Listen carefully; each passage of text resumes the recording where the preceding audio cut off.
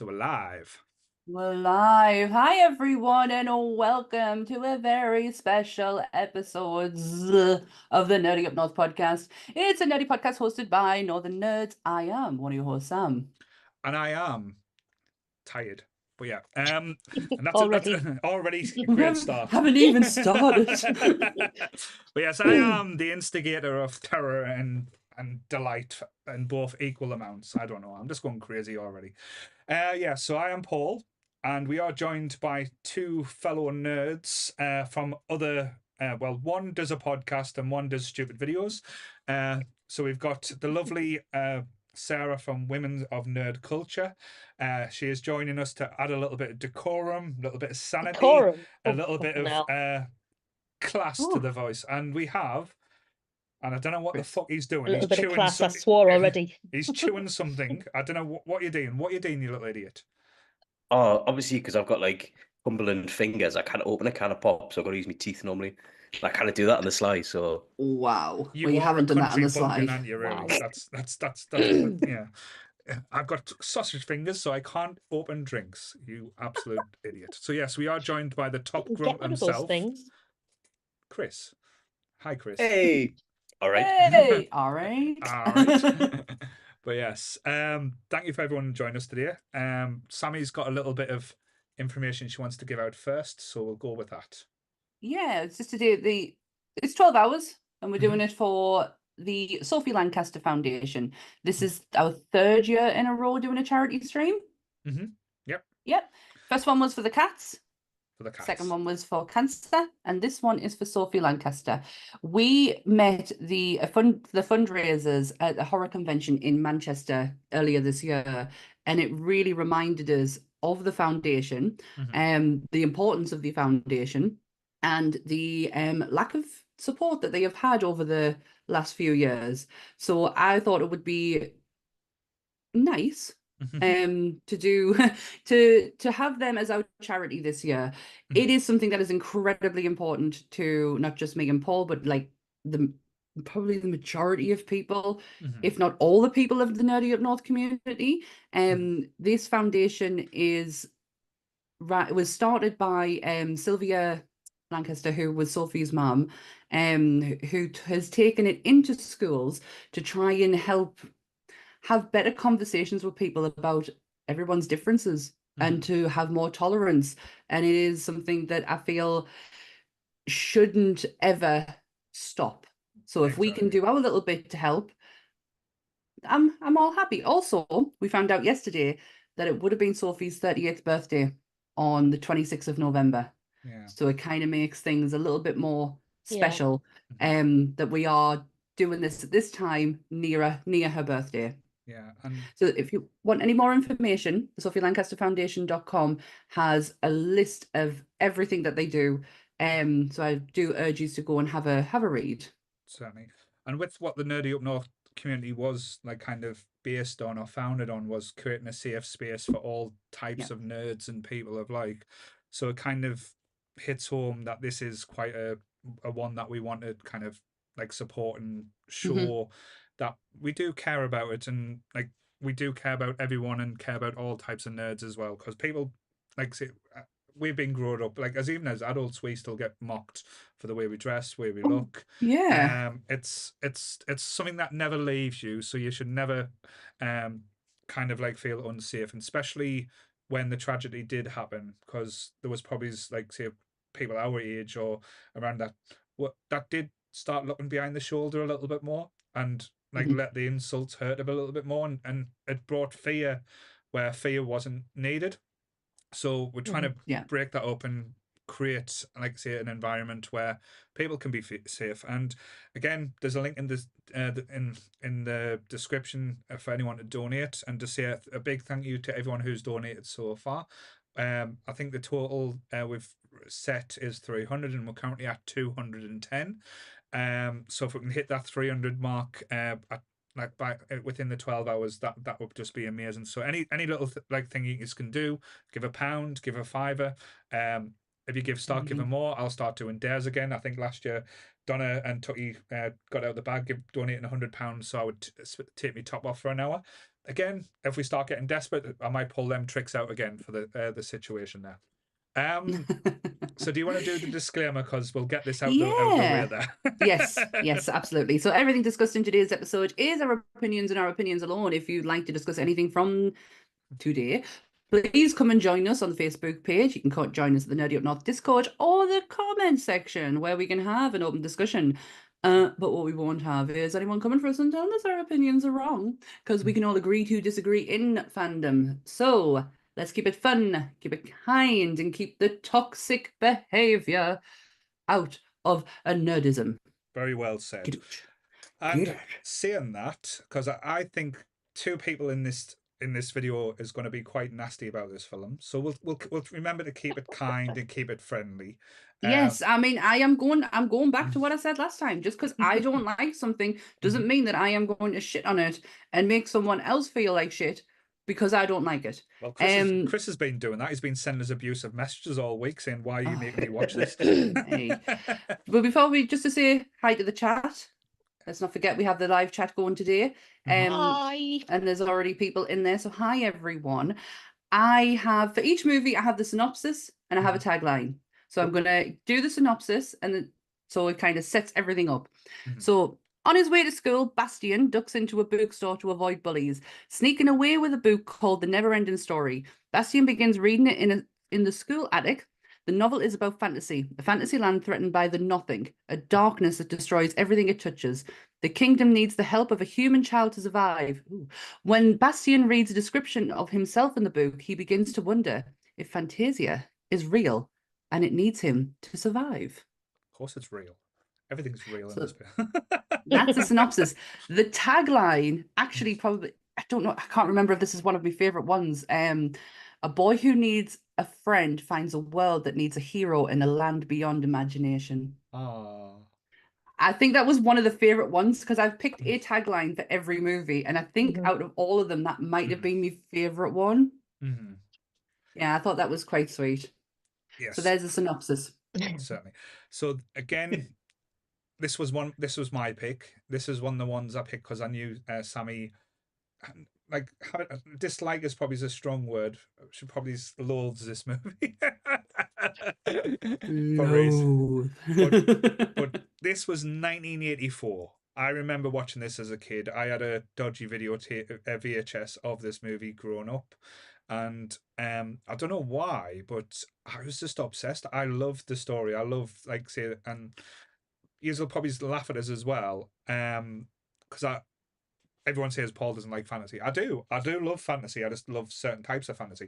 I would watch this movie over watching Lord of the Rings any day of the week. Me too. Just for the sensibility things. Like, there's certain things in this movie. It's like when Sebastian realizes he's got to travel 10,000 miles to get to get his mission. He doesn't walk it. No, not like these stupid hobbits. He gets a luck dragon. And who? All right. So who wouldn't want a luck dragon? That was my big thing. Yeah. Well, I adored this movie. Rather have a wizard, like. I know, I'd rather have a wizard. There's a life-size proper Falcor in Germany that you can actually go and have your photograph taken with. I'm sorry, but that sounds effing terrifying. I think it sounds effing awesome. And if I ever go to Germany, I'm going there. But that's Shall we just go? But that's quite a good little segue there to something I found out in the last few weeks. There's two versions of this movie. And I just found out about 2 minutes ago about that. Yeah. So there's an original German. Yeah. So a German makes cut, sense. because it's a German story. And then there was an American international cut. The German version, I didn't realize, is actually longer. Bloody hell. Yeah. Is that the one you watched, Chris? I think so. Is that the one where there's a janitor that hates kids in the attic? Yeah. And he falls over. Oh, yeah, see that one. But No, basically, the German American. version, the only reason you can tell, because the change in it's minute, is because the book, when he's reading it, it's in German, and the note he leaves on the desk's in German. Ah, right. Yeah, I watched the American one, and that was enough for me. So why did you not like the movie? Because this should be everything. It's got It's sh- fantasy, it's got yeah. monsters, it's got some of the best practical effects that I have seen in movies. This should be right up there. But Mhm. for some, there's two movies in our list today that bring back childhood trauma. Mhm. And this is one of them. This reminded me so much of why I don't like this. I didn't like this style of fantasy growing up. And what I realized when watching it is there's so many unresolved things that happen. Mhm. Like there's so many things that don't get answered or Mhm. kind of like brushed to one side. And the major one is the relationship between Bastian and his father. Mhm. That is something, I mean, I know Chris brought it up on the short video that he did, but nothing is resolved in that at all. Like he has to go through that whole experience having that on his shoulders to the point where there's nothing kind of concluded at the end. But to be fair, you have to remember this is the 80s. Nothing got resolved between family trauma or like families didn't talk in the 80s. It's like if you, it's like And- it's like No, your mum didn't. dies, you just get on with it. Just forget Yeah. about You it. just go to school the next Yeah. day. Yeah. And it's a kid's movie. A kid watching this in the 80s won't be bothered about that side of things. They'll be wanting to see the luck dragon. They'll be wanting to see the monsters. Does a trio make it to the end? Mhm. Does the horse die? So let's So- clear this up as well, because Yeah. in actually in the first charity stream we did, I believe, was it the Yeah. first charity stream? Sammy Possibly. give us an outlandish lie. It wasn't an outlandish lie. It was it was something that has haunted this movie for years. That the horse died when it was when it did the whole in the swamp of sadness thingy. Yeah. Yeah. However, what I did find out on doing a little bit of digging and reading, the horse was actually fine and gifted to the actor who plays. Is it a trio? Yeah. A trio, yeah. A trio, yeah. It was gifted to him, but because of costs to get it from Germany to America, he ended up having to re-gift it to somebody else. Right. So not only did it Bendis. survive, it dickhead. It's already started. Yeah, they had to he had to re-gift it to somebody else. And did you know a trio? Well, I just said his name. What's his name? A A trio. trio. Is a homage to Paul Atreides in Dune. All right. It's Oh. very there's quite a lot of Doom aspects to this as like the aesthetics and stuff. Oh, But- definitely. But again, I know it's one of those things where I don't mind all the loose ends with this, just because I just find it like pure, like just pure fun and like it's imagination at its best. Because when you're a kid and you imagine all these things and think that's going on, you never tie up everything like nicely or No. anything. But it's just, as I said, it's entertainment at its best. Like the characters in there, like each character that they bring in or they show you, like the rock monster who chews on lime swords. That's a fancy rock, rah, rah, rah. And you get the weird guy with his bat friend who just flies and looks like a version of Wurzel Gummidge, like having a good day. But then you get an Oompa Loompa riding a racing steel. Why not? Why Yeah. the F not? Yeah. So Chris, And because you not well, did you volunteer or did I make you come on this one? The Neverending Story. You made us. Right, okay. So why did But I make you come on? Why did I think that you would enjoy it? I don't know, because when I first I thought, oh yeah, it's amazing, because I love that era of that feeling you get when you watch films like that. Like I love old Black Sabbath, you know, and you get all the fuzz and it makes you feel nostalgic a little bit. yeah. So I thought, oh, be right up my street. And then I watched it and again I thought, this is a bit weird. This, like, looking at it through 2024, I saw it as a Yeah. kid. Right. But then the story and everything went past us. I just saw the big rock man, the snail thing, and the princess, and thought, I just remembered the story, I think, and thought I liked it. Right. But looking back, I'm just like, You were yeah. were especially creeped out at a certain point because I remember you sent us a long message and then you start doing videos a bit. Why was Falco winking at him when he woke up? oh yeah, when you took him from the swamp of sadness, so he was covered in like clots and that, and he woke up in his arms, and then he was just like, "Oh, where am I?" And Falco's like, "Oh, hello there, Adriel. How do you know my name? Because you talk in your sleep. Scratch my back." I thought it was a For bit. non-northeastern watchers, I feel like I should say Clarts is mud. Yeah. Yeah, when he said Clarks, I was like, no one's gonna know what Clarks is. You're up the Clarks. The Americans are going, "What's he Clark you talking about?" But yeah, I get what you mean, though, Chris. I do. Yeah, I mean, I should like this. Lord of the Rings is mentioned in this as well. Yeah. But I watched it and I thought I could see more things that I thought were wrong and a bit like, yeah, nothing's resolved. Like the dad issue. Why has no one looked at him? He's been in the loft of a school for a full day and no one's even batting an eyelid. Do you not think though, that the dad could also be like wound up in his own grief and not realised?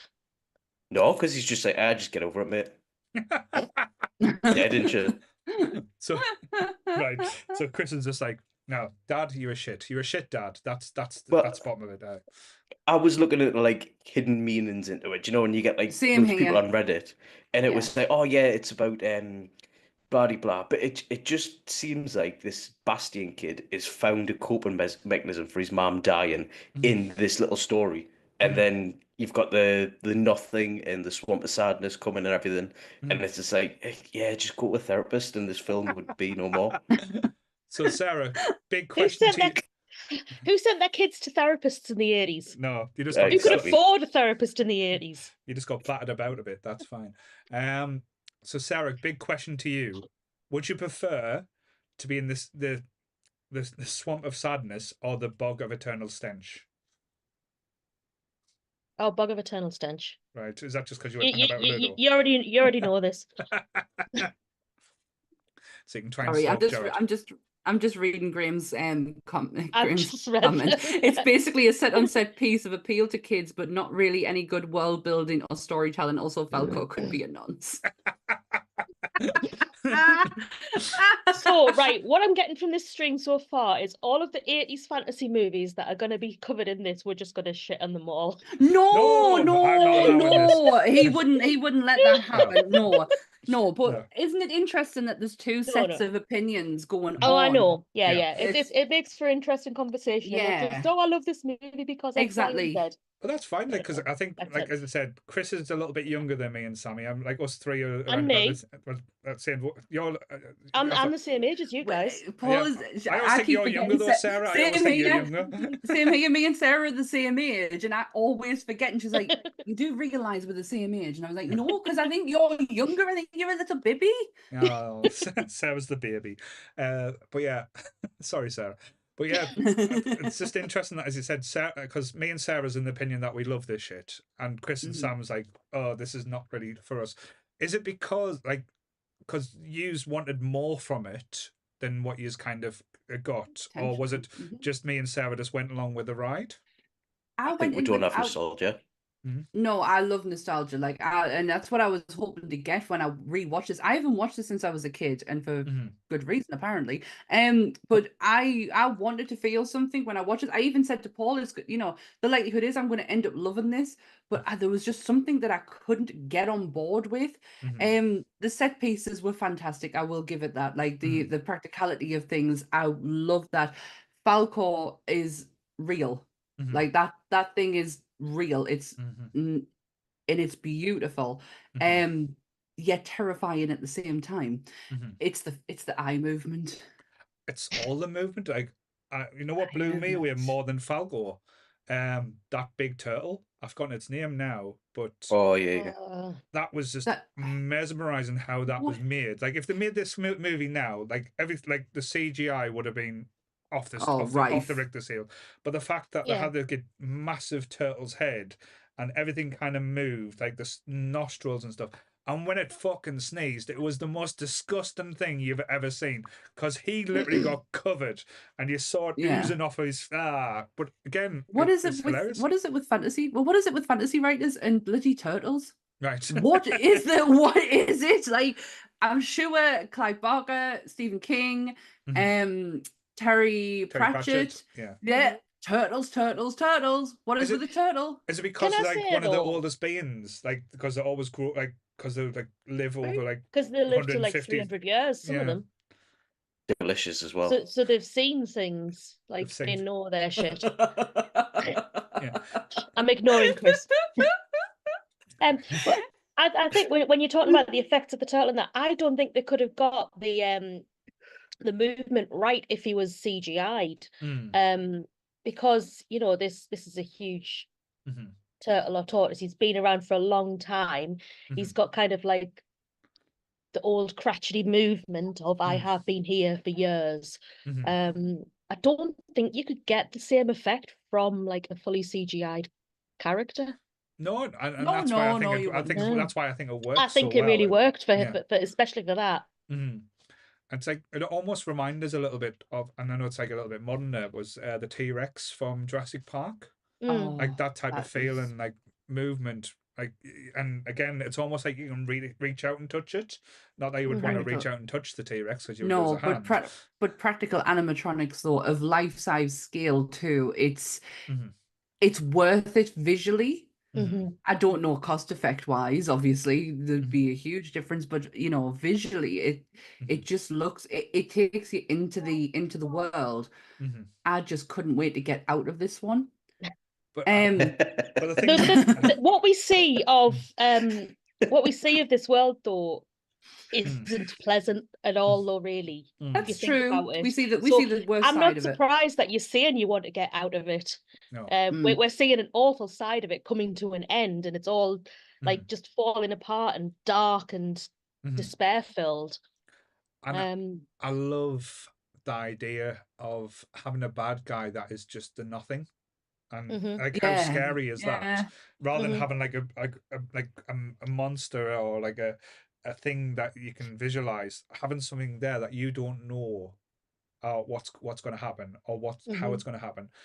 And again, if you're looking for metaphors and stuff like that, it is basically like a representation of someone losing the childhood, or like childhood losing that innocence or imagination. Like, and that's where Fantasia is kind of disappearing to, because kids have stopped reading and stop having like that kind of conversations. But that's why Sebastian's there. He's good to say my name, but yeah, the whole nothingness is just like, say, so like, because let's be honest, nothing always follows us, and like that's the end for most humans, unless you're Chris, who's going to live forever, as a bionic man. That's basically at the end of the road for us at the end of the day. And it's kind of like bringing home that fear of the death as well, kind of like fear. So I can understand as well a lot of people feeling uncomfortable or even scared watching this movie, because it represents, like, say, what's following us or what's to come to us. Oh, well, maybe we've missed a lot of hidden messages here, Chris. Fear of the great beyond. Yeah. I respectfully disagree with that. Right. I respectfully disagree. We go on then. Put your argument forward. I don't know. I think the nothing. There was no like explanation of it. There was no. I think a lot of the film, it didn't have an explanation. Like the Swamp of Sadness, it was just like oh no, Artak, you are thinking bad thoughts, and we are in the Swamp of Sadness, so you know what that means. It's like, I don't know. I just don't think it. I've got a Bearing in question. mind that I it is have a based on a question book as regarding. well. I have a question about the Swamp of Sadness, because you know when Artex is going down and like a tree was like, no, Artex, no, don't go, don't let the thoughts kill you. Was he not sad that his horse was dying? Because surely he should have started singing, or did he just not like pretend to be sad? It's like, oh yeah. Well, he did start sinking. Did he? All right, I missed that bit. Sorry. Right. He did start sinking as well, because it's where Falkor gets him. He's actually under the mud when Falkor brings him out. Right. If I'm going in that swamp, I'm dipping in straight away. Like, I'm just gone. Right. Because there's there's no happy thoughts. It's like the amount of things that I watch and such. Yeah, I'm going straight under.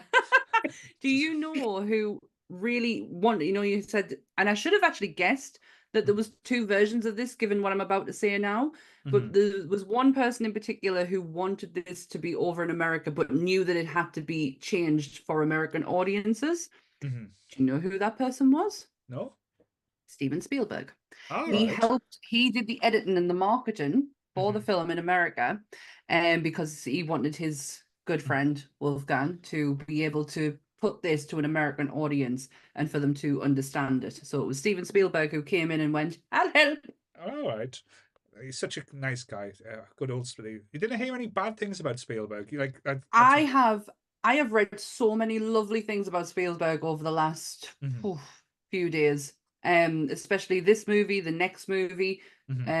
Yeah, he's a good guy by all accounts. It'd be one of those ones. If it did come out anything bad, it probably would break the world. I think.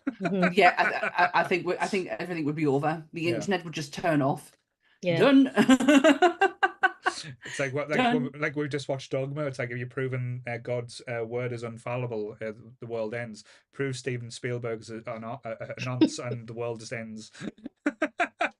Or even just an asshole, like anything bad. It's like, illusions just being shattered. But yeah, what did you think of the wolf as well? Like... The wolf in this movie. Oh yeah, I forgot about that. The representation of the nothing. Yeah. The servant. Oh, is that what it was? Yeah. The wolf was the servant of nothing. Can we talk about the weird moaning noises that he makes? At the end, you know, when he meets him in the castle bit, he's like, I thought he was didn't just know tired. how else to portray a wolf. He'd been what kind of wolf he be looking at? He's been chasing down to Artex. He said he had no energy left, so he was like movement was probably causing him pain. So you're laughing at a wolf's pain there, Chris. Good. Deserves it. Certainly. Stalking a kid.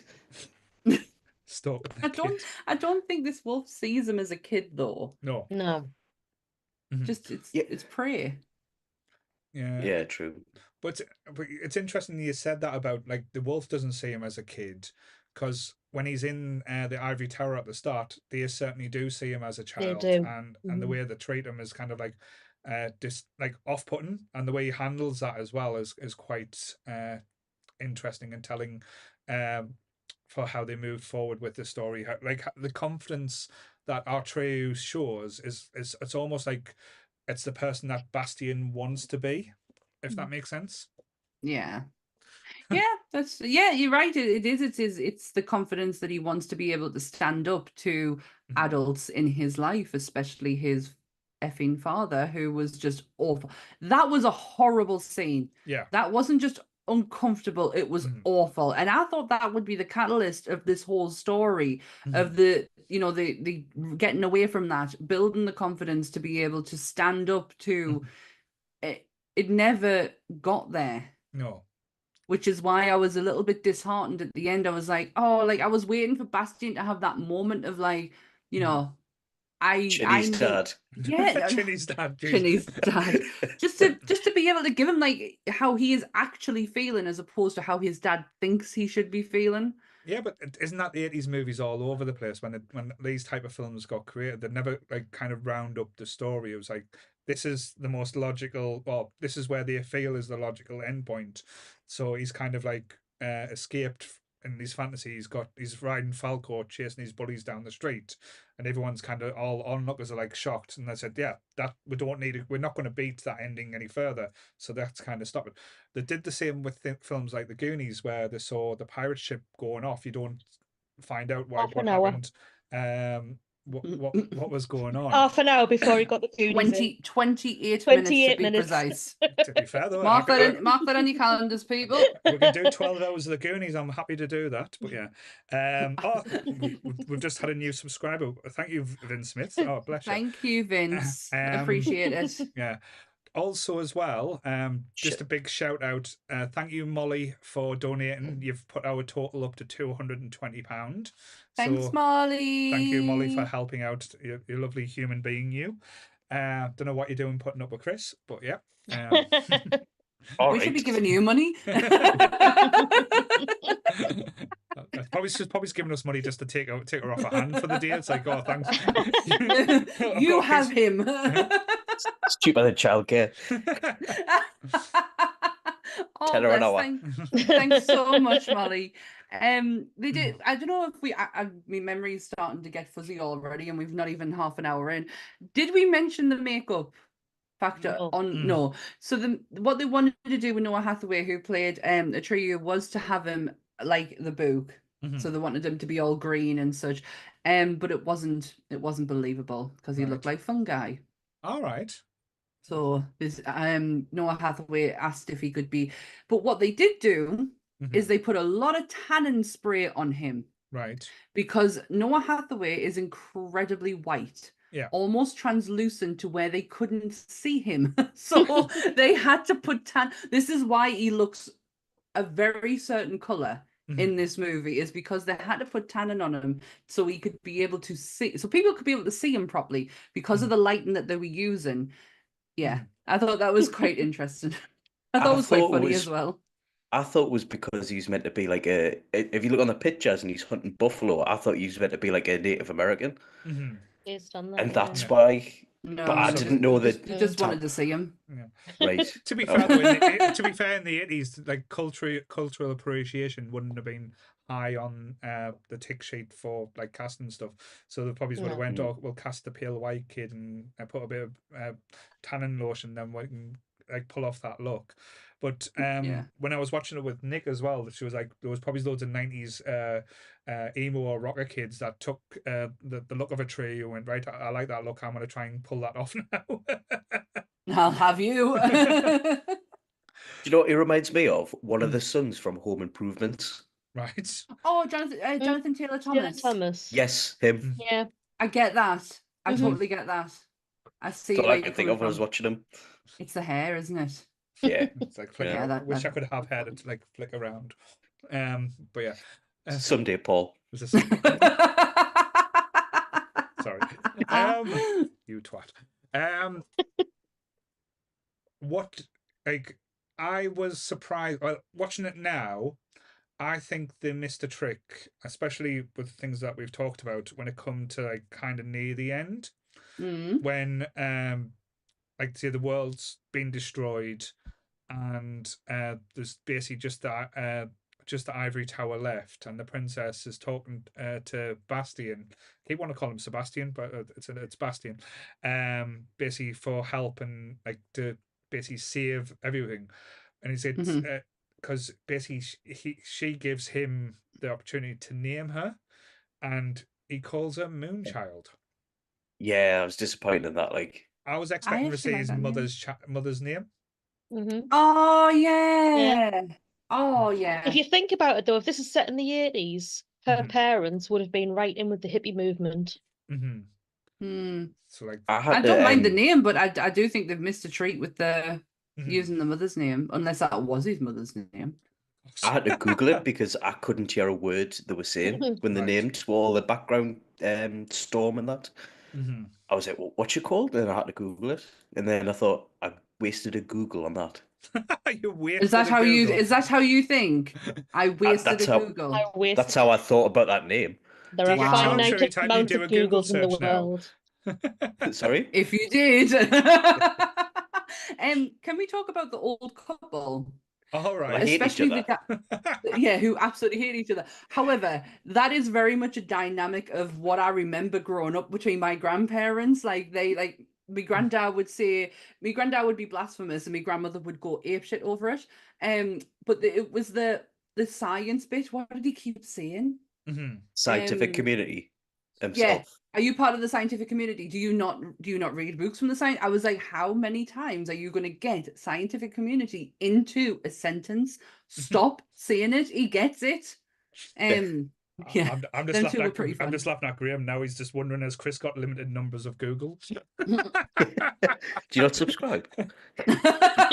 If it did, you would. I was going to say, Chris, is there a group or an element on the internet that you haven't subscribed to?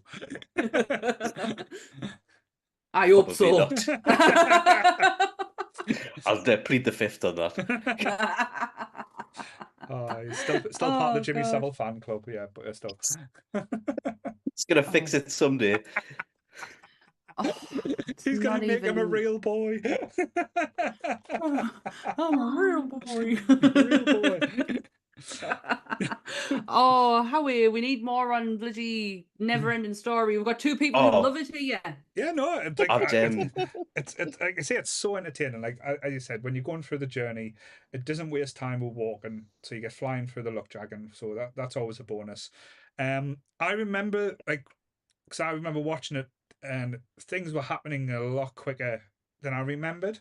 Like I thought, like say the Artex going under in the swamp was a lot further on in the movie because it kind of happens literally at the start. Straight And away. yeah, and Yeah. I was like, okay, I remember getting an attachment to that horse. Why did I give a shit Yeah. about the course as much as I did? But I think watching it now, it is quite not painful, but it is quite triggering, especially when you see the horse's eyes. Because Yeah, it looks so scared. It looks scared. yeah. And how did it And- get the horse to make them noises as well? So I always think about this now in movies. It's like, oh, that was a Me great too. effect. It's like, what did they have to do to make that horse do them Yeah. things as well? So Yeah. And Mhm. the fear in that horse's eyes, it's like, what treatment did that horse have to? Yeah, fair enough. It didn't die. no, But what it did have to endure to be able to look like that. I'm the same. I look at any animal in a movie, and I think exactly the same thing. That's the reason why I probably wasn't. I was like trying to distance myself from that scene yeah, because I had no feeling at the end of it. yeah. But I think, like, say, when it comes to this movie as well, I think like I remember it as a kid in different order than I actually watched it. So when you watch it, things happened in different places. Um, Yeah. Again, I think like such good storytelling is the bit where the hero's passage, where they have to go through, and it's the two old couple who's watching, saying, and he's Yeah. kind of documenting like what's happening, and you've got this knight going through who's got the fanciest armor, and it's like the whole thing. If you're not sure of yourself, if you're not 100% sure that you're going to get through, you don't. I think again, I know it sounds a bit deep. It's good life lessons in that, because if you don't go into stuff with 100% conviction that you're going to succeed, 9 times out of 10 you will fail. Yeah. Mhm. It's a good life lesson. Can we talk Just about how brought- detailed those Sphinx were? Go on, Chris. I know you've been wanting to talk about it. So all I'm gonna say is I know it is in like a desert, isn't it? Mhm. Yeah. Mhm. It must have been cold there, statues. Mhm. That's all I'll say for the statues. Have I missed something? Oh, it had nipples Oh, on. they've got and proper said- nipples on. And Chris was Ah. like, "Oh, boobies." That's why I thought it Yeah. was your favorite film. Well, That's why I it thought you was- chose it. it was actually No. shot in Germany. It Mhm. says in the summer of '83. So that is literally when I was born. So it was Mhm. July '83. And it was the hottest summer Germany had ever seen in years. So gonna the say- likelihood is it probably wasn't cold. Oh well, fair enough. But no, like I say, I love the look of the Sphinxes, and again, it's just a good idea. And I wonder if Artex did ever go back and give him the information so he could finish his book as well. That little old bloke who used to like fly on his basket as well. But Fly on his basket. But- Well, Graham's saying talk about the sequel. No. Plus, what would No. roasted Falcor taste like?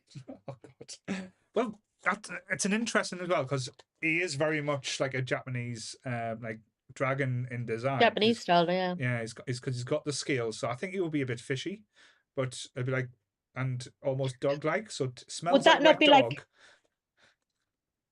Would that kind of not be like a bit more like crocodile? Because that's meant to be like fishy but meaty at the same time, isn't it? Oh I've had crocodile before. I couldn't taste the fish. no, it just I've tastes not Is like- there had it, anything so, you um, haven't eaten? Plead the fifth. Well, I do know that Falcor was made. He was motorized. Mhm. So obviously because of the eyes and everything, Mhm. and made up of 6,000 plastic scales and pink feather fur. His head is 3 feet tall and long, and has a long tongue in his mouth. Just a question, because I've never looked into this, because I know Sarah's like into like say the Jim Henson production. Was Jim Henson anything to do with this as well, or did he have anything involved? No. Nope. All right, interesting. Nope. Because there was slightly traits, and I think when you see like a look that looks like a Jim Henson model. Yeah, I get. I Mhm. actually I understand what you understand mean. it. Mhm. Yeah, especially I kind of find though, like, I don't know if this is a thing or if it's just what's in my head. I find that, oh God, look at that. Leaning on something that isn't there. That's impressive, though. Um, I don't know. In my head, I've got a feeling that the Germans have a history of good puppet making. Mhm. And I don't know if that's Okay. something I've just made up or it's something I've read a long time ago and it's kind of like lurked at the back of my head. Right. No, you may be onto something. I didn't actually look into the apart from that part of, because it interests me when we did the turtles. I Mhm. learned a lot about the Henson's way of doing the animatronics in it, Mm. because it was something very not new, but Yeah. he kind of improved it. Mhm. So I'm quite surprised that I didn't actually go and have a look at because he isn't just the only animatronic creature that's there. To be fair though, There's Sammy, we've had 12 films, so I kind of expect you to look into every single detail of every. no, but to be honest, what I've realized watching these 12 films is, Mhm. story aside, I am so obsessed with costume and makeup. Yeah. Like that is all I have looked into over Mhm. these 12 movies, is mainly costume and makeup. Right. And I'm quite shocked that, and actually I'm a little bit sad now that I didn't go in and have a read more about it. Right. But there you go. Interest- I can do No. that. I can do that at 10 o'clock tonight when we're finished. And I forgot all about this conversation. That's it. It didn't happen. Get Sarah a puppet already. That's in the chat. But yeah. Oh, wait a minute. Wait a minute. We're 40 minutes in and I've had no issues. I didn't, on the first 12-hour live stream we did, I had to move rooms Right. because Okay. of issues I was having. So Yeah. I'm pleased I've beat that now. Yay. No, no. So no tears, but yeah. No tantrums. No It tantrums. wasn't just Well, tears, as it was of yet. tantrums. But You've yeah. got a mouse on your head, though. Oh, Have that's I? my fault. Oh Sorry. yeah, move the cursor. That's because I was looking at the total, because we've just had another donation. So we've had the lovely Donna Tuckwell donating £30. So sorry to say the amount. Hey, So we've taken it to 250 now. So we're only Yay! £50 away from our total. So hopefully we'll smash that. Thank you, Donna. So thank you, Dildo Donna. Like I say, I know you've not been called that in a while, bless you. Moves cursor on Sammy. Everyone's freaking out there. I know. It's just a cursor. It's not like it was actually on us. It's like she's AI. She's not real. It's fine. But yeah, Oh, I really am real. but when you're looking at the puppeteering in this, to me, there's three absolutely masterpieces in puppeteering, and like in the designs for these. So you get Falcor, I think. Oh, sorry, four. Sorry, four. I've missed one out there. So you get Falcor, which is just like breathtaking how they did it and how they put together and how realistic it looked as well. Even in like say the little movements, you had the turtle, which just blows your mind how good that turtle was, like looks wise. You had the rock monster, which again, with the facial expressions, I know it's going to be difficult to make a rock look real and move, but I think it Yeah. did a really good job, especially the teeth. The teeth were fantastic. And that snail, I couldn't get over how amazing, how realistic and lifelike that snail was, especially with how it moved. That Yeah. snail was beautiful. I have a wanted thing a about racing big snail. Yeah, I have a thing about big snails. I have a friend who wants her daughter. I want to say collects them, but that's like an awful thing to say, especially when it's a living thing. But she does have a lot of big snails, and she did this whole booklet for her on them to like kind of help her, because she was coming to be responsible, and I helped put this book together. Oh my god, they are the most beautiful creatures ever. They are stunning, and that looked so similar, like so realistic to what actually. Yeah. Oh, it was just cute. I just want to give it a cuddle. No, and the way they put it in, I actually got sad as well watching it back when the snail got bonked on the head with a rock. Yes. Yeah. I was like, you fucker, like we're going to the rock monster. But this is how stupid I was as a child. Again, we've had stories of Paul as a kid before. We have. I'm kind of worried where this is going. I've set myself on fire. I've sat in not my own Oh, piss, but I've sat in God. piss before and had to just lump it. After watching this as a child, I thought, and again, got to put a disclaimer out. Do not try this at home because it will not end well. Them rocks looked quite tasty, No. and I wanted to try one. And No. luckily, I didn't do too much damage, but I picked up a rock that looked similar and tried chewing on it, and yeah, it didn't taste nice, and it was quite painful. I thought I was Oh. stupid as a The kid. thing is, right, You you just can imagine get Paul's dad. sweets that are rocks. Right. You can get chocolate rocks. Mhm. The kind of like they've got like the sugar shell, like Smarties. Right. I know what you mean. And they're but covered, and they're like it's Yeah. basically a lump of like ganache type chocolate, Mhm. yeah. and they cover I it know in this sugar shell, and they're just called chocolate rocks. Yeah. No, I do know what you mean, but you can also get that like is it nibbles or something? Chocolate nibs. Chocolate Yeah, that's But kind of they like don't look like rock though. This looked like I They don't wanted look like rocks. Yeah, I wanted one that looked like the limestone that looked like thing, and I found one, and I was like, oh, that looks tasty. The rock monster kind of likes it. It's only small. It's not going to hurt. Don't do it, kids. It's It makes me wonder because they used to do those little bricks as well, like that were made out of like the stuff Love Hearts is. Yeah. It makes me wonder how he's still alive. Like it really does. Why did they make building materials and like rocks and stuff in it sweet? I would hate to think what you tried to do after you watch Willy Wonka. I know. Fucking licking walls and that. But you didn't do that. No, of course I didn't fucking lick a wall. Did you? Yeah. Yeah. Okay. Oh well, I thought you might. There's no you haven't tried. But yeah, one thing that Are you always all right did. there? I'm just laughing at myself now.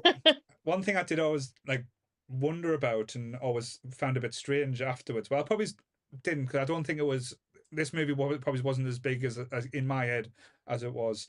There was hardly anything merchandise wise when it comes to Neverending Story.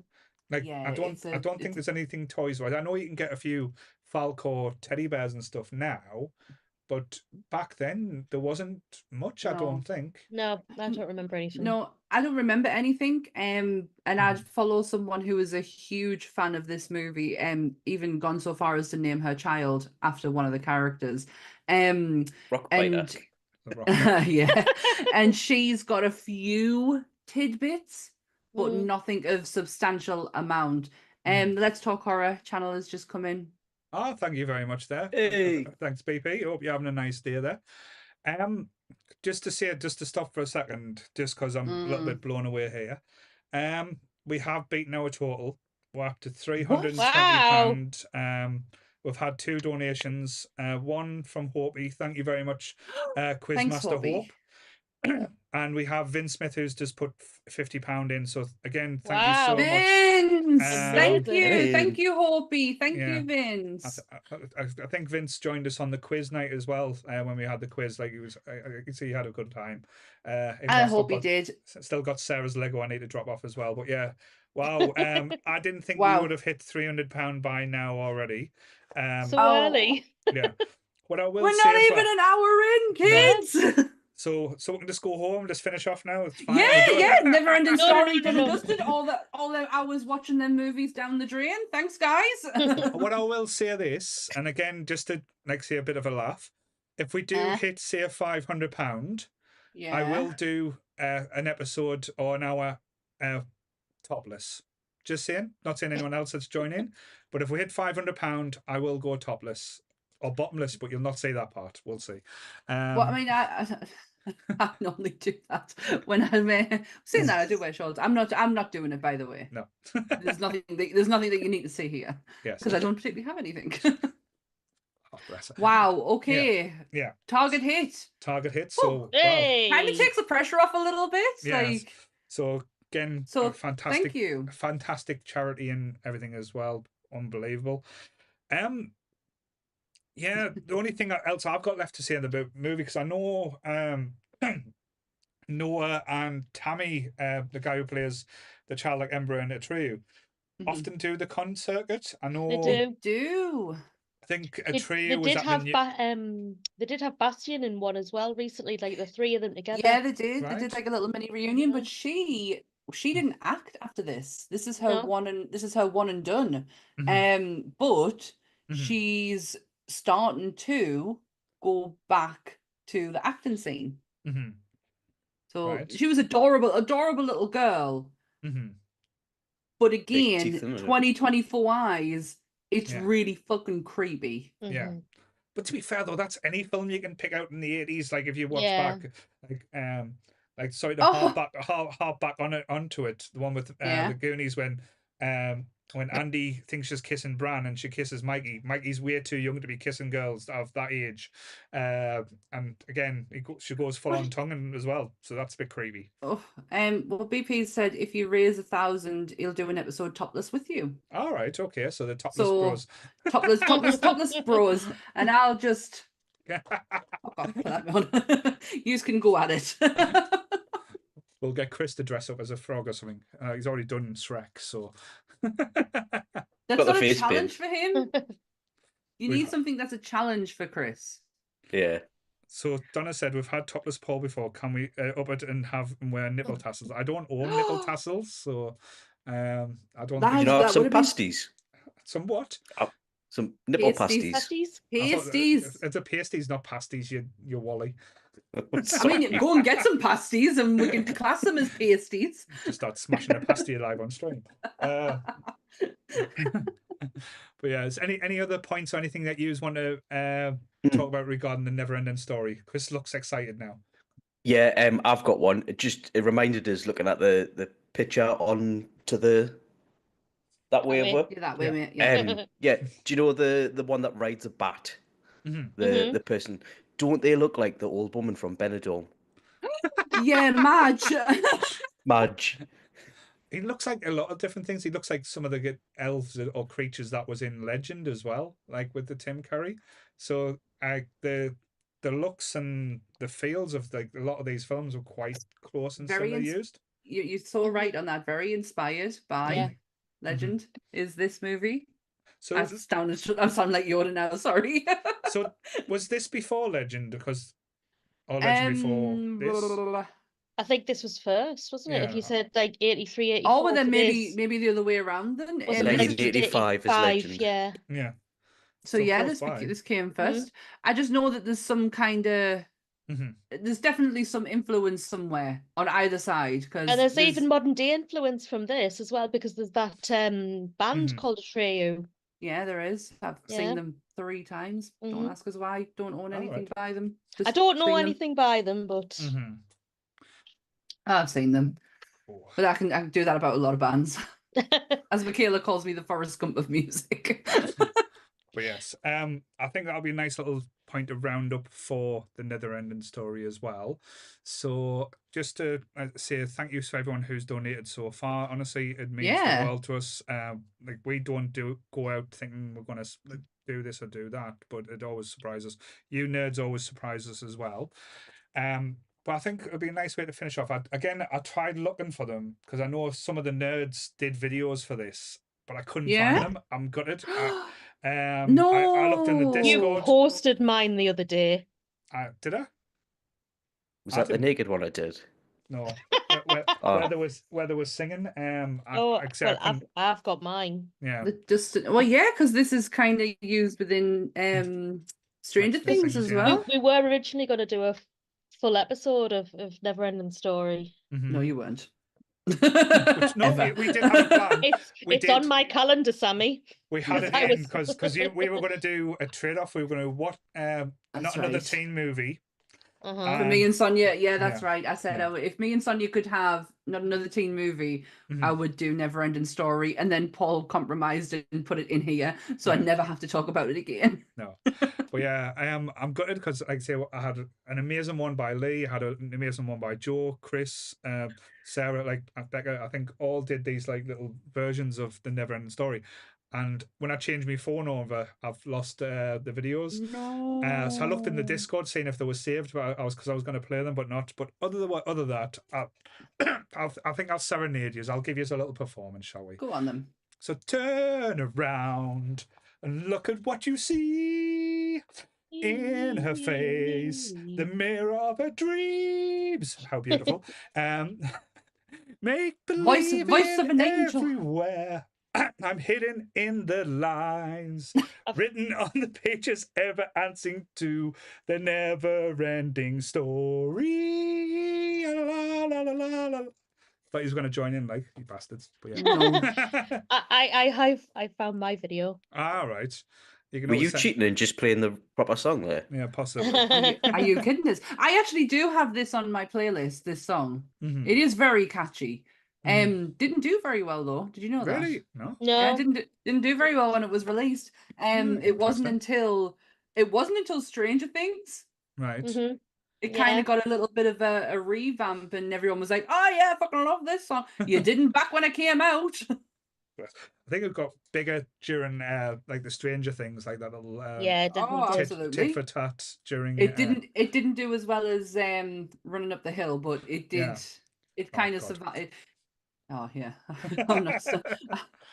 I'm not doing that. So yes, so coming up next, we are doing one of Sammy's picks. Fuck yeah. And I'm going to invite Chris. I know he probably hasn't watched it, but do you want to stay on and talk about Spaceballs, Chris, or have you got other things planned? Yeah, I can plug it. No problem. Space It's in the it. Spaceballs. That's an actual Spaceballs. song from the movie. Cool. We're the Spaceballs. So yeah, just to get again to reiterate, thank you so much for everyone who's Yes. donated. Again, we've just had another donation. Sure, Beth and man. Debbie's just donated, so thank you, little Beth and Debbie, Beth's Oh, mum. thank you. Unbelievable. Like honestly, you nerds always know how to put on a party, shall we say? And always do Yeah. well. Oh, Sarah sent us the video. See if I can Shut up. see if we've got time for us to find it. Oh God, no! You don't have to, but I just thought you'd appreciate it. Let's have a look there. Oh. Why is I'm up for embarrassing myself, apparently. Never-ending story. I just love it how Na, just, na, na, na. just cuddling a teddy bear. Yeah, that's my dragon. I don't have a white dragon. I've got like lots of other dragons. Oh, Right. So We we'll need a not white hear dragon. we'll not hear this beautiful version. Oh my God, you are, aren't you? Yeah. So well, you Why- sent it. I thought I'd run out of time no, looking at how much. Don't know why Sarah's that way around. I am backwards. Oh, your Upside hair's so down. long now. Was this last year? No, it was a couple months ago. Was it? Mhm. And what you see will be With my little purple and blue dragon. lies that Oh. keep their It's secrets like she's probably into the will little performance as well, fall bless her. beneath the clouds. And look at how Sarah can't even look at And the screen there anymore. upon the mountain is the Oh, answer Donna says to Peach has a bad dragon. never-ending Why is that a bad dragon? I don't have a bad story. dragon. Oh, Beth will be all excited if there's a dragon on screen.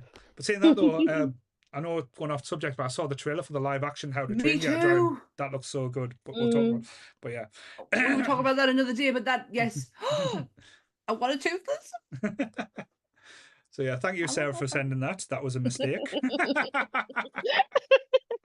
But yeah, You give it to the wrong person. He's yes. already had it. Yeah, but he lost it, Sarah. That was the point. It was lost. I lost a lot of things. My innocence, my mind, everything.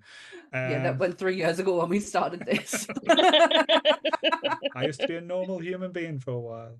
But yes, Nobody knew my stories. What, like 8 rocks? the rocks. Satin piss. So let's have a look. Is that pissy Paul eating the wall again? Oh, you know what the worst thing is? So I've got so many different stories I could tell. That's not even. I know. funny. I'm saying I know. I just have this feeling that you could. I've got one where I had to get 10 stitches in my right testicle, but that's for another Oh, day. good God. We'll leave that until after the watershed, shall we? We could do a Leave- podcast just on dodgy stories from Paul's past. Yeah. Put that on the Spaceballs one. I'm going to tell you now. It's not about actual balls. A testicle? Mhm. Yeah, just to disappoint you. Oh, But, I've seen it. but we might as well start now. Sarah, do you want to stay on for Spaceballs or do you need to log off?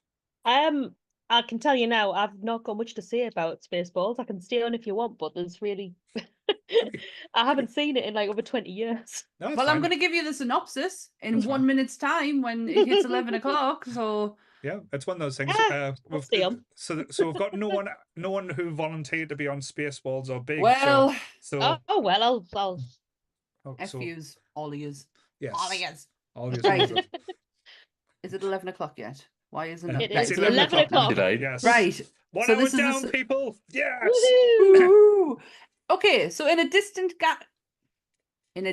galaxy, planet Spaceballs has dilapidated its air supply, leaving its citizens why can't I talk? Reliant on a product called Peri Air.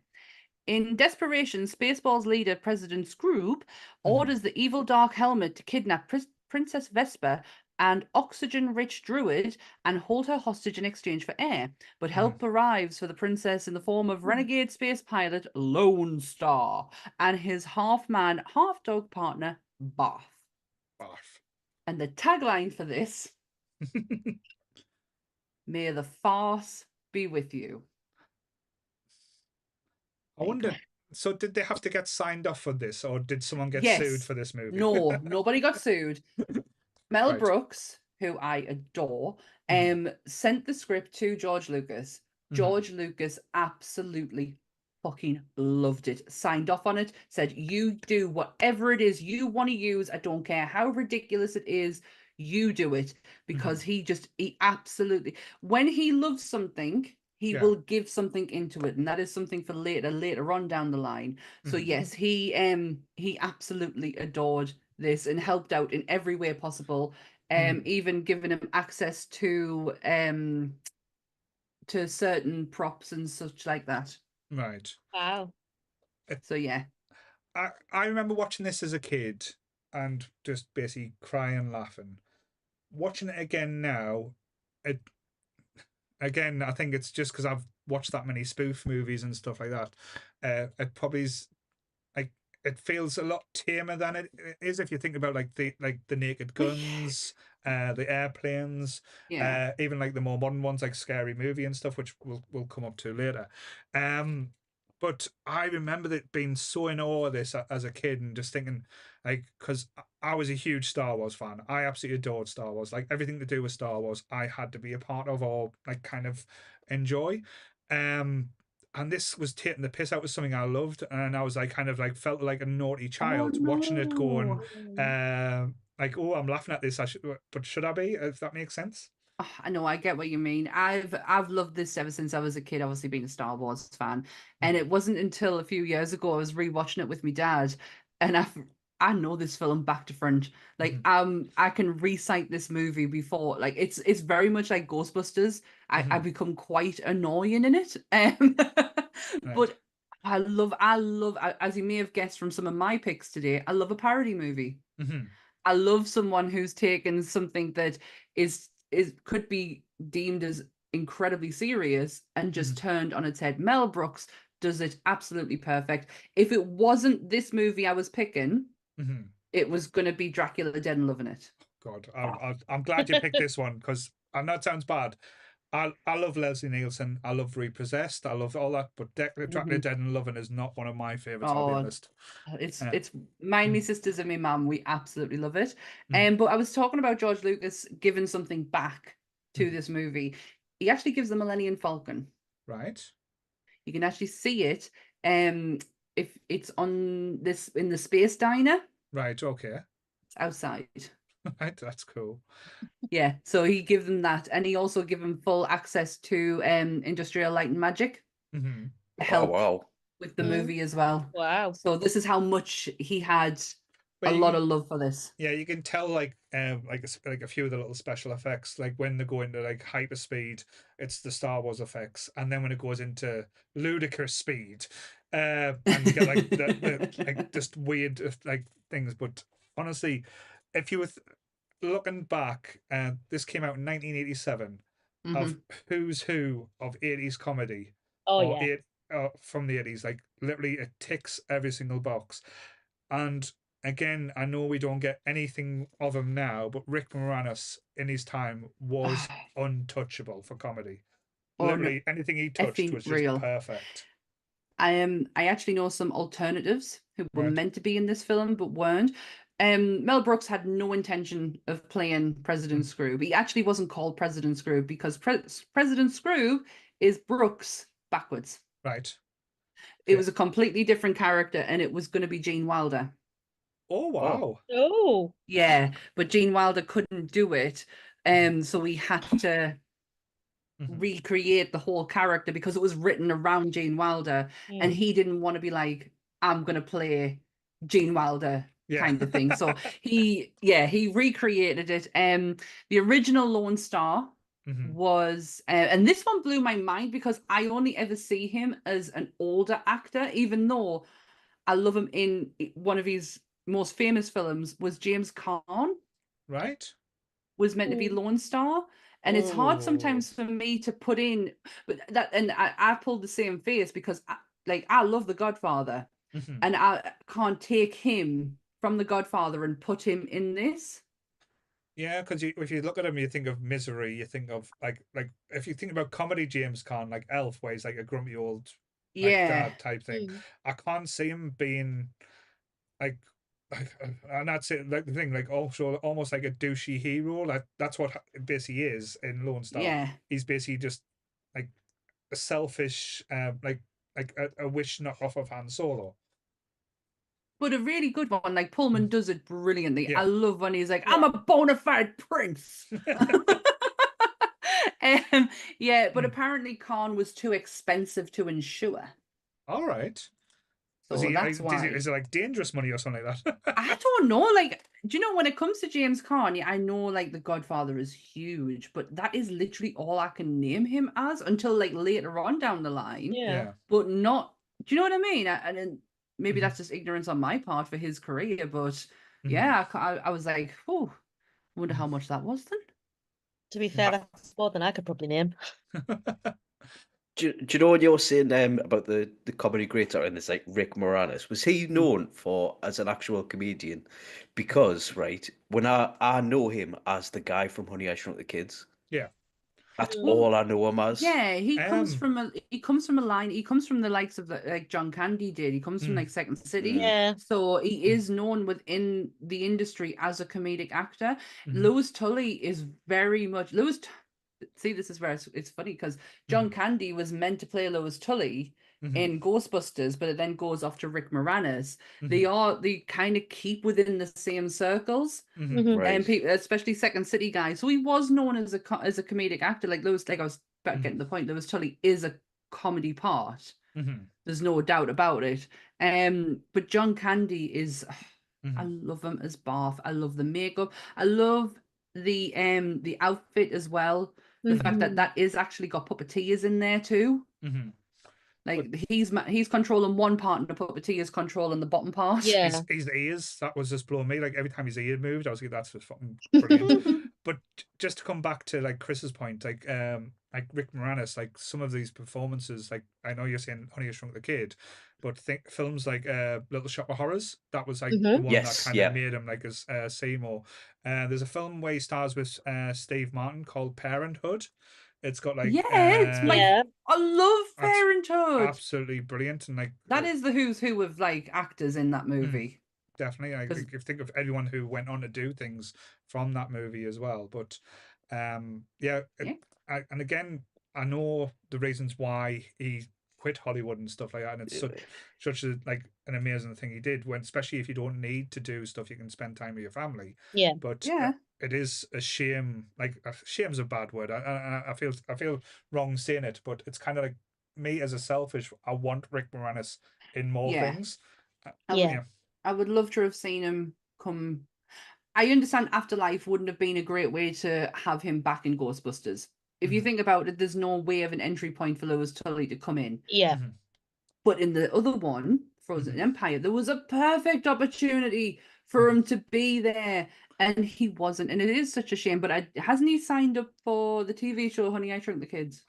I don't know. I never heard that. I know he did an advert, but Shrunk. No. Is that what it's called? Shrunk? Yeah. Oh, it's on his IMDb. I know that much. Like he has. a while ago, I ended up on a Rick Moranis deep dive for some reason, and Well, yeah, this that is was what on upset there. the Ghostbusters community, is that he'd signed up to do this, but didn't sign up to do Ghostbusters. And it's like, well, Yeah. you don't know the ins and outs and conversations that have been had. Mhm. Maybe he just wants to put Mhm. that on the back burner, Yeah. you know? Mm. You I don't just know. want him to have his Brendan Fraser comeback moment. Yeah. Imagine that, That if would- he just comes back getting an award and seeing him teary-eyed. It's like Key, I can't say his name. Just call him Key Data. one. Who? Yeah. Yeah, it's like his comeback. Like, look Yeah. at look at what he did. Oh. Jesus. Mhm. He's out of the industry for 22 years. Yeah. Comes back with one of the most amazing films I have seen in such a long time, and then Mhm. wins a fucking Oscar for it.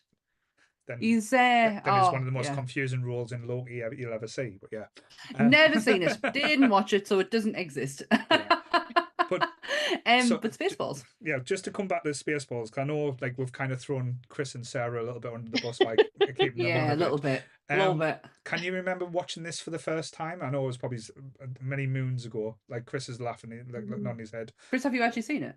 Yeah. All right. Well, I wasn't sober. he was quoting it before, so I was like, all right, now they'll see it for Oh. this one then. So what was your From the experience desert. watching it? Me, Mhm. right. So I was in college, and basically we used to get bored in the digs, and we used to just chuck films all the time. And Mhm. this was one of the DVDs or Mhm. downloaded films that we had. Mhm. And it was one of them things where you just gather around with your mates, have a couple of beers or rums, and just watch a film, have a film on in the background. Mhm. And this was the one where we'd actually watch it Right. and laugh at it and quote it to each other, like the Mhm. Come in the Desert part and stuff like that. And Mhm. so, yeah, I haven't seen it in a long time, but I remember really enjoying it. It Mm. is a really quotable movie, isn't it? Like, yeah. there's Yeah, so yeah. many quotes in there. I am your father's brother's uncle's mother's roommate. So what does that make us? Absolutely nothing. What about you, Peach? When was the first time you experienced the balls? Oh God. What a way to put it. Honestly, I can't remember. I do remember watching it while I was quite young, but Mhm. I don't. It was one of those things like the first time I watched Wayne's World, and you just don't get all the jokes immediately. No, definitely not. Yeah, no, you're right. Yeah. Yeah, I think because I mean, I'll have been what 4 when this came out. Was it what 87, 88? Yeah, 87. 4 Yeah. or 5? So yes, I think it'll have been probably early 90s when I first saw it. Mhm. And I remember it being fun. You know, Mhm. I liked the big Mhm. helmet, and I liked the man who was a dog and stuff like that. Big I knew Chris Yeah. was going to bite. Big helmet. Yes. Big helmet. I love Joan Rivers. But Right, yes, yeah, yeah. Joan Oh, Rivers as yes. well. I Mm. did forget she was in that until It's I've been sitting thinking about it. it wasn't until I watched it later in life that I was like, dot matrix. I get it now. Yeah. I, it's the printer you used to use at school. Mhm. Took us a while. Yeah, Mhm. Joan Rivers, I absolutely adore in this movie. I adore her. I have Mhm. a sad story when it comes to Joan Rivers. I had tickets to go and see her in the UK. I had them for 2 years. Mhm. And the week before I was meant to see her, she died. How dare she? Did she not know that you were Devastated. going? Absolutely devastated. We Mm. had them tickets for 2 years. We had like Hmm. really decent seats as well. And she went and died. Oh. Butchered. I don't think I learned to appreciate her till later Late. on, to be fair. When I was younger, I just thought, oh, she was just I Mean didn't old get the lady. jokes. Yeah. Mhm. Mean old lady who sounds like she smoked like 40 a day. Yeah. She was so quick-witted, and again, Yeah. Too like fast. Too with fast. yeah, with like a Mel Brooks movie as well. You don't know how many like the lines or stuff was ad-libbed at times, or what was like written jokes-wise. Yeah, Mhm. I didn't actually see Mhm. or see anything of that nature, but I can imagine, especially when you've got that set of comedians like with John Candy, I Mhm. can't imagine him being someone to stick to script. No. No. Tell you But what, isn't that just oh, go yeah. on, sorry. No, I was gonna say because I know we're gonna talk about John Candy a little bit more as well, just because like say we can't He's the not best. go through it, but it was like the little comedies that got me so much watching it this time. Like I was in hysterics at Colonel Sanders, and I don't know why I didn't get it as a kid, but now getting it now because I think like at the time it came out, KFC was more of an American thing, and now it's more over the UK now here. Mhm. So I got that joke a bit more, like because it starts off Colonel Sanders, then they start making Colonel Sanders. chicken references all the way through, and I was just like, I don't know why, but it kept on breaking me, like I kept on laughing little things, and then I love the guy that what's he called, Radar, Mm. the Michael Winslow from Yeah. the Police Academy films. I was Out of the Moon that they got him in, and he was making all the noises because then I'm sitting back trying to make all the noises myself. Going, I've lost the bleeps, the squeaks, and the tweets. I was telling Paul earlier before we came on, there was one, I thought I knew this cast inside and out. I didn't know that Dom DeLuise played Pizza the Hut. I was so shocked by that.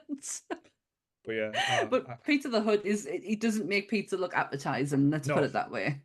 It looks vile. But it was such a great reference. But that gives you again probably why you were looking at this as well. Like the practical and like the makeup effects was done so well. Like the pizza effect was. I was sitting there pissed myself laughing because I could see the little mouth inside of the Pizza the Hut's mouth moving around. Me too. Just a good little effect. But then you had I've forgotten the name of him now, but the robot who was talking to him, like how it was instead of like just putting like a suit on him, like it was all painted perfectly, like and panels and stuff like that, and that was done so well, like the makeup wise, to the point when he started licking the pizza, I was like, no, it's gonna rub it off, it's gonna stop it. The sets on this were absolutely fantastic. The makeup on obviously Bath and Yogurt as well. They were done incredibly well. One of my favorite bits is when you do meet Yogurt and he does the whole merchandise scene. That is actually a bit of a dig at George Lucas. So George Lucas, he gave all of his love and all of his permission and all of his help, the one thing he said you couldn't do was merchandise this film. Right. Yeah. So that little scene there is a complete dig at George Lucas. A bit harsh, like say, because you think with Star Wars where they are now, with certain aspects and certain like if anyone uses anything to do with Star Wars, they go tick, you owe us money now. The references and everything that they put in, like at the start where the princess is escaping and she's got the Carrie Fisher headphones in, and it's like just like looks like hair buns, and it turns out it's like using them as like it's just like them jokes are so well done. And I think with any Mel Brooks film, if you go back watching like Young Frankenstein and stuff like that, the timing is just perfect in all the jokes as well. Yeah, it's I love her. So she just does some of my favorite lines, especially when he's take only what you need to survive. I need this and I can't live without it. I love her. I don't even know who she is though. Daphne Zuniga or something like that. Yeah, I've never, apart from this, I couldn't name anything else that she's been in. Let's have a look. Fly 2. Well, I'm never going to watch Hill. that. Who's she in One Tree Hill? I used to watch that. Victoria?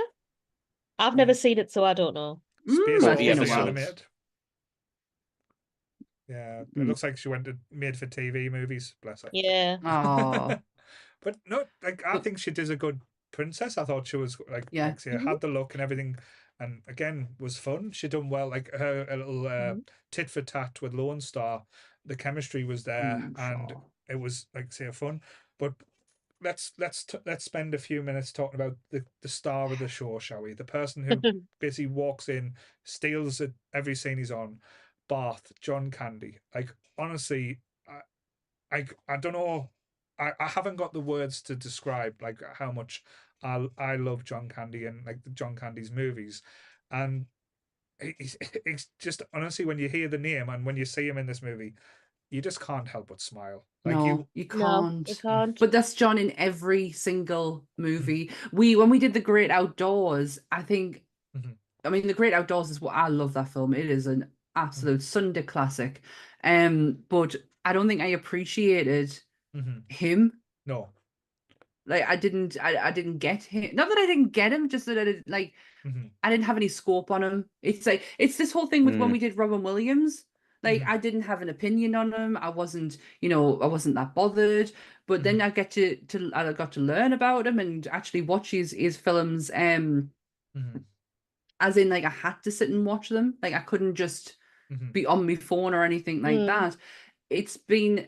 I've got this whole, and this is me in a nutshell. I get a whole different level of appreciation for someone when they're no longer here. Yeah. And it's such a shame. Yeah, and I think he's known. Well, I think we talked about this on the Great Outdoors episode. He's always known as a comedy actor, and I think that again is quite a disservice to the man, because his performances when it's not just being comedy, where he's being serious, he's like and he changes the mood. Like if you go back to watching Planes, Trains, and Automobiles, that man breaks your heart in so many different ways, where just by like a change of a facial expression. Yeah. Like, it's just like I don't understand. Like, well, you probably because he passed away the way he did, or the age he did. I don't understand. He doesn't get the credit that he like if you're talking about like actors now, if you think about like great comedy actors, like probably Tom Hanks. I would put him up there with Tom Hanks in performance wise. Absolutely. Yeah. 100%. That man has some, even his tiny little tidbit performances in Home Alone, the sympathy, how annoyed you can get by him when he's playing his bloody polka music, but how sympathetic. But how sympathetic you can be to him when he's he's wanting just to get home to his family. It's something so it's nothing that's like played upon, it's not like a big thing, but just even the mention of it and his facial expressions, it's like, oh yeah, I totally get this. But I always remember the day he died. It's him and Kurt Cobain. I will always remember where I was when I found out the day he died, and it was in a garage in Gateshead when my mum was getting her car MOT'd, and it came on the radio, and I was like, oh shit, poor John. Shouldn't have happened. Pass at MOT. Yeah. Somehow I remember. Yeah. Way to break the mood, Chris. I know. But he was part of a cursed movie as well. Did you know that? Which one? Was that the cowboy? The cowboy movie, the one that's never been made, but he was cast in it. Yeah, it got released. Wagons East, I think. Did it? Yeah. It was I thought it didn't get released because they were like, oh, it's too cursed. No, they brought it out because they used the moniker saying this is John Candy's last film. And it didn't actually. Right. Why was that cursed? I've not actually heard of that movie. It was just like loads of things went wrong. Like the sets kept on getting destroyed. John Candy died halfway through. So, but I don't think. I think if I remember rightly, this was a movie that was like 10 years in the making, and it being passed around to so many places, and things happened up until the point when it got to John, and then John died, and it's like shit. This curse is real, kind of thing. Yeah, I think that's what it was anyway. But he is a powerhouse in this film. An absolute powerhouse. Just the look, the aesthetic. Like you think of Chewbacca being iconic. I would put Barf up there as well, just because of how silly. Like when he turns around and how well like maintained his hair's like almost like a greaser like 50s. Like he would suit it being in Greece. That's the thing, and I know it's going to be interesting talking about Crybaby in a soon, but I was like, I couldn't remember him being so well groomed, and that was the thing. But he's like, the things that I love when you see it is like his little tail waggling and his ears moving every time. His tail, man, it's got a life of its own, lady. And I think, you know what, even without like the ears and the tail, if somebody walked into the room with that makeup on, you would instantly know who it was. It's the eye for me. The instant the minute I see that eye, I'm like, oh, it's Barf. I know who that is. I was because I know when we did Nerdfest for the first time, when we were hosting the cosplayer competition. I was a little bit not put out, but I was a little bit off because Sammy and Jake had final decision. One of the people who entered dressed as Barf, and I think that she should have won, but no. I can't remember that. Yeah, no, I can remember. But she had the jacket and the makeup on and everything, and she had her hair done as well. I was like, oh, that's amazing. But Oh, I can't remember yeah, that. but you picked the one that dressed up someone from like Lord of the Rings instead. Oh, I would have chosen it as Oh well. no, the Gladriel didn't win. They just got an honorary mention because the chainmail that she was wearing was absolutely unreal. Right. Oh no, it was the guy out with the big mech suit or something like that from one of the World of Warhammer or something, wasn't it? I'm going to say yes He had a big hammer and a helmet. because I can't remember.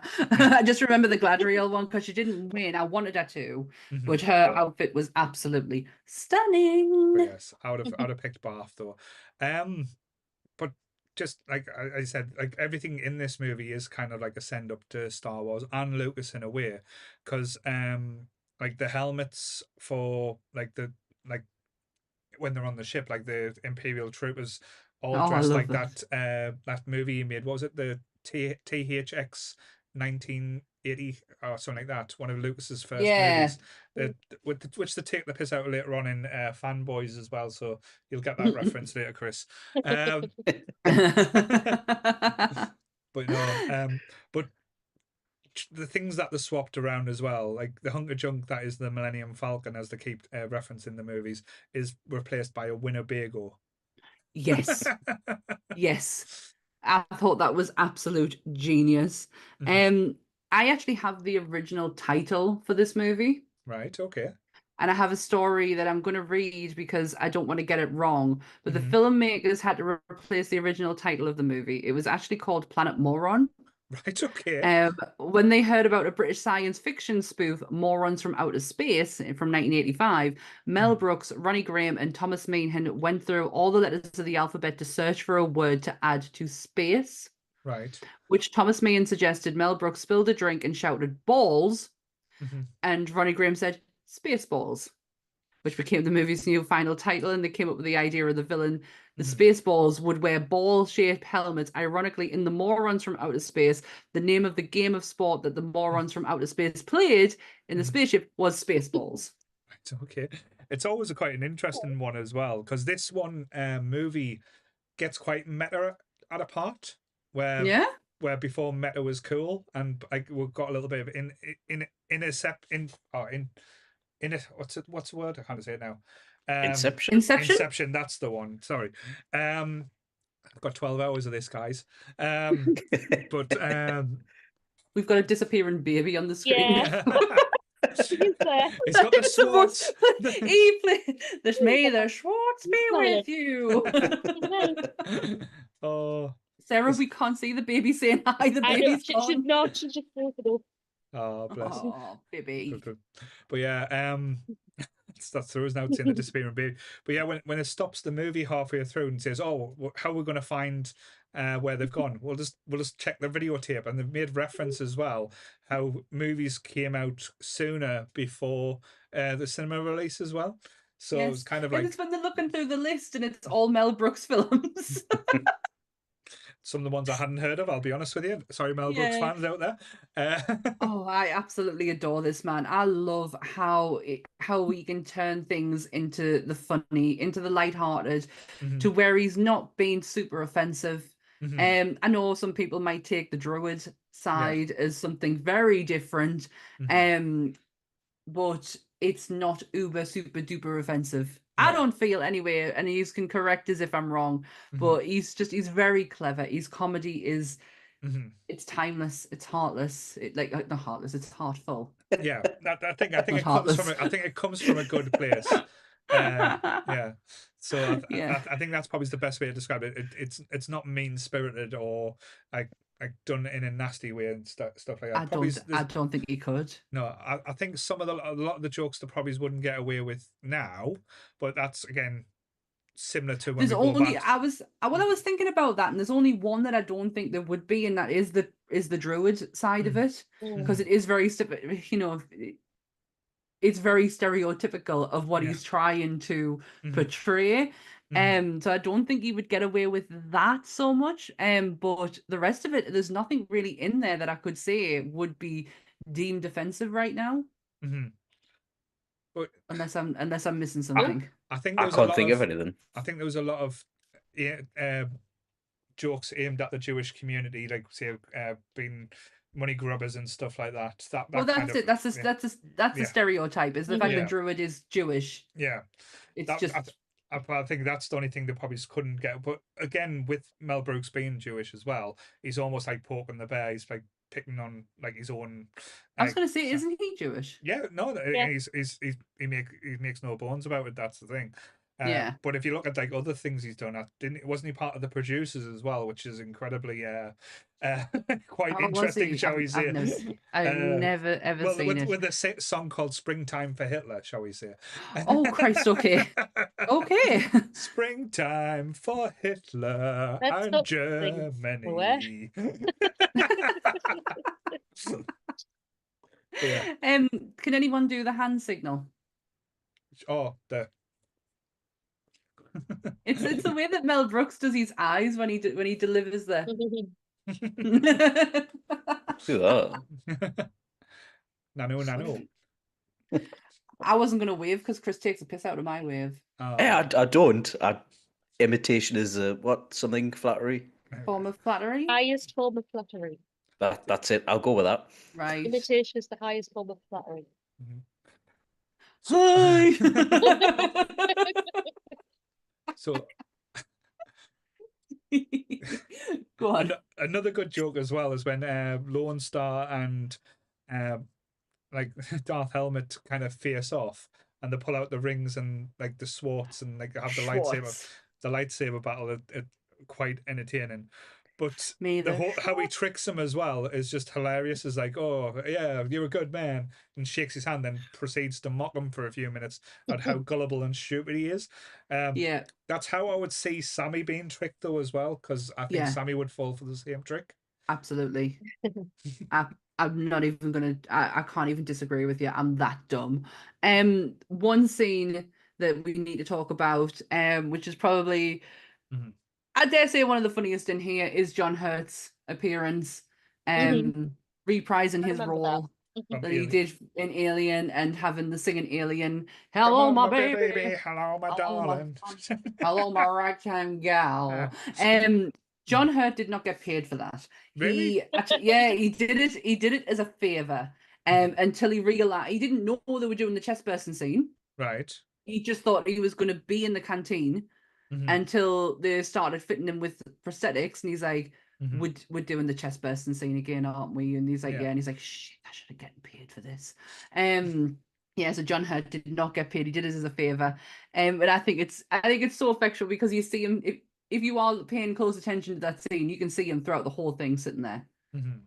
And you're right, and you don't think to yourself, oh, okay, the scene from Alien is just about to happen. No, but that's until how the clever. scene comes out. But that's the thing. That's how clever this film is. There's certain aspects that's in it that's like long game for the gags. It's like when the ship turns into like the maid to try and suck up the air, and you think, why on earth would you choose a maid to suck up the air?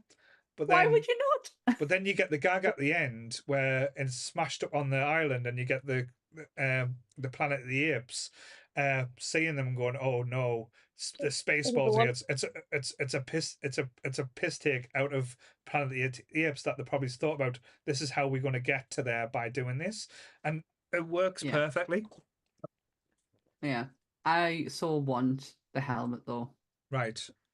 I want Lord Helmet's helmet. It's okay. Because I think it's absolutely brilliant. I think it's absolutely brilliant. And I know you remember on Comic Book Men someone actually had it. Did they? Really? Okay. Oh, yeah. Yeah. It'd be interesting as well. See, this is where Chris is quite lucky because he could just get a normal Darth Vader helmet and it would be the same size as Darth. Very, very much so. I'll get one next week. See what's on Amazon. It's in there. When you do a Spaceballs episode of Top Grumps, that's not a podcast. Would you put a character on from Spaceballs? Yeah, I wouldn't put a main one on because we'd take the piss out of them. Right. Oh. So you wouldn't put Barth on there? Oh, I'll put Barth on. Yeah, actually, yeah. Could you imagine Lee getting dressed up as Barth? Yes, I would love that. That would work so well. Leah's Like, bath. yeah. Does he have a I think John Lee could pull Candy it off. aesthetic? Does he? He'll dig out. So Yeah. there's one thing. Is Lee actually on today? Yeah, he's on there for the Meg. He's Oh, got that's right. surprises for That's us apparently. right. Speed. I remember. Speed, And aye. Speed. Yes. But more about Spaceballs. But yes, but there's just Space so many like, Pals. there's so many good little jokes and stuff like through there, like when especially when they're using this the swats and it's like turning the vacuum from suck to blow, and then everything that's been sucked up just goes back, and like they've just basically played the tape in reverse just so they can get the same type of effects. It's like, oh, you can tell they were clever when they made this movie, and that's why I was saying at the start, I'm surprised that like Lucas or like say or let them get away with so much as well, Yeah. because I don't think any send up or jokers like got away with as much as this. Yeah. No, totally. But he has to be on board with it. Mhm. Otherwise, it doesn't happen. This is why you don't see things that are done distastefully against Star Wars, is because he had to. I don't know. Does a contract with Disney null and void him now? He's got no say in it now. Like when it comes to the Yeah, Star Wars, he's given up everything because like I say, I I don't thought he think, kept the merchandise side of it. think he'll get money from it, but I don't think he because like since Disney got hold of it, the merchandise has went crazy. If you think about like you can go to like the Galaxy thing in Florida and get Coke cans the shape of thermal detonite and stuff like Yeah. that. You get Sprite and Mhm. yeah, Carolyn couldn't bring one home. Right, They don't allow them to go into airports because it looks like a bomb. because when you're in your bag, it looks like it's a Oh a god. bomb. Chris is making notes now. Being careful. Don't go in airport with thermal grenade. I'll not tell the airport stories. Oh dear. Do we need to know? No. Everything says he's gosh. been located up his ass, but yeah. Oh well, Chris's there we special go. pocket. Hope he's just confirmed that he gets a percentage of the merchandise sales, and Yeah. that's it. But does he really need all that money? What was the Disney deal? 4 billion? It was something couple of billion, like with all that, because he Like, got. does he need another billion? Because it wasn't just Star Wars that they got; it was all Lucas. So that's why they got like Indiana Jones, like Howard the Duck. And everyone needs Howard the Duck, don't they? Oh, I was I've never convinced seen as a- that. Oh, Chris, I was convinced as a kid it was a horror film. I had no idea that it wasn't not a horror film because it's The only way I knew about it was the end of Guardians of the Galaxy. I'm like, when he's who's there. that duck? That's It's Who's Howard. that duck? Really? Yeah. I didn't know he existed before that. Darkwing Duck, maybe, but not. Darkwing Duck. when Sammy, you might be literally able to answer this W. question Mm. because they made a joke about this in the film about like sequels and stuff. What I don't understand how this didn't get any more or follow Nobody ups. does. It's not I what know. Mel Brooks does. He's not out to set sequels up. But what was the question? But I like say it's just like I don't understand why it didn't, because this was set up could have been perfectly for a kind of like a trilogy type thing if you're going to do Star Wars as a send up. Yeah, could have. But I Mhm. don't think that's how he works. I think he's just like a one and done kind of person. Has he ever done a sequel to any other of his movies? No, that is true. That is true. But I think well, it might be just because of like anything to do with Star Wars. I'm so used to getting 15 different No, variations yeah. or like different things that do come out type thing from it. Totally get. I mean, I realize when making these choices that I've picked 3 Star Wars entities Yeah. for these movies, and I got called out on my husband for poor choices. Right, okay, that's a bit harsh. But this is It wasn't Mario Kart. yeah.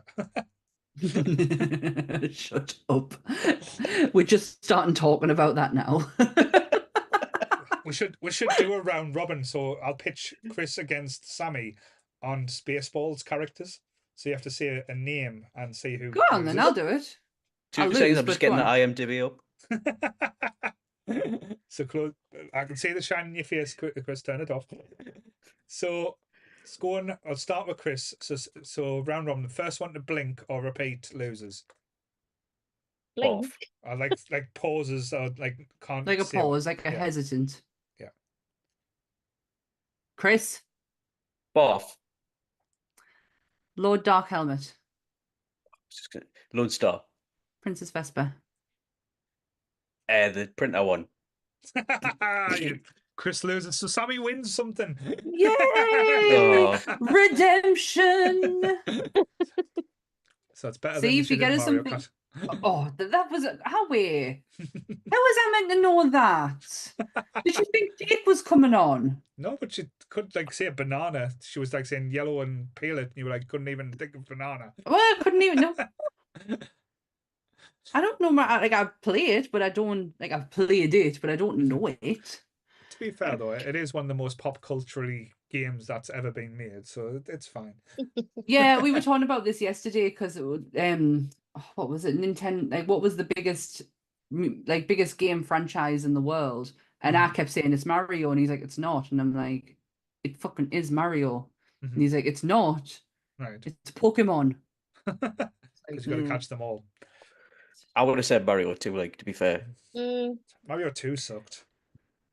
I had a Sega, so I don't. Sega. I didn't. But yeah. Yay! I didn't have that. But no, I'm still amazed that like this film, as you said, came out in 87. Seven. Yeah, and it's still being talked in like such high regards as well.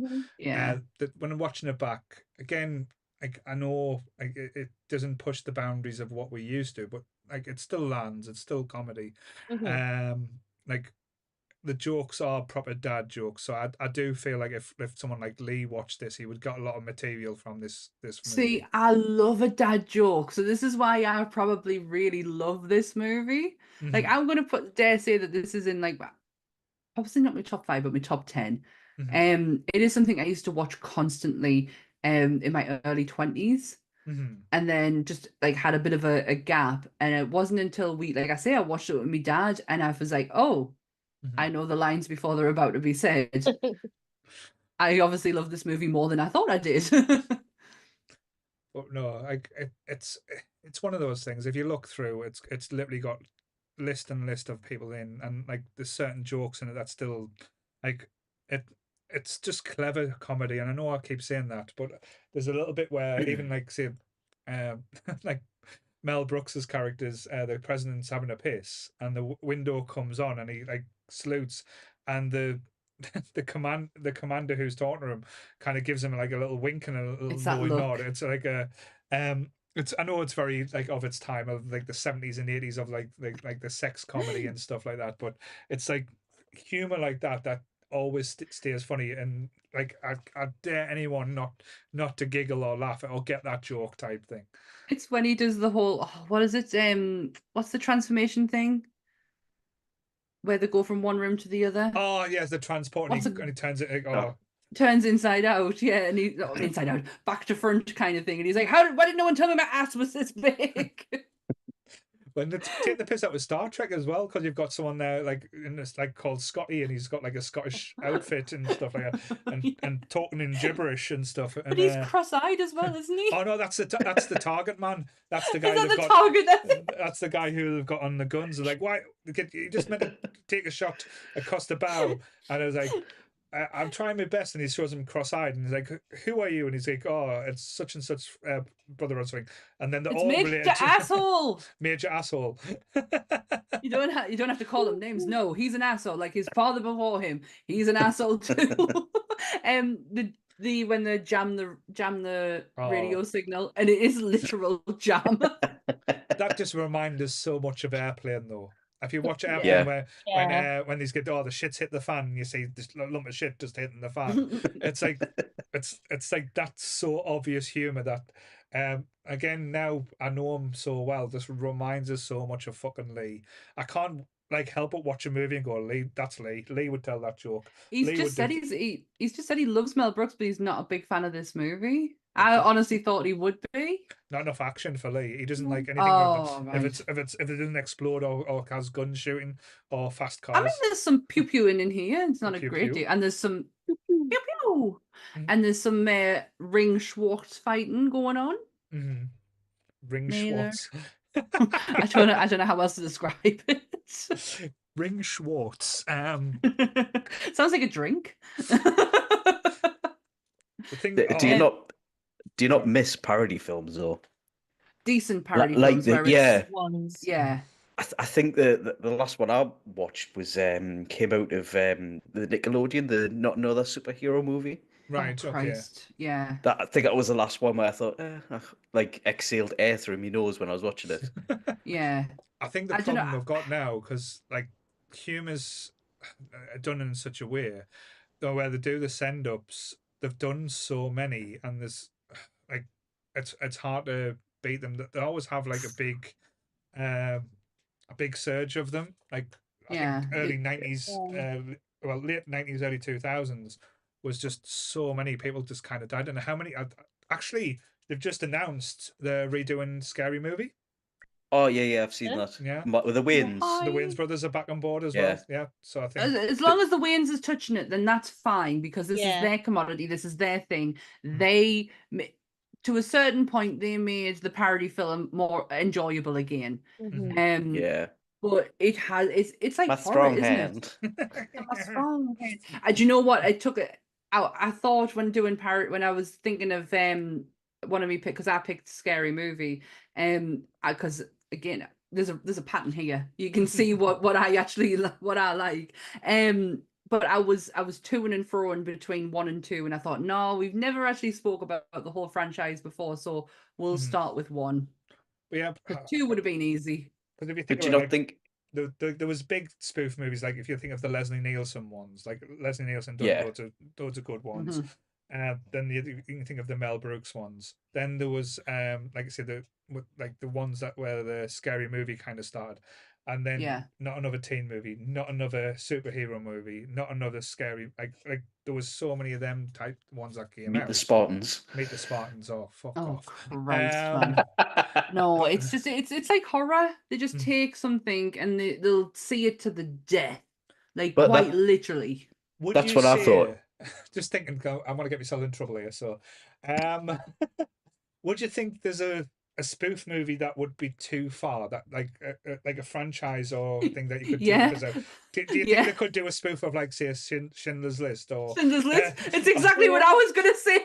That's Oh. where it goes too far. or the boy with the striped pajamas, like a piss take of that? Yeah, Like you can't touch movies like that with a parody. No. No, not at all. why though? Because they shouldn't be Oh, off no. limits. I was going to say something bad. Stop it, Chris. We're only live on YouTube. These two. Yes. I was going to say, well, a parody that goes too far might be. Well, I don't like how he's laughing at himself. I don't. Because you can think about like true history or true things like 9/11. Can you do a parody of 9/11? That's where mine went. I said Flight 93. Yeah.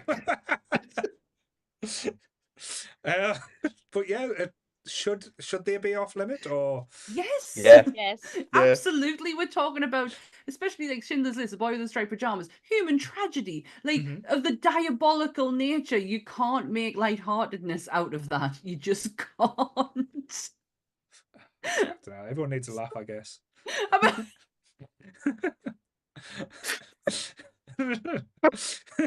the dark side of us is absolutely pissing our pants laughing at the minute, but I'm like trying to remember we're on live on YouTube. I think we've just killed Lee. I think. Oh, sorry. Nikki, you've just came in the right place. Right moment there. I tell you what, while we're rounding this up, I am going to run to the toilet very soon because I am a big cup of tea down. I'm nearly finished this and my bladder is starting to feel it. So this movie is very special to me, incredibly special to me. It cements everything that I love about Star Wars, if I'm being honest. We take all the shitty politics out of Star Wars. This is kind of what I'm loving. Please stop laughing. I'm just laughing at Lee kicking off saying, "Don't parody real life tragedies." Why? We could do it like Pain and Gain did it? Did it? A comedy musical on Bowling for Columbine or something. Oh wow! Like the real high school musical. Oh my god! It took to 2024 for us to be cancelled. Oh, Sarah's we've got just sitting another there, I'm parody. just not with these guys. I can't talk. No. We're all in this together. Oh It's like, my why did we stop God. on there? Oh, Christ. You can. Oh. She's going to the loo soon so she can laugh in secret. Yeah. Yeah. Oh, I'm going to burst in a minute. Oh. So Mhm. that's where I am with this film. It's very special to us. It's everything that I love about Star Wars and and everything I love about comedy as well. Daft Sorry. comedy. No problem. So if you're going to the toilet, that'll give a good little segue to let Chris and Sarah jump off and give them a little break. And thank you so much for stopping on and just like say keeping us entertained. And thank you, Chris, for joining in my wrongness and letting me express that. I think you should be able to make parodies out of things because you should be able to laugh at things. Well, Otherwise, if you think about it, though, it wasn't so much a parody, but the kind of like touched on it a little bit, maybe with Jojo Rabbit. right? Okay, yeah. Yeah, actually, yeah. And I don't think it was too Distasteful. distasteful. No, not at all. It was not in the slightest. I quite enjoyed that. That movie is beautiful. Jojo Rabbit. Yeah. You never seen it? It's a It's good got Hitler watch, as Chris. imaginary friend. Yeah. What's that It's got to like do a- with Columbine? I'm going to the toilet. There was shooting and there was genocide. I'm gonna go to the toilet. I'll see you guys later. Chris, when you next on? The last one, Nerds, Fanboys. Yeah, so we've Choose got your Chris words on for carefully there. fanboys and Oh hell, Emma Millen's just joined. Hi, Emma. Hey, Emma. Sarah, Doc Crystal. Hello. Crystal. Yes. And remember, if you want to be back on the BBC again, let's just be kind. I'm Let's going to be be nice. 2 minutes. So yeah, I'll be 2 minutes.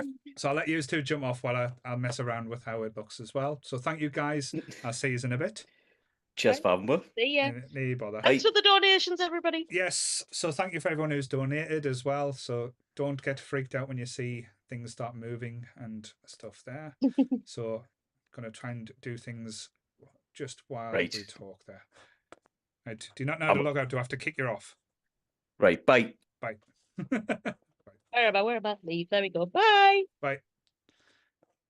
Right. Thank you guys. Like I said, just to give you an update, we're still at £340, so we're £40 over target.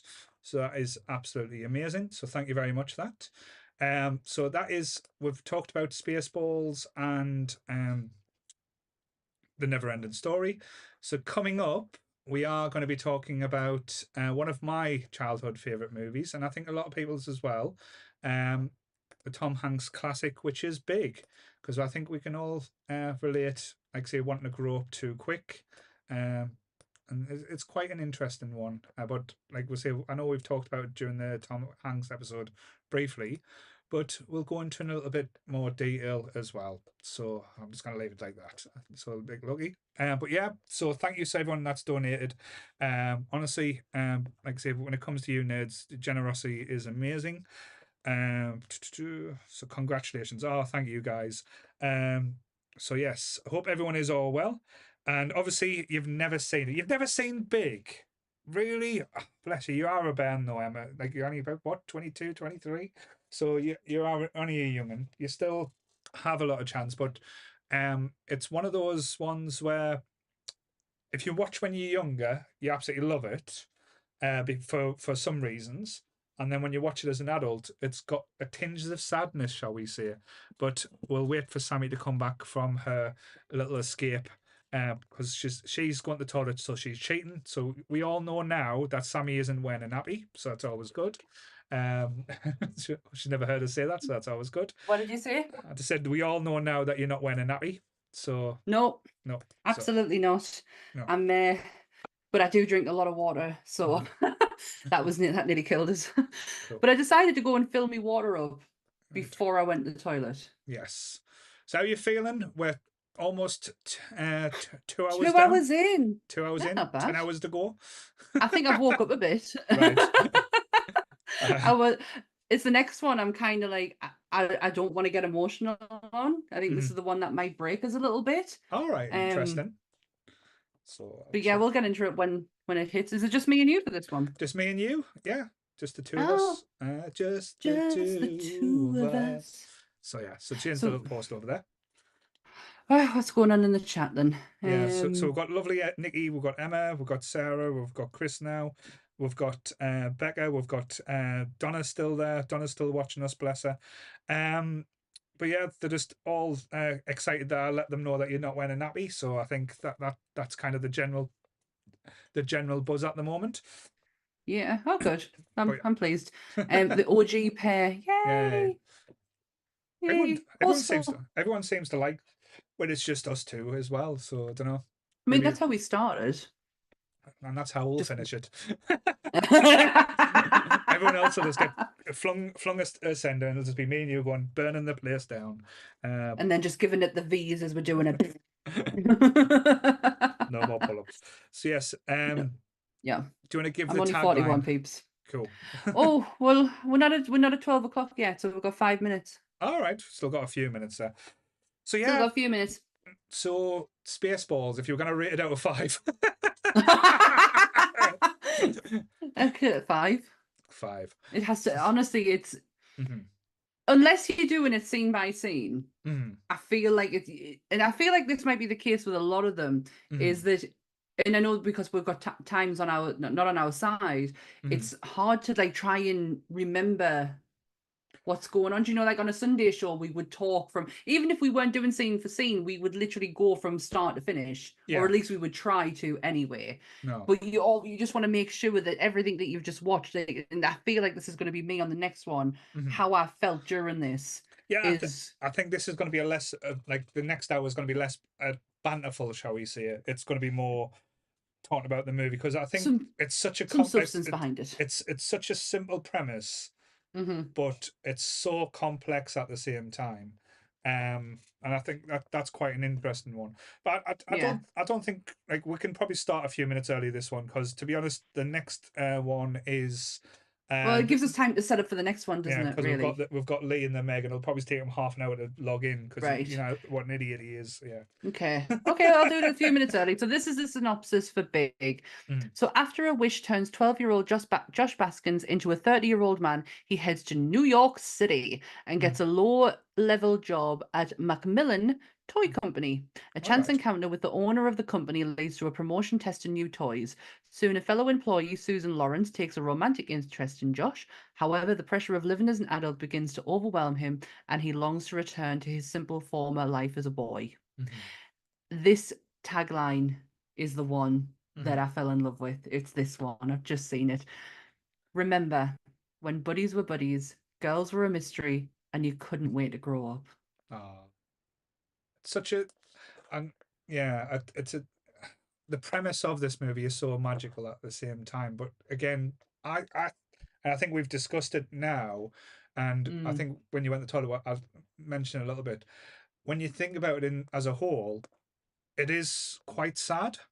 It's sad. It's so sad. I messaged you when I was watching it the other day, and I was like, I didn't expect this to hit me the way that it did. This movie is something that we remember fondly from our childhood as being like, oh, this is what it'd be like to be an adult. Oh my God, look at his apartment. It looks so cool. Look at this, look at that. And it's like, I would do anything to be able to have that chance to say, I don't want an adult anymore. Yeah. And he has that opportunity. Interestingly, this movie was 1988, the peak of when Tom Hanks is starting to come into his own, directed by the fucking incredible, God, I love this woman, Penny Marshall. He has some very fun stories, but one thing I found very interesting is the writers of this movie. Right. Is Gary Ross, a name you're probably not familiar with, and Anne Spielberg. Right. It's very different. It's very weird to say that name without putting Stephen in front of it. Right. Okay.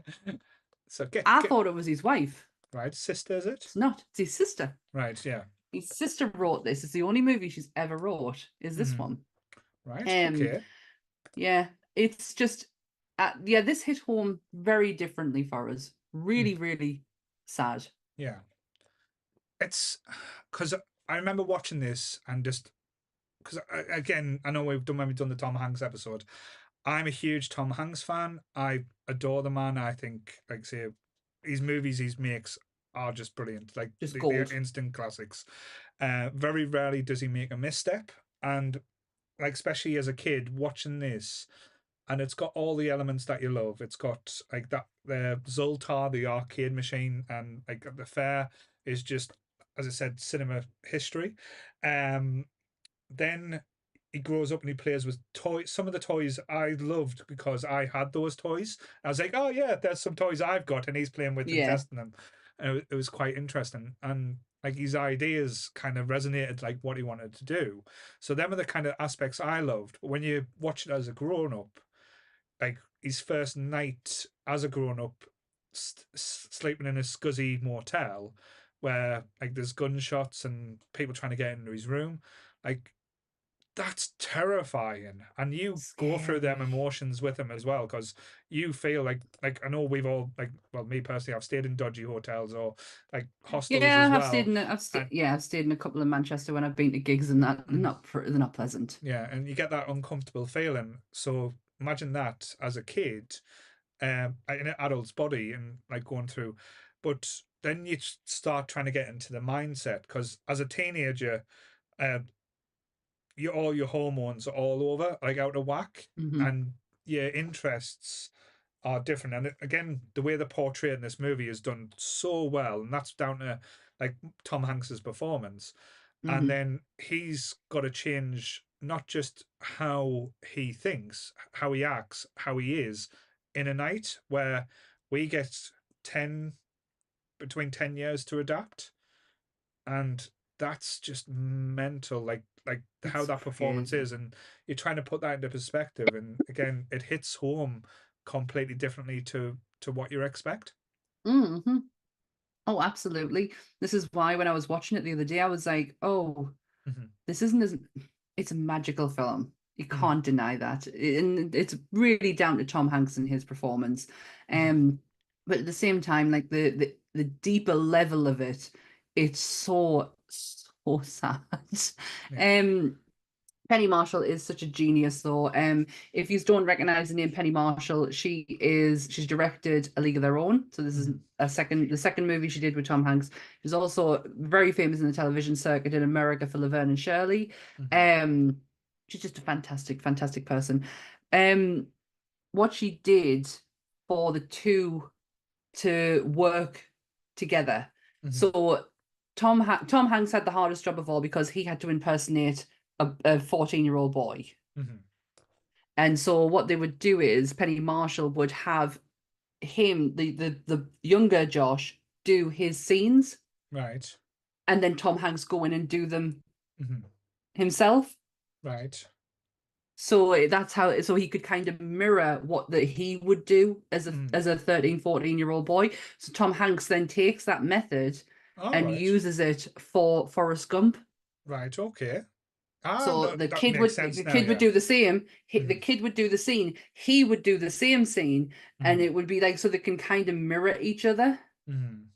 So they were very much similar, which was brilliant because you don't really think, like, until you watch it again, watching Tom Hanks being that kid, there is little things that he did that is like, oh, it's very special. Yeah, but yeah, I thought that was quite interesting how they managed to mirror the performances.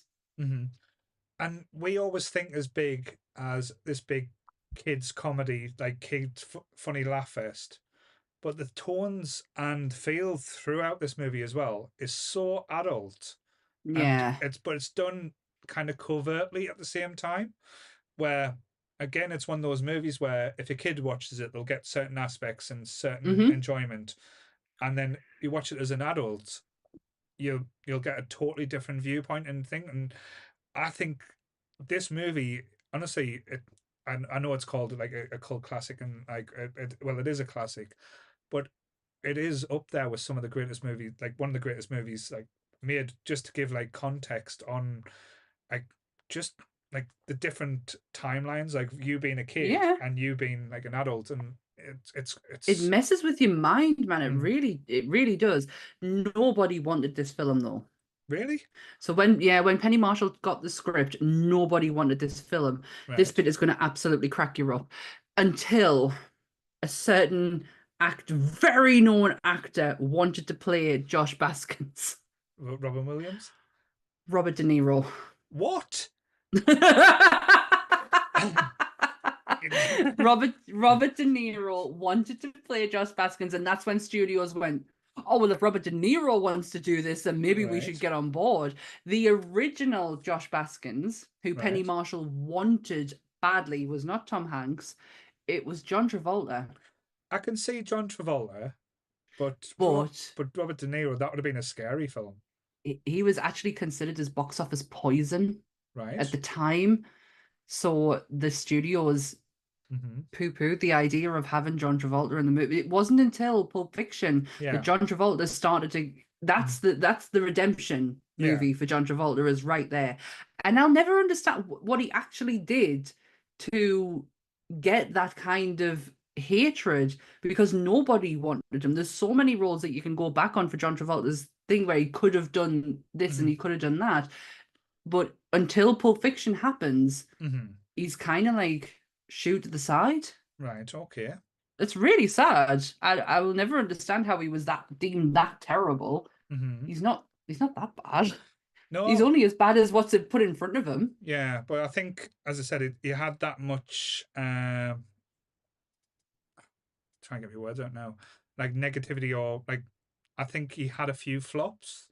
I think the only other film he did well was Look Who's Talking. Then the sequels and stuff didn't really do too well. But he was always known as the Saturday Night Fever guy or the Grease guy. But so to be classed as like box office poison, that's awful. But that's the thing. If you get a bad name in Hollywood just for any reason, it kind of sticks with you. So I guess. So Spaceballs, Caddyshack, and Beetlejuice all have one thing in common with this movie. Right. The use of the F word. Right. Okay. You got shocked because you texted saying, when did Big have the F word in? I've played back that scene in my head a million times, and I've never heard him say, "What the fuck?" Never. Yeah. But that kid, so if we can go to that kid, I always thought he was the big shit back in the day, because I just felt like he was fucking everywhere. But go and look at his IMDb. He really didn't do a lot. We just remember him fondly from Honey, I Shrunk the Kids. Yeah, Josh Rushton, I think he's called. He was in. So he was in Pet Sematary as well. Yes. But he's one of those. He was one of those 80s actors that he always Jared Rushton. Jared Rushton. Yeah. He always kind of like in the background, but I think as you said, with him being like in this movie, and this movie being literally everywhere of our childhood and stuff like that, because it's got a few iconic scenes, things that like pop culture does reference on an ongoing basis. Like the piano scene had the piss taken out at so many different times and different elements too. So Robert Loggia, who is the guy who is with Tom Hanks playing the piano, realized on the day when they came to film it that they had stand-ins next to them ready to take over if they got the feet wrong. Right. So he pulled Tom Hanks to one side and went, "We have to do this. I want to prove her wrong." So they would not let the stand-ins take over. So the goal was to make sure them doubles didn't get a chance to step on that piano, and they actually did it. So everything you see on that piano is them two. That's some commitment. Oh, definitely. And I think, as I said, with Tom Hanks, when he commits big style. Because I think he done an interview with Graham Norton only a few years ago, and he was challenged to see if he still knew the big rap, as they called it, and he did it. Jimmy Coco Pow, Jimmy Chippy Pow. So Hannah Waddington made him do it as well. It's because it's iconic to this film. But the fact is, like, this movie came out in 1988. And he can still do it now, is testament. Especially with all the movies he's done. No, yeah, like that's a lot of dialogue in their head. Yeah, and as you said, Tom Hanks doesn't just do like small movies or like small parts where little things. If you think about all the voice work he's done for like Toy Story, just in them movies alone, how much dialogue he must have known, but he still knows the big rap. And again, it's just entertaining.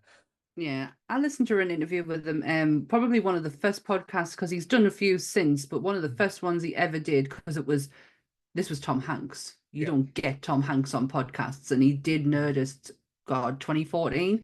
And he said, like, he was talking about his career from start up until like the big leagues. He wasn't someone that everyone wanted. He was a TV actor. He wasn't everyone's cup of tea. Like Penny Marshall took a massive chance on him in this film.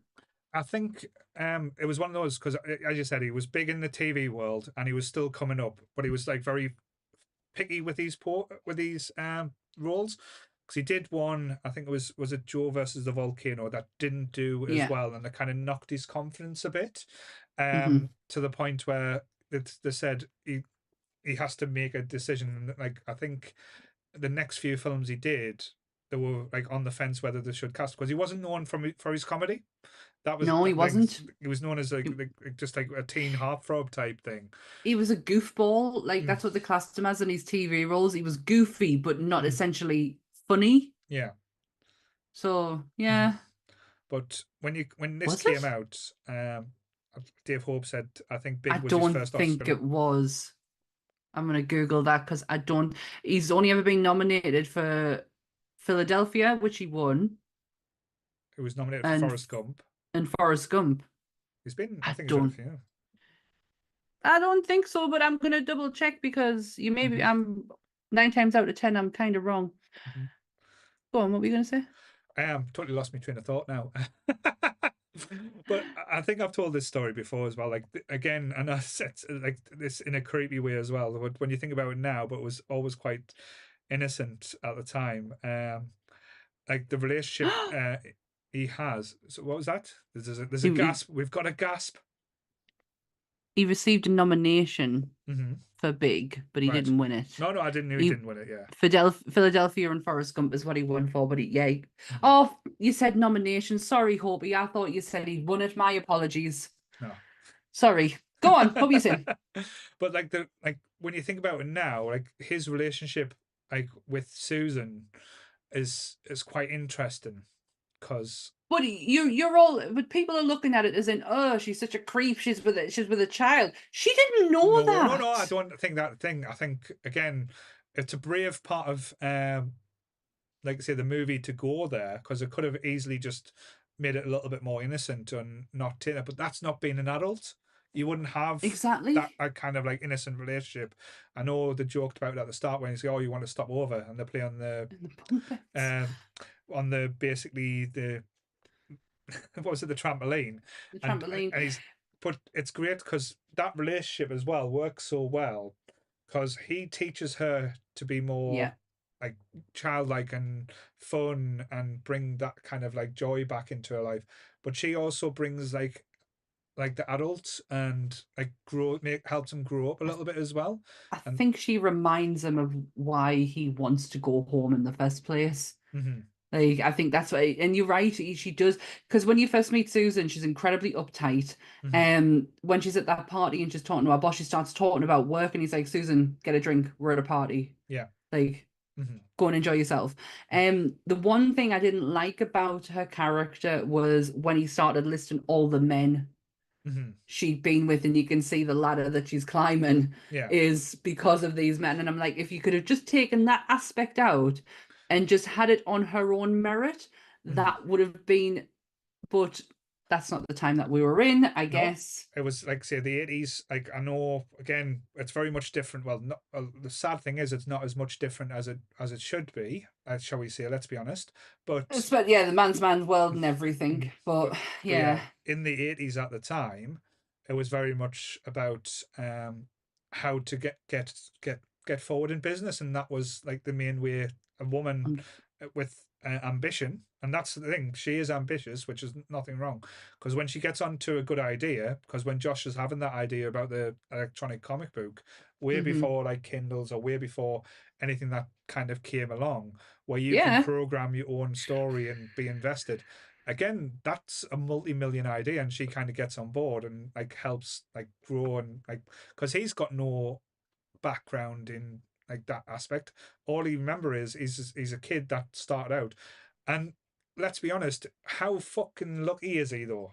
That's the thing I think. Again, it's a movie. You can talk movie magic. He's got no education, no university or anything. That if it happened today, you would have no chance. They wouldn't even give you an interview.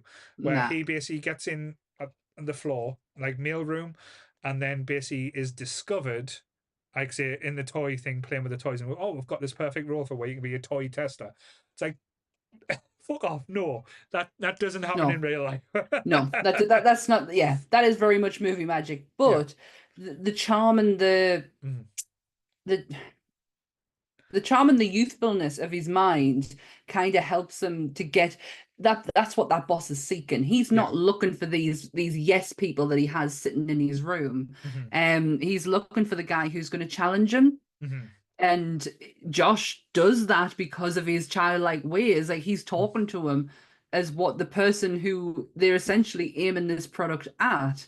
The moments I really loved was when he has, like, he's almost looks like he's got life figured out, because it's when him and Susan are walking through the hallway and they're talking about the marketing. Well, I haven't got marketing, I haven't got this, I haven't got that. And she's like, well, I can do all that. And I love them conversations. I was like, oh shit.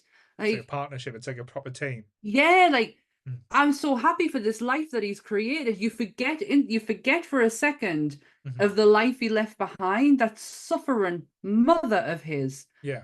And you totally forget that for a minute because you're so lost within, oh shit, like he's got this. Like he's doing okay.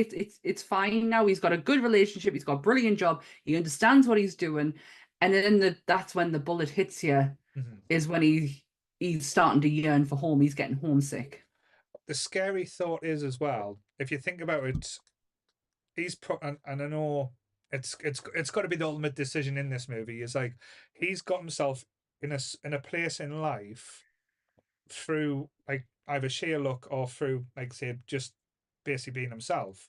Where if he goes through the normal route of education, going through doing what he does, learning where he is, meeting different people, changing his personality, because as we meet other people, we grow, we adapt and change. He's probably never going to, because with him going back, he's never going to get there. No, he's not. The 30-year-old Josh that you see then is not going to be the 30-year-old Josh when he finally hits it, because life experiences are going to change him to when he's not that person anymore. And that is so fucking sad. That is like heartbreaking to think that because you fall in love with Josh as Tom Hanks, because he's still got the attitude of a 13-year-old boy, which is mainly us, really. Speak for yourself.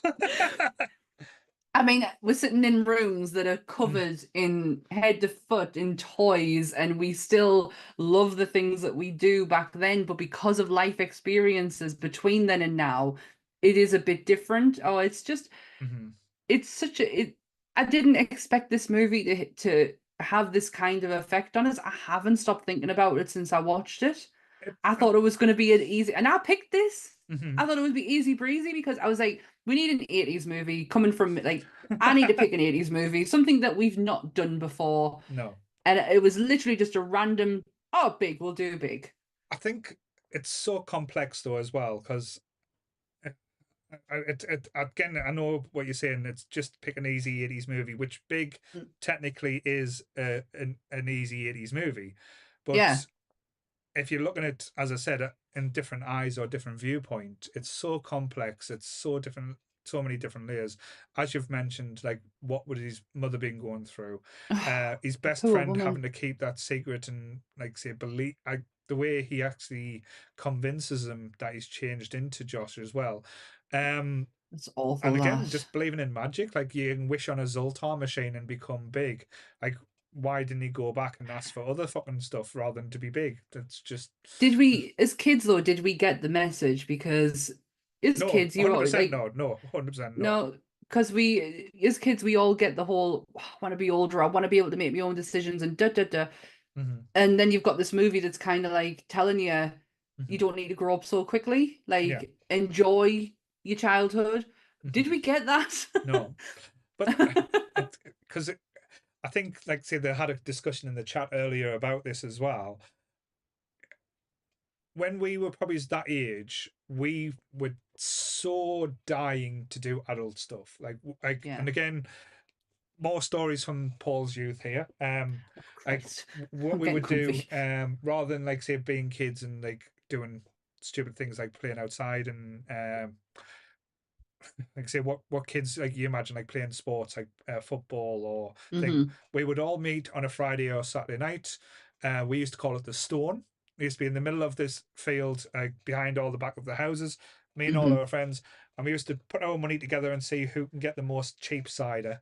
And we used to always like say have a few drinks because we could like we'd never like growing up in Ripe and stuff. We never had loads of money, so we used to always share like the bottles of cider between us. So we used to always take a few swigs and like get a little bit half cut and pretend to be more drunk than you were, and proceed to throw up on our parents' or on your parents' roof. Oh yeah, you did that when you were 19. Yeah, 19, but let's say 19 still a kid in certain days, but there's certain aspects where like it's one of them things where you see adults and what they do and you think, oh, I want to try that, and you always like saying, oh, I've not got money, I want money. Like see your kid like your parents smoking, so you went, oh, I want to try a cigarette for the first time. So That's me. and or like say watching movies that we shouldn't be watching. Everyone has that urge or that kind of mentality that we want to grow up quicker than we should. Yeah. Rather than just Oh, enjoying and embracing. Now, as you said, we're 40-year-olds. We're sitting in a man cave full of everything, like from Turtles figures from my childhood. Like, say, I had this like as a kid, but now I love that. Now got it, and it's there on the shelf, and it's just like trying to go backwards to their mentality. But again, if I had the chance to go back, I don't know if I would, because yes and no, because I will never want to do school again. Yeah. Ever. I hated it then. I hate the idea of it now. But I have a lot of regret when it comes down to my child. I wish I slowed down. I wish I stopped. I wish I took in more than what I possibly did. Because I did want to race to the finish line and get to being 16-year-old and, you know, starting to like get a more responsibility than what I had before because I was urging for it because that's what everyone else was doing. Like, I wish I stopped. And if my parents are watching right now, they're going to think, what the fuck? Because I was a nightmare. I was a nightmare kid. And I honestly wish if I could go, like as a 41-year-old woman, I wish I could go back and change a lot of it. Would you go back? So here's the big question though. If you could go back in time, but keep the exact same knowledge and everything that you've learnt in your 40 years of being on this earth, but have the same age of, say, 14, would you take that knowledge and go back? Yeah. Do you think you would do many different things? I know, like, say, talking about things changing because things. Do you know, probably not. My biggest problem is I never knew what I wanted to do.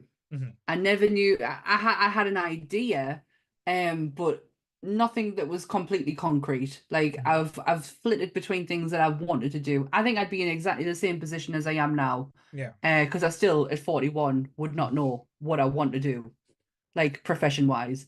But I'm very much like my father in that respect. Up until recently, like him working in the bakers has completely changed that. But as his past job, he worked for his life, and that's what I like doing. So I don't think that side of us would change at all. What about you?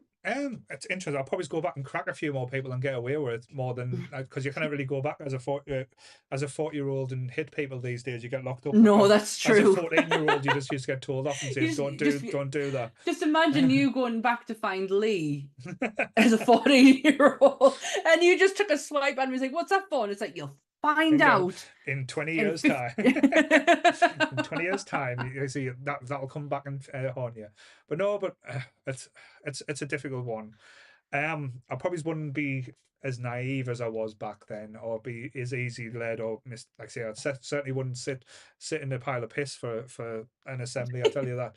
That and would then tell it to the masses on YouTube. that would probably get changed. But it's a different one because I still feel like at 42 and doing what we're doing now, I'm still working out or trying to like see what we are. Like I know Dirty Up North has been going for like what, nearly 3.5 years, nearly 4 years Nearly now. 4 years, And we're still trying to work out what we're doing with it and how we're I doing it know. and how it We- works and stuff like that. Because Nobody give us a map or anything. Nobody No. told us at the beginning. It literally, Nerdy Up North just worked its way out as it went on each day. Paul couldn't handle 14-year-old D. Oh God, that sounds so wrong in so many different levels. Oh, yeah. I thought we were past that now. Remember when Paul went through his eating bricks?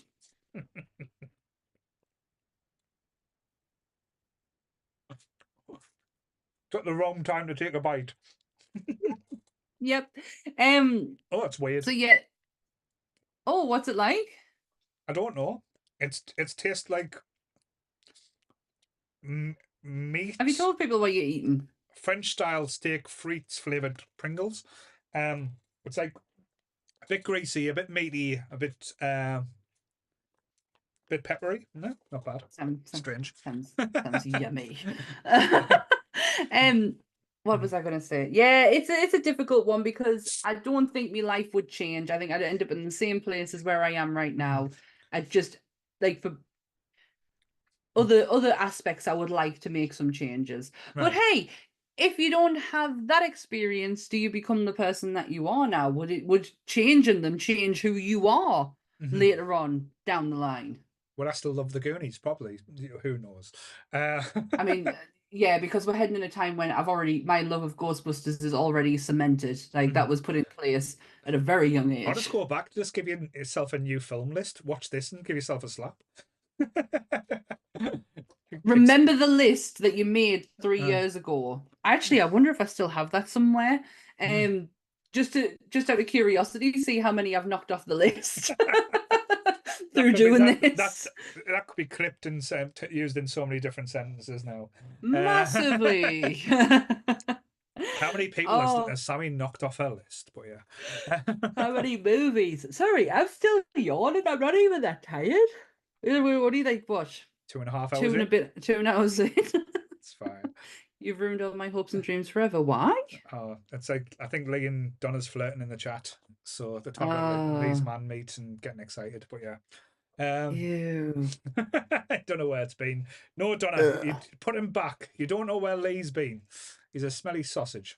Dirty. I wonder if he still smells of gravy. But yeah.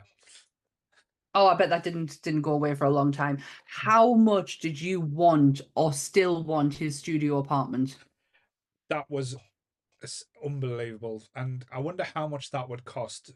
It was New York, wasn't it? I wonder how much it would cost in New York these days. Like that's a couple of mil apartment that. Oh, massively, and like having I don't like trampolines. They scare me, but the idea of having your own trampoline, pinball machines. Bunk beds. I love the fact that he's got a bunk bed. A Coke Pepsi machine. He had a Pepsi machine. Yes, like you can throw socks at it and one will drop down. Yep. Yeah, no else. So that was the thing. There was fuck all like. What else did he need? Furniture wise. That's a 42-year-old talking there. What else does he need? But so towards the end of the movie, had him and Susan moved in together, or because was he just spending time around there? I think he was just there because you don't see his apartment after that, do you? No. The scene though when she drops him off, that makes us sad. So I know we've discussed this before. I don't know if we've discussed it on a podcast. Is there, because there's like if you look on Google, if you Google it, they say, and again I don't know if I've seen it. It's one of those myths. If you think it's kind of like you hear it that often, you don't know if it's true. There's meant to be a deleted scene for this movie. So, and it was supposed to be like at the end of the movie. And again, I don't know. Again, might be something for someone to research. That when he's in the classroom, he's sitting there and he goes, Josh Baskin, and he like looks up and they go, "Oh, there's a new girl starting. Here's Susan." So the rumors are And again, I've heard it and wrote down, and again, it's one of the things I don't. It's when it's one of them myths things where you hear it that often, you think, is that true? That's basically the end of the movie, and was originally going to be that, but they cut it out because they didn't like it. Because she went and found the Zoltar machine and asked to be small. Okay, let's have a see. Alternative endings. So that everyone's waiting in anticipation now. See if I've just made this up. Some people believe that a home video release of this movie in New Zealand included an alternative ending. The alternative ending allegedly shows young Josh sitting in a classroom at school when he turns around and notices a young female classmate of whom he recognizes as Susan, who went back to the fairground machine and wished that she was Josh's age. Some claim that this version was also seen in Latin American television. The Book of The Book of Lists Canadian edition in 2005 includes the following account. In the original version, there was an additional scene at the end in which Josh is back at school and the new girl Susan arrives. The implication is that Susan went back to the carnival machine to make herself Josh's age. Due to a negative audience feedback, the scene was cut out of the movie. I have never, ever read that before. Right. So, because it says there, rumoured there, so it's not confirmed. It is believed. Yeah, they use the word believed. And it just says the Book of Lists, Canadian edition 2005, includes the following account. Right. So it doesn't. So there's no confirmation because Lee's spouting off in the chat now saying that he saw that ending. So are you Canadian or from New Zealand? Actually, something's unlocking here. I'm sure Lee's mentioned this before. Right. So that he said that, or is that another film that he's seen? I don't know. So we need to make a mission now to find the scene. We have to Lee, like not just Lee, like everyone. Like this is, we'll do a prize or something if someone ever finds it. and according to this, the Region 4 DVD release removes the use of the F word. Right. Okay. That's the ITV version. That's how that. Honestly, I got the shock of my life. I messaged Paul straight away. When was the wasn't it yet? But it's the same with the Goonies. Again, I'm sorry to harp back. I know that everyone's going to talk about the Goonies a lot, but the TV version had Chunk saying "ah damn" when he pressed up against the window. If you watch the Blu-ray version, he goes "ah shit," and there's a S-bombs and so much in the Goonies. They also cut out the stiff line. If you watch it on television, they'll put, it's a stiff. They cut that out.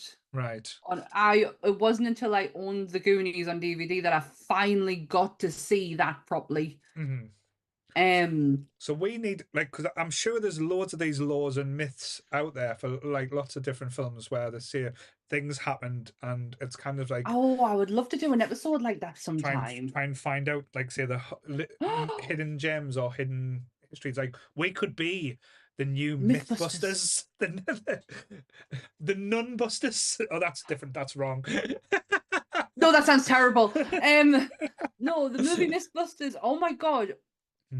If we can compile a list of these myths and try and see if we can break it. It's like that's a 2024 mission, there. A myth that Chris wears underwear. 2025 even. Oh, Chris is not a human being. Is he not? I thought he was part Android, to be fair. It's like when we go down Heritage this week, we're supposed to going to get the RoboCop outfit just so that you can keep going. Yeah, there's not to harp on about Heritage, but I am so fucking excited for this trip. So excited. It's Helen in the chat though. Chris has just came out saying IMDb says Lee is chatting shit. The top grumps is having a civil war, guys. Oh no, it's happened. It's gonna explode right here, right now. The friendship's over with.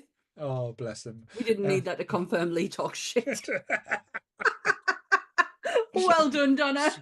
Bless him. He's going to be on in half an hour to defend himself, so he'll have a chance to say. I think some people here aren't human. Oh, bless her. He's gonna cry, isn't he? Then we're gonna cry. Then he's gonna I cry. think- Then we're gonna I cry. don't even know if I don't. And then we'll all cry. What's that off? Oh, it's off. Oh, The Craft. Yeah. He's gonna cry. I'm gonna cry, and then we're all gonna be. Sammy, are you human? Are you a god? Yeah. Yeah. Because if Come on. I'm a god, I Yeah. say yes. Yes. Always say you're a god. Simple lessons. Add child Susie to the whale. What's that? Okay. Child Susie? That sounds creepy. Jake making up more law now. Child Interesting. Susie. Child Susan, I think he meant. Susie, Oh, sorry. right. God, yeah. Yeah. Sorry, Jake. That literally did go over my head. My Deep cuts apologies. from Jay there because he called her Susie. Yeah, wow. Oh, no, I've never heard that up until now. Or at least I don't think I have. Mhm. I don't know. I just feel like Lee has said that he's seen a version of something. I remember having a conversation with someone about this before. It might have been Lee, but I remember, I don't think it was on a podcast, but it was just like we were talking about and saying, because I said, I'll talk about Big Old. Yeah, I love it. And I mentioned that I've read somewhere, because it, as you said, it cut it out because people felt uncomfortable with it, because technically they've been together as adults, so how would it be as children type thing, especially that element to it. But take away the sexualization of it all. Maybe she wants to go I saw back my and first correct boob in this things. movie. I refused to take it off.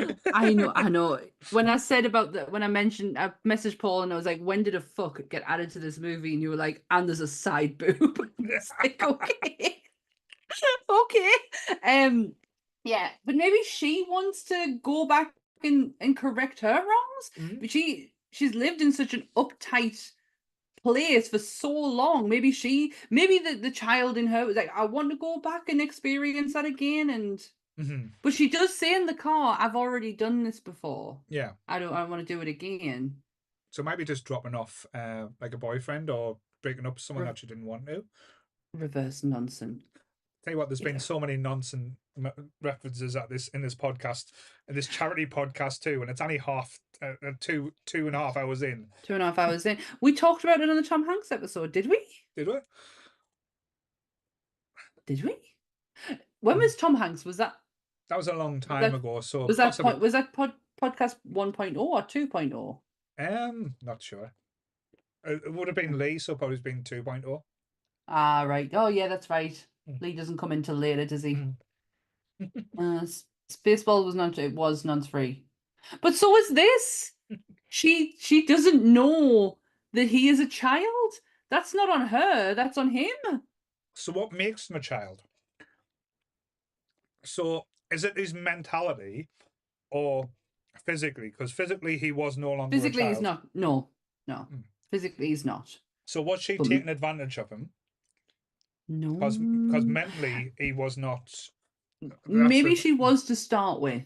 Right. Because she's very much a climb the ladder kind of lady because he lists off all them men, doesn't he? And the dad from Home Alone is awful in this movie. Yeah. I want to punch his face in. Yeah.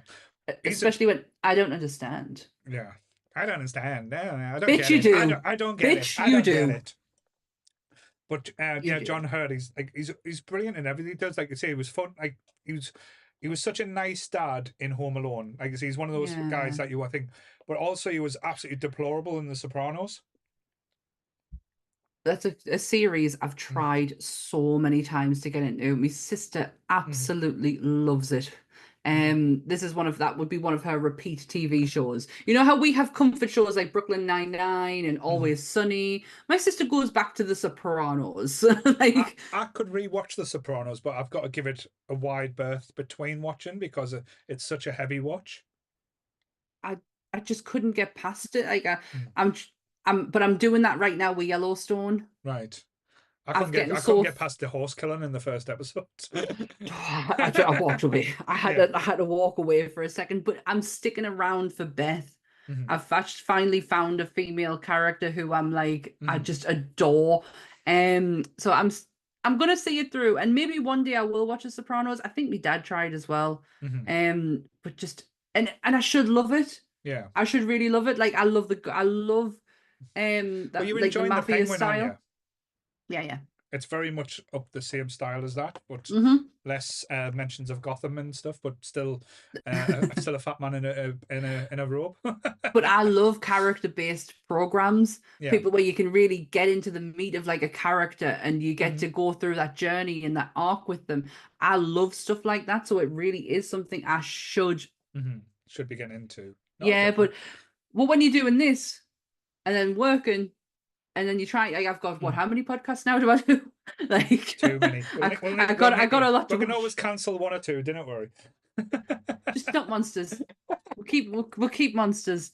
Got Don't some worry. good Top plans for Grumps is monsters. safe because it's not a podcast. Exactly. It's a web series. It's a pile of shit, I'll tell you that. But,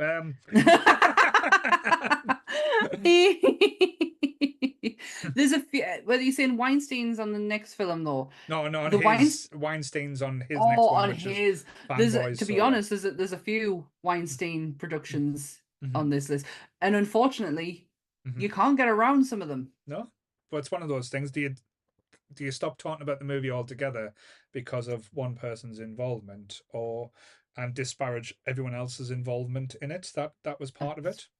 Yeah, that's what I say. Mhm. You can't take away everyone else's hard work and graft because of that absolute dickhead. Yeah. I wish I was on a podcast. Oh, one day, Chris, you'll get there one day. Yeah, you keep trying. Stop doing weird stuff, then you possibly will.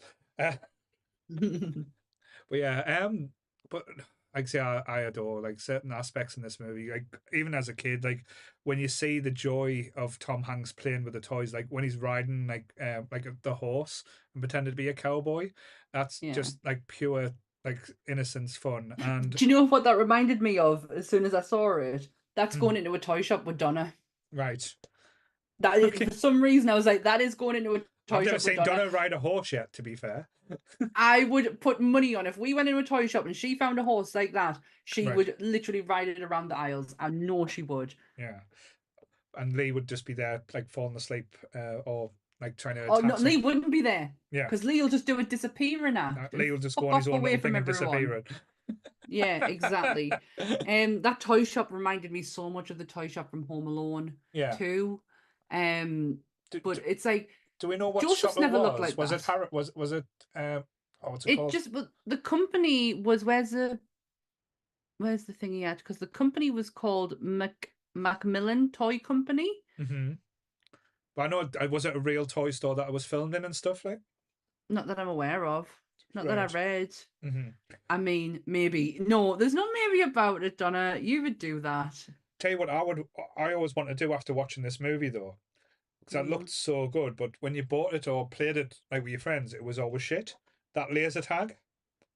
It made it look so good and so fun, but when you bought the home edition one, it was so terrible. You had to literally be like 2 foot from each other for it to register a hit. I don't think I've ever. Donna's saying I'd love to find it. I love finding toy shops like that, but I don't think I've ever been in a toy shop like that. Like I think the closest might have been Toys R Us. Honestly, like I don't think that I have. Like Joseph's didn't look like that from what my memories can take us back to. Probably the closest interactive one where you could go around and do stuff was probably the Warner Brothers shop in the Metro Centre. That had like the artwork and stuff where you could go in and play with certain aspects and play with things. Then over the road you had the Disney store where you could run and jump into the pile of pilot stuffed teddies when you realised it wasn't a pit, it was just a stage and it hurt. One of my go-to college t-shirts was from that store because in college I lost a dramatic amount of weight, and as a 5'9" person, I couldn't fit into a lot of clothes. So when I found them, I kind of held on to them. And one of them was a long, like a baseball style top with Bugs. Was it Bugs Bunny or Tweety Pie on the front? Right. I was always obsessed with Marvin the Martian style stuff from there. It was always like, say, the good gear type thing. Yeah. I don't think you can buy Marvin the Martian stuff anymore, can you? You can still get it. I've got like Marvel and Martian socks, which people that work were mocking us for the other day. Like, why? They were like, "Have you got Grinch socks?" And they were like, "No, it's Marvin the Martian." Like, who the fuck's that? And I was like, "Haha, you're young. You're too young. You're too young for my sock knowledge." Yes. Sammy's 5'9", tiny. It's taller than you. Bless her. Chris should really hate us by now. I don't know why. It's one of them things where it's like, I think if we were nice to him, he would just get bored and go away. I think. I think he would. I think he'd leave us. I really think he would actually leave us if we started being nice, but I don't know what that would look like because it's one of those I people don't that you just love to be mean to. Sorry, Chris. the thing is, people who are watching us or listening to us might think that this is just all a show, that we just do it for effect while we're recording. No, this is how we are all the time. Yeah, and he deserves it all the time as well. Like literally, he will push. Oh, you've got no idea. Like you've got no idea. The little shits and digs he has as well. He's a little monster at times. Him and Lee together, they're the two little cretins. No wonder they managed to like merge together and do a web series. Merge together on YouTube. Because you imagine them as like formed together as like one thing. That would be the like. No, it would just be the end of the world as well. Ew. Ew. I hope he's done the DIY for Molly as well, because you said there was DIY needed doing today, Chris. So hoping you're helping that lovely lady out. Yeah, because Molly needs all the. Last time I saw Sammy, she threw my insulin on the floor and smashed it. I don't even know how to respond to that. Like, I think it's a podcast, actually, Sammy. I think you'll find it's a web series there, Joe. And it's got, like, if you look on YouTube, it's got the titles podcast next to the ones that say podcast. So, yeah. Sorry. So, yeah. So, web series. Just like my Marvel one is a web series. And we're totally fine with that. I think Jake's not, but yeah.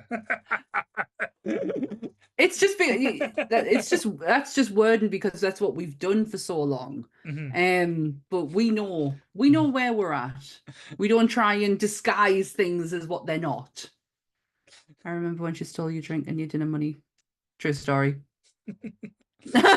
Why are you all making me out to be like a bully? I'm like the least bullying type of person here. To Lee though, when he said you had that beard, that was the funniest thing. That was I could have fucking. It's not so much the fact that I was on the list. It's the fact he voted for us. So I was like neck and neck with Jake. She's still not over it. Just I think it was Michael who did the poll, and it was Lee who voted for us. 14%. She even remembers the percentage, guys. How could you? I know. Ask us what podcast we did a few months ago. I couldn't tell you, but that stays. Yeah, that says how much she holds a grudge. But yeah, I know. Like, say we've skirted around the like thing, but yeah, this was the first movie I probably saw like almost like a full boob in as well, because it wasn't just bra. The bra slips off. Well, it depends which cut. The ITV one cuts off at bra. And like I think the DVD or Blu-ray version, you see full boob without the nipple. Yeah, I'm not paying attention to the boob, to be honest. Oh, it was a good boob. She had it just like not say that. Not gonna. Yeah, like Susan, you had good boobs. Just saying. So well done.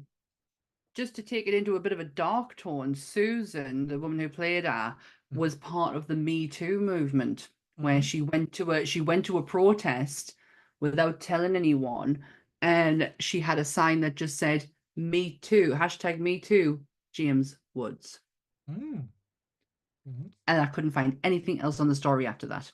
Right. So I was thinking, yeah, let's just because I was wondering what happened to her afterwards. She's such a face that I remember, but I don't think I can remember seeing her in much afterwards. It's one of those like faces of the 80s as well. So let's have a look. She was in the Flintstones. Yeah, she's Wilma. 34th Street. Recently done Weeds. 28 Days with Sandra Bullock. Not the 28 Days Later. It's a very different type of film. Very different. You're going into something very different if you think you're watching there. I've got a Binks, everyone. By the way, Joe, you've came at the right time. He's right here. Yes. She was in The Ring 2 as well, apparently. Was she? That's what it says, eh? Hmm. Not a big fan of the Ring movies. I do like the first one. No, I'm thinking of The Grudge. Sorry. Mhm. Your lovely lady wife got me to watch the original Grudge. Mhm. And then we watched the remake, like not the remake, but the one that was made for Western, like Western viewing. Because they don't class it as a remake. It's just they wanted to do the story to help out an American audience. Right. And I think we watched that one straight afterwards, and I was like, yeah, Mhm. I'm not really feeling these movies. And again, just a question, because I know like Aye. it has a different feel now as an adult, but as a kid, were you scared of Zoltan? No, I I was as wanted a one. kid. I Were thought it you? was quite creepy, and just the Oh, I whole want theme one. and stuff. And just I know you are the Queen of Macabre as well, though. So Does he realize at the beginning it's not plugged in? Because I know at the end he does. Does he not realize it's not plugged in? no, not till afterwards. Not till after he's getting his wish, and he's like looking around, and, like he kind of looks at it weird.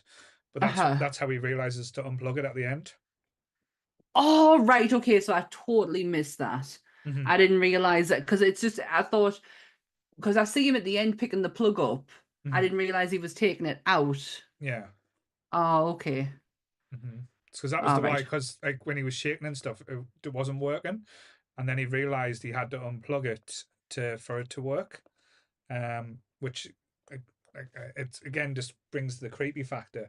But Yeah. there's which I don't realize as well. There's a skill element to the game. The one he's playing. There's Ultar.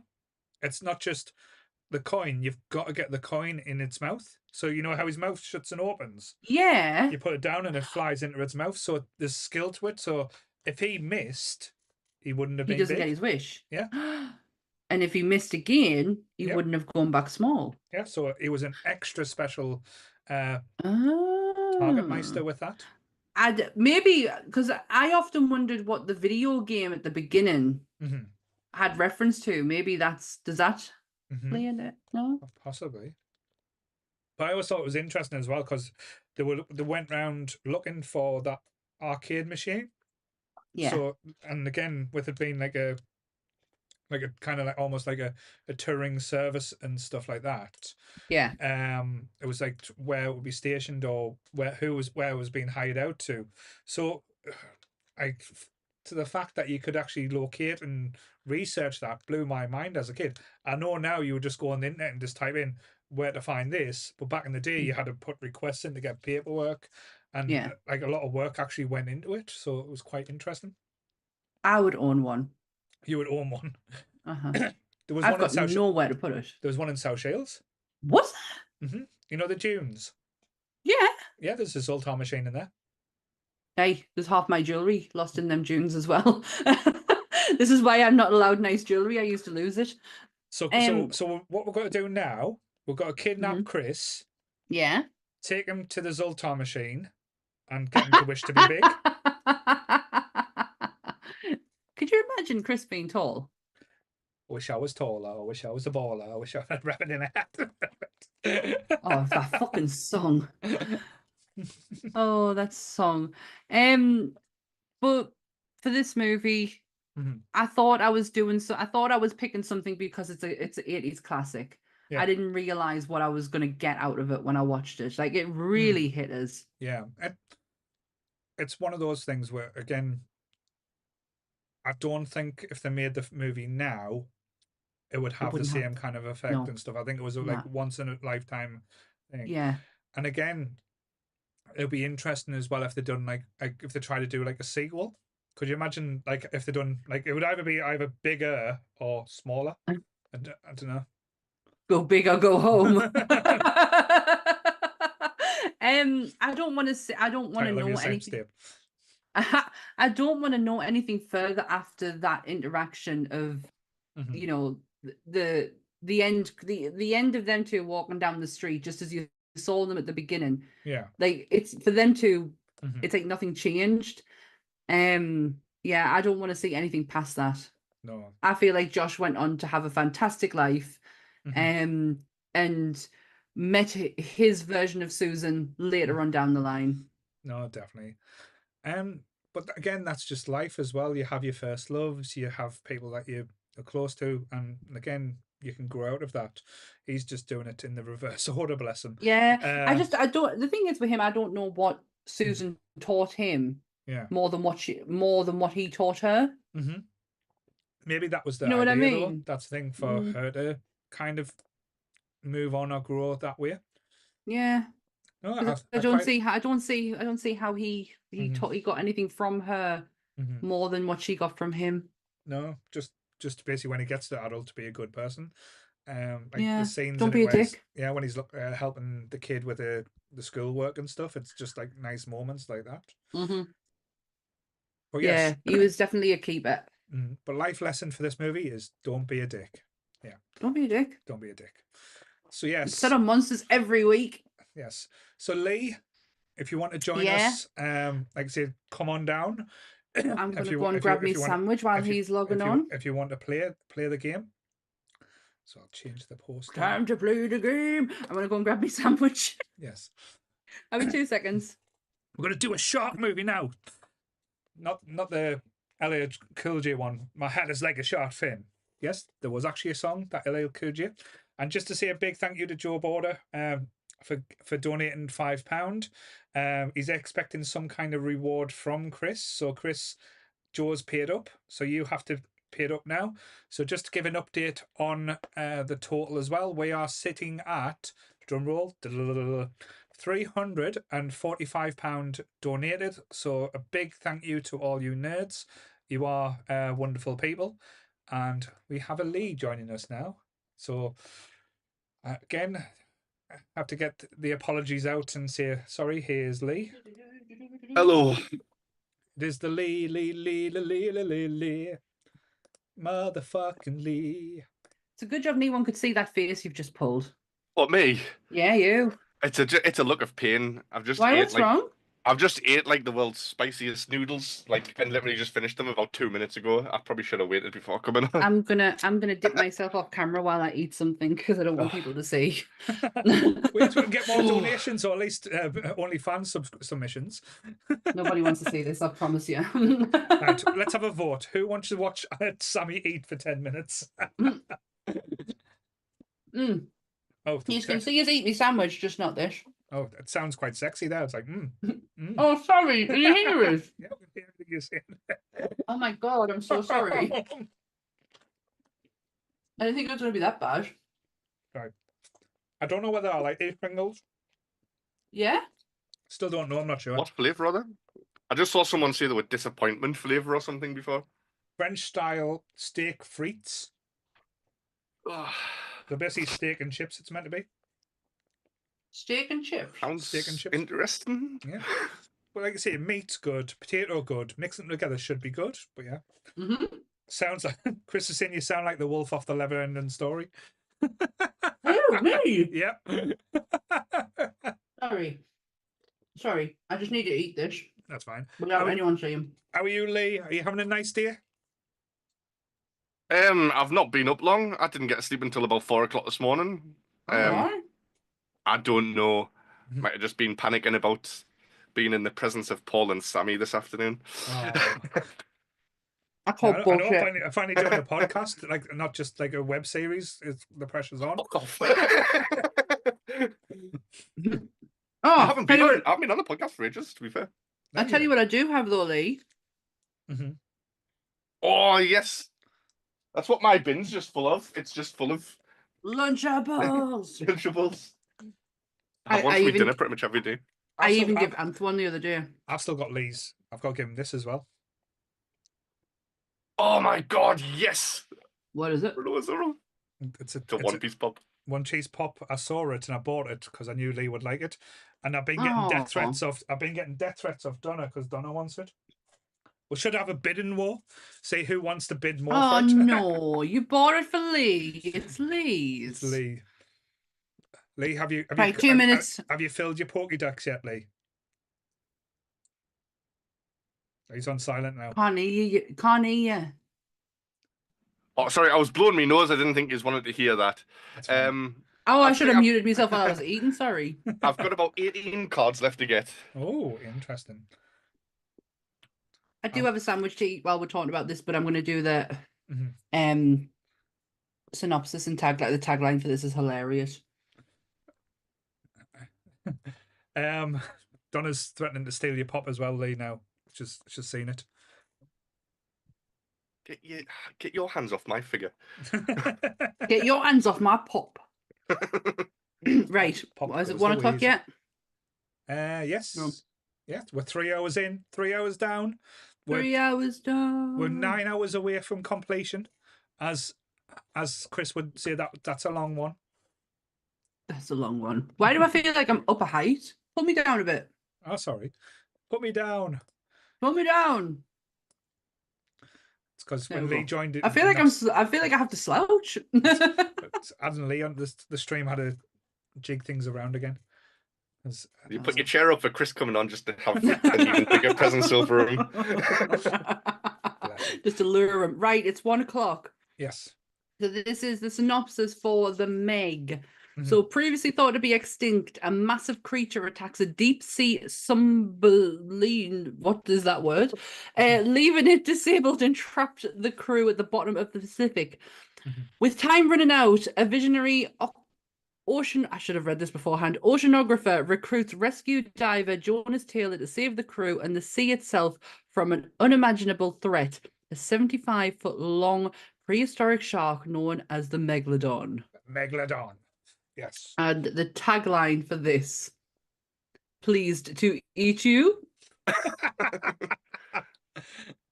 It's almost like a spoof movie in itself, though, isn't it? It's like a love letter to Jaws, but also like it takes the piss all the way through. No, you saw on the money with the love letter to Jaws, because there is a scene that completely pays homage to Jaws at the end with the little boy and the lolly, where he's like, I want to go in the water, and the mum's like, no, you can't go in the water. And then she does the whole looking around for him later on as a complete homage. Didn't know this was a book. Yep. It's based on a book. Did not know that. It's like, you remember when Jaws blew my mind? Yeah, when you realise Jaws was a book as well. Didn't know that either. Right. But I'm just going to give you me cool fact about Jason Statham before I eat my sandwich. Right. The reason he is so extremely comfortable in water is because he's a competitive diver. He competed in the Olympics in Have you seen the videos of 1985 him? and 99. He's a really good diver. Yeah. Did he do all his own stunts in this movie as well? Does he? I don't know if he did in this one, but I watched the second one last night, and he does most of his own stunts in that. Yeah. Like any scene of him on the jet ski, it's him. Anth wanted to watch the second one and not watch this. The second one's ridiculous. It's amazing, but ridiculous. Yeah. It's crazy. But I still like when this film comes out, a lot of people give it shit because everyone wanted to take it serious. You can't take this movie serious at all. It is one of the most ridiculous movies out there, to the point where you just gotta say, stop your belief system and to say, right, this is not real, this can't happen. It possibly potentially could, but again, if it's not going to happen, shall we say. Just enjoy it. It's got Jason Statham as an elite Navy SEAL diver, and exactly. And I was worried as well because I know Lee's got some props, so I'm scared to see what comes out later. I haven't got props. I've got a guest. Right. Shh, just quiet. You'll be on later, okay? Right. Oh, okay. Did you know that they actually found a megalodon tooth? Right. Where? HMS Challenger found it in the bottom of the sea, but because they set it to a certain date. Right. They actually think it could be older. The mineral coating around the fossil slowed the decomposition, so it's actually fresher than what they were. So it could predate prior the Ice Age. Right. Okay. Yeah. Interesting. Well, I went on a bit of a deep dive on this. The book describes that it's gone into this trench underneath that layer of thermocline. I'm not even going to try and say the blah blah blah blah trench. Because when the Ice Age hit, it tried to get to warmer waters, or all the Megs swam into warmer waters, and that's why they're down there. Right. I think that's why the book explains that they're in this trench. Right. Sorry, my cat can sniff a sandwich out. I'm going to have to give him something.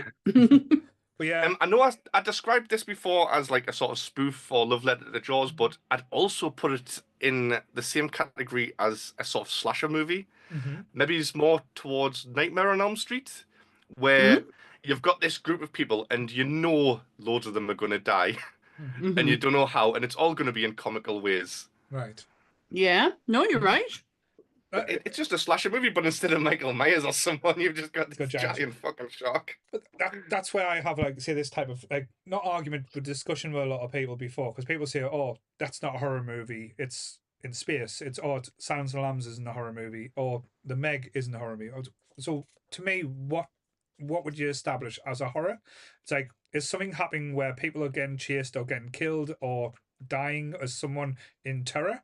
Yes. There's fear, so that's a horror movie.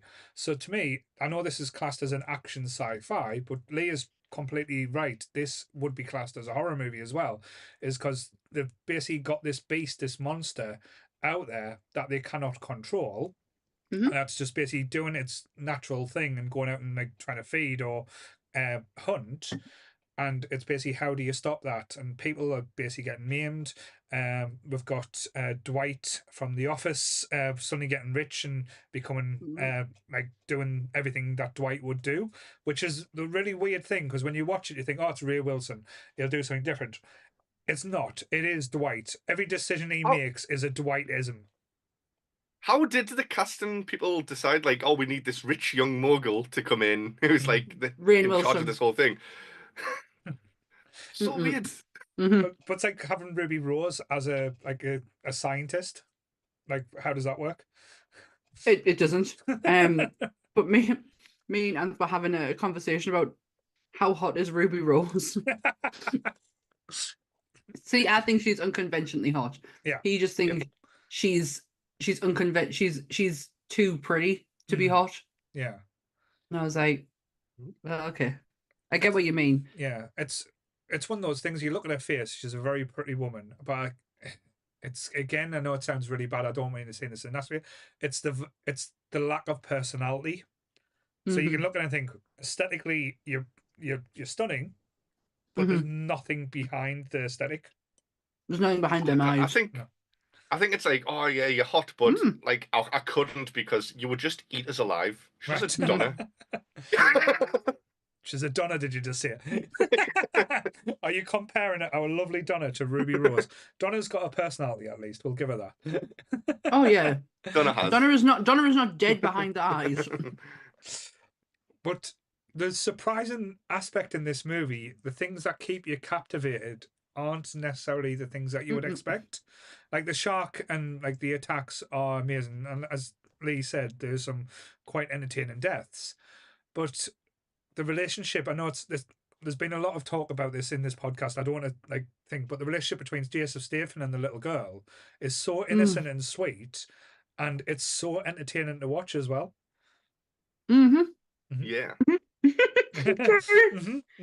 I'm nearly finished. How do you feel about this, Sammy? It's a typical movie trope, though, isn't it? Where it's like that rough, like, soldier guy who is like gruff and mean with everyone, but that 8-year-old girl's the only one that can really touch his heart. Well, his mum does as well, but I was out in the middle because Hero was in it from Hero from Heroes. Yeah. And I was getting, oh, class, I loved him in Heroes. Doesn't last long in the movie, but he has like a heroic death. Yeah, I said something really bad. Right. What did you Not say? as bad as what I can say. I said, is that Data? And he went, no, Sam, that's Hero. And they don't all look the same. And I was like, oh. They're both like very small, slim Asian people with the same haircut, so it's fair. Thank you, Lee. But as soon as they popped up on the screen and they're like going down to this dangerous place making jokes, Toshi and the wall, my first thought was just, that's what me and Chris would be like if we were like sea scientists or whatever they're called. Sea scientist, marine biologist, maybe? Marine biologist, that's the one I was looking for. Sea scientist. No, marine biologists are no longer. I want all of them to be referred to as sea scientists from now on. The scientists of the sea. But yes. Oh my God. It's like Sharky and George. You are really Sharky. We're just When they trying to go work out down if Sammy Swallow's okay. That's all. when they Sorry. go down into that trench, though, it's Yeah. such a magical, wonderful place. That trench, like, it's very dark and mysterious, and it doesn't show you much of what's down there. No. It's got It's that horror terrifying. element because it's like, oh, something could jump out at any moment, Mhm. but it leaves so much to the imagination as well. Oh, totally. I don't do the sea. Like, and No. everything you described there is why I don't do the sea, because you don't know what's in there. And now that the idea that of this movie that a get big massive fuck off shark could be down there, like even a baby shark, fuck that. No. I tell you what I did love. Jason Statham is so Jason Statham in this movie. I have completely changed my opinion on him since I saw Spy. Oh my god, what an awesome movie. Isn't that so? It is so brilliantly funny. The fact that he can actually take the piss out of himself is just. But then watch this afterwards, and you're like, "Oh, I get it now. Like I get you now more than what I did before." His one-liners in this, when he opens the hatchet up to his ex-wife, and he's like, "Isn't this the worst I told you so in the history of I told you so?" I love his relationship with his ex-wife as well, where they didn't like it would have been typical for them to make that they're going to end up getting together again and rekindle the love. Yeah. But they didn't. They had an adult relationship in a movie for once, where these two people that have broken up can actually be friends. Yeah. And they're like amicable about it, and she's like saying, "Oh, like, what is it, Soo Young? So young, yeah. Like, oh, she likes you. You should go for it instead of just being a dick." Yeah, And you should be with me, adult, kind of thing. that's how adult relationships should be, and how adults should act. Yeah, But you're not good. Not me. You're not- My they exes weren't can good- get in the bin. Well, after what I've heard, they can. I've lost my train of thought now. Sorry. I do have a fun fact. I do have a fun fact about this movie. Oh, I've been reading up about this. Did you know they based the story of this movie and Jason Statham character on someone that we know? Did you know this? No. It is based on Chris when he was in a merchant navy. This is a true life story. I've got sandwich on my face. If you heard Chris's merchant navy stories, you wouldn't be saying that. I heard he was the barrel boy though. I don't know what that is. We'll leave that there. Fun fact: I've actually punched a small shark to death before. Chris, see, this is who where it's based are on. You? It's based on Chris in the Merchant Navy days. He's really. He's not really Chris. He's really James Bond, 00 negative. My good God, Chris was the shark. Well done, Graham.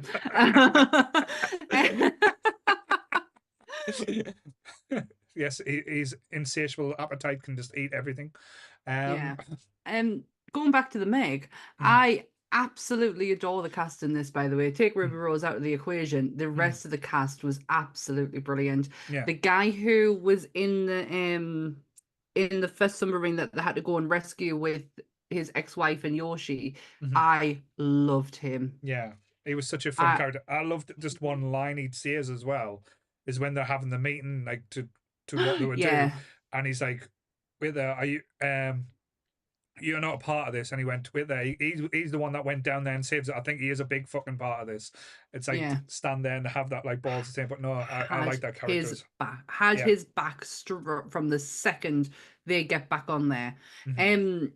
I didn't mind what's he's called, Hella. Oh yeah, he had a good redemption at least.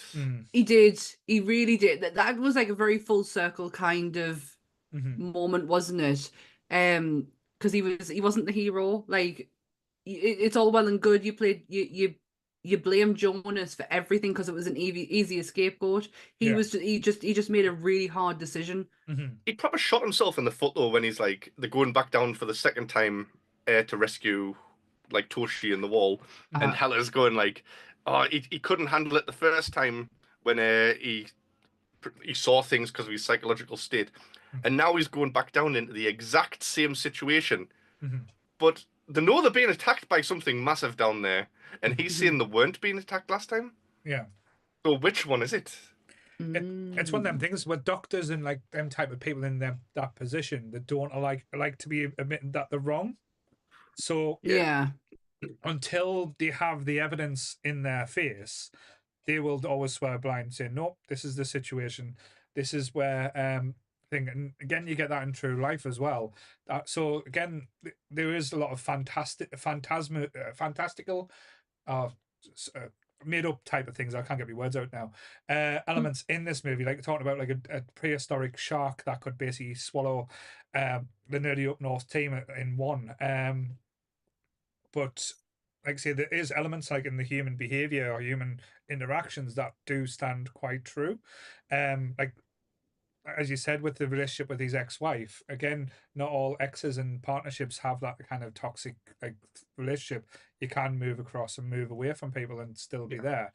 But like again, that to me, in my perception, Hella is a true reflection of someone with like say who knows too much or thinks to know too much and refuses to back down on their like say Oh yeah, it's what? me.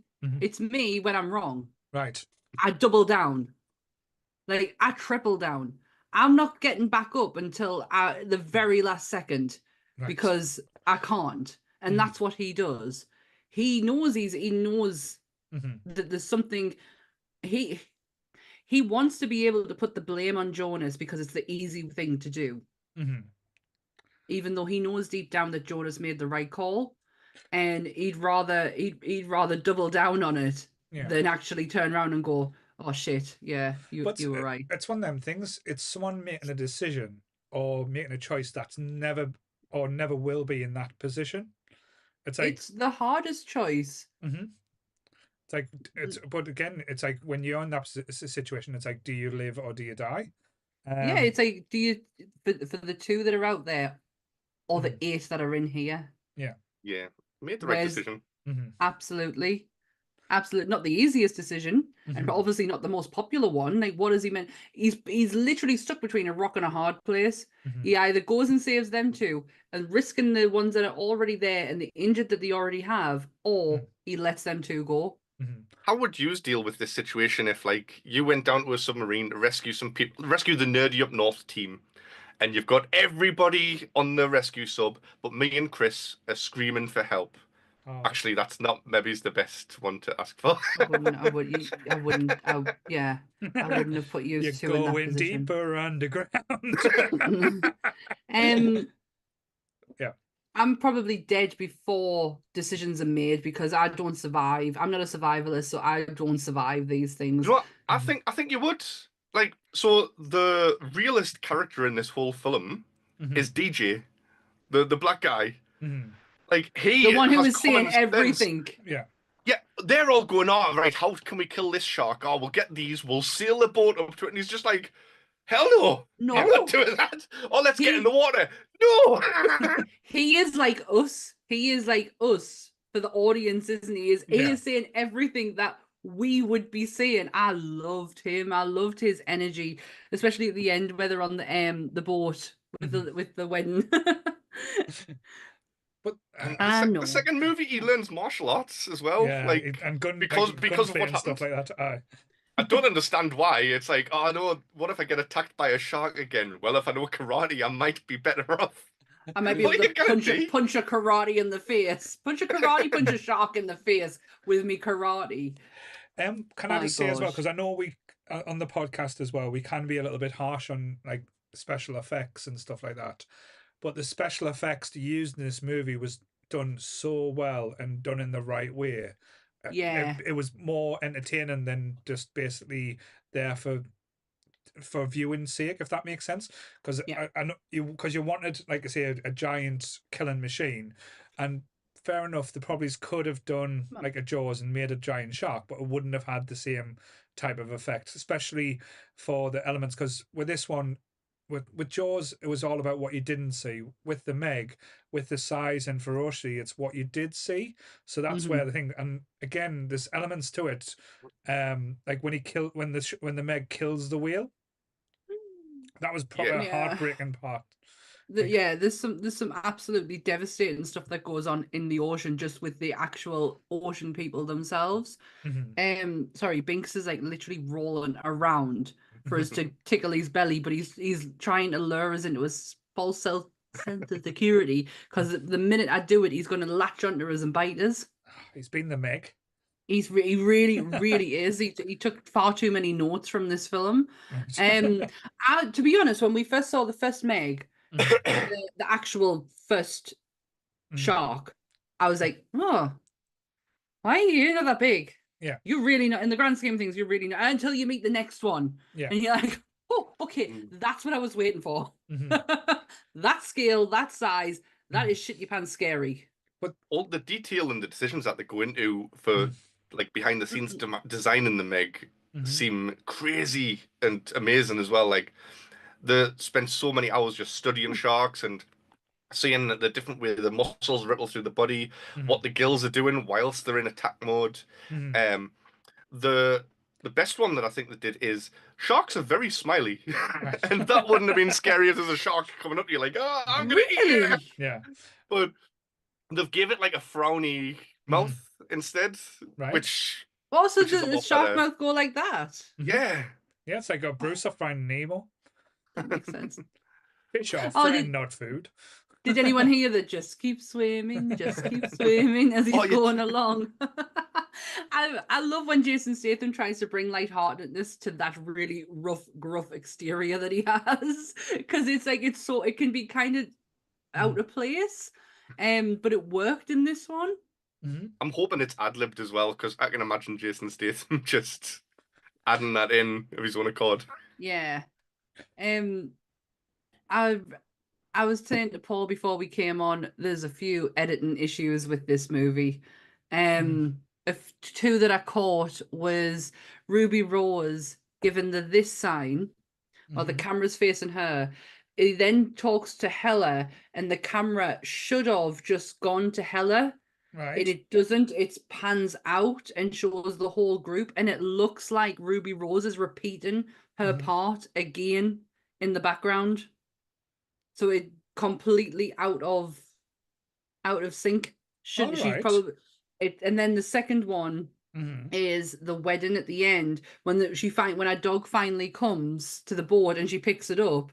She's covered in water and everything, and then a split second later, she's back on the top of the boat with her husband. No dog.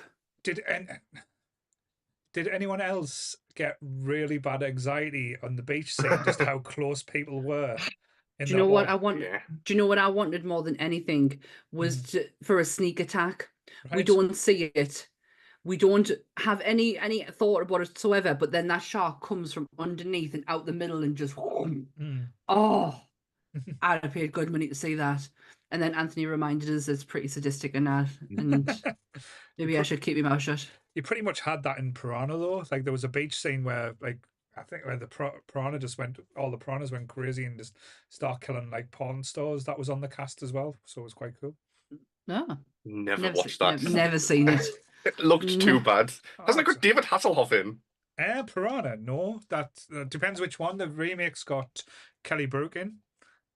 Who's famous for doing an underwater, fully naked scene. Also, it's got Christopher Lloyd in. What? Yeah, it's got Christopher Lloyd. It's got Elizabeth Shue in as well. He's just done it. It's a bit, yeah. It's just went all sharp. He's just got his nails. He went like that, and then he just went like that. But when it comes to like horror movies and stuff as well, I love like a good shark or like a shark monster horror film. Like Deep Blue Sea is always hilarious. The one In the Shallows with Ryan Reynolds' Blake Lively, is brilliant. Yeah, I've heard that's quite good. And thought that Deep Blue Sea should have been picked instead of the Meg. Well, it's pretty much the same film. As I said, you just don't get the premise of that. This smart shark that can swim backwards is the premise with Deep Blue Sea. But you get the Samuel L. Jackson speech where he's telling everyone how he's a survivor and how he's going to get through it. Then he gets nom nom nom. Nom nom. But then Mash you of get, nom nom. but then you get LL Cool J singing "My hat is like a shark fin," which is just weird. That was Is like, this a movie of LL Cool J dead but not dead? oh, he doesn't die. Yeah, No, he's got a common He's theme a about. chef, isn't yeah, he? he's a chef in it. Aye, but it's got. I can't remember anything from that film apart from him throwing a lighter into a kitchen and blowing a shark up or something. Yeah, it's like Thomas Jane being all basically just being Jason Statham. So it's pretty much could have been two films exactly the same. Where there's a laboratory under the water, but instead of being like a giant shark, it's a smart shark. Here's a question. Take Jason Statham out of it, recast him as someone else. Do you think this movie has the same effect? No, Or does it become more serious? it loses the fun element. I think Jason Statham is like, say, he reminds us so much of Bruce Willis in aspects, because Bruce Willis can, even though Bruce Willis is a really serious person in real life, but on screen he's not scared to take the piss or like have a bit of fun. Yeah. He's in one of my all-time favorite films, Death Becomes Her, and that's not the Bruce Willis that you know. No. So yeah, I get what you mean by that. I just thought if you had like somebody else, it just takes that element of, because this feels very much like a B movie of the now. But who would you cast though, like to play a gruffed Navy SEAL diver like that like, Jesse Ventura. Jason Momoa? No. No. The more we have, the less we have a Jason Momoa, the better. No, Jesse the Body Ventura for sure. Have Arnie come back with retirement. I'm back. Yeah. Yes. That'd be so good. You totally that would totally change the trajectory of this film if you have Arnie come back in. But to be fair though, you would have Arnie like underwater with a machete just hacking the Meg to death, like a hand-to-hand combat. Yeah. The guy that played Jason Bourne in the series. Who was that? Didn't watch the series. I would go for someone like Alan Richardson or whatever he's called, who plays Jack Reacher in the new. Right, the big guy. Yeah. Yeah, like he was in what was that DC thing that I used to watch? Titans. He was also Aquaman in Smallville. Yeah, he was. Yeah, he was.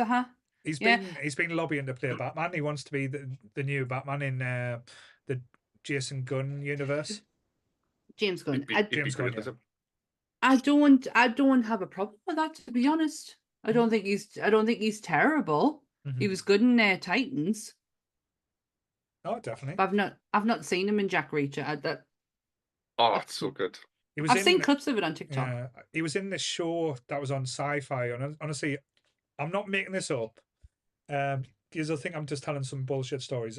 It was called Blood Drive, where it's set in the future, where fuel and everything's gone, and how they power cars is by blood. So it's like a Mad Max type world where they're trying to get through it, where they're killing people and using the blood as fuel. I don't know what to say. I don't know what to say about that. What got me is Chris's comment. I feel like you're not making this up. Not like that movie you made up.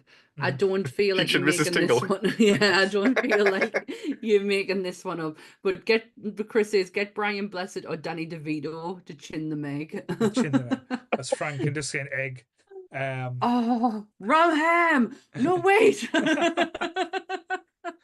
You could. Where would you? Oh, sorry. Go on. I was going to say, could you have the cast of It's Always Sunny on that like kind of like station with the Meg running around? Like what kind of chaos? They kind of did like their own boat episode, didn't they? When you remember when they bought the boat. So you just have like the implication.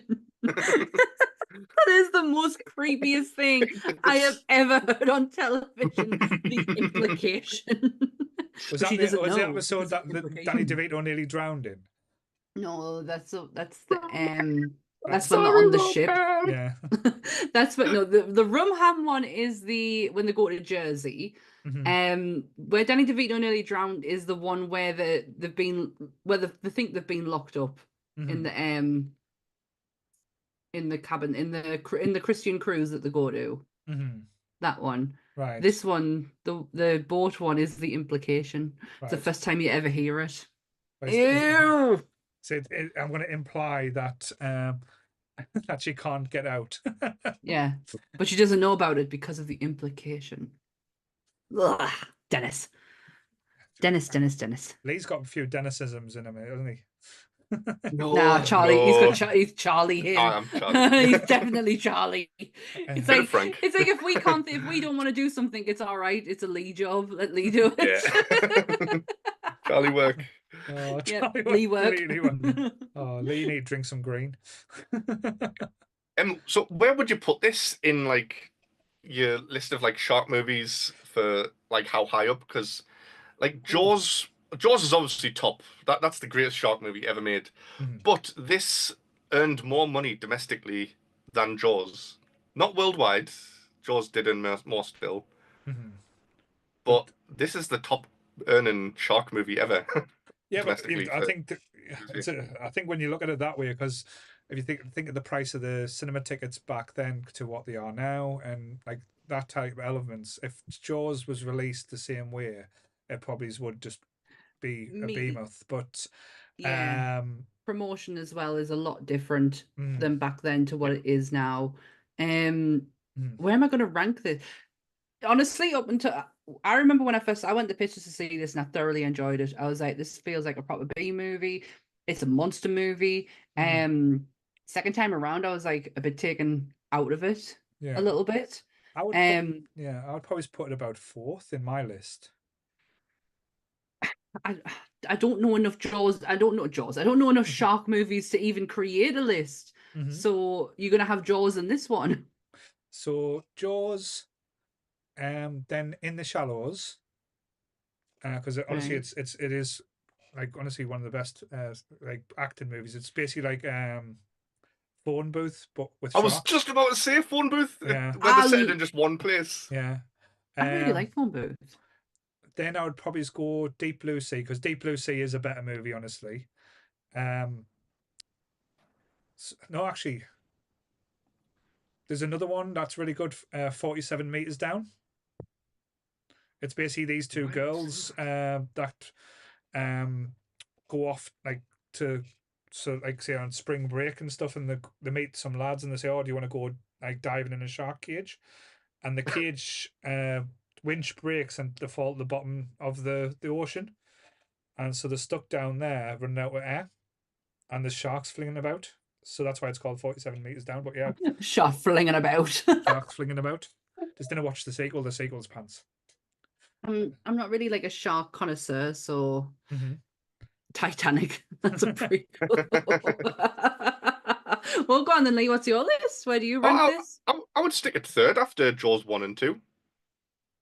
2's not good. Jaws 2's not good. I love Jaws 2, especially the ending. It's just the electricity wire thing's just iconic. I think it's a better kill than the first one. What smile for me, you son of a bitch. That's yeah. I mean, it's great, but it's not very believable for the shark to get a tank stuck in its mouth. Right. But for it to bite electricity wire. Yeah. Oh, is that the first or the second? Then first one. The when first he gets one. The first one. All right, yeah. Canister in his mouth and he shoots it and he blows up. But then, is it more believable than Jaws: The Revenge when the shark? Those movies don't exist. when the shark's family decides. Is that why I've not seen them? Take revenge. It's psychically connected to Rob Schneider's. Not Rob Schneider. What's it called? Rob Schneider. Richard Dreyfuss. No. What's he called? The sheriff. I've got his name now. His name now. Yeah, his wife is psychically connected Brody? to the shark. Chief Brody, like his wife and everything. Chief Brody. Yeah, his whole family. She moves to the Bahamas, doesn't she? And a shark. And the shark follows her. Shut the fuck up. After killing her son. Shut the fuck up. But it's alright, Michael Caine saves the day by driving a boat into it. Stop. Just stop. Yeah. I've never seen it. That's another good thing for the reference, because in that movie, the shark jumps out the water and roars. Sharks don't have vocal cords or anything like that, and it's just ridiculous. It's like sounds like Godzilla or something. But Has they Chris took been that into teaching you his shark law? Because like I was going to say, you know a lot about sharks. I love sharks. They're amazing. right. But they took that into account when making this movie, and they didn't want the shark to be making noises, but because of the size of it, they were like, well, we can have like water gurgles where it's like deep gurgling noises, or like where it's like hitting land, so it's like making like noises, and that's all the things that they're hearing. So it's not necessarily coming from him. It's just the noise around him, the size of his mouth, to the air hitting it, to the the speed that he's going. I get that. I love noises like that. There is one where it comes out of the water and it sounds like a roar, but I read that it's meant to be like the water gurgles from like the thing in its mouth, like. Right. Did you know what else noise I love? You know when they've got the thing attached to the shark, and it's is it a they've got like this kind of crane thing on the boat, and you know when it starts to bend, that metal sound. I love that sound. All right. I love the sound of bent metal. A little bit AMSR for Sammy there. And I hate AMSR shit. Who got hit by the crane? Someone got hit by the crane and they should have died. There's so many occasions some people should have died. So many. Tell you what was an absolute breathtaking scene. Like even if like for a B movie like this, it was beautifully shot. Is when the little girl's going wandering about like the laboratory, and like Nick was sitting there going, who the fuck lets a little girl just walk around this place where there's so many things that she could get her hands on or destroy and stuff. But then she's at the window and she's like, the shark's coming up behind it, and it opens its mouth, and you hear her scream, and they come back down, and all you see is a little pinpricks of teeth around the window. I took that for the video that I did for TikTok. I took that as a clip for this movie, and I literally watched it from start to finish before I even recorded the section that I wanted. It's so brilliantly done how she's just tootling along, like nothing's a care in the world. But it's the fact that she, as much as she's scared and she can't move from it, she kind of like leans in a little bit. Yeah. And then it does that dunk off the off the window. That is a beautiful monster setup. Bex was exactly the same, saying like, who lets this little girl run around in a station by herself? And like, it's just like, shut up, man, it's a movie. Just watch it. But also, like, there's only about 10 people on this station, and they don't know that sharks the size of the Meg exist that could bite the size of that tube. Yeah. So it's not just as far as they know, she's safe. It's a like say as you said, sea scientist laboratory. It's basically all these different equipment. There's got to be stuff there that basically could harm, or the little girl could break. And again, what you've got to remember as well, the so many miles under the sea, or how deep they are under the sea. It's not a safe place for a little girl to walk around. So I mean, look at you two trying to look at the logistic side of it when you're talking about a movie that's got a megalodon in it. The book is called A Novel of Deep Terror. Right. But in the book, the Meg only attacks at night. Right. Since living in the deep water has made its eyes sensitive to the light, it only attacks in daylight when it had been blinded during the course of the book. The movie, however, had the Meg in daylight with no consequences. Right, okay, interesting. They've been trying to make this movie from this book for years. In the 90s, there was a version rejected where the shark had wings and would like fly around outside of the water and stuff. No. Flying no, shark. no, Right. no. Right, Okay, but no. I'm not saying a flying shark with wings would be it'll be an interesting take, but with it being underwater for so long, how would it know it could fly? And also evolution just does not work like that. It just doesn't. I think the 90s was a weird time, so I don't think they cared. Science. We'll just shove some wings on. Oh my god, no! They're killing all the people they kill are wearing popper pants and stuff and glow Or just sticks. ripping their pants off and running away. Oh, it's like it's like seeing a Sharknado if sharks are flying out of the sky and just land on people randomly. But That's yeah, one shark no. movie I've never watched. Like, I I'm think Sharknado. trying to we've bring seen a myself to bit. watch it. I think we started to watch it because I feel like I've seen clips from it, but I can't dare say that I've seen it all the way through. Mm-hmm. But I'm not going, like, unless it is Jaws, I'm not going out to watch a shark movie. This was just, I, I had a cinema card and it was on at the time. Right. Do you know what I mean? I wasn't looking forward to this movie. I hadn't seen any promotional work for it. I just had a cinema card and a spare Saturday afternoon.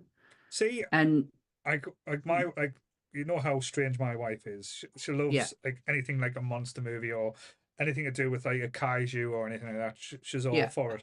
So as soon as she saw that there was a giant a monster movie about sharks, like literally she was all in.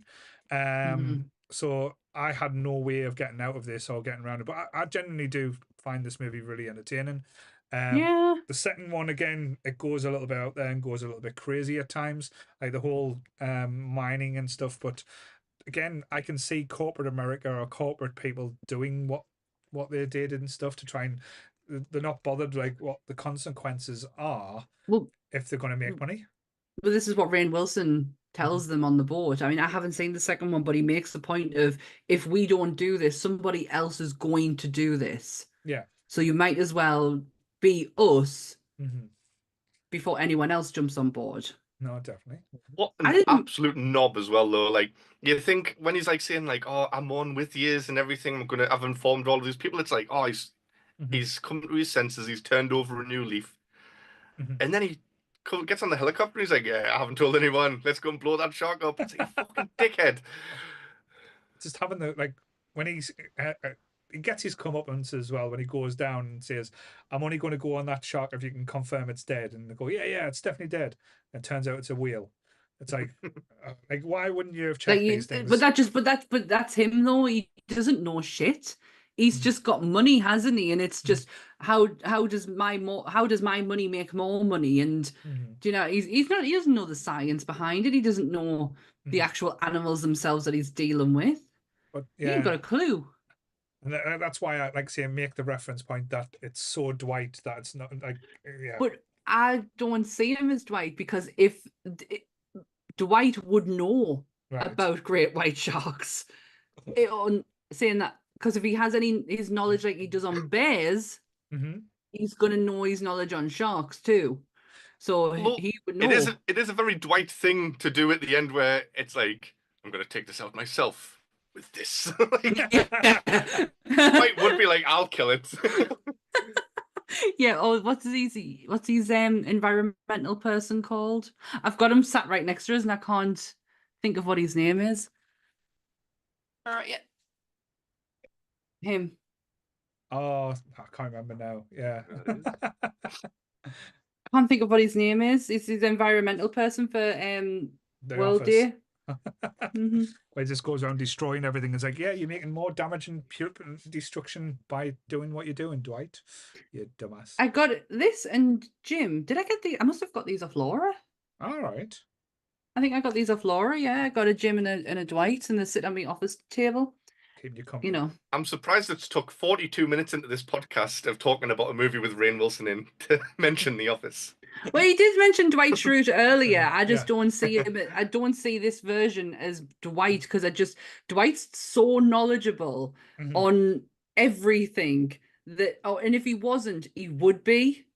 He would go out of his way to become knowledgeable on it because he couldn't have somebody knowing something he didn't. But in that situation, they didn't know the Meg was there, so he wouldn't have that knowledge. He would just be Dwight in a situation going, "Shit, I'm surrounded." So he probably would, but he would just react the way Dwight. He'd just go, "Michael." It took me a moment to even realize that it was Rainn Wilson because he didn't have his glasses on, and I thought it was stupid me. I thought it was Huey from The Boys. Like he's got a very. I get that. No, I get what you mean. Like scruff up Huey a bit, and yeah, I do get what you mean by that. I love Rainn Wilson. Obviously, being a huge Office fan that I am, and he's in House of a Thousand Corpses. You know, he's Fishman. Like he's Fishman. So, but Every time he kept coming on, I was like, saying, Nance, do you know what his wife's called? What is this And one called? Christmas. What? Yeah. Her actual given name is Christmas. They're a great couple. alas. They are so. The thing is, though, when you hear him talk and say her name, it's so natural. Like it's just her name. It's not, the season that we're coming into soon. Oh, they're such a lovely couple, and he has his own podcast as well. Very honest and open podcast about his mental health and guests that he has on their mental health as well. He's a very spiritual person as well. Who's this? Rainn Wilson. All right. Well, interesting.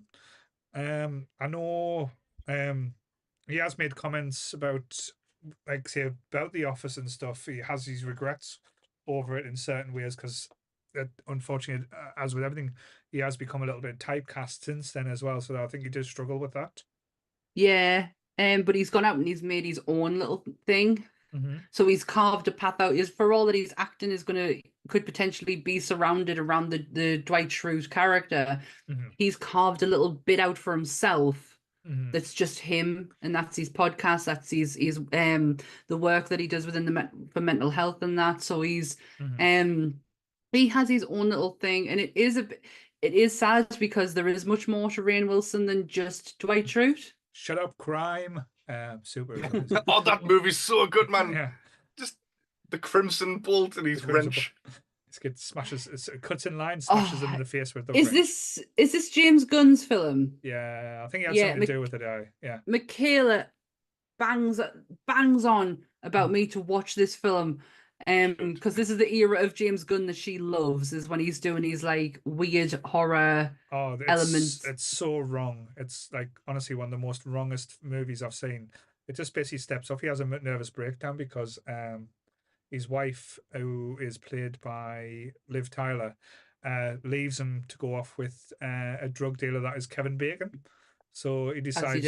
She's been kidnapped against her will. So he becomes a superhero to try and protect her. And honestly, it's just wrong. Like everything that describes in this movie, Ellen Page, but then that whole scene, the sex scene, is one of the most disturbing things I've ever seen. Yeah. But it's not sex scene; it's a rape. So, but but the opposite side, it's not like he's been taken advantage of. Bless him. But yeah, it's an uncomfortable watch. But honestly, still one of the most weirdest, interesting films. But it's up there with Ryan Reynolds' Voices. The Voices. That's a strange one. That's one of my favorite movies ever. It's like such a good mental health movie. I'm sorry, but Lee, that's one of my most favorite movies ever. I've never heard you speak like that. It's a really good movie. See, I'm not the main one. Sammy's the main one. I'm not always main. You know that's not true. I am a sweetheart. Sweetheart Sammy. That's what they come. As we're coming up to the end of the Meg one, is it alright if I get my special guest to read out a few facts about this movie? Absolutely. Now this is my cousin. Nobody knows it's my cousin. And he's wearing the same clothes as us. Don't be alarmed. He just idolizes me that much. I got you. So he's going to come on and he's going to read a few facts. Okay. About the Meg. I do apologize, everyone. I'm not prepared for what's about to happen. What? It's me, Jason Statham. You may recognize me from the movie The Meg, which isn't so much a movie as some people just were filming at the beach and caught me fighting a giant shark. And they decided to put those clips in a film. And here are my top 5 facts about the movie The Meg. Number 1, the scene at the end where I harpoon the shark in the eye. They actually CGI'd the harpoon in. In real life, I punched the shark once and it died instantly. Number 2, the parts where they're throwing the chum in the water was real. We kept finding shark-infested water, but every time I got in the sea, the sharks became too intimidated and swam away. Number 3, the nice Asian lady who played Su Ying first day on set, just from being in my presence, became pregnant. That fetus left her womb and grew into an 8-year-old girl in only 8 days, thanks to my superior genetics. Then we decided to cast that child in the movie. Number 4. The dog seen swimming in the scene at the end was also played by myself in heavy prosthetics because I am a master of disguise. I can't do this. Number 5. I was supposed to be in a nude scene fighting the giant octopus, but test audiences couldn't tell the difference between which part was giant octopus tentacle and which part was my manhood. Wow. Thanks Oh. for having me on. I've been Jason Statham. Thank you very much. I sit over there. Shut up. Why is Carl Urban joining us? He sounds like Carl Urban. And why is everyone logged off? Everyone stopped watching us. My friend Lisa from work has literally joined as Jason Statham joined, and I can't apologize enough for what you just had to witness. So this is not us. So I'm a bit worried. Lee, you're coming on in a bit for Speed. Don't. I haven't got any. I've got notes for that, but you're not going to blow us up or anything like that. Don't start calling us. No. Yeah. The podcast doesn't need to stay above 50 miles per hour, does it? Pop question, asshole. Pop question. Oh, good lord! I'm gonna have to take a toilet break before we get into the next one because that almost killed me, and I am drinking far too much water than I should be. I'm going on to number 3 now. So we should have a bet on see how many weeds Sammy can have in the 12 hours. This is my only worry was because I pee far much than I should. Right. You'd be driving a bus, but you can't slow down. Lee and Jason, thanks so much for that. No problem. That was Thank you. That was so insightful. the whole dog in the prosthetics was my favorite. I love the octopus penis. I wanted to know if it had suction cups attached as well, but I guess there's questions we don't need to know or we shouldn't know. Leave us to the imagination. We shouldn't even be asking. Yeah. Leave it to the imagination. But yes, shouldn't be asking. So the Meg, yes, a big giant shark that eats a lot of people and causes a lot of fun. Great fun. I would always recommend watching it, especially if you're a shark lover. Yes. Who picked this? Is your pick? This is my pick, yes. So yeah. So the next one that's coming up is, I don't know if many people have seen this movie. It's definitely Lee's favorite type of movie. It's a musical. What is your problem? You get really like, what's the word? Like uppity when musicals mention it. Fuck musicals. Like. Imagine on our days out where we're like hanging around in town, if all of a sudden I started breaking out into song and a crowd joined in. But doesn't that just happen? It would be so weird. But doesn't that just happen on the happen on the podcast with me normally, where I'll just like say randomly start singing a song? I log off. I swear to God, the next time we're in town, if you don't start singing a song just out of nowhere, our friendship's going to be in question. Right, I'll let you log off, Lee, because Kelly's waiting in the wings there. No right, you introduce Kelly. I'm going to go and sort myself out. Okay, no bother. Thanks for having us. I'll see you in an hour. See you in an hour. Bye. Bye.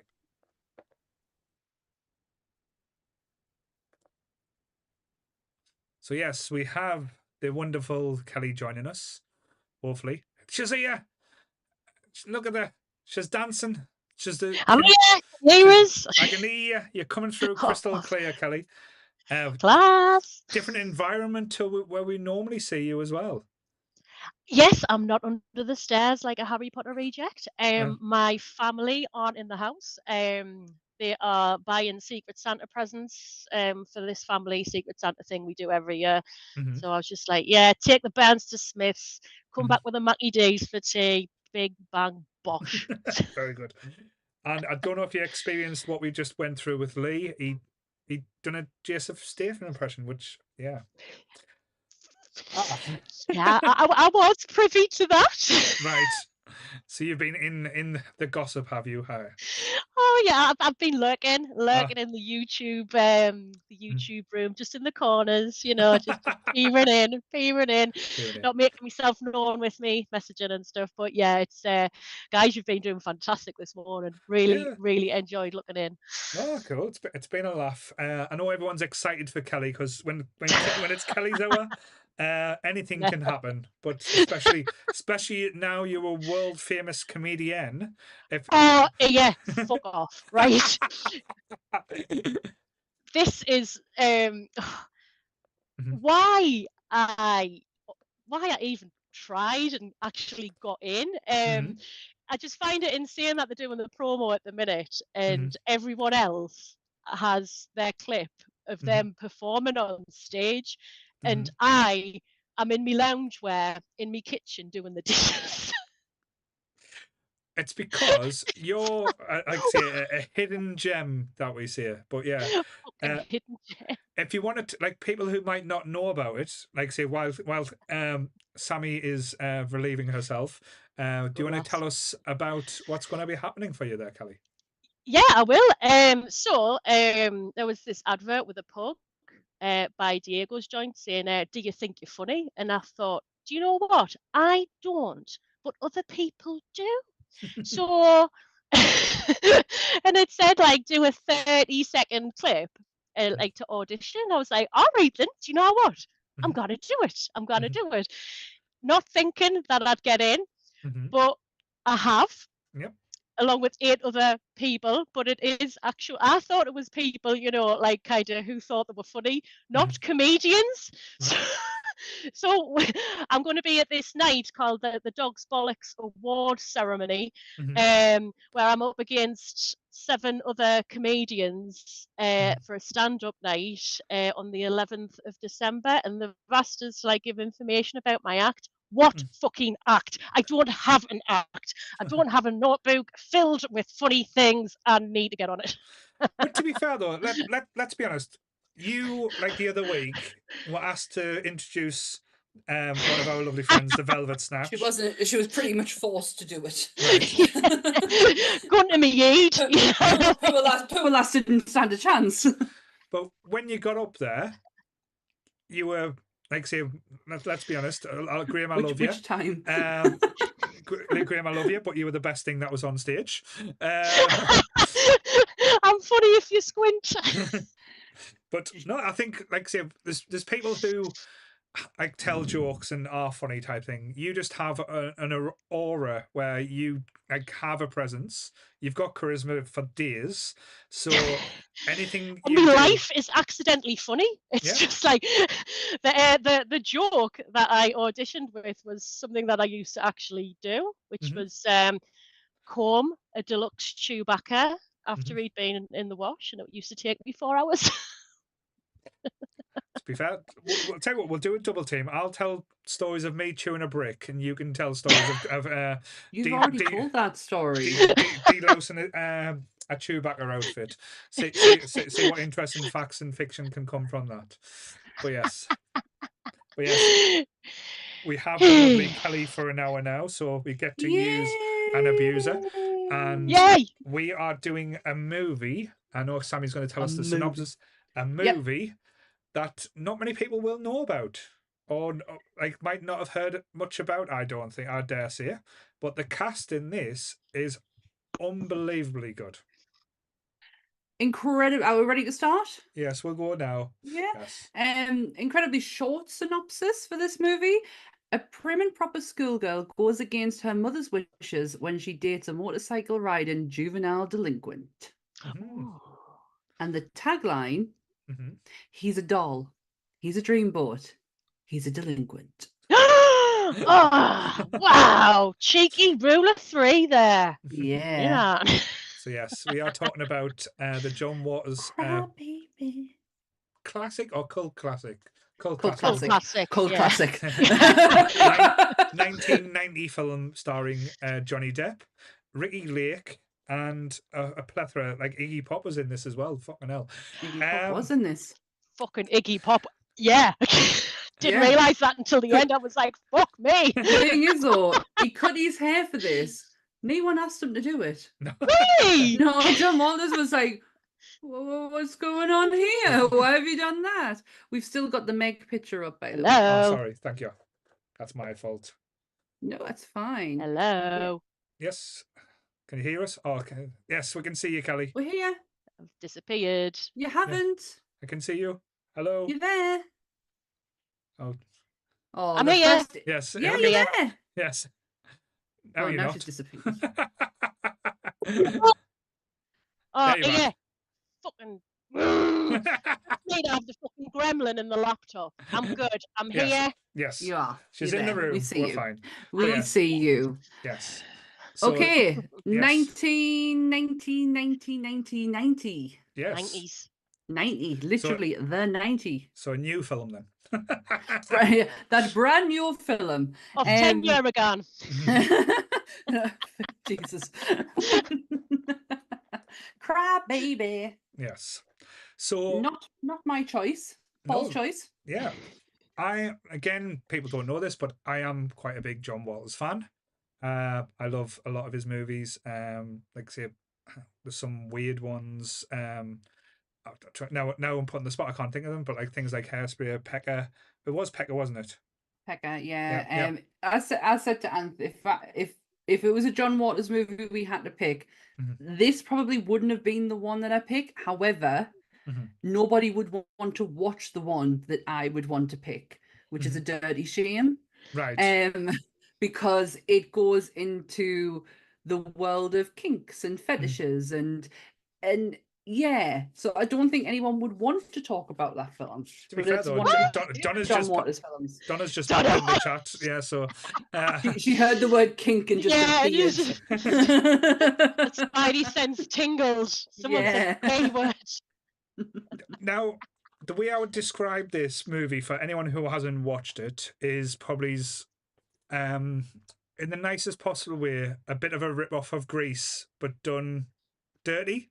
So it is like it's nothing clean about this movie. There's no sheen to it. It is rough and ready, but it's just a whole lot of fun. Like it's just silliness. It's just stupidity. It's got some of the most toe tapping songs as well.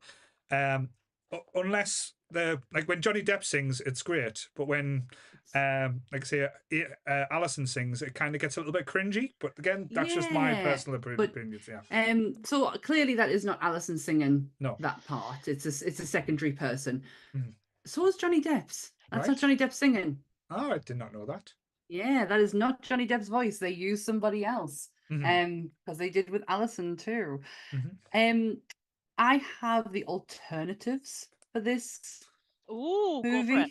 movie. The people who were considered for the role before Mr. Depp was cast, because John is an eccentric type, and he has a circle of friends who, you know, are very different. Hatchet Face being one of them, and that's the type of friends that he has. So he doesn't know who's who in Hollywood. So he goes to the department. He goes and buys all the teen magazines, and just starts flicking to see who's the nicest looking person. Comes across 21 Jump Street. That's how we found Johnny. But the the considerations were Tom Cruise. Wow. Robert Downey Jr. Just remember where we are in the RDJ might not have been too bad. You're gonna hate this one. And Jim Carrey. So if nobody's seen when Peggy Sue got married, Love that film. it's brilliant. Oh. He plays kind of like a doo-woppy in the 50s. He actually could pull not him off. I think he could pull off the squares. Yeah. But do you know what I mean? It's I couldn't see him doing Johnny Depp's crybaby role, but I could definitely see him, especially after Peggy Sue. Yeah. Him being on the other side. But yeah, Jim Carrey. Interesting. Jesus. Yeah. Definitely not Tom Cruise though. No. Fuck. Can you imagine Tom Cruise with a tear coming down his face when he's 1, 2? The last alternative person that I have, who was considered for the role of Alison, Mhm. Drew Barrymore. I could see that Yeah. because she has a little bit of like a devil in her. Because Alison, I did love this movie, but Alison was a little bit too clean cut. She was Yeah, I love her too much Sandra D. Like I know when, like I say, we have the changeover in Greece, and she gets like the hot pants and like the big hair. Alison didn't have the same effect. It wasn't much change, was there? No. She didn't. If she dressed like Tracy Lords, Yeah. Oh God, yeah. then we're talking, and did the hair but she didn't really have that transformation. No. She is one of them kind of thing. Even her grandmother had more of a transformation than she did. Yeah. She did the skull and crossbone flower on. So, and I mean this in probably the sweetest possible way. When I watched this movie, I literally thought this movie was made to have Kelly in. Like Kelly would like fit in this movie. If you had Kelly in a movie, like in this type of thing, she would just fit in perfectly. Yeah. Yeah. Yeah, you're sitting with that Oh, grandma, God. aren't you? You're sitting with them. What are they called? The I mean, drapes. She was the with drapes. the drapes. Yeah, you're with them. I get that. Do you know what? It's insane how the first time I saw Crybaby was this year. Right. Crazy. I did. Do you know what? And it's one of those 80s films. You know, I love my 80s films. It's one of those, and yes, I know it's the 90s, but if you, I know, but it's like, into the it's, 80s, you know. We're not nitpicking here. We're not nitpicking. But it was something that it wasn't on the shelf of VHS that were taped off the telly. You know what I mean? Everything else was. So, so when I used to do burlesque, one of my friends did a routine where he was like prison guy, and he had the song "Please, Mr. Jailer." Please, Mr. Jailer. Mr. Jailer. and they were like, "Oh, Crybaby, yeah, Crybaby," and I'm sitting there going, "Yeah, Crybaby." What's Crybaby? I never watched it, and I felt like such a fraud. I was like, "Oh God, it's too late to see it that I haven't seen it." And it's one of those things I've always meant to watch. So I went through like a bit of a phase where I was like, "Right, I'm gonna watch a film. The phone's getting chucked to the other side of the room. I'm gonna watch a film."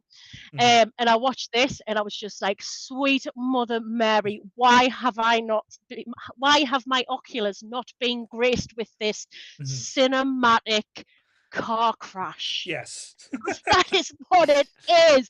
But it's parody. It's no wonder it didn't do very well, because people just didn't get it. It was taking the piss. It was a parody of teen musicals. And I don't think people got that shit back then. They were like, well, this is stupid. It was. And it was, but if you go off what Paul said, like this is almost like the alternative Grease. This is Grease through John's eyes. Yeah. This is how he Grease. sees it. Yeah. Totally get that.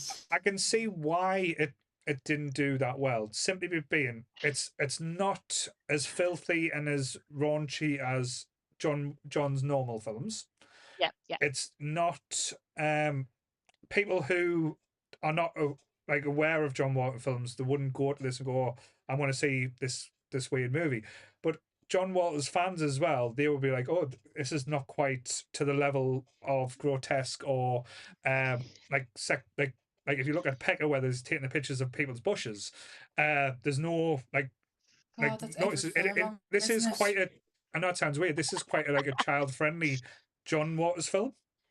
So it's very much it's very on the nose with their Serial Mom. Like Serial Mom doesn't have that kind of grotesque feel about it. It's just John being able to tell a story he wants to be able to tell. Yeah. And in his style and fashion. It would have been very different if the late great Divine was alive, because it was Divine who was going to be Crybaby wasn't the star of the movie. It was going to be Hatchet Face. Yeah. Hatchet Face was meant to be Divine. Yeah. And it would have completely changed the whole structure of this. But Divine never got a chance to do it. John never got a chance to make it with Divine and went with the actress. I can't Kim think McGuire. of her. Yes, Kim McGuire. Kim Who McGuire. did fucking mint. Yes. Yeah. Who, Hatchet Face is a brilliant character. Hatchet Face, shit the bed. You know, it's the stuff of nightmares. You know? I still laughed like when we watched it the other night when the cow ran away from her. And like, see, that's type of humor. But I remember watching this as not like when I first seen it. It was on BBC, but it was on at like 11:30, like close to midnight. And I was thinking, all right, it's a John Waters film. It's on at late, so at least it'll be a bit crude, a bit nasty. But it was probably the most PG-13 movie I've seen on the BBC at that time of night. It was like, all right, there's nothing offensive. There's nothing kind of like overly explicit. The only thing that makes you feel a bit ick is when the kissing scene, when they're teaching each other how to kiss. No, you don't need it. Nope, stop. No, and was like, should we give it a try? I was like, fuck no. Why are you You know what it reminds us of? Oh god, yeah, it was like being at Annabelle's Nappy Night when I was 14. You know, it was like, oh my god. People, it was like, you know, yeah, will you meet me, mate? And you're like, meet? Oh my god. All right, and then it'll be like two bears fighting over a fish. Anyone outside of the northeast, that's what we used to call hooking up with each other. Meet me, mate. Yeah, I got confused when I first got asked. When I first like someone asked us that, right? Oh, will you meet them? I was like, well, will you meet us? That's good. All right, nice to do. All right. Did you put your hand out for a handshake? How do? How are you? No, meet. I was good. I don't understand the premise. Meet, like what? Carnivorous? What? Yeah. What? Meet. I was an innocent fool back then. Weren't we all? But no, you see, and that was one of the most awful like scenes. The scene that made me quite bilious was the beginning, the inoculations for polio. Fuck me, the syringes, like it was huge. Glass with like rusty metal, you know, to pump. I didn't think you would be able to get through that opening, Paul. I actually messaged him yesterday because I watched it yesterday again. And I was like, I've gone through this whole opening sequence to turn out it's in fucking French. Like, that goes on for about 5 minutes or something. And then the first person who comes on the screen, and none other than bloody Patricia Hearst. And then she's talking in French accent. And I was like, God's sake. Yeah, Patty Hearst is in this film. And if any of you history buffs didn't know, she is one of the first people to be tried under the Stockholm Syndrome when she was kidnapped. And robbed a bank. Oh, she's also the granddaughter or great granddaughter of Randolph William Hearst, who was a mogul in Los Angeles. Pretty much, he fucking owned Los Angeles in the early 20s. Yeah, she's from money. They even have the Hearst Castle. She's from the money. But yeah, she was convicted under. Well, they tried her defense was Stockholm Syndrome. That she was brainwashed into robbing a bank. I think she served 7 years in the end. All right. Yeah. Oh, she's done interviews before where she talks about her kidnapping ordeal and how horrific it was. But essentially, you kind of prove Stockholm Syndrome. So you couldn't prove that she wasn't. But you could prove she was at the bank. Yeah.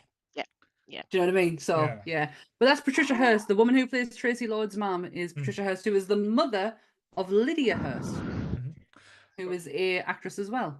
No, definitely. I think she's been in quite a few John Waters movies as well, like Patty Hearst. Yeah, Patty Hearst, yeah. But like when we're going through the cast, like Ricky Lake, like honestly, I know people know her from the talk show and stuff like that. But when she was like, go Ricky. I know her from John Waters, but I used to love the Ricky Lake show. Who didn't used to love a bit of trash, man? Right? It was better than like Jeremy Kyle or whatever, like say other trash ones we used to get. Like what was it called? With it wasn't as good as Montel though. Montel Williams! Oh, what a guy! What a guy! I'm sorry. Yes. we're not having an episode on daytime talk shows. That's not going to happen because we'll get shut down pretty quickly. I'm not your father. I slept with your sister.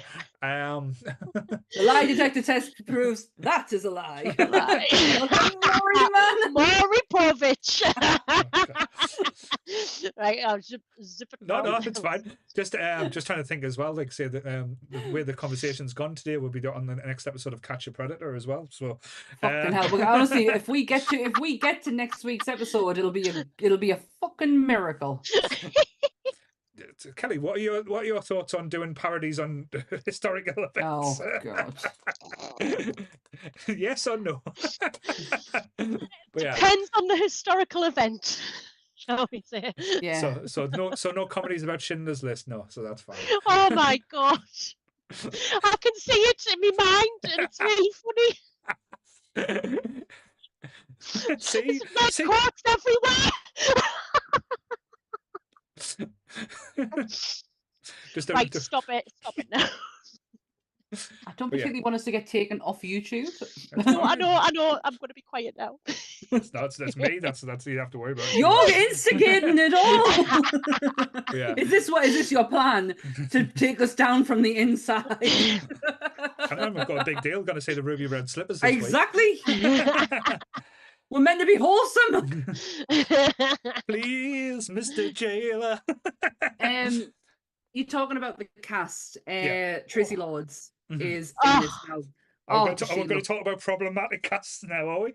No, you can put that in there, yeah, because this is literally just after it all breaks. Yeah. Tracy Lords actually, in an interview, has spoken very highly about the cast and crew of this movie. Because the FBI, the media were all trying to get a hold of it. The FBI wanted to give us I can't say it. The lawyer thing, when they get to go to court. Subpoena type thing, yeah. Subpoena. Yeah, subpoena. That's it. Thank Subpoena. you. They wanted to hand a subpoena to her over the pornographic films that she was in. And John Waters, the cast, the crew, heavily guarded and protected her. If the FBI were coming through one door, they were pulling her out of another. Yeah. They literally had her back to the point where they hid her from everything. And she has not forgot the treatment that she got from this cast and crew. Yeah. They made sure she was safe and that she had a safe environment to work in. It was a scary time for her as well, because I know, like I say, everyone makes jokes and stuff about it, but like for what happened, like it should never have happened. Like she shouldn't have been allowed to do what she did, but what did, and the backlash she got when it wasn't her, like she just basically told the truth, where she had people from like the porn industry put hits out for her to be killed because like say because they were expecting it to shut down the business. Like not saying it's a not very nice business to keep going, but again, it's not her responsibility, or like say if they didn't do the correct checks, that's where it always like throws me, and like the abuse and stuff she kind of gets. That's always like, again, and it sounds weird sticking up for her for that type of thing, but the way like the industry and everything treated her after that, because she was blacklisted for like not just the porn industry, like I don't think many other companies, I don't think she did other than John Waters. I think the next big film was Blade. I think Blade was the next big one that she actually was part in. I couldn't tell you. I just know that she was in Serial Mom. Yeah, she's in this. Is she in Hairspray? Don't know if she's in Hairspray. I think she's in A Dirty Shame. Not sure. Hold on. Tracy lads. But the cast and crew also revealed stories of them being in trouble with the law to make her feel better about herself. Like, listen, that was this time I stole a can of Dr. Pepper. Iggy Pop would have had some interesting ones, I think. Exactly. Freaking hell. He would have made her feel so much better. From what I've just seen on her list, it looks like a lot of B movies. Let's have a look. So Tracy Lords. Oh my god, that is a massive chunk of her life. 2 seconds. Just while you're Filmography. loading Oh, up as well, we've had a few donations come in. Yay! We've had one from Mama Bear for £20 saying good luck, have a great day. So That's I my don't know mum. if but there, I'll make myself look nice. Hi, Sammy's mum, if you're watching. Behave. Are you a square or a drape, Sammy's mum? And we've had £5 from Anonymous. So thank you very much from Anonymous. So our Thank total so you. far is £370. So yeah. Wow. Getting So- closer to Cracking. that. Okay, she's been in a lot. Mhm. You think she hasn't worked? The girl has worked. All right. Yeah, so yeah, she's done a film every year, if not two, since 1988 up until 2024 when she's in a movie called Greedy People. All right. Yeah, she has worked. I'm not saying they're big named movies, But she's but working. she has certainly worked, and Oh. she has also been in television since 1988 every year up until 2018. And the last thing she did for television was Swedish. Was Swedish. What? Swedish Dicks. Good lad. Music videos. Right. She's done them. Video games. She's in Hitman. All right. She's done music as well, hasn't she? Well, she's done music video appearances. She's in Gimme Gimme videos. Good Lovin', Notorious, Trash Song, I Wanna Sex You Up, and a song called Back on the Street, and then her list of porn films. And she stopped in no, that's a okay. Tracy, I Love You is the last porn movie she did. Right. That was the one she did where she was actually of age. It Because was made she 2 started days after her 18th 18th birthday. Jesus. After she had become like the mogul of her own like porn industry. and I find it insane that she technically retired at 18 from porn. Yeah. Yeah, I totally get that. Some girl. She was stunning though. Like I'm not saying Yeah, she she isn't now, still but like is stunning. like in this movie as well though. Like because she's surrounded by some interesting characters as well. But she stands out in this movie for looks wise, like how beautiful she is. She was doing the wings look before it was kind of like cool and hip and stuff as well. It's the Betty Page fringe for me fringe, that the just fringe. does it. It's the Betty Page fringe with the massive hair behind her. Like she's good. That fringe is very hard to pull off unless you've got the hair to back it up with. And Tracy Lords has she looks phenomenal throughout this whole thing. Love her. Even love her today. And Zack and Miri make a porno. Absolutely brilliant in it. No, definitely. But like, say one of the things, because I know we were talking to Lee about this, he hates musicals. The music in this, like, I don't think there's a bad song when so there's ones where like you'll listen to and you'll think it'll not stay with you, you'll not kind of remember, but there's none that like you'll think, oh, I'm bored, I'm gonna fast forward or like to turn off, if that makes sense. It kind of keeps the story going and it's quite entertaining. Yeah, the last one. The only one that kind of sticks in my head is the Mr. Jailer one. Yeah. Yeah, that class. The scene where she's standing on the car. You know what I mean? Yeah. And that hair. That beautiful, beautiful hair. Oh. There's a song. There's not a song, but there's a bit of music in this that kind of sticks with us when it's the when they're doing the bunny hop. And it's and then they start dancing again. It's that bit. I can't get it. The clapping out my head. Right. Okay. But because I know we mentioned at the start that there's a lot of like riffs or elements that's probably taken from Grease. Like as you said, this is a John Waters like version of Grease in a way. Yeah. Like to the point where they do the whole like in Grease they do a drag race where this time they play a chicken, and like the way they do it is just like elevating it further to the point where it's like so ridiculous where Crybaby Walker is on the roof of his car, and then you've got the King of the Squares, which annoys me when I watch this as well, when you watch it back, because all the way through it, they try and portray the Drapes as like the bad guys, the idiots, the people that causes trouble. But these squares, these clean-cut losers, all they do all the way through is cause trouble for everyone. Oh, shit. Yeah, they're awful. Yeah. They're no different than the kids in bloody Animal House. Mhm. You know, these good people, they were the worst. Mhm. They were much worse than the other ones. I was going to say something that's totally gone out of my head.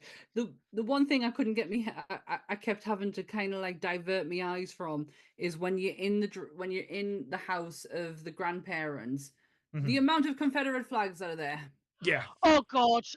Yes, Yeah. yes, yes. But they The do. turkey I had to points keep are looking free. away. They do use the. They do Too many. They do explain that out by saying it's redneck rock. Yes, yes. So, so that I understand how the Confederate flag is kind of like where the origins and Mhm. where it was to where it is now is something Yeah. completely different. But Yeah. you know, when you just look at a certain flag and you're like, oh, yeah. You cringe. Yeah. you But it's shouldn't do quite that. and it's quite interesting as well. Like they're using the Confederate flag in a John Waters film, who is incredibly pro, like say, like he is an Everything. ally. Yeah. Like he isn't like a negative, or he would never like side with that. But again, it's staying true to like the roots of, like as you said, the redneck like rock or that type of thing. I know they could have probably left out. You wouldn't have left it, but it's a little note to kind of give the background where they came from. If John Yeah. remade this today, it wouldn't be there. No. No, Because no. John appreciates and understands how things change and language changes and positions change, and he's not one to go against the change. Mhm. Yeah.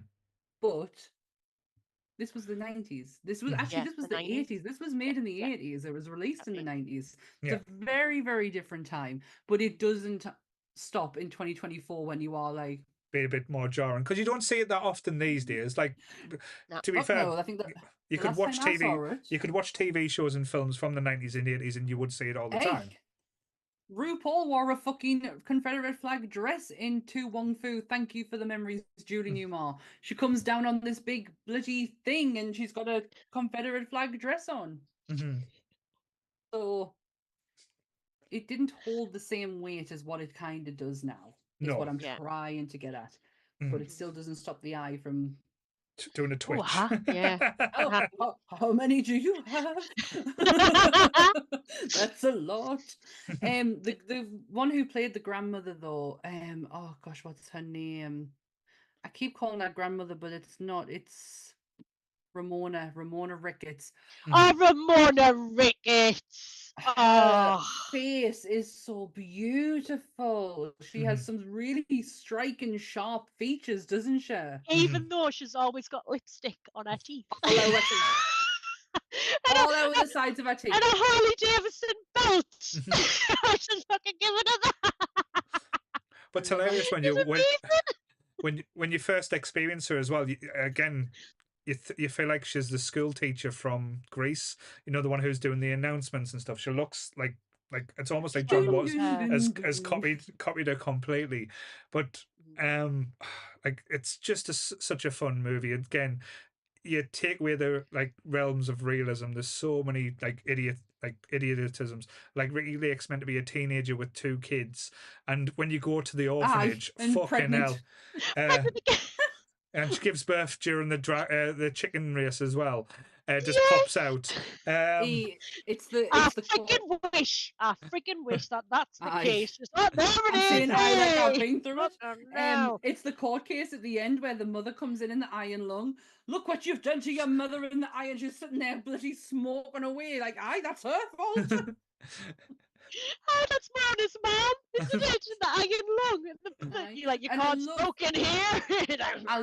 I love how Tracy Lord's parents are like really supportive of her. Like they are the best parents to have. Like, and the fact that she's like, can this court case just fuck off right now? Because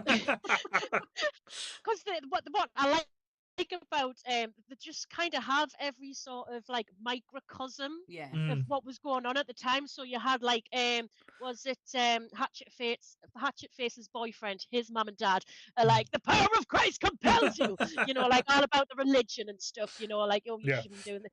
And then you've got where Wanda's Woodward's mum and dad, who were like kind of like post World War II, like, yeah, everything's great because we're not at war. And it's just like, oh yeah, oh, she said the word fuck. Is that a good word to say? But on the version I saw, one version I watched, they bleeped out the two fucks before. I think that's the joke. Yeah. I think that's the joke, is that she can't see it, but then she does see it to the wrong person. So she that's how I took it anyway, because my two were bleeped out, and then she said "fuck" to the judge when she's like, "Can we get this the fucking over get with? the fuck out of here!" Or something. Get the fuck out of here. I thought that was absolutely perfect. I love the courtroom scene. It's so batshit crazy. It's so John Waters, like to the point where it's so. This is John. He's so unrealistic. Yeah. It's this like obviously this would never happen, but it's so. Because it's so unrealistic, you're like, oh, I am so here for this. Like, I am so living in this. So, so you're not saying it's realistic when Crybaby tries to escape from the jailhouse by finding a wobbly little drain cover, then goes down and then is told the wrong direction by a mouse. That's not real. And then the mouse laughs at him. Did you see that in the Shawshank Redemption? Because if not, it didn't happen. That mouse on it's like giggling away because he knows he's sent. It's like, what the fuck's happening here? I must have gone to the toilet or something, because at the end the mouse is laughing, isn't it? It's like and I'm like, what the fuck's that? Why is that there? Oh, it's okay. It's John Waters. It's fine. Have any of you read any John's books before? No, it's something I've always meant to do. I have a really good one, Kelly, that I don't mind parting with for you, so you can have a read. I don't borrow my books out very often. But this one is, oh God, I've had it forever. It's these memoirs of everything, really, but it really goes into his passion on you remember the Manson murders? Yes, Sharon Tate. He advocated hard for, I think it was Leslie Krenwinkel. He advocated, and he does a full chapter on his friendship and relationship that he has with this woman. Really, really interested. Really interesting, I should say. I know she's out of prison now. But yeah, it's such a good book, and it's so John, and it's so honest, and it's filthy in the best way possible. I will certainly the only one that I've got. I think it's like In His Words or something it's called. I think Michaela got us it many, many years ago. I mean, he's a character. I've been watching some of his like interviews about, you know, kind of the films and stuff that he's done. And there's this bit, just like to wind down. He likes to go to scary heterosexual bars where women just punch each other and they're sitting there smoking and bleeding. That's how he chills out. What I can imagine. And the fact that he's been rocking the same look. That tash, that pencil thin tash, is just like he doesn't age. That's the thing. He always stays the same age or looks the same way. Because he always dresses the same. Like he has such a. I wish I had that style. Do you know that one iconic style that's just going to stay with us forever? And I'm sorry, but jeans and a t-shirt doesn't really account for style, does it? Like I'm not going to get there. You're an icon in your own right there. Don't worry. Don't ever do yourself down like that, Sammy. Oh, thanks. I appreciate that. I'm just going to type in John Waters here just to get that name of that book while he's still chit-chatting about. I must say, we need to give an honourable mention to Pepper's Kids, Susie Q and Snare Drum. The fucking mint. It is the orphanage scene. When they go in, that is. When they're like conjoined twins. Like, oh, you don't want them. You don't want them. You don't want that one. It's too much hard work. I want that one. But the worst thing about it, though, the gun that Ricky Lake pulls out is just a piece of block with a pipe taped to it. It's like the worst looking gun you can ever see, and it's like, they really couldn't get like either afford to get a gun replica, or it's like they really just didn't give a fuck and they attempted. But the funniest thing about that scene as well is when they're driving away, they go back to the orphanage and you see the little old woman on the rocking horse going for it. She's fucking going for it as well. It's not as simple as just basically sit, it would have been funny just to sit in there banging, but she's in the rocking horse going, ah! And it's just like she must be about 70-year-old. They put her in this little rocking horse and she's gone 10 to a dozen, bless her. That book is called Role Models. Role Models. Yes. It's not in the greatest condition. I have had it for many, many years. So I'm looking forward to it, Pet. Looking forward to it. But it's weird though, because like the elements to it now, as you said, the configurative flag and everything like that, but everything else in it still holds up really well. It's still an entertaining film. It doesn't need anything extra or different adding to it as well. It goes from like almost being like trying to be serious, but then you realize that that's not taking itself serious at all. To the end bit, which is the most ridiculous ending ever, where she gets on the back of this dude's bike to try and catch up with Crybaby, and ends up crashing, flying through the air, and Crybaby's standing there because he's won the chicken race, and he catches her, and then they've all got like this fake, like really fake tear on the face, just representing like the cry, and it's just like, what? Yeah. Seriously, this film is a 1950s fever dream. It is just absolute ridiculum, but it really encapsulates like all those like little bits, like because like I said earlier, it is this gritty Greece. You've got I mean, I know they allude to in Greece, you know, kind of sex, hickeys and things like that, but you've got Ricky Lake, you know, a mother of two with one on the way, and it's just like, you know, unheard of back then, but it still happened. It actually brings the grit to the top. But I think what's lovely about the Drapes is their sense of community. They look like they're having a much better time than the RSVP twats. You know what I mean? They're at Turkey Point dancing and stuff, having a good time, living life. Doing stuff, you know, and just I feel so embarrassed that Mr. Sandman, that freaking oh god, gonna peel me skin off and eat it. You know what I mean? Like that sort of stuff. It's do you know what though? It's Paul saying earlier about her singing voice. That is the level of cringe. I love cringy stuff, but even I couldn't take that. There, it's like stop it. Tell you what, there is one bit where it kills us, and it's when because Johnny Depp, right, he can act, but like fuck does he act in this. Right. And the bit where he rips his top open, he was like, "Get my daddy!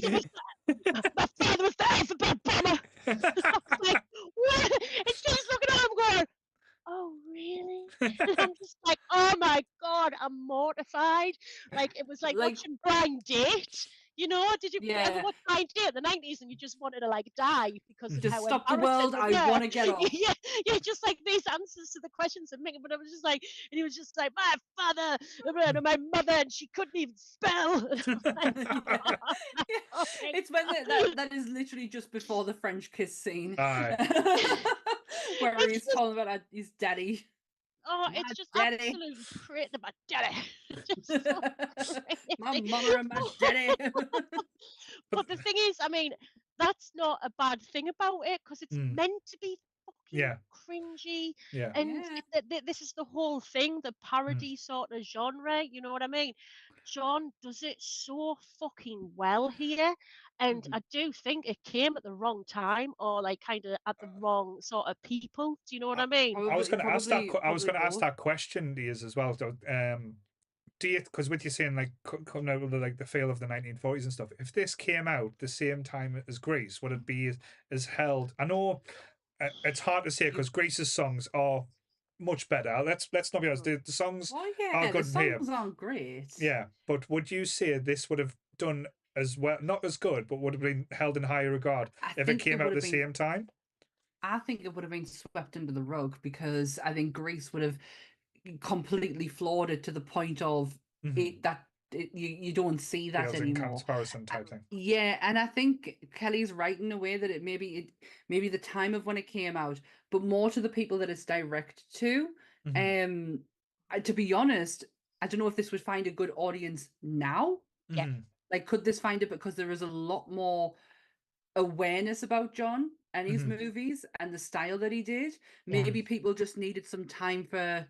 If you're not instantly a John Waters fan from the minute you watch Pink Flamingo, you are not gonna get this when it comes out. Yeah. I don't think anyway. Yeah. And I've been a John Waters fan for many years. I think for the casual viewer, like again, people, if you want to get into John Waters, like Pink Flamingo is a good one, but Pink Flamingo is the one that you get John Waters. But if you wanted to enjoy, he's like John. I'm not. I use it this way, but it's not a slight. John Waters light. Start with Serial Mom. I would say I would actually use the word commercial. Right, I feel like Serial Mom is very commercial, and is a gateway to John, but it's a very pulled back gateway to John. It's very John Waters humor, but without over the top.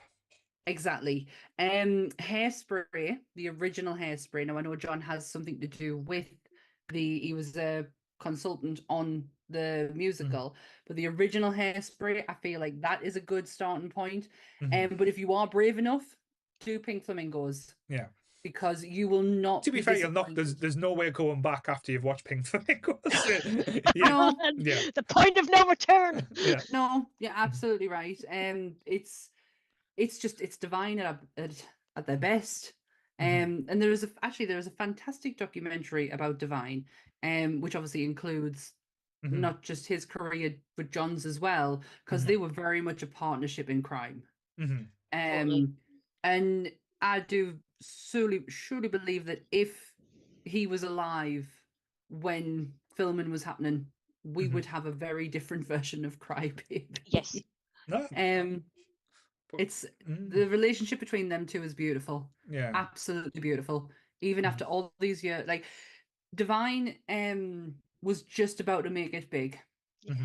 Divine was literally on the verge of walking through the door and starting to record as him, not Divine, as him, starting to record a very popular TV show in America, and he died just before it all happened. And it's so sad that tragic that the rest of the world, because the tiny part of us who are the John Waters fans, who are the the weird kids and the whatnots, got to appreciate. I wish everyone else did, because he was a beautiful creature.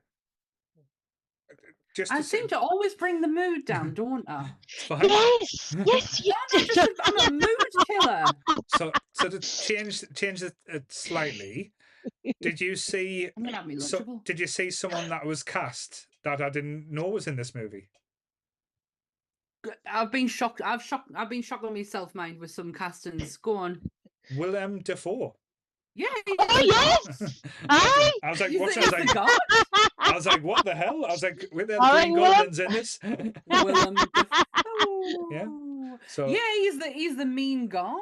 I mean, that Spider-Man voice doesn't leave, No. It was just like walking around. I was like, Jesus Christ! But like I said, that must be like, doing it? Yeah, it must have been like an early starting point for him. I know he's probably done other things before that, but interesting to have him in there. But again, I know it's going to be an obvious question. So, Kelly, who is your favorite person in this movie?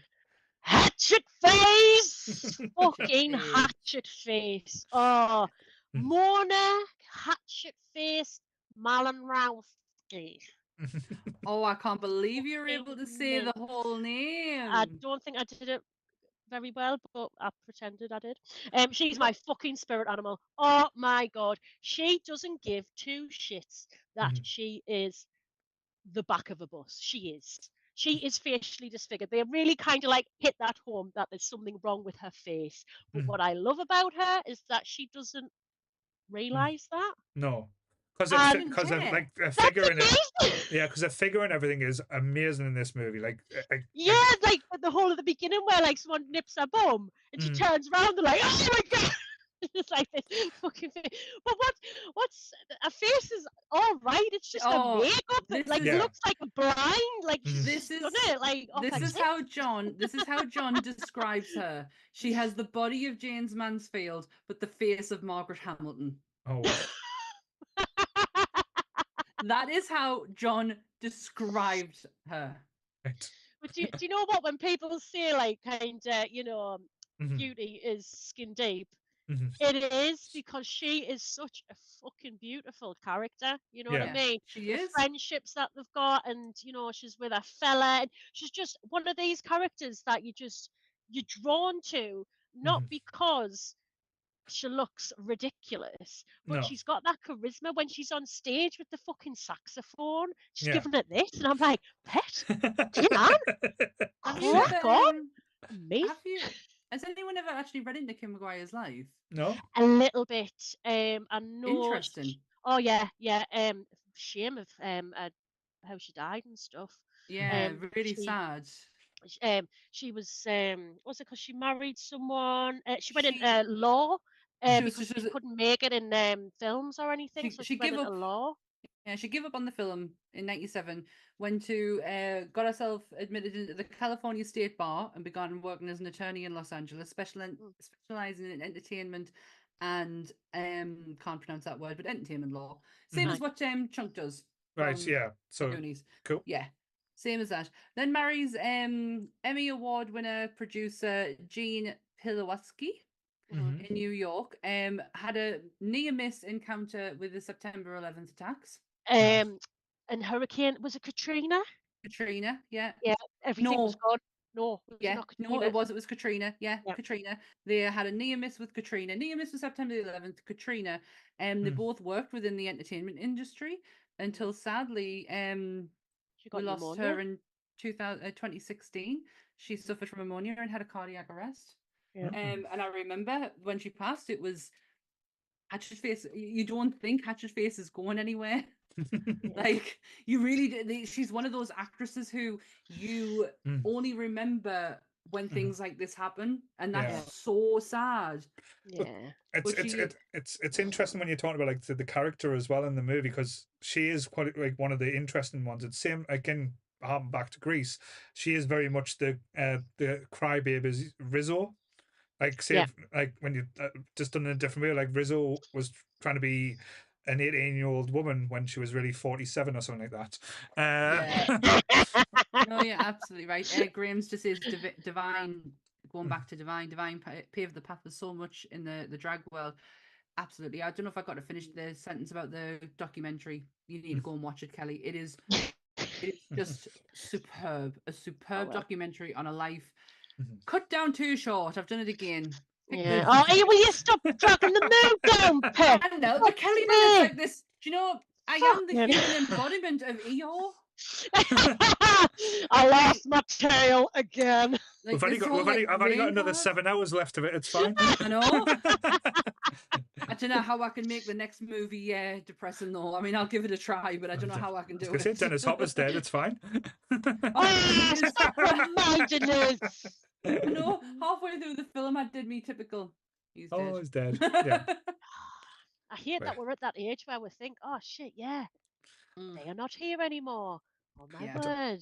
Don't know if Lee's still lurking in the background. I'm terrified what he's got planned, or like say if he's got like if he dresses himself as Keanu Reeves as like a wooden board, that'll be quite interesting. Think he's hired a busway's bus. Right. And he's going to do this on the road. He's on the bus going on the buses. He did actually think it was a good idea once to record some videos we wanted for Heritage in his car. Yeah. So, you know, that wouldn't surprise us. Wouldn't surprise us at all. Scares the life out of me. I tell you what, that boy. I'm behaving on this one. Right. Uh-huh. No problem. So your cousin / Carl Statham isn't coming. Just bloody Carl Urban. He does a really good Carl Urban impression. Such a little weirdo is our Lee. But yeah, so if you haven't watched Crybaby, it's not. I'll be honest, it's not easy to find. But if you have got like a dodgy stick or thing, just don't watch. French version, just to watch the French version that Sammy's watched. It is, like I said, if you love like silly, like crazy out there like movies, like it has a nice little Grease ending where people like fly off in the sunset together. But it's just a lot of fun. And like a lot of John Waters films, don't take it too serious. Just be there and be entertained. And again, just before Lee comes on, Kelly, where can people find you and see you perform? Find me? Where you're going to be performing? I thought you just meant like, where can they find me? I'm like, at home with my books. And my children and my dogs. So where can you find me? I will be performing at Diego's Joint on Wednesday, the 11th of December. Act to be confirmed. The act is Kelly. Kelly is the act. I am. Where is this venue? It is at Sunnyside.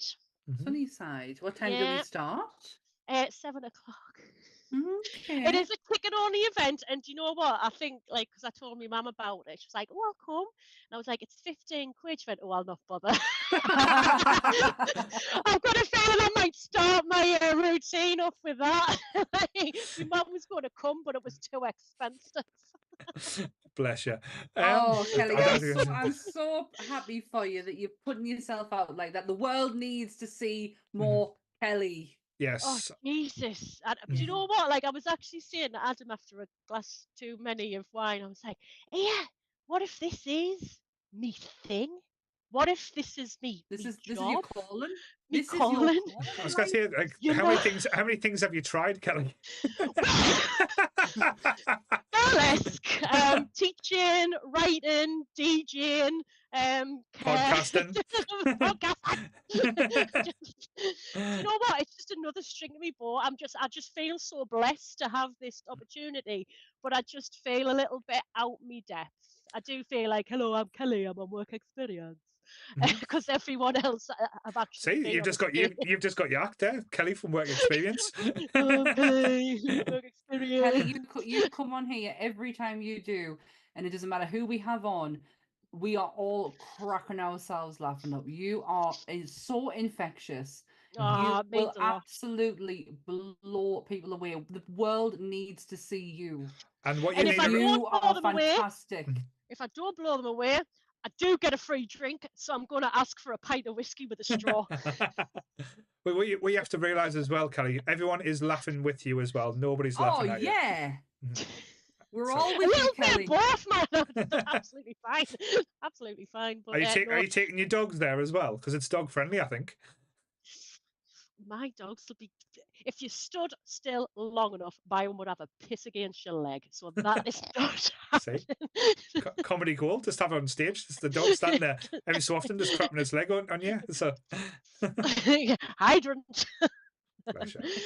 But no, thanks for having us on, guys. I've had a really good time, and you are doing fantastic things. Yes, we're trying to stay people happy, and again, I'm just thinking that's good. It's not even halfway there. Yay! Are we not? No. You're like, what? No. Nearly 3 o'clock. What movie's next? Just to update as well, thank you, the beautiful Velvet Snatch, for a delicious donation. So we are now at £390. So wow! It's getting closer to 500. It's not going to happen. Thank you, Snatch. Really appreciate it. Also, I don't know what to call him because is it Velvet Snatch? Is it So Nice? Is it Graham? He'll definitely be going along to see. No, never. No. That's only kept for Chris and Lee. Yeah, he said he'll be definitely coming along to your stand up. Nice. Oh, cheers, Pet. Because to be honest, I think this is all your fault. I think I was pushed to do this because of how apparently hilarious I was in kind of bringing can you we to just the remember theatrics. who the camera person was on that night and the reason everyone saw it? You can actually hear me go, oh, what does she say? She says something and I'm going, all right, but it's this. And I'm like, yeah, because I said velvet snatch, not Velcro snatch. And yeah, I said it's Velcro actually. I was like, damn it! And I was like, I can't cut that out now. She's already heard it. Poor Grim. He's got that many personalities. He doesn't know where he is these days. What was he the last one? He was Velcro. He was Candy last night for the quiz. Yes, Right. yes. And then Velcro was the last quiz. Oh my gosh, that makeup that he does for Velcro is just Amazing. breathtaking. Haha, you're so good all the time. No, that was for you, not me. Yeah. It's getting the podcast is shit. Nobody cares about my camera work for that night. Oh, if it's not about Sammy, it's like if it's not about me, I might as well not be talking. It's going to be a nightmare on Wednesday. Sammy's going to be there. These are the velvet. These are the ruby slippers, but this is me. This is Sammy. I'm you know the what camera. I'm more worried about is doing the. Did you know? Did you know that these aren't potentially the ones that were on screen? Just saying, they're not. They're not actually. They are and they aren't. The ones in New York are the ones that are more on screen for dance scenes. Is that the one? Is that the one in the Smithsonian? Yes. Yes. Yeah. So these are the sister pair. Yeah. Yes, these are the sister pair. Doesn't mean that they're not as important as them ones, but you can see the wear and tear in the Smithsonian ones. You can see them all pulled apart. What they also have is the other slippers as well, which is the like, you know how the witch's feet go up like that. Like I don't know how to describe that kind of circular motion. They have them slippers which were used on test audiences and nobody liked them, so that's why they changed it to. I'm not joking when I tell you I've swatted up on my Wizard of Oz knowledge. It is absolutely ridiculous. For a movie, up until 2 weeks ago, I couldn't stand. I now know more than what I actually should. And now she's obsessed with it. And I'm obsessed. Absolutely.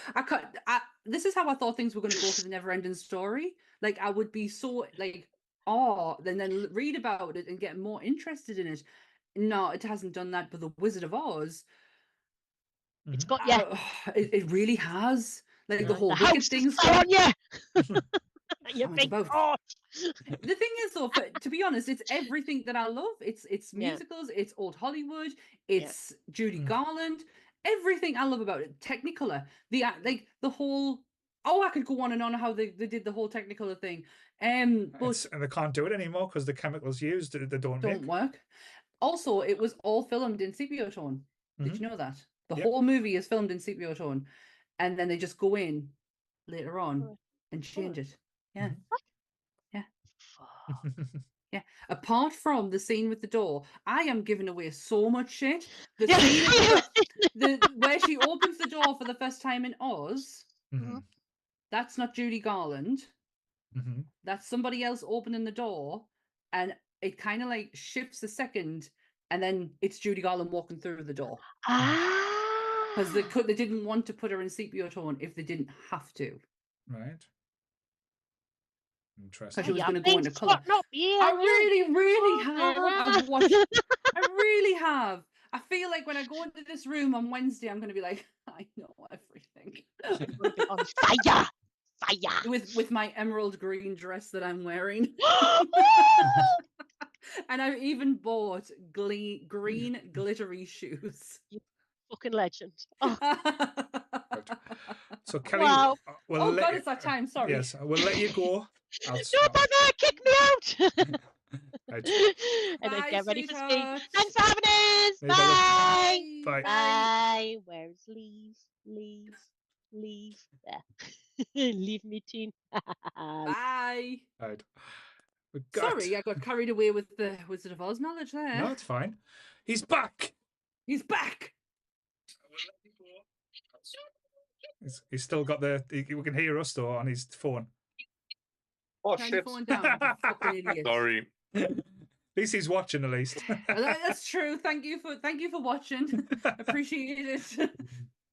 Yes. So that was the wonderful Kelly. You Kelly. are a good one. Yes, bless you. So Lee, how are you feeling? Are you had a nice refreshing hour? Yeah, I'm happy to be back. It's always a pleasure to be on a podcast with you, Paul. You're such a lovely person. Hi, Sammy. Hi, Lee. It's just nice. Bellend's reserved for me and Chris, isn't it? Can't wait another 4 hours until Jar Jar gets slated.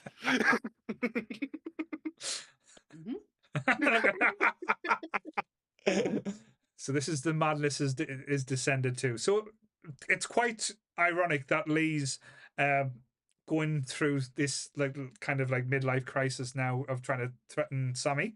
Because we are doing basically the action fest, the adrenaline junkie that is Speed. So, do you want to give us the synopsis? Yes. Yeah. Yeah.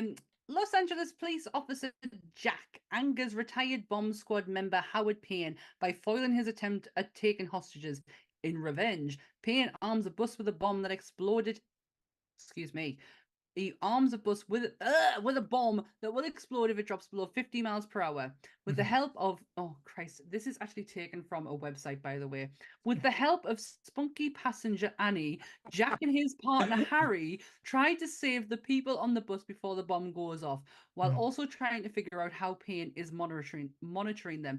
I took every synopsis from the same thing. So they all were the same kind of length, same kind of writing style to them. I didn't proofread that one to see spunky passenger Annie. So apologies. And the tagline for this is probably one of the most boring ones, actually. Get ready for rush hour. I remember the rush hour one. That was on all the posters. It's not called rush hour, though. It's called Speed, and this was my choice. What a film. This film has no right to be as good as it is. Nope. None whatsoever. I chose it because I wanted a 90s action. I tried to have rhyme and reason to my picks. I don't think I do. Like, there's a lot of Star Wars. It's peak 90s mayhem. It is, isn't it, though? Yeah. Like, the 90s were Keanu Reeves' time, I think. Yeah. Well, 20th Century knew that they had a hit on their hands when they did the test screenings for it, and people who the audience who were leaving, who like I want to go to the toilet or whatever, were doing it walking backwards out of the cinema, so they didn't miss anything. Right. So they knew they had an absolute gold on their hands. We watched this last Tuesday, as that was when I first started. This was the first movie I watched getting ready for this, was this one.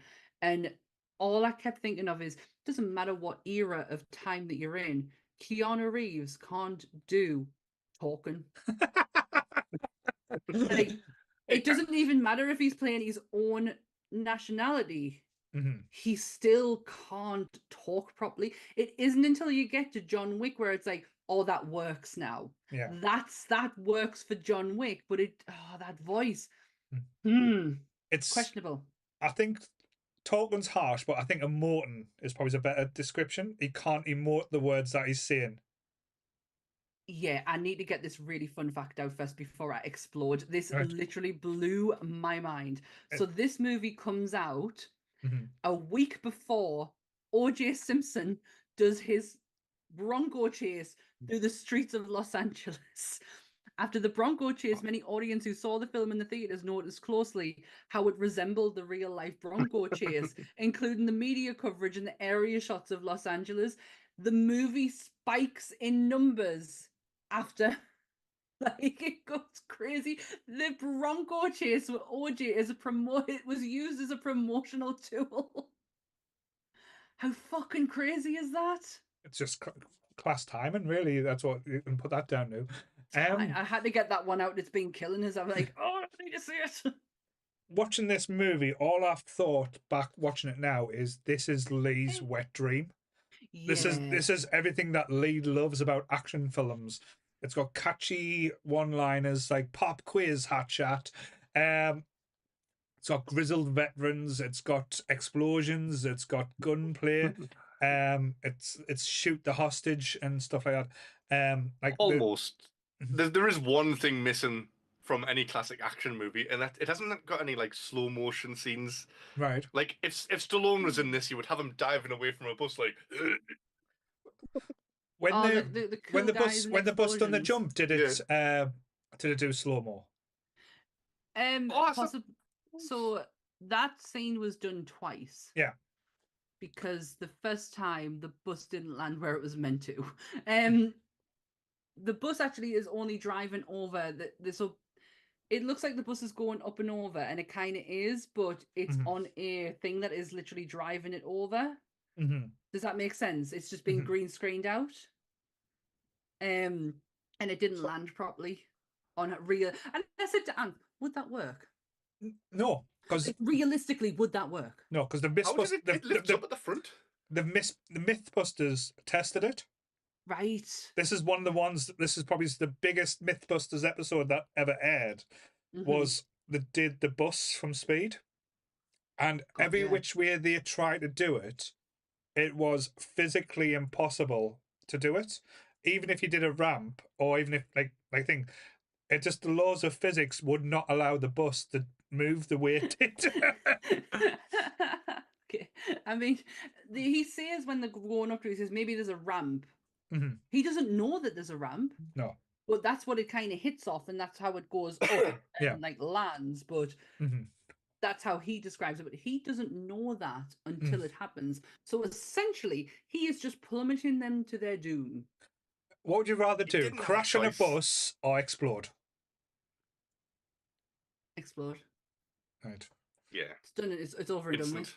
Instant. Boom. Gone. Oh, to be fair though, crash. You could just if the jump didn't work, they were going to go below 50 miles an hour and explode anyway. Explode. Touche. Yeah. One of my things, again, a question, because the whole premise of the movie was the movie had to be the bus had to be moving at 50 miles an hour. Why didn't they just turn the bus over and keep the wheels going? Oh, they said like that wouldn't work, and he would have like done something for that.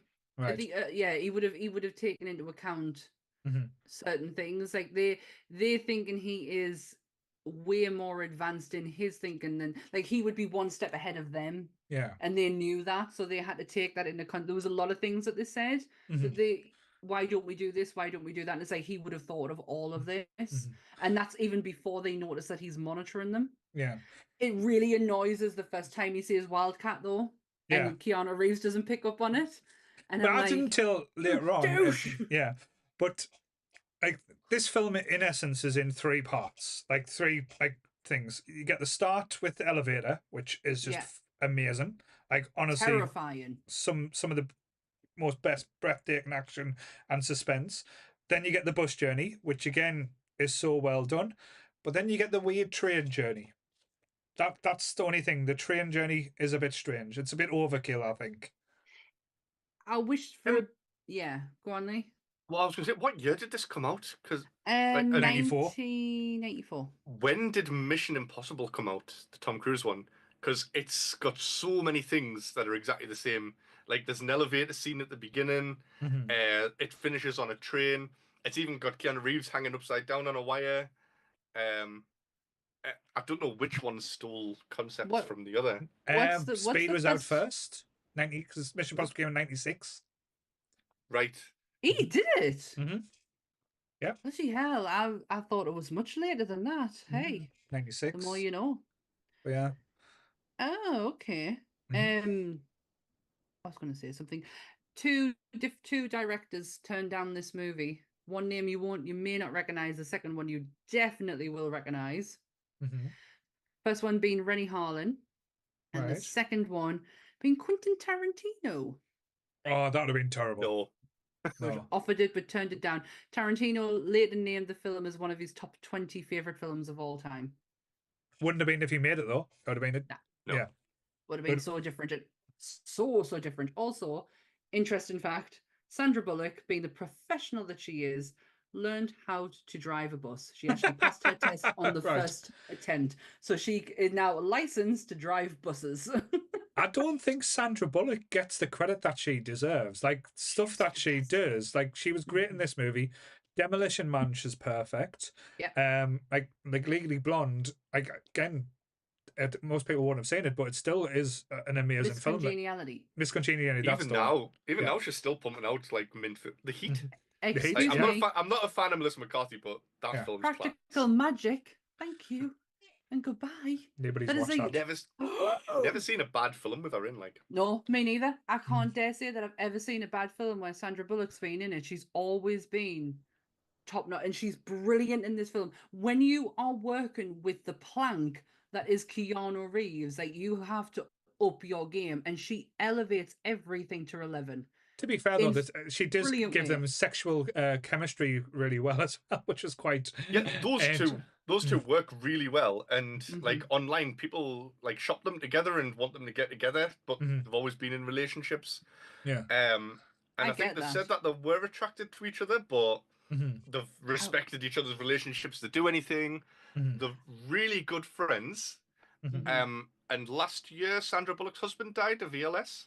Right. And one of the first people to ring her up and like go and be there for and help her through everything was Keanu Reeves. Right. Because he's a nice guy. Honestly, when I say about how he talks and that, it has no reflection on the person that he is, because by all accounts, that man is a saint.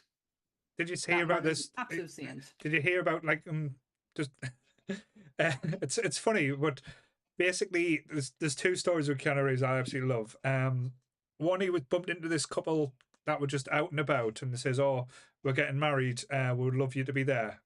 And he turns up, and he just like, and he goes to the wedding and everything, and like has a good time. The other one, he was at a press junket for a movie, and these two fans had brought the kid, and they named the kid after Neo, like from The Matrix and stuff. Oh. And they were like trying to say, "Oh, can we get a photograph of him?" And the publicist was trying to get Keanu out because like they were doing a press junket. They were busy saying, "No photographs. We're busy and stuff." And they're like, "Oh, we're just your big fans. Thank you for being here." And like they weren't like pushing anything. These couple, and Keanu just went, "Wait there. There's a kid." So stops the press junket and tells him to fuck off.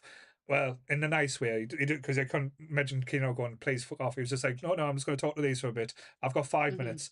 And he spends about half an hour just talking to the kid, because he's named Neo, and just like things spends the time. But it's always funny as well, because you know how like to be fair, this podcast could have been just called Non-Swatch or talk about sex offenders. Whenever he gets photographs with any young women and stuff like that, he never touches them. He always has his hands off them. It's just a level of respect and refrain he's got. Yeah. He's such an, like as you said, a nice guy, but an interesting guy as well. I love his interviews more than his acting, which is weird. Yeah, I get that about him. Sorry, my phone case is just broke. So I'm gonna have to buy a new phone case. Those parents clearly named that kid Neo before the third movie came out. Like, yeah. Shut up, man. Second one was just as bad. I went to a midnight screening. He's the anti-nonce, Chris is saying. Oh, well, do you know the guy in when we were just talking about, what do you call it? The Meg, you know, the doctor guy. He's an agent with Agent Smith. All right. That's how I recognize his face. I was like, how do I know him? And he's one of the agents. Anyways, Speed. Keanu Reeves. He's brilliant in it. Like as the part of a cocky little dickhead of a cop. He's incredibly good. It's just some of the dialogue. I wish people would write for Keanu how he talks, because it just doesn't. The only time it's ever worked in his younger days was Parenthood, because he played a dopey teenager. So it kind of worked for him, but it doesn't work when he's in his 30s trying to be a serious action star. See, I think it's already in Point Break and Bill and Ted. He's just mentioned it. Point Break. I was going to raise your Point Break. He's perfect casted as the surfer dude in. Point Break. So if he's playing the kind of like, gnarly kind of person, like that works for him. But I don't know. When he shoots the sky, it's like, no, I can't shoot the Swayze. We've got to shoot the sky. But Pop Quiz Hot Shot. Like the chemistry in with everyone in this movie is just fantastic, and I think that's why this movie does so well. Like, it's not just Keanu Reeves and Sandra Bullock's like Jack and Annie. We've got amazing, like say the chemistry between Dennis Hopper and Keanu as well. That like bad guy versus good guy, like mouse and like cat and mouse is just so interesting. But the one I love as well is his relationship with Jeff Daniels, Harry. It just feels everything just feels so natural and easy. It's kind of like just refreshing where someone's went through the casting and went, right, these could be friends. Could you see these be people like actually talking in it? And then you get like the chief, the guy who's in charge of them, Miles Dyson. Miles Dyson, from the best Terminator movie. Yeah. Like say their like interplay and interactions, like everyone's interactions feels so natural that you kind of get on board, and like this stupid premise of this bus that needs to stay above 50 miles an hour, otherwise it goes kaboom. Like why would you set like that as a parameter? Like it's just like a toy playing around and watching the bait play with each other and stuff. But how they kind of get around and get there as well. Honestly, this film, as I said before, it's right up there with like the action movies of this time. Like I would compare this to Die Hard, Lethal Weapon. This is up there with that type of movie. Oh, I totally agree. It's from the get go. It's just already insane. Like the opening scene, some guy gets stabbed in the head. Yeah, it's like, that's not normal for the 90s, is it? And it's just like that's not personal. The lift scene gives me major anxiety. I was saying I'm not claustrophobic, but that I don't feel like I would like being in. It's the people. It's not so much the enclosed space. It's just that amount of people who could potentially touch us. I just don't like that idea of it. Right. And they really annoy the shit out of us too, because they're the most up-jumped people you've ever met. And it's like, oh, you just want that fucking lift to smash. No, I love that guy. He's like, geez, Bob, what button did you press? But the guy, but the guy who pushes the button, I've seen him in loads of American TV shows. I think he was in like Grimm and stuff like that, probably Supernatural. He's kind of like one of those just been around actors everywhere, hasn't he? Yeah, and you always get the one person that's so scared and feared to move, and she's like, oh, "You're nearly causing people to die because you're being a dick. Stop being a dick and just get off the lift." I would have left her. Right, you would Lee Statement have left her like behind just. I probably wouldn't have left that. I would have just had the whole thing smashed down.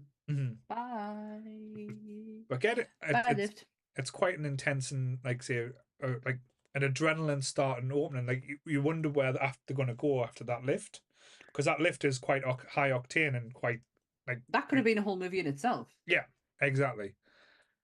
But then you get the scene where everything seems a bit. Well, everyone's had their medals. Time sometimes passed, and the fucking bus explosion.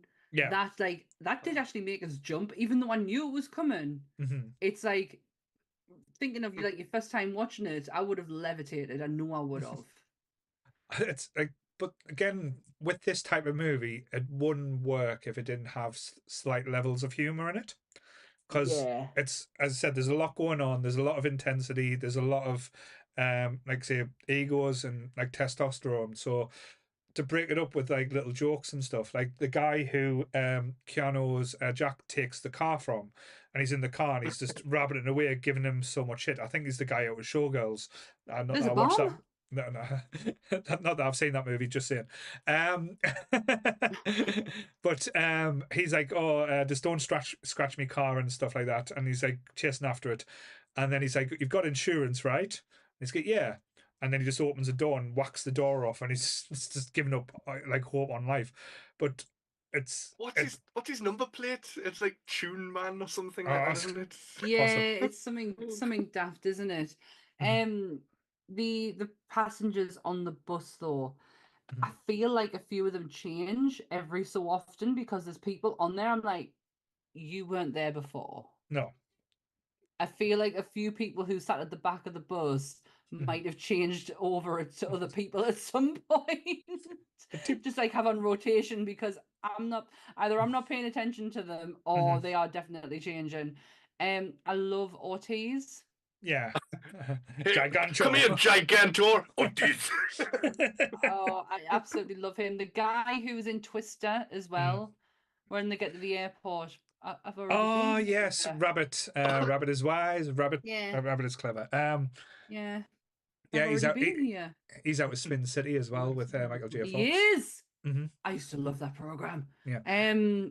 Yeah, and the lady who is in everything, she played Dwight's date in The Office. If we're going to go back to The Office again, No, she played Dwight's babysitter.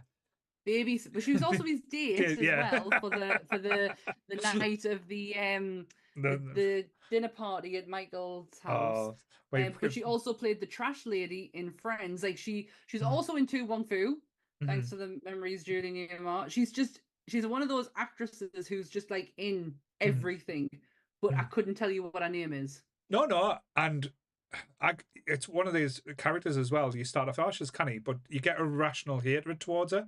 And again, when she died, you should have felt sorry for her, but you were like, she got what she deserved. I got what Sandra Bullock was getting at though when she was like, it was sad that she died, but I'm relieved that I'm alive. Yeah. I could totally understand that feeling, and it might sound a bit selfish of us. Well, you would have thought you would have died if it's like, oh, there's a bomb on the bus, and then it's like, oh, this is it. Yeah, it's do you know what it is though? They have already been told they can't take people off. They are just as responsible for her death than what she was jumping. Yeah, 100%. They should have said no. Yeah. And they didn't. They kept going, come on, lady, jump, and she did, and she died. That's on you. I think the police are quite incompetent in this. Yeah, like one step behind on everything. Oh no, I think Miles is very incompetent. I mean, Keanu Reeves in this is just an absolute loose cannon. From the start, you can the intro to Keanu Reeves is that car coming down the hill, flying over, and he's like doing all of this stuff where it's like, oh, the captain said to do this. Well, no, I'm going to go and do this. Yeah, and he would have been suspended for not following orders. But that's my feelings on Jake Peralta. Like, I get annoyed with Jake Peralta because of his whole loose cannon thing. And it's like, because I'm such a stickler to the rules, I'm like, just follow what you're meant to do. Why do you have to be like this? So it wouldn't be otherwise. So for anyone who wants to irritate Sammy, just break all the rules. Chris is taking notes now. He's going to break all the rules just to irritate you as well. But yeah, it's a strange one because, as you said, with this being in 1994, there's quite a lot of technology in this movie that's used, and it shows you how far the technology has came. Because if you look at when they discovered the camera hidden at the top of the bus, it was the most obvious camera you could ever see. It was about this big. It it wasn't like the smallest one type thing. Now it would just be like a dot. You wouldn't even see it. It would be that well hidden. So it's quite thing, and it was. And how they were tracking the money as well, like at the end, I got really annoyed by it because if you put that much money in a bin, and they're like, oh, no one's heading toward it, so we've not got it switched on. Why would you not have it switched on all the time? That made no sense to me as well. It's like, oh no, it's moving. What do we do? It's like, you've got to follow the money. Don't be a dickhead. Yeah. Don't be a dick. How did Dennis Hopper keep watching the bus through the camera? Did buses didn't have Wi-Fi back then?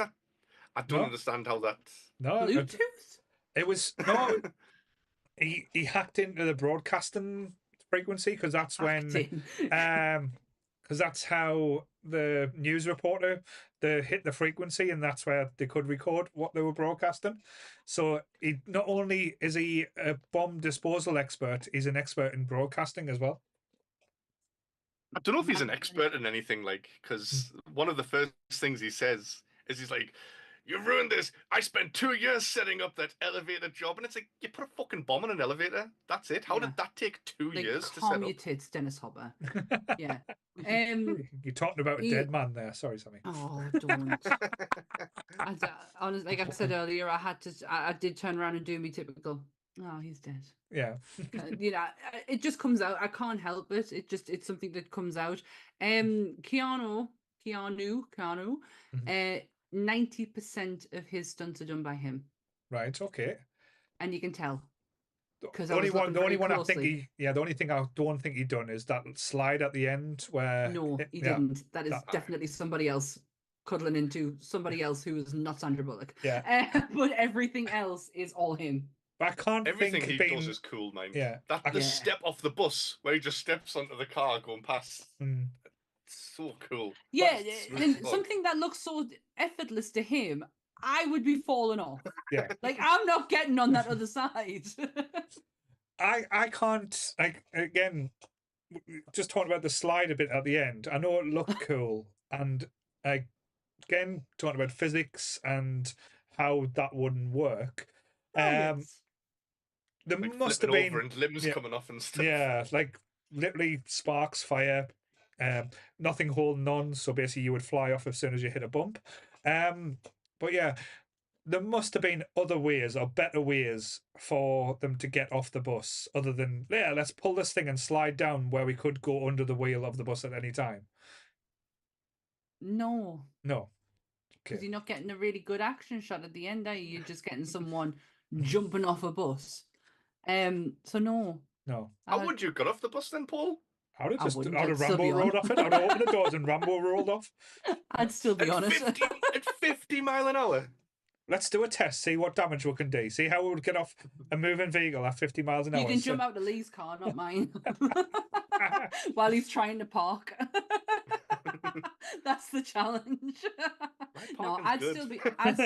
Your parking's brilliant. It's just how quickly and sharply you get into that. It's very bay. aggressive. Like yeah. There's like no warning. It's just whoosh, we're in. I'm all about the speed, the ladies say. I think we'll have to take Beck's word for that, will we? So he's very powerful. He goes for deep penetration, and he always lands on the spot. There we go. Yeah. Okay. The supporting cast, the people on the bus, like I was talking about earlier, they do play a huge part in this. Like, you don't have the intense and the suspensefulness of what is happening if you don't have their reactions while things are going on. My personal favorite is the elderly couple who are just sitting there clutching to their shopping bags throughout the whole thing. They don't leave them. They are adorable. The lady who didn't leave the 50s with the cat glasses and the 50s updo and outfit, she is adorable. Absolutely adorable. The Asian lady who sits behind Sandra Bullock constantly throughout the film pulls the best facial expressions I've ever seen when she's reacting to things going on around her. I do love that. I do, for something that's happening like so bad, like something bad's happening. I do love the time we spend on the bus though. True, and it's weird. Again, it sounds strange. These people, like in a short space of time, do have an unhealthy relationship with the bus driver.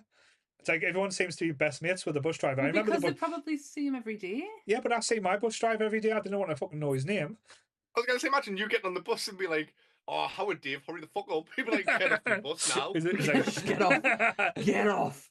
Like, but my school bus was like that. Like, school buses are different because it's like he's looking after you, he's taking you to school. This is just basically you getting on a bus, you're going to work. Like, no one's happy going to work, and Sandra Bullock's only been on the bus for a little while because she's only had a driving license taken off for speeding. Ironically, yes. Ironically. That was great timing.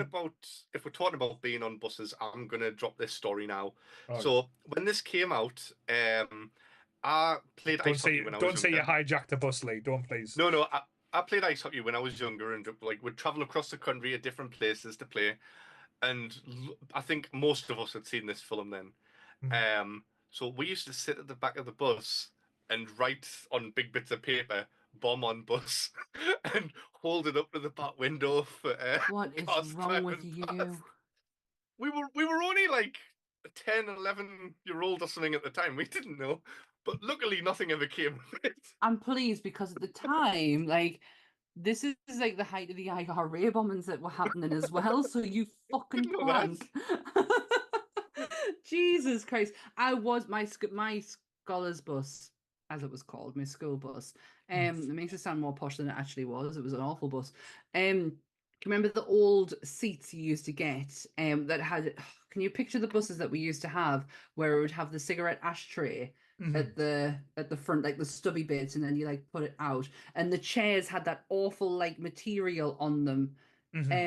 Yeah.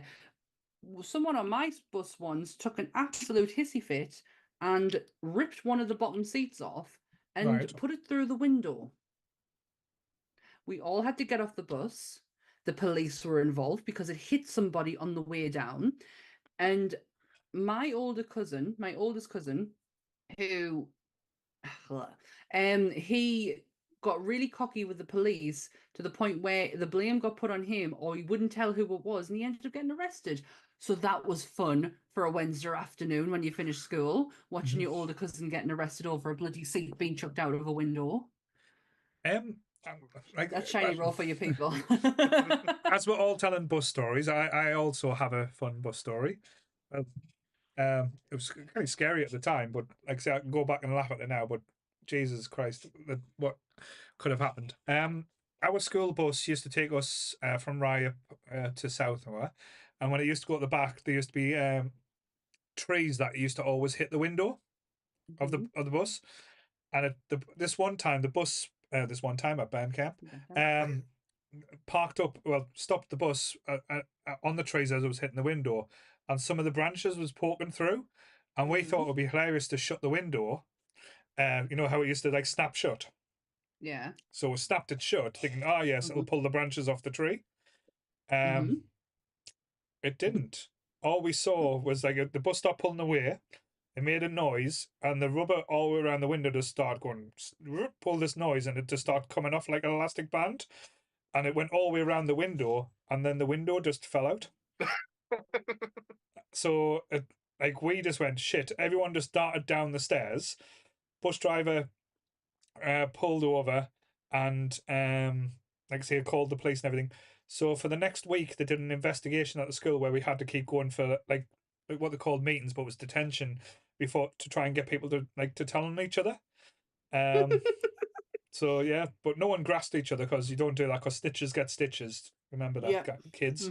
Life lesson. But yeah, it looks like Sunderland used to be just destroying buses by the sounds of it. Sorry, I decided to eat my Lunchable. That's fine. I was on a bus once coming back from Gateshead when the wind was torrential, and somebody must have opened a window because some air got in, so the wind basically chucked the windows out, all of them, and then pushed them back in again. And the whole of the windows just shattered. Right. It was horrible. Be like a Supernatural episode, that. Oh, I've been on the bus when that happened, and you know, outside the hospital, where the houses are on the other side, just driving past the hospital, past the traffic lights, and this fucking explosion goes off behind us, and one of the houses just pops. Yeah, I've had some bus. I love the fact I drive now. I don't. But yeah. So, what did you think about the ending with the train? I don't even know how they could have done it any different. Like, has any of you got anything in mind that could have been done differently? Because I understand what you mean. It's very much out there. It could have been like a similar situation that they had originally, because I think the standoff between Dennis Hopper and Keanu Reeves needed more than the fight on top of the train, where he just pushes his head up and his heads get knocked off, which looks amazing, but I think it deserved more. I wanted another standoff, like where Dennis Hopper had, like, say, Sandra Bullock's character, and it's kind of again the same situation. Do you shoot the hostage or do you not? And instead of shooting the hostage, it would have been interesting for Keanu just to take the headshot. I think that again would have been my interest in Turk, but yeah, it was a bit weird. Keanu Reeves, this like young guy in like his peak of physical fitness, fighting some 70-year-old man that's decided to climb on top of a train. In reality, I don't think Dennis Hopper would have even made it on top of the train. No, especially without a thumb. Also, I wish there was a bit of a different ending, because it's like they kind of just rehashed the earlier scene where it's like oh, part of the road's missing up ahead, and it's like, oh, part of the track's missing up ahead, and it's like, we've had this bit already. It was a good ending still. Yeah, no, but they did just rehash it. But I think that's possibly why this movie, again, not saying it's any bad or crap or anything like that, isn't held in the same regards as, like, as I said, the Die Hards or the Lethal Weapons, because of, like, say, the third act, where it kind of doesn't land it. Where you've got Hans Gruber falling out of a building. No, like say leading up though, you do perfect thing. The Jeff Daniels character Harry needed to die just to have that emotional weight. That was like say again the right decision to do, and it like made the film like more enjoyable and like entertaining. But then it needed a more of like a final standoff rather than like say I know the film's called Speed, so you got to get on like see the train, but it kind of left the franchise because unfortunately we did have Speed 2, Cruise Control, but which Keanu was meant to be in. Yeah, but no, but again, I don't think I don't think likes that film. I don't think I don't think Keanu could have saved that hot mess. But having something called Speed still amazing. No, but having a film about speed on a boat. Yeah, that didn't work. Where you could have, like I say, if you could have had the sequel on the train and had the same type of premise, that again could have been a little bit more interesting. But yeah, but it kind of done too many things, so it didn't leave it much where to go for the sequel. I'm nearly there, by the way. I've got one more mouthful. It didn't need a sequel. They could have just made a different movie, completely different setting, like and a boatman. I don't know. But all the action films of the time, and even now, it's a thing. Like it's almost like the horror curse. They will make sequels after sequel after sequel. There's even talks now of a new Lethal Weapon in the works. Didn't they do a TV show of that? Yeah, it was great. Yeah, that was really good. It was really good until they killed Riggs. Yeah, then tried to continue with Damon Wayans by himself, and that added Sean William Scott. Yeah. But the reason they killed the guy who played Riggs off because he would become dangerous on set. He was doing really weird shit. But the TV show, honestly, like one of the surprising things is the first season is unbelievable. I've only ever seen the first film, and that's it. Oh, and the ones that Always Sunny did. So you've not seen Diplomatic Immunity? Nope. I just know Kevin Smith constantly shouts "Diplomatic Immunity." Number 2 is great. Number 3, even number 4, 3 is okay, but number 4 is like say up there. I like 4. I love 4. Jet Li, man. Yeah, and it's like the comedy acting between them. But again, I wouldn't be too bad if they'd done a 5. But like the new Beverly Hills Cop was decent. It wasn't a bad one. Like say, I wouldn't be sad if they went back to Speed now and done a different version. I wouldn't. No, I probably wouldn't. No, I don't. For all I really like this film, I don't have such a passion for it. I'm like, leave it alone. Don't touch it again. If they want to do another reimagining of it as an up-to-date version. However, though, I think the reason Speed works for us because the technology is it's not as it is today. No. Well, it'd be Speed in space. They could make it more interesting, though, couldn't they? Speed in space. Have a space shuttle coming back to Earth. It's like Jason Voorhees is actually, like somewhere in there as well. To be fair, though, we've had Gravity, so Sandra Bullock's done that as well. So that film is breathtaking. Like, there's not a great deal going on, but it is very breathtaking. Bless. I went to see that in those 4D seats that move around. Oh, did you? It's class. Chris is enjoying himself in the chat at the moment. He's saying not very nice things about Sammy, and he's making boat jokes as well. What did I do? He says, Sammy, when you're talking about your bus story, is that the buses that was at Beamish? So he's talking about saying that you're old. I mean, I took that because I go to Beamish a lot. No, he was calling you old. Oh, well, fuck off. Fuck you, Chris. Oh, you? Yeah, no, he did mention something about wait until 9 o'clock, and I was like, why? What are you doing at 9 o'clock? He's going to talk about Maludo. Nobody fucks with Maludo. Nobody calls Han Solo a bitch, but yeah. So yeah, like, Sorry, What? go on. No, it's okay. Go for it. Right. Some of the lines in this movie are so cheesy, Yeah. but Keanu pulls. I know you're saying like Keanu's like speaking isn't great, but I think he pulls them off like in the best cheesy way as possible. Like, Go on. I think when he's meant to be cheesy, it's great, but when it's meant to be like an emotional hit, it just goes. He's like, why do you smell of gas? We're running out of gas. Like that whole communication, you should have been a lot more scary, a lot more like panic stricken. But he was just like, and I was like, you don't smell of gas though. You smell of petrol. Let's get that right. my top two things that I've wrote down are when he meets Dennis Hopper and it's like, one day you'll wish you never met me, and he just goes, Mister, we're already there. And the best one is when he looks under the bus and he's like, there's enough C4 on this thing to put a hole in the world. Like, is there Keanu? Is there really?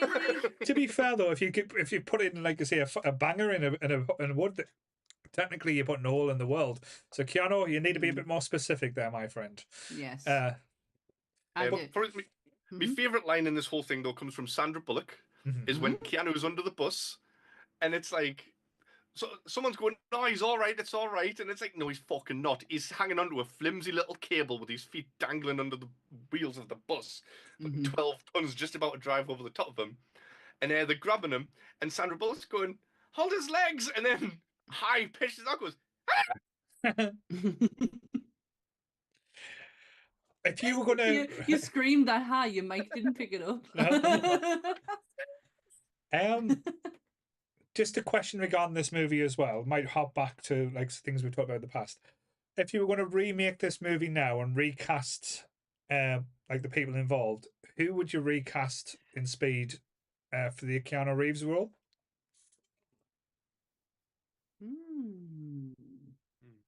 There's only one man that comes to mind that I think would work. Jason Statham. For God's sake. Just have Jason Statham play everyone. Yeah. So he takes this role, the Sandra Bullock role, all the people on the bus. Like, But if just a whole movie of Jason Statham. If you were going to do like a British one, it would be difficult, like because you couldn't drive around London because you couldn't get over 50 miles an hour. It would be like the bus will blow up if you drive over 50 miles an hour. We were watching something where it was. Oh God, what was it? It was something where it was so unrealistic. It's like, that was it. It was Transformers, the first night where they're driving around London and speeding around. It's like, yep, that's very unrealistic because you ain't moving when you get to London. You're being stuck in so many traffic spots. Fun fact about that: do you know where they filmed that? When they're driving around speeding. But what, in First Night? Oh, well, I know the castle is Alnwick. It was Newcastle City Centre. Newcastle. Yeah. So when you see them speeding around London, it's not London, it's Newcastle. I don't know how they fucking did it. I don't know how they did it in Newcastle either, but yeah. At least it moves a bit better than London. Yeah. I've been trying to have a think this past minute about who I would cast in this movie. Oh, at least taking it serious, okay. Right. I'm not taking it that serious. So, right, this guy, the main guy, he's in everything, and it does me head in because it's like made us like him less. But The Rock as Keanu Reeves and Kevin Hart as the bus driver. I love that because of their two dynamic, but if you're not putting them two together, I don't want to see it. Yeah. Like, I wouldn't want The Rock by himself. Yeah. Because he doesn't scream bomb disposal expert. What does what's that movie that them two are in together? I know they've been in a couple, but it's where Rock was the big guy who then turned into the buff guy. Oh. Central something? Central Intelligence. I quite enjoyed that movie. I thought that was quite funny. And I am not Kevin Hart's biggest fan. No, I think he can be quite annoying. Yeah. No, they're both not great, but together together it works. It's like the little enlarged thing. It does work. Chris said Danny DeVito. Yeah, that's just his answer for everything. Saying that though, talking about a Rock movie, Chris Evans, like skinny Chris Evans in the role rather than Cap Chris Evans. That would be quite interesting. But again, if they were going to do remake Speed, if I was going to remake Speed, I joked I would want an English version. I wouldn't want like doing the whole American one, it would be, as you said, on the M31 or something, traveling down, trying to keep everything going, but seeing how cheap and nasty, and people like flinging pasties at the bus to try and slow it down and stuff like that. It would get really English, wouldn't it? Yeah, like it. Vinnie Jones as the grizzled ex cop with a grudge to bear. Yeah. Vinnie Jones, man. I'm just looking at me notes and I've missed off the best quote of the movie, man. Right? Yeah, well, I'm taller. When his head comes sounded up like him there. It's because I can do impressions really well, if you hadn't noticed from earlier on. That was an impression. That wasn't him. That accent, Jesus that wasn't Christ, Carl that's going to live. Urban / bloody Jason Statham. That's going to live with me for the rest of my life. That accent, I tell you.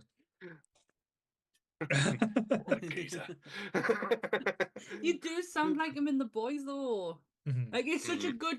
Like, don't class it as Jason Statham. That's Carl Urban. Well, if it ain't the invisible cunt. He's just been cast in something, something that it doesn't quite fit him because he's a bit older now. I can't remember what it is. Not sure. We need Judge Dredd back, man. Yeah, they've been teasing a Mega City 1 show for ages. Really? I don't know why people don't want to like make it bigger or go for that one, because I know the cinema release didn't do well, but everything afterwards must have made money type thing. Yeah, I love it. I think for like a remake, redo, however way you want to put it, it's very well done. What is it? It's something Mortal Kombat 2. That's it. Yes, it's Johnny Cage. Yeah, he's just finished filming. It's they've just got it. It's a hard R with a violence and gore. So I feel like he's a little bit old for Johnny Cage, though, which that's what Ant said. That's why we were talking about it. He was like, he feels too old for it. Did you know he's in Rise of the Skywalker? Rise of Skywalker, not the Skywalker. Oh no. Yeah, he's a stormtrooper. So what if he was just filming something on another set, like what usually happens, where because weren't Harry and William stormtroopers in episode 7? Daniel Craig is the one where Rey does the first time she does the Jedi mind trick, which she didn't know anything about and previously. Never mind. My mate used to tell us, the first 2 stormtroopers where one of them bumps their head, like that famous stormtrooper. My mate used to always go, the other 2 are Ant and Dec, you know. No, they're fucking not. Wait there. I'd say I don't think they were even born then when they first came out. Probably not. Kevin Smith did get asked to be a stormtrooper, and he was like, "Mate, I'm not getting in that suit." I mean, he might now. But they did use Kevin Smith's JJ did, as a tribute to him, use his trash compactor story from Clerks in Force Awakens. There you go. Knowledge. More you know. There's so many different actors that did star in like different episodes, like different parts of like the Star Wars franchise as well. Like I know Daniel Craig was famous one, was a stormtrooper. But I've seen he was the one who Rey did the Jedi mind trick on. Trying to think of the other ones. That was Daniel Craig. Simon Pegg is the monster, not monster, but the creature that Rey speaks to when she's getting that credits for our bread. I know. That's Simon Pegg. Yeah, Kevin Smith played an alien in when they go to the world, and like they're trying to think he's on one of them. But I know Tom Hardy was a stormtrooper as well, I believe. Could be wrong. I don't know. I'm making things up now. No, I heard Tom Hardy. Tom Hardy. Tom Hardy was a stormtrooper? I think so. Yeah. I feel like I've heard that.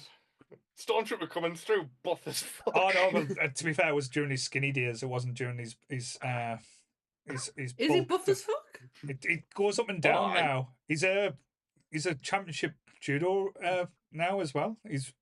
So didn't mess with him, Sammy. He'll kick your ass. Just one stormtrooper like, your Jedi mind tricks won't work on me. I was born in the dark. You were merely raised in it. Oh, there were some choices. Choices. Colonial British accent instead Bless of 'em. Puerto Rican. I don't know. Yeah, have fun. So yes. Yeah, fun. So Speed. again, because I know I've talked about like Speed with like others. Where would you rate Speed in the action movie like level? Like, where would you put it, Lee? Because you're the Ooh, I'd give action it a movie hero. solid 3. I wouldn't even put this in my top 10, but Right. that's because okay. I've got that. I'm Many. such an action buff, and there's hundreds of action movies from the 80s that just beat this by a mile. Like pretty much any Stallone movie, most of Arnie's movies, like all of them would be well above this. So okay, I'm surprised by that because I said this was your like wet dream. I thought No, my wet dreams, Tango and Cash. Tango and Cash. All right, then give us your top 5 action movies all time, then, not including sequels. God. Well, there's Tango and Cash, Demolition Man. This is such a difficult choice, mind. The Raid. The Raid, okay. The Raid's up there. Because I forget to breathe during that last fight in that film because it's so fucking intense. I love how serious Lee's getting now. Oh, I can't think. You're not on top drums now. No, this will take too long for us to think about what my top 5 would be. Who said that? Terminator 2. So that's 4. One more. Bloodsport. Bloodsport. Oh, interesting. Not a great film, but interesting. Never seen it. Fantastic. It was the first one that popped in my head. I couldn't think of what else. No problem. I think, as Sammy said, it is one of the pinnacles of the 90s. Like, if you think about the action movies and how it kind of goes through as well. Just laughing at Chris. I know, he's just someone heard us. I think Lee just ignored you, to be fair. I think he did. So he's laughing, but he just generally doesn't know what I said. Sorry, I heard rumours that Lee's going to start a new podcast next year, the Action Podcast. So, where he just talks about action movies all day, every day. I'm gonna take. Oh, sorry, I was just thinking. Right, I'm taking Bloodsport out and putting in Lockup with Sylvester Stallone. I love that movie. Is it just because I mocked Bloodsport being a bad film? Because it's not great. Let's be honest. No, I would probably put Bloodsport just after that. No, I love Bloodsport. It's class. It's not. It's just if you could only ever watch one action movie the rest of your life, just the one. What is it? Go. Demolition Man. I've got a really interesting one. Which action movie would you cast Chris in? Oh. I could see Chris at the side just be like, "Get up, you bum! I ain't here no more. You're gonna eat lightning and you're gonna crap thunder." So you're saying Chris is the mighty to your Rocky? Cut me, Mick, cut me. Chris is the most supportive person in Nerdy Up North as well. To be fair, like to be honest, he is. Up. That wasn't even a pun saying he bigs everyone up. No, he really is. Like when it comes down to support, Chris is your #1 fan. Like he really is. So I'm going to cast him, and he's going to get upset. I mean, that's not a surprise anymore. I'm going to cast Chris in Mad Max Beyond Thunderdome. Oh no, fucking head or whatever. Who? I've never seen it. He's going to be the Master Blaster. So he's going to be the little man on your shoulders, and Lee's going to be the guy in the helmet. Chris. Listen to them. Oh, Chris is all upset now. He's going to log off and not think. Super cheerleader Chris. Oh, bless him. He is. Well, Sammy, we're coming up to the half. I would put Chris as Leo Gets. Leo Gets in Lethal Weapon. What Chris Leo wants, Chris gets. We're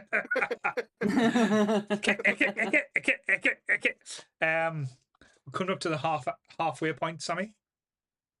Yeah. We're halfway there. Whoa. And living on a prayer. Yes. So the next movie we're coming into is Dark Crystal. Sarah's wet dream. Oh, shit. Yeah, we swapped it out. I was like, no, we're not. Shut the fuck. Yeah, we are. Yeah. Well, this is where I go quiet for a bit. And my phone's not even charging. Oh, dear. Right. Actually, I do have some. I did make sure I took some facts down. Cool, that's fine. Yeah, I'll fall back into the chat and just silently judges. That's fine. That's where I like it. You watch us, keep watching it. Especially you, Sammy. What did I do? I wouldn't know. I'm just a bellend, Sammy. Yeah, you are. Know your place. Good job, you know Hobo that. Lee. Right. Oh. Thank you very much, Lee, and thank you again. Thanks for having us. I love you guys. You're the best. Cool. Thank you. And thank you everyone who's donated so far as well. It's been amazing. We're currently at £390. So much, and like I say, it'll make a big difference to the Sophie Lancaster Foundation. Every penny counts as well. So thank you so much. Let's have a little. Let's see if we can do a little push through Dark Crystal. We're at the halfway point. Let's push. Here's Sarah Peach. The peach is the peach is back. Can't get rid of me that long. It feels like a lifetime ago you were here, though, Sarah, in all honesty. So much has happened. I've seen some of it. I wasn't able to stay around for all of it, but I've seen some of it. I mean, you do have 3 children. That is, that's fine. We're doing 12 hours. If anyone's watched full 12 hours, well done to you. I couldn't watch us for 12 hours. Chris. Never mind. I don't even think Chris better have done his DIY work for Molly. Poor Molly. Yeah, you better have done some work for Molly. So yes, we are coming up to the halfway point. We've raised £390 so far. Like I say, we've discussed some interesting films. There's only been one film where like Sammy got aggressive and shitted on, so we're doing well. What's that? The Neverending Story. Oh, right. I forgot about that. My previous one. I'm sorry, Sarah. Do you want to flash up that mug again? I was wondering if anybody would notice. The quiz champion is in the house, yes. Double quiz champion. I might add that. Still a prize is here. Just gonna. I have to give Hopi and Goodwill credit. No, you don't. No. Take it all. It was all you, Sarah. You're the quiz. I only got the mug because they've both got one. How's he got one? How's Goodwill got one? How's Goodwill got one? He has his trekking mug. He said, I've got one. He didn't win it. No, but he's got a trekking mug. He shouldn't have a mug. I'm going to have words. You can only have a mug if you're a champion. I've got a mug. Yeah, you're a mug. But I do have a mug, though. I got an honorary one. Because I'm a sore loser. No, it was my birthday. So everyone gets a mug but Paul. It's fine. Actually, no, that's a lie. I got a mug off Becca. You do know you have the designs. It's fine. Doesn't mean I want to do it myself. I've got my mug from Becca. Yes. You got the Obsidian Fleet one. I've got an Obsidian Fleet one too, and drinks out of it. Right. I mean, I did bully her into giving us it because she gave one to Michael, and I went, "Oh, it's like that, is it?" Oh, they're talking very rude things about you in the chat there, Sarah. They're saying that Lee's saying he could eat a peach. Sarah. Lee's saying he could eat a peach for hours. Getting told off. She's a lady, Lee. You can't speak to her like that. I don't know about Lee. Yeah. Is Dark Crystal the snidey labyrinth? Oh, fucking hell. Is it all banned? There you go. Sarah's spoken. She's in charge. Yes. Right, I'll do the synopsis and the tagline. Sorry, I got confused there. I'll do the synopsis and the tagline, and then I'll go quiet for 90 minutes. Yeah, I was going to say 90 minutes. Right. Jen, raised by the noble race called the Mystics, has been told that he is the last survivor of his own race, the Gelflings. He set out to try and find a shard of the Dark Crystal, a powerful gem that once provided balance to the universe. After the crystal was broken, the evil Skeksis used the sinister means to gain control. Jen believes that he can repair the Dark Crystal and bring peace back to the world if he can only find the remaining shard. There can be only hope. Yes. And this tagline is so good. I like this. When evil screams throughout the world, when all three suns converge, when all that's fair and fine seems lost, a hero will emerge. Oh. That would have been fucking brilliant if I didn't balls up the word converge. 6 hours in, Sammy. Give yourself a break. It's fine. I did write some things down, but in all full disclosure, I genuinely couldn't watch this film. I took a clip from it from YouTube to put into the little clips I did for TikTok, and I'm not joking. Looking at the Skegsies brought back the fear of God that I used to have when I watched this as a kid. I've always found this interesting with you, Sammy, because you said like similar things about some of the creatures from Neverending Story, whereas I love like obviously the Neverending Story, this movie, and Labyrinth, and I think they've all got some pretty horrific creatures in them. Yet I am not a fan of horror. Yeah. That is actually quite mind-blowing that I could watch anything in the horror element and did from like 8 years old, but stick something like this in front of us and it gives us the creeps. Is it not just the mindset? Because, as you said, horror films and monsters are marketed towards adults. These are monsters and things that's marketed towards children and kids. So you kind of get the mindset that this is supposed to be cutesy, this is supposed to be innocent, this is supposed to be fun.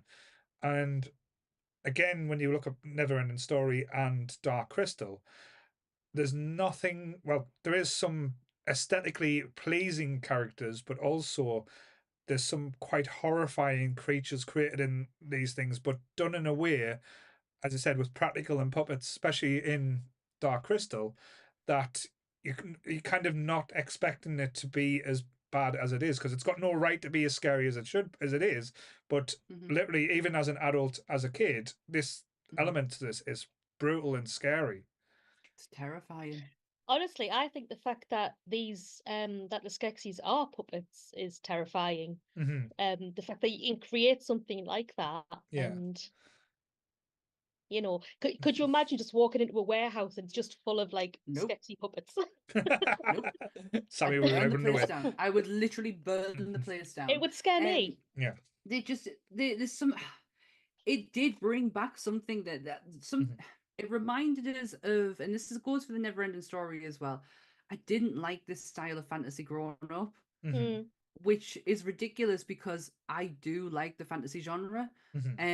But this style, this kind of, and this should be something I am all over because of the practical effects, because of the puppeteering in it, the costumes, the design, like everything. I should be all over it, but I just can't get past that initial fear is what I used to have to even try and enjoy it.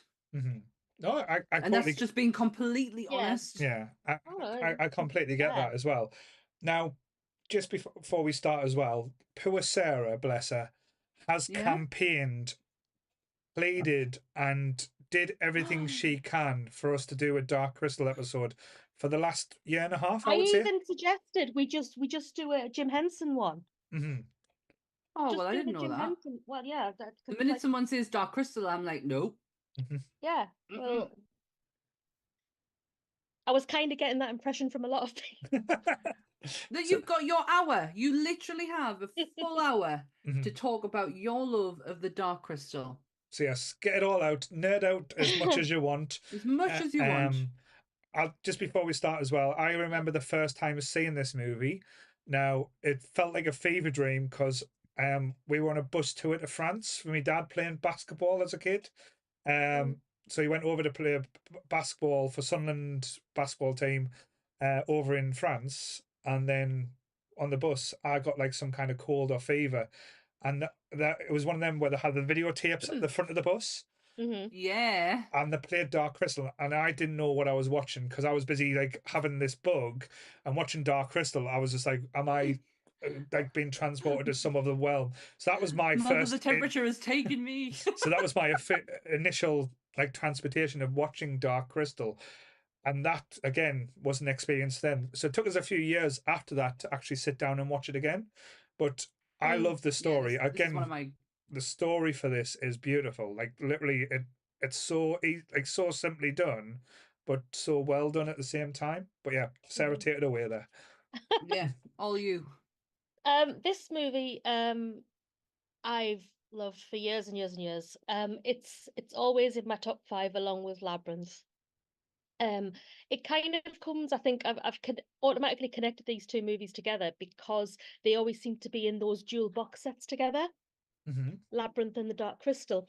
And I think it was just kind of like from there. Obviously, I got into Labyrinth first, and because of the dual box set, I thought, oh, I'll watch this as well. And yeah, it's the world is just fascinating to me because there's a lot more to it than what you actually see in the movies as well. And it's one of those that I've gone behind the scenes and I've like looked at the creation of the movie, but I've also looked at the lore of the movie. I've looked at the history of Thra, the world. I I I I know how like the Skeksis came to be and stuff like that. And the start of Thra, basically.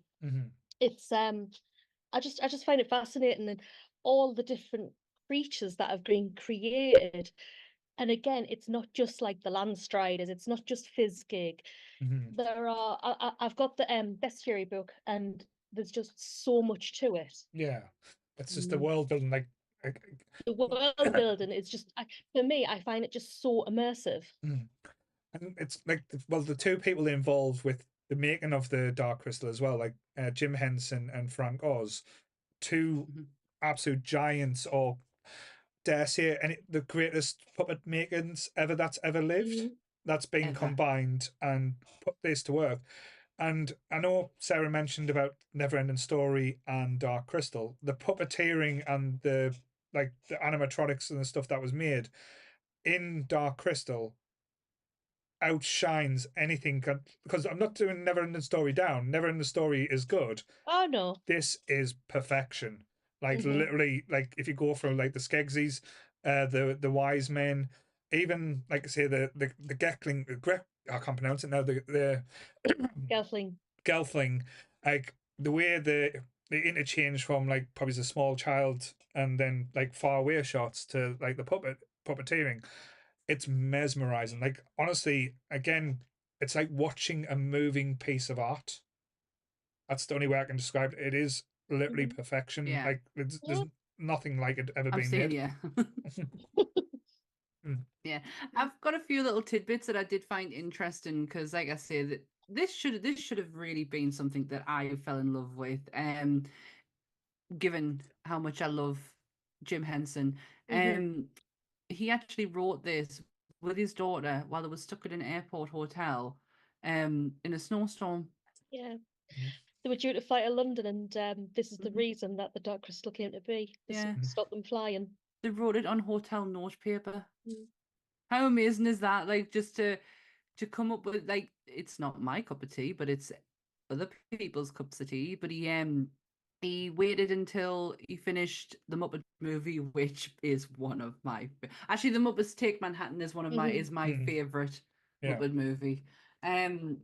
But yeah, he did the Muppet movie first, and then went back to England, did the Great Muppet Caper, and then moved on to this. And it's such a difference to what you've just seen, but it's so it has such a feel of Fraggle Rock. I love Fraggle Rock.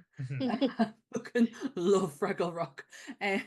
So it's kind of like hitting into them elements, and that goes into one of my other facts I found out. The early drafts of the script featured Jen and Kira traveling through the underworld, where they encountered a race of underground mining creatures, which is the concept then comes to Fraggle Rock. Down at Fraggle Rock, the Dark Crystal They brings touch you. on that a little bit more with some of the Gelfling clans that actually live underground in Age of Resistance as well. So is that the one that Netflix did? That's the one that Netflix did, yeah. Is it? That's the prequel. It's a prequel of obviously we've got the Dark Crystal, which is like we're down to the last what we think is one Gelfling. Later found out to be the last two Gelflings.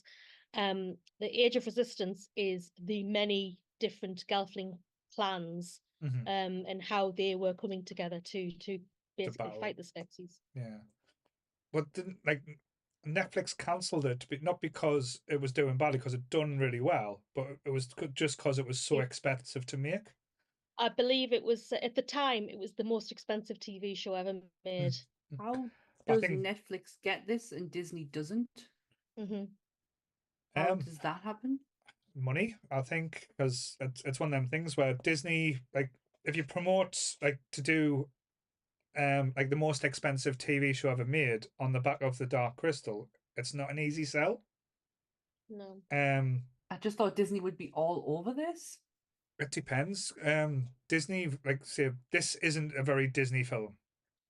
No. Let's be honest. When you watch it, it's very much, it's fantasy, but it's very dark. It's very, it's almost like, as you said, like DreamWorks style, like, because you know how the DreamWorks and that type tells a story, but they're not scared to get, like, it doesn't have to be shiny and new. This is not like Disney shiny and new or anything like that. But I think a lot of Disney certainly more than enough has its dark elements, but I think this kind of like takes it that little bit further, and the whole movie is basically dark with a dark theme until the very end. And when people say like, "Oh, like why do a prequel?" You couldn't do a sequel to this because the ending is so. There are novels that happen after this. After the movie, they did some graphic novels such as Power of the Dark Crystal and Beyond the Dark Crystal and things like that, where it takes the story of Jen and Kira further, right? And what happens after Jen and Kira. But I'm not interested in that. I know it sounds bad because I think the story was told so well, and it's one of those ones where you get a complete ending and you're like, right, that's nice. I'd say fair enough. Go off and tell a story in a different world, but like, because they don't give you any information about like what happened before, so the prequel made total sense to me. And I think the only TV show now that's more expensive than this is Rings of Power. That shows you the level of money that went into this type thing. But the only reason that it costs so much is because they refuse to use a smallest amount of CGI at any time. Everything, like character wise, had to be a puppet. So everything was hand. No, good for them. Let them, if they're gonna, stick to their morals, then let's not use CGI. There's no need. Did you see the convention that they had for this a couple of years ago in London, Sarah? The Dark Crystal convention. Yeah. I gotta admit, mind, it did look pretty special. It looked amazing. I was even I was like, oh, could I watch this again? No, you cannot. But I think, ultimately, I think it's just like, yes, it does kind of like it's a great standalone movie and doesn't leave you open to say like, oh, I wonder what happened afterwards. It just kind of tells you, go forth and do whatever you will with it. But I just think it's kind of like one of those great stories of good versus evil. You're aware that there was a good time, and then the Skeksis arrived, and then it's been bad for a very long time. Can we fix it? And it's not just simple. I said, I know you say simple good versus evil, but like when you say the Skeksis, like you work out near the end, like what the Skeksis are, and like what the other like these wise wizards like that they tell you about at the start when they're leading going towards the mystics. Sorry, when they're going towards the tower. And certain things happen, like one of the Skeksis gets stabbed in the hand, and the wizard goes, "Oh, my hand hurts," and you go, "All right, that's interesting."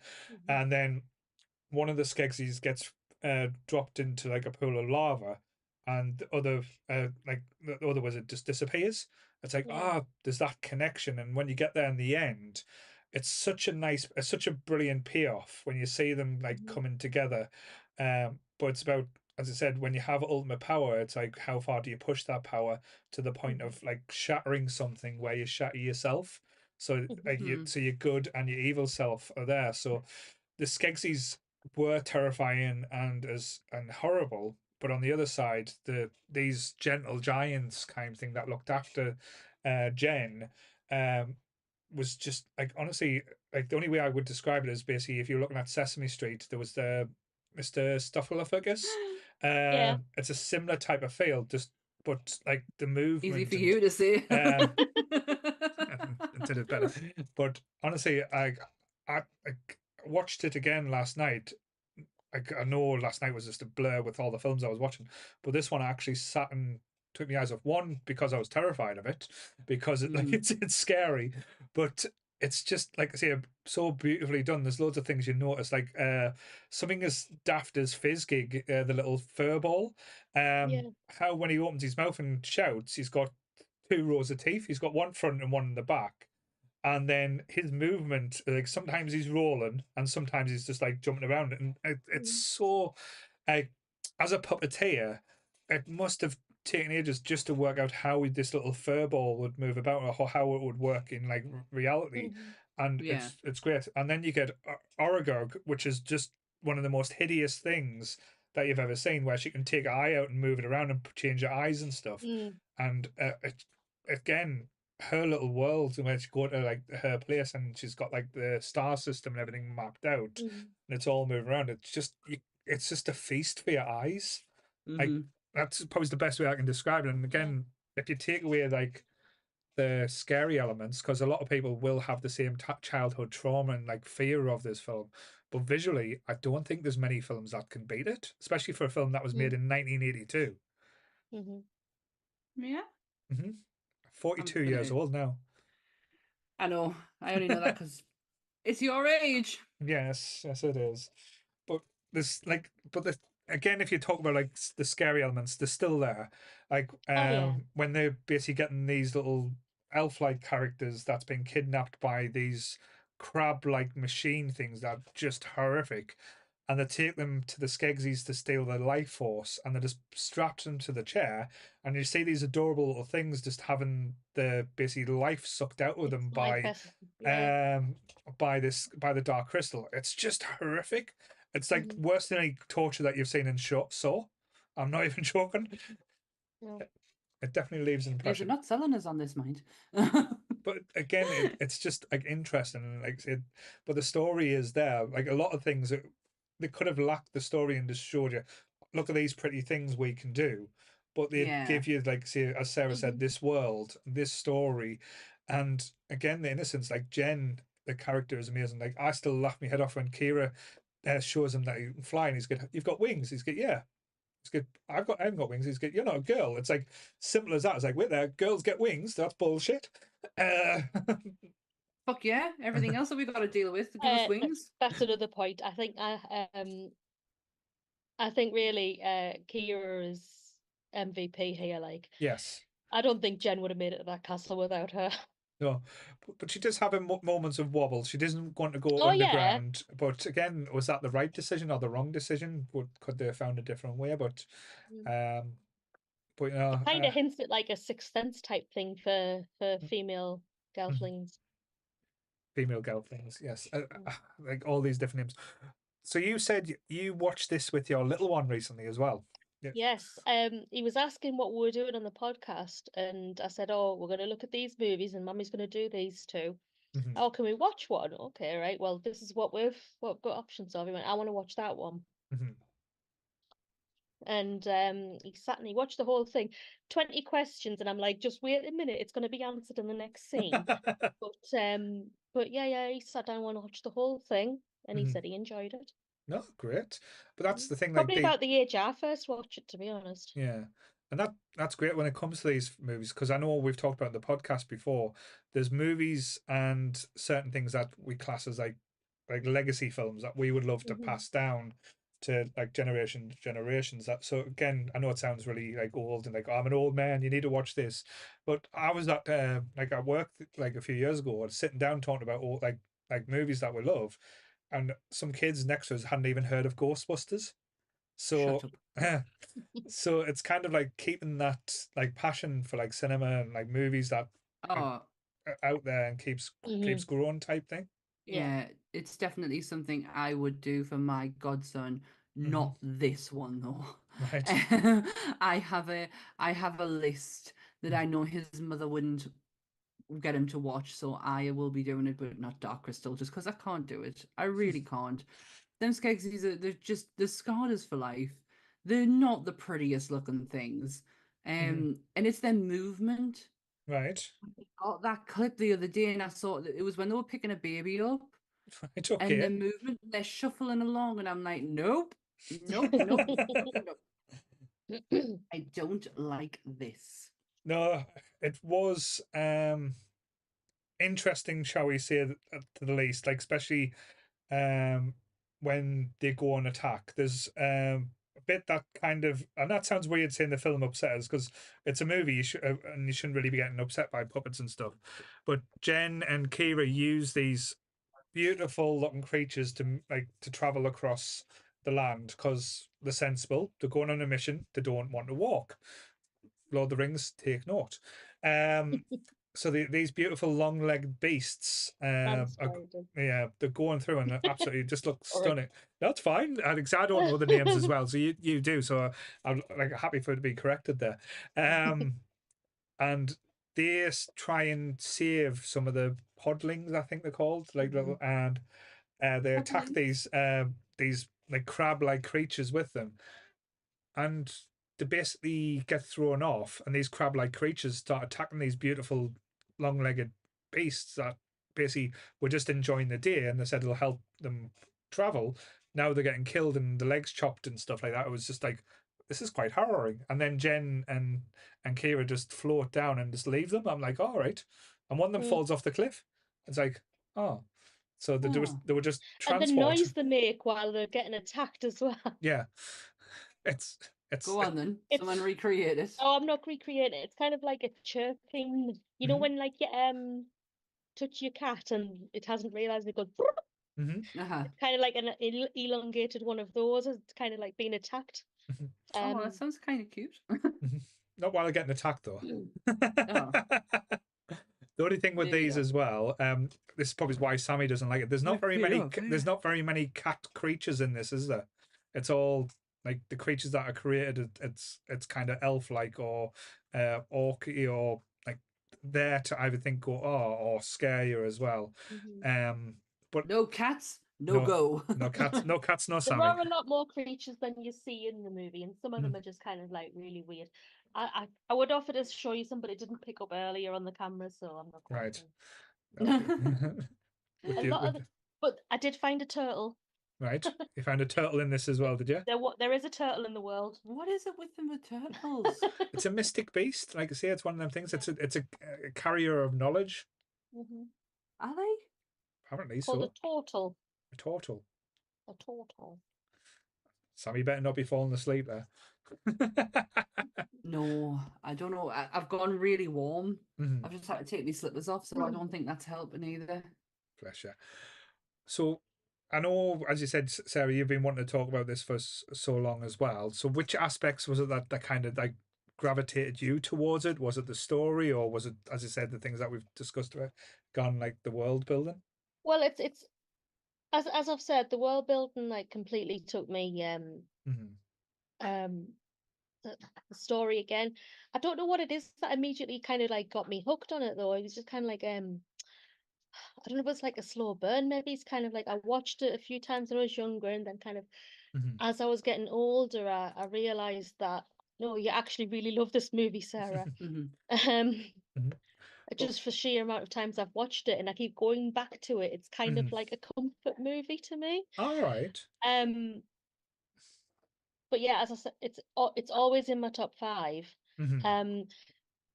Like the acknowledgements of how much work actually went into creating something like this. Yeah. I just feel like it needs shouting out as much as possible, really. No, I agree. It's an interesting one as well, because if you like look at like the characters and how they're built, like each individual one, like all the Skegsies as well, like each individual Skegsy has its own little look, different personality. Like the sorry to interrupt you, it's just because there is 9 of them, but they are based on the 7 deadly sins. They were meant to be at the start. Originally, you're right. Yeah, originally it was based on the 7 deadly sins, and then I got the names, and I was like, "I am not reading that out." Skekshud, right? Yeah, originally there was actually 18 because the creatures that they become at the end, the alien life that ended up on Thra. There was 18 of those at the start when they first appeared. Skekcog? Skekcog. Zog? Zekcog? Let's get the book out. Zeknar? Skekung, the Gartham Skek- Master. Skekvar, the General. Skek-Ug. Skekzok, the Ritual Master. Skekso, the Emperor. That's just a few examples. Skeklak, the Collector. Skektek, the Ornamentalist. Skektek. Skekshod, the Treasurer. Skekcock, the Scroll Keeper. Sorry. Skekna, the Slave Master. I'm going to struggle with this one. Skekayuk, the Gourmand. Right. Yes, but just a few examples there. But the Your book Skeksis, has nothing on. Sorry. but them Skeksis, they were like, even within themselves, that's beautiful cover though. They were brutal towards themselves as well, because when the Emperor dies, they kind of like revert to like almost schoolyard or school like kids type in the playground saying, you should be the Emperor, no, you should be, and to the point where they gene each other up, and then the one that kind of goes for it says, I'm gonna make my move now before a thing, and then the biggest, like the largest one, kind of challenges them, and that interesting. Just before you go on to the next bit there, if you're gonna go on to how they decide, I really like the build up to that, because you think that they are going to fight each other with the swords.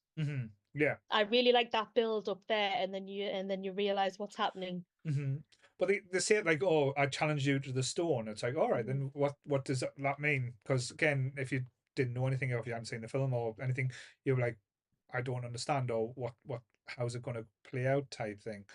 But then the challenge of the stone is basically, instead of fighting each other with these amazing, beautiful giant swords, they each take a whack at this stone that looks like it's had chunks cut out of it anyway. So you don't know if it's been chunks that they've done, or is it just basically, was that the first swipe that they've done in that challenge? Again, they don't really go into it too much there, but you get the first one who whacks it and it doesn't even leave a dent. Then the larger one who takes a swipe and literally sets it on fire, which is just like mesmerizing. And I thought that was going to be it. While remembering the puppets. Yes, that's the thing. It's a puppet. It's a puppet. But then you think, that's the end. He's going to be like licking his wounds, like sculling in the background, like be pissed off. But the way they treat him afterwards, because he loses, wow, like the brutality. It's like they strip all of his clothes off him, so he leaves this like deformed, mangled body. That's the only way I can describe, because it like when you say the Skegsy, it's just like this massive shape, but underneath it was like full of spikes and this like weird shapes, and he's kind of like standing there naked, like quite vulnerable at the same time, and the noises they make as well, like his noises was really annoying. It was like every time he was walking around, it was like, and he like but he was like the main instigator of the skis, like behind the background, because then he goes off and finds like Jen and Kira in certain sequences where you see him, but honestly, like you don't expect it to hit home or be as brutal with it being puppets, but it's quite interesting as well. Like as you said, you've delved into that world and into a bit more. So there probably has, like Jim Henson is, and probably created this world where it's full of rules and laws and almost Tolkien-esque in a way. Even Skeksis can play both sides. Well, Yes. even puppets rather.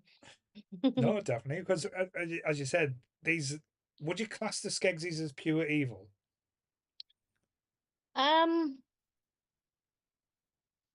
Hard to say, really. There are certainly some that are more cruel than others. Overall, they are definitely the bad guys. Yeah. You know, probably Yeah. When you think about it, though, if you like all the creatures that they've wiped out all of the Gelfling, and not one of them stood up and said, "No, this is wrong. We shouldn't be doing it." Yeah. What they've focused on is the prophecy and said, "Oh, well, these creatures could wipe us out, could stop us being who we are.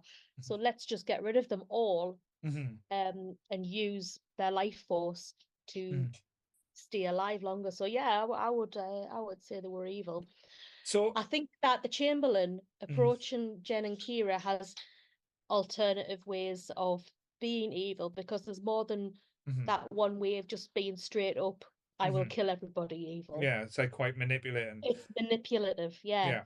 And they have an alternative motive of, well, if I take an actual Gelfling back for the new emperor, I will be accepted back into the realm. No, definitely.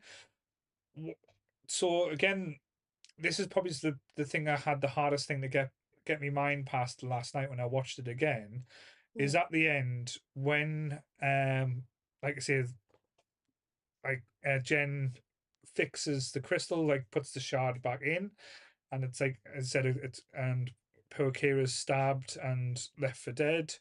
The like I said, the Skeksis and the Wise Folk kind of merge back together because of like the ritual that's been carried out.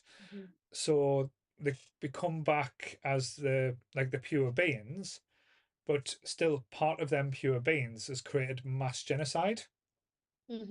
So should they have just done, oh, it's forgotten because it wasn't my full part, but still part of them were able to do that.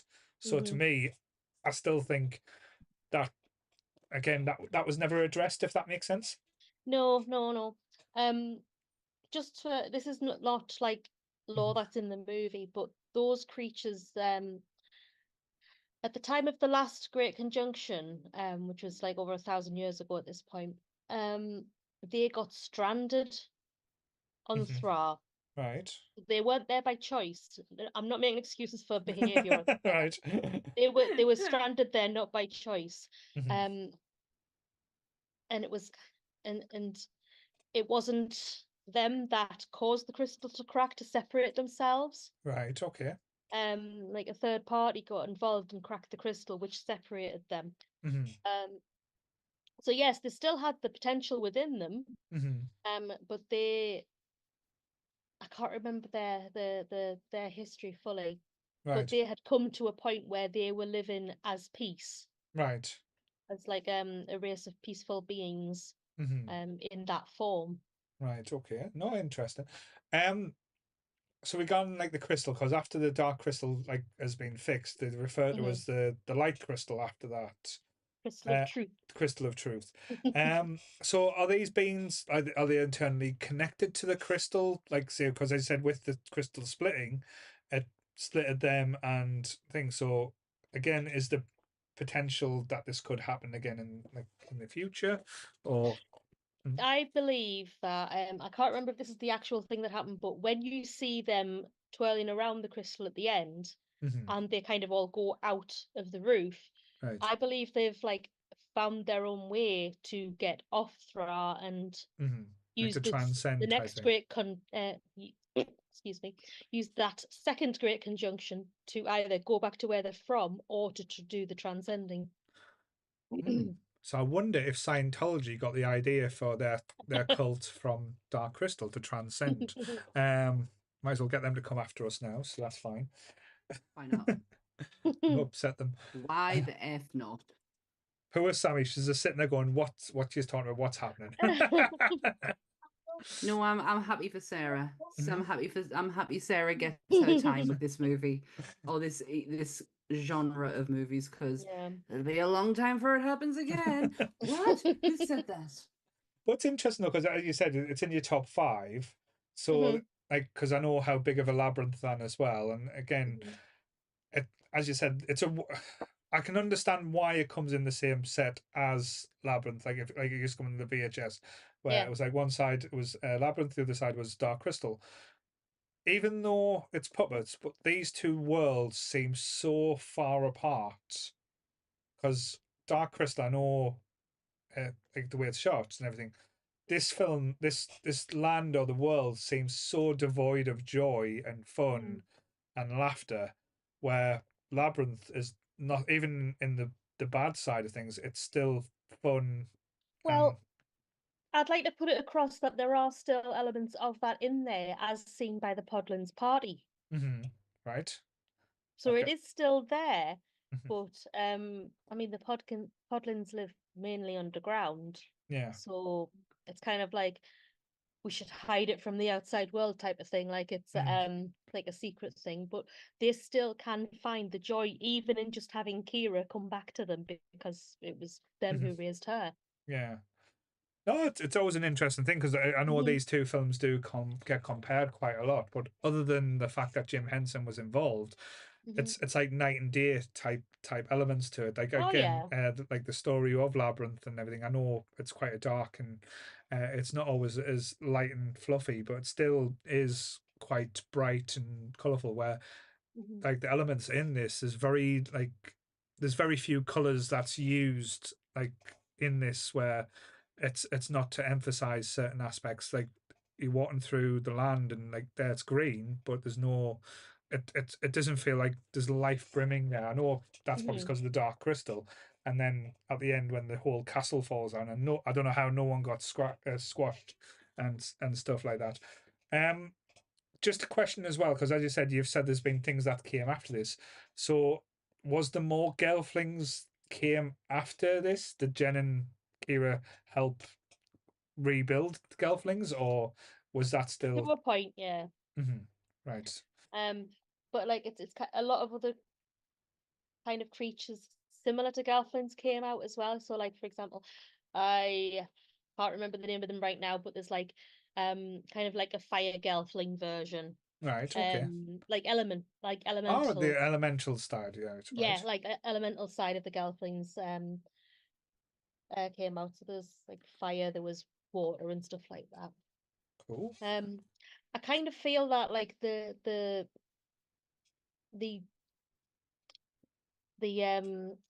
lack of life, as you were saying, kind of gets partially addressed in the Age of Resistance as well. Right.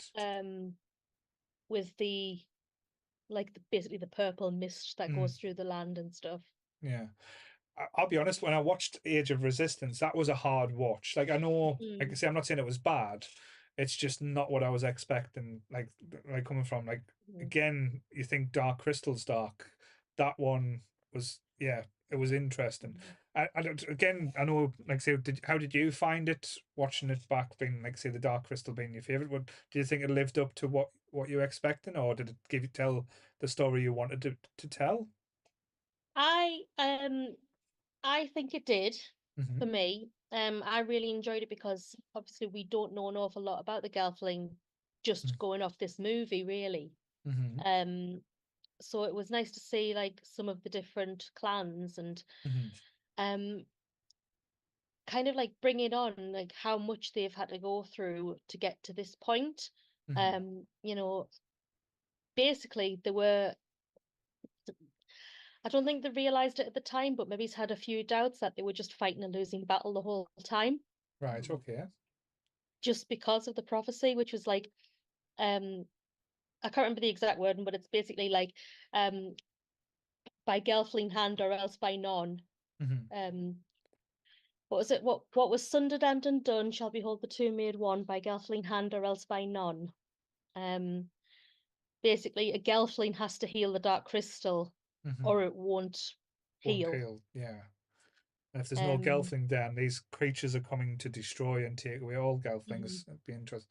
It just again, so I wonder why. And again, I know it's supposedly a stupid question to ask, why the Gelflings were chosen as like these special type creatures, because going from like say Dark Crystal, the Gelfling is just like almost like part human, part elf, like looking wise, but it's almost like the Hobbit type of aspect in Lord of the Rings. Like the simplest folk gets burdened with the biggest mission type thing, because they have the biggest heart and biggest potato. Biggest potatoes. I am going to leave you for a second while I go and run to the toilet and make a cup of tea, because I am starting to flag a little bit. So I need something to perk me up. So I will be back in a second. You guys enjoy That's your fine. conversations. I will be 2 minutes. Thank you. Yeah, but Jake's just said in the chat, I didn't think the TV show made any sense and couldn't follow the script at all. Okay, so but right, so was that just because I wonder if it would like is I don't know if Jake's seen Dark Crystal or knows the lore of Dark Crystal, so that might be why. But did you find it easy to follow regarding like I story mean, for wise? me, yes, I can see why some people would have like an Mm-hmm. find it hard to follow. Mm-hmm. I think there are certain things that you do need to know which aren't necessarily covered in the movie. Excuse me. Hang on, I'll just have a drink. That's what I get for talking so much. Welcome to my world.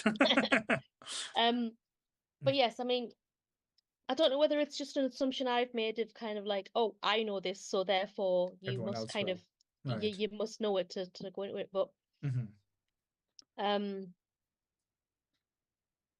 I do think it's worth watching the Dark Crystal, then going into like the series, Yeah. and then it like and then maybe rewatching the movie at a later point, and then it might make a bit more sense. But again, there are bits and bobs that are missing no matter what you do. You can't get everything in. And I think that if there had been a second season, you would have filled in more gaps. No, Because I think there was more than enough story between where they ended season 1 and the movie. There is more that you could make into like to connect the dots. But yeah, and definitely because I think, as you said, if it's a world building, like say regarding like say not just like the Dark Crystal, I know they probably did it in the novelization or the comic books, which came out afterwards. But it's just I just find it really interesting. Like as you said, that they made this bold attempt, and if you're going to put the money in, and after the first season, you've done all the money to make most of the sets and most of the things. It's only going to get teared down. Why not like give it a second season to give it a chance as well? So, but again, it's Netflix all over. It's like it's not going to cost the same to do it if you've already got things in place. But yeah, it's one of those like fantasy realms and fantasy franchise that'll probably always keep digging around or staying around. That people kind of dip the toe in and stuff. I do think like the Dark Crystal itself probably gets a reputation, as Sammy said before, like of being a scary or nostalgia, where it might trigger certain people. But if people give it a go, like so I give it another go last night, thinking, oh, like I was expecting it to be a certain thing, but it was completely different to what I remembered. So I don't know if in my memory I've created this like story or platform for it because it was like watching it at such a young that I kind of digged it up and just thought, oh, it's more style over substance, but certainly not. Like story wise, it holds up. Like and again, everyone in this like has entertaining parts and plays the story well. There's no lulls. There's no bits where you're thinking, "Oh, just hurry up and get on with it." Which a lot of fantasy films you do feel like that, and like, even like one of my favorite films, The Princess Bride. At certain points, you're just like, "Oh, I just want to get to the fight with Vigo Mentora and the six-fingered man." That's why I'm here. Bring it on. But no, I was quite pleasantly surprised with Dark Crystal, like the journey we went on, and I did really enjoy it. And again, it's probably something that I will look into and trying to like say learn more about because as Jake said as well, when I watched the series on Netflix, it came on with such a plum. I didn't quite get it for me. I think I'll get it more now that I've kind of got into Dark Crystal, like enjoyed Dark Crystal through watching it now. So again, I know it's probably going to be the hard question to ask you here, Sarah. Is there anything you would change from the movie? Anything that you would add differently or anything that you would put in? Oh. No, you know what? I don't think I would. No, so it's I don't think I would. Yeah, no, I get that. And again, it's very hard to change, like, because to do this movie, other than puppets and stuff, it would be heavily CGI'd and it would And you know what? I am so glad that they insisted on doing the puppetry for the Netflix series. it would lose a lot from it as well, because I think that's part of the magic of this movie where you get swept away. That's probably why people still love things like Sesame Street or Fraggle Rock, because of those elements or the puppetry that is in these things, and it's done to a level where, and again, we were waxing lyrical about the Neverending Story, saying these puppets are brilliant and like how like well it was done. Dark Crystal, honestly, I know I said it earlier, it blows at anything that you've seen out of the water. Yeah, and Sarah's going to say I'm blaspheming as well. It even outshines Labyrinth a little bit as well in no. in the Puppetry puppetry. wise, I agree with you. Yeah. Puppetry wise, this is like the it kind of like it should be this movie that you study to become a puppeteer. 100% agree. Yeah, and where Labyrinth has the better story, the like or the sorry, better story is the wrong one. The more like fun, publicly friendly story, fun story, yeah, and like say more approachable story. And you've got David Bowie and his massive crotch, which is going to appeal to everyone. But yeah, this one is a little bit of a harder sell for people, but you've got to get them in. But if you use it the way we've discussed it, like say, go in for the looks, go in for like the magic behind it as well. If you're into like say fantasy, if you're into D&G, this I would say is definitely like say a gateway into that. Could you imagine, like I know you're, like I say, do Dungeons and Dragons, but could you imagine doing a campaign based on Dark Crystal? I think that would be so much fun. I think that would be entertaining. Oh yeah. Completely, I could see it.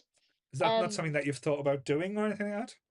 I'm not very good at creating worlds myself. I let other people do that bit for me. But if I'm not mistaken, there is actually a tabletop game based on this. There's at least a board game. I know there's a board game. Right. I believe there's an RPG game of it as well. Interesting. So that might be something to look into. Get the nerds up nerdy off north playing Dark Crystal with Sarah as the crystal master instead of the dungeon master. What a miss. Just basically waxing lyrical about the film. Puppeteers. Okay. Yeah, just saying how the puppets were so much well done in this. I would put it above Labyrinth for the puppeteering. Okay. It's been it's so long. Like I say, I haven't watched it all the way through. But yeah, okay. If you're all in agreement, I'll agree with you. I'll back you up. So I'll back you up. So I'm not going to pick on Sarah and play the Neverending Story song again. Don't worry. I think once is enough for that. To be honest, no one else had the balls to send us the videos again.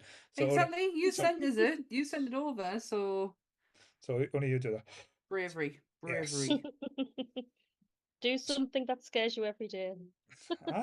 Very well said. Very well put. Yeah. I look in the mirror. Sorry. I talk to Lee and Chris on a daily basis. I've got caffeine now. I'm all good. Right. Okay. So the next one, what we're doing. Sorry. Is there anything else you want to mention about Dark Crystal?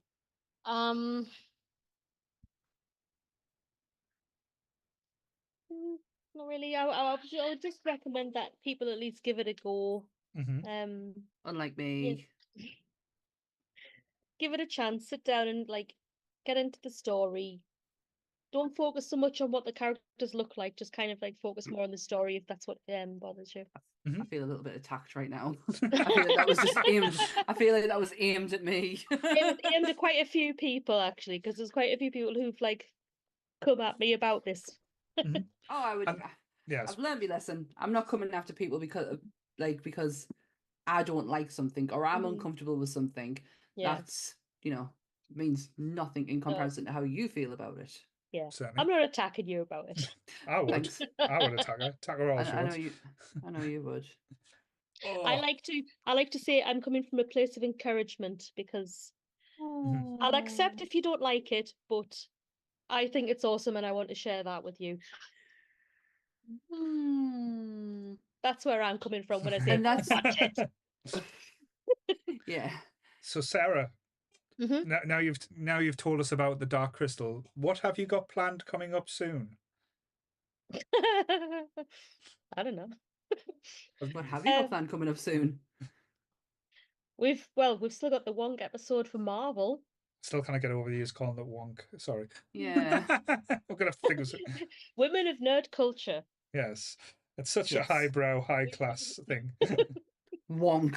It's just how we've got used to saying it. Instead of typing it all out, it's just Wonk. Okay. So yes, Women of Nerd Culture are looking at Marvel next time. Ooh. Which at the minute I believe we've got planned to release it on the 7th December.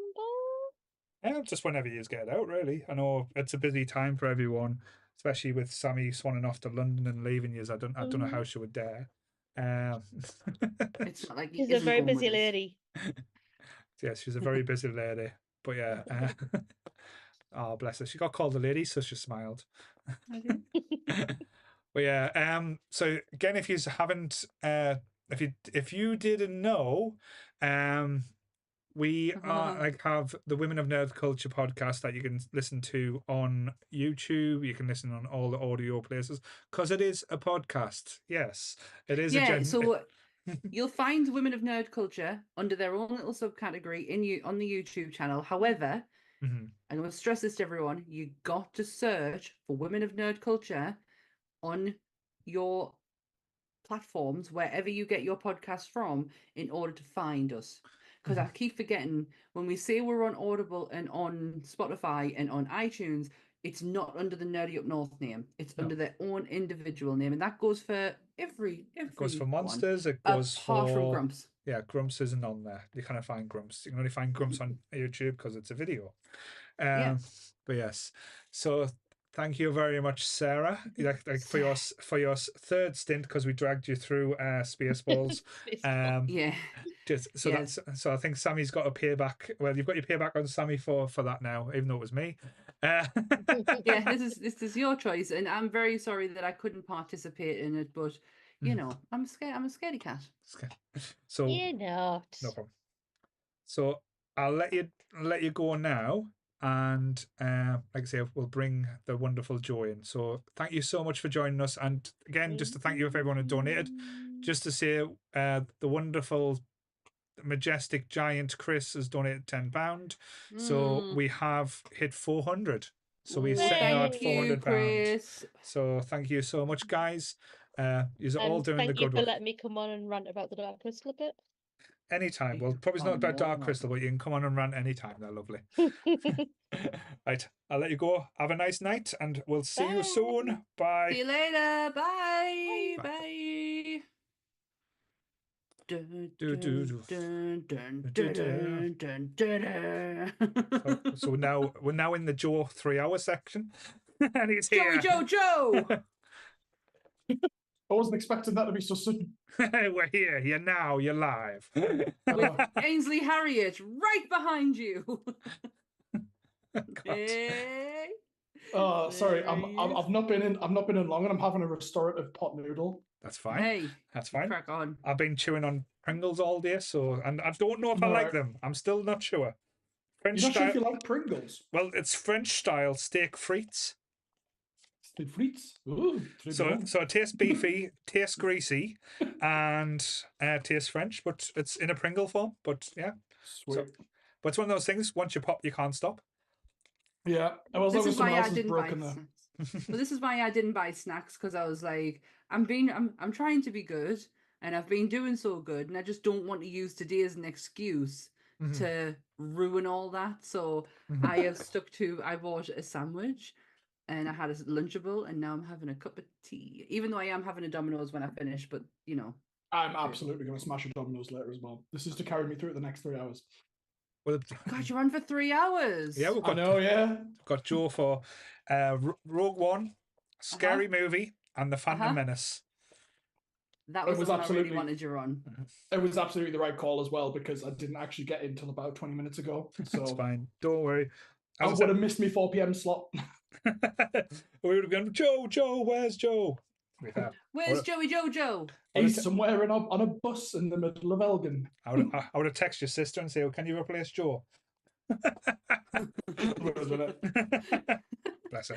Oh, no, I need an ally for Phantom Menace, so I'm really glad it's you. I've watched it again, and you're going to need an ally, trust us. Yeah, but because I know what's going to happen. I've taken my slippers off and now I'm cold. all right. Yeah, I need an ally, and Joe is that. Now I can't figure out which slippers are meant to go on. But still one. Right. I'm very sorry. You do you. It's okay. Wait on it. I thought I had 10 minutes. That's Yeah, fine. you're all right. We'll We've got time. We've actually talk timed a little that bit. well. I needed to. Yeah. How are you guys? How's the day going? You're what, midway through now? Or you just past midway through? This will be 7 hours in. So yeah, it's not too bad. Time flies, my friend. I haven't hit the wall yet. I you haven't even moved yet? No, that's how I roll. I've been up the toilet God knows how many times. I'm saying that mind. I have drank. This is my 4th one of these now of water. So I think my water intake for today is good. But yeah, I've got a cup of tea. I needed something to pick me up because normally around 2 o'clock every day I start to hit a brick wall, and that 2 o'clock shifted to about 3 o'clock, and I was like, oh. Yes. Just out there, Sammy needs a nana naps. So Sammy gets cranky if she doesn't have a nap. I do have a lot of nana I didn't naps. blame her for that, like. It's just the best feeling. But yeah, so just to say as well, a big thank you to all you nerds who has donated and supported as well. Like honestly, we couldn't do this without your everyone's help and everyone's support. Like just talking for 7 hours is a lot. Just so everyone jumping on and like having a big crack with us keeps us going. But yeah, £400 raised, so absolutely amazing. Hopefully, as I said, the Sarah Lancaster Foundation, the Sophie Lancaster. Why do I keep calling it Sarah? The Sophie Lancaster Foundation. Sophie. Yeah, I'm not even correcting you either. I'm like, yeah, that one. Do you not think it's because of Sarah Lancaster? Possibly. So Lee's trying to start fights with you again, Sammy, as well. Do you know what? They've been doing it all the way through that hour is just have a go at us, and I'm not rising to it. Not rising to the bait. I'm not rising to them 2 top grumps. Not at all. From the video. From the web series that's on YouTube. Web series? What are you talking about? Yeah, Joe's very protective. Joe wants it to be a podcast, but yeah. Joe, that video you did of the Shrek was absolutely brilliant. Where you end up when you're having a conversation with him in bed, I was dead. Like my phone, I couldn't even look at it through the tears. Well, I've got another surprise for you if you're ready for it. Right.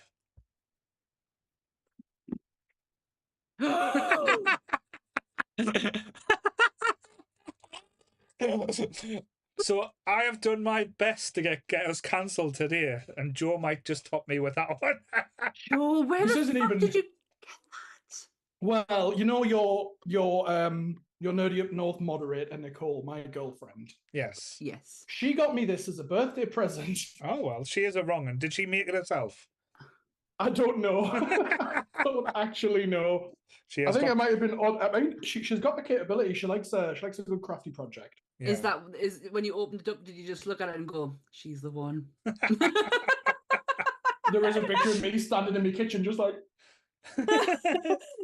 so beautiful. And since my birthday is in September, I've been hanging on to this for quite some time, waiting for the right moment. Oh, bless you. Wow, that was the right moment. So, Joe, the big question I'm going to ask you now: would Princess Diana have liked Rogue One? She never seen it, mate. She was dead. Very, very, very dead. I mean, she was not one with the Force. There was another princess in this, and she was very humanitarian. She would have been all out of that whole Jeddah situation. She would have been like, "This is unacceptable." No. Yeah. Oh God, I'm just floored by the T-shirt now. Yeah. That is just brilliant. Let us know when you finish, and I'll read the synopsis. We've got plenty of time before we head into the hour. That's fine. I say plenty of time. We've got 4 minutes. Okay. Just Joe, how do you feel about parodies? I like parodies. How do you feel about life event parodies, world event parodies? I don't know where you're going with this. Where he's going with this. Do you think certain films or certain historical events should be parodied or should be stayed away from? Oh, right. So as if someone made a parody of Titanic, for example. I think that would work. I'd still think real life event. Yeah. That is in Scary Movie. Mm-hmm. It's Amistad 2. But that in itself is like a mockery of slavery. I mean, comedy is tragedy plus time, right? Yes. So, so how long? Wow, how that's a long really do good you way of think putting time it. could pass before we I could don't do a think there's parody of any fucking a parody time of on- 9/11? Shall we say? I don't think parody there's of any time. parody of 9/11. I mean, like there have been 9/11 jokes in media, not like a full-on parody where it's the focus of the thing. Yeah. So like I know there's a 9/11 joke in Rick and Morty. I know there's many in Family Guy, but Family Seth Guy. MacFarlane's got a bit of a pass there, hasn't he? Yeah. Yeah. I say a bit of a pass, as if like allowed because he avoided it. He somehow like I avoided it. I'm not. So I can rip the piss out of it. Yeah. I've earned that right. Yeah. You, Sammy, or Seth MacFarlane? Seth MacFarlane, not me. Not me. But I haven't earned anything. Yeah. But yeah, I think if there's still people who are alive who like were directly will be touched by that event and directly hurt by that event, parodies are probably a little insensitive. You got to wait for a bit. So you're saying Schindler's List might be up for a parody soon then, because we're getting to that time. I'm not gonna respond to that. I'm not gonna... Best not to. Right. Yep. Right. My mates actually. Sorry, there was they made a movie about 9/11, like a serious one. I can't know what it's called. About the firefighters. Ladder 90 something, 49, something like that. Maybe. Yeah. My mates got kicked out of the cinema during that. They went to the cinema to watch it. As soon as it started and 9/11 happens, my mate shouted something along the lines of, "I thought this movie was a Christmas movie." And they got booed at the cinema in Sunderland. Wow. Right. Wow. No shit. I did. Oh well, I went to go and see Dunkirk, and I watched it with a bunch of elderly people. I think me and Carolyn and two other kids at the top. We were the only youngest people there. And it was lovely. It was so lovely to sit and watch it with them because they know cinema etiquette. They did not appreciate the people in the back laughing. So they literally all of them turned round and they got removed from the cinema. It was a magical moment. I liked it. I mean, people who were dicks in the cinema anyway. Yeah. Yeah. Right. We've headed to 5 o'clock. This is hour 7. I'm ready. Yeah. My pot noodle's done. Yeah. This is another of Paul's choices. Dark Crystal, if you hadn't guessed, was not my choice. It was Paul's. Rogue One is Paul's one and only Star Wars reference to the day. Unlike me. Who's basically every single pick has been Star Wars themed. No, just joking. You can probably get a Star Wars theme in Speed somehow. The go warp speed. I've gone the full parody, I've gone an actual movie, and then I've gone the inspiration of it. Yes. So it kind of all goes hand in hand. But this one is Rogue One. So former scientist Galen Erso lives on a farm with his wife and young daughter Jin. His peaceful existence comes crashing down when the evil Orson Krennic takes him away from his beloved family. Many years later, Galen becomes the Emperor's lead engineer for the most powerful weapon in the galaxy, the Death Star. Knowing that her father holds the key to its destruction, Jin joins forces with a spy and other resistance fighters to steal the space station's plans from the Rebel Alliance. And the tagline: a rebellion built on hope. What a tagline. Because let's What be a movie. honest, this movie, as Star Wars fans, that's the exact thing it gave us when this movie came out, was hope. Absolutely. However, my mum did shit all over it when I got it on Blu-ray, and I used to go down hers for a Sunday meal, and we used to watch a movie, and I'd just gotten it on Blu-ray, took it down, and I handed it to my mum, and I went, "It's like kind of a bit of a prequel," and she went, "I know what it is, Sam," and they all die at the end. Oh wow, spoilers! We're just going straight into that. I was like, she went, "Well, if you know the story, then you know that they all die," and I was like, "Right, well, we're not watching that then, now we're." Cheers, Ma. Sometimes sometimes it's about the destination in the story. You don't even not need to know where you get to at the end. It's the journey. Yes. The journey that they go on, and it is such a. It just felt like a bit of a breath of fresh air with this movie. I was very fortunate enough to go to Star Wars Celebration 2016, the year that it came out. I was not so fortunate, though, that I didn't go the day that they had the Rogue One panel on. So I went on the Saturday and the Rogue panel was on the Friday. But I did get to see set bits, costumes, and it was pretty special. And one bit of merchandise that I bang on about to this day, I do have a replica of it, but it's not the same. So they have their own merchandise stand. So like anything that's to do with Star Wars Celebration, that's official, they have their own stand for it, and you have to get a time to go in, to go and see, to go and buy stuff. They had this plain black Rogue One t-shirt. That's all it said, Rogue One on it. And underneath in tiny letters, Star Wars Celebration 2016. Right. I wanted that t-shirt. Wow. I wanted that t-shirt so badly, and I didn't pick it up, and I have been banging on about it since 2016. I have a replica of it that has Rogue One on, but it's not the same. Not the same t-shirt. So Joe, what was your first experience with, and not the Star Wars, because that's going to be like a whole different story, of Rogue One, shall we say? That's a really open question. We're going to talk about that later. Yeah. With Rogue One. So I went to see it as release. I think it was release day. I didn't do the midnight. That wasn't for me. But I was actually really irked by this movie to begin with. Right. And I'll tell you why. Because I thought we were going to get episode 8 that year. And then they released Rogue One, A Star Wars Story. And I was like, where's my sequel? I'm like, Force Awakens has just finished. I'm absolutely back in Star Wars mood. I'm like, they're going to be dropping them every year. This is incredible. And then it's not a direct sequel to episode 7. I was like, bitch, we know this story. We know, like, they get the Death Star plans. Luke Skywalker grabs all, we know this. Why do we need this fleshed out? Yeah. And after I saw it first time, I was still mad when I left the cinema. And I think I was, well, like your mum, Sammy, just shitting on it for a little bit. Yeah. And then I watched it again when it came to DVD or was streaming or whatever thing I have to say instead of watched it illegally. Right. And then I was like, Dodgy Up North. Dodgy Up North subscription. And then I was like, right, I get it. I was like, I've totally misjudged this. I went into the cinema with like this, like, not anger, but like disappointment that I was like, yeah. And then like it didn't have the fanfare at the start, didn't have the text crawl. It was like it was different. And I was like, no, I get it. They're allowed to do different stuff in universe. They're allowed to make Star Wars stories. Yeah. Something new. Do you know why they didn't have the scroll at the beginning? There is a reason for it. That and Gareth Edwards knew that John Williams. John Waters. Because we were talking about John Waters earlier.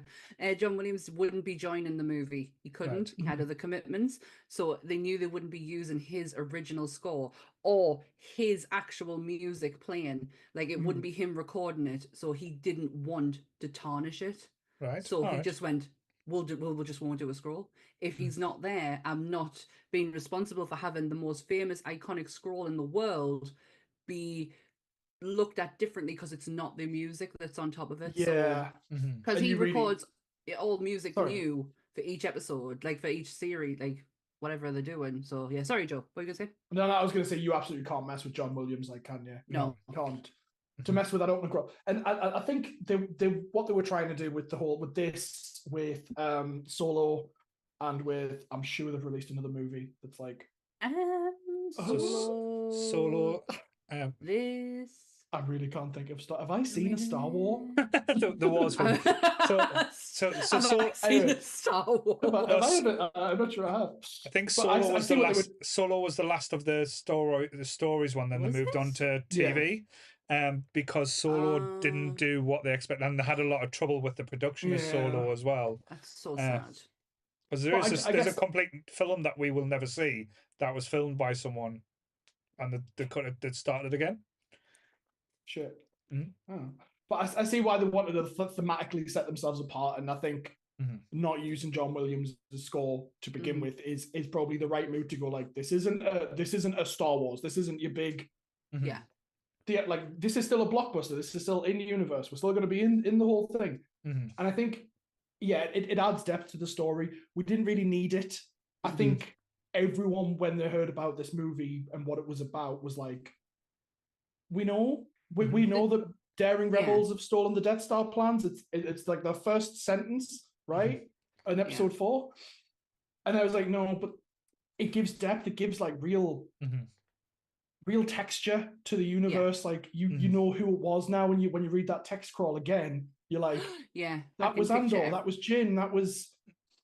I can picture every single one of them like there. Yeah, I get that.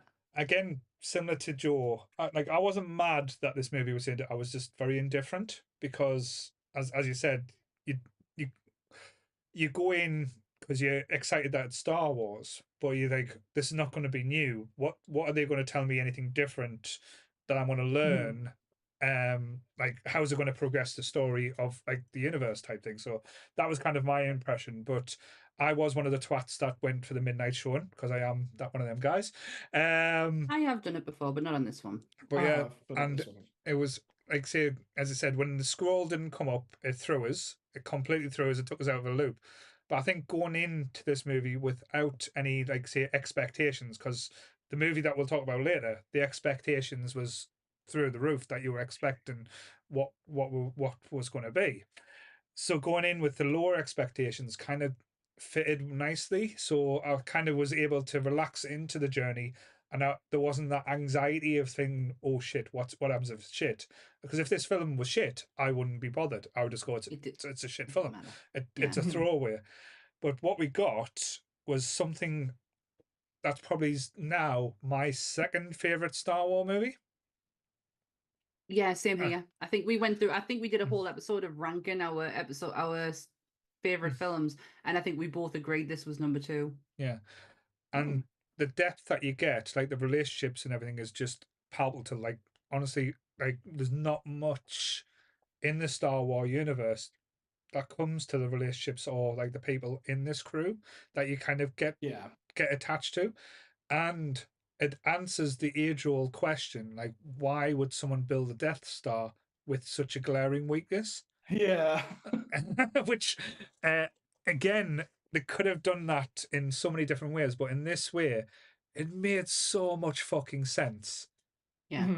And I was like, right, the one big caveat that a lot of basically people get hung up on in nerdism, especially like, say, like being like Star Wars fans and being the fandom being complete horrible toxic wasteland of people, shall we say, and it takes away that kind of little niggle. It gets right, like, that's why. And again, to do a full film just to give us that reason, I was like, yeah, I'm happy with that. Okay.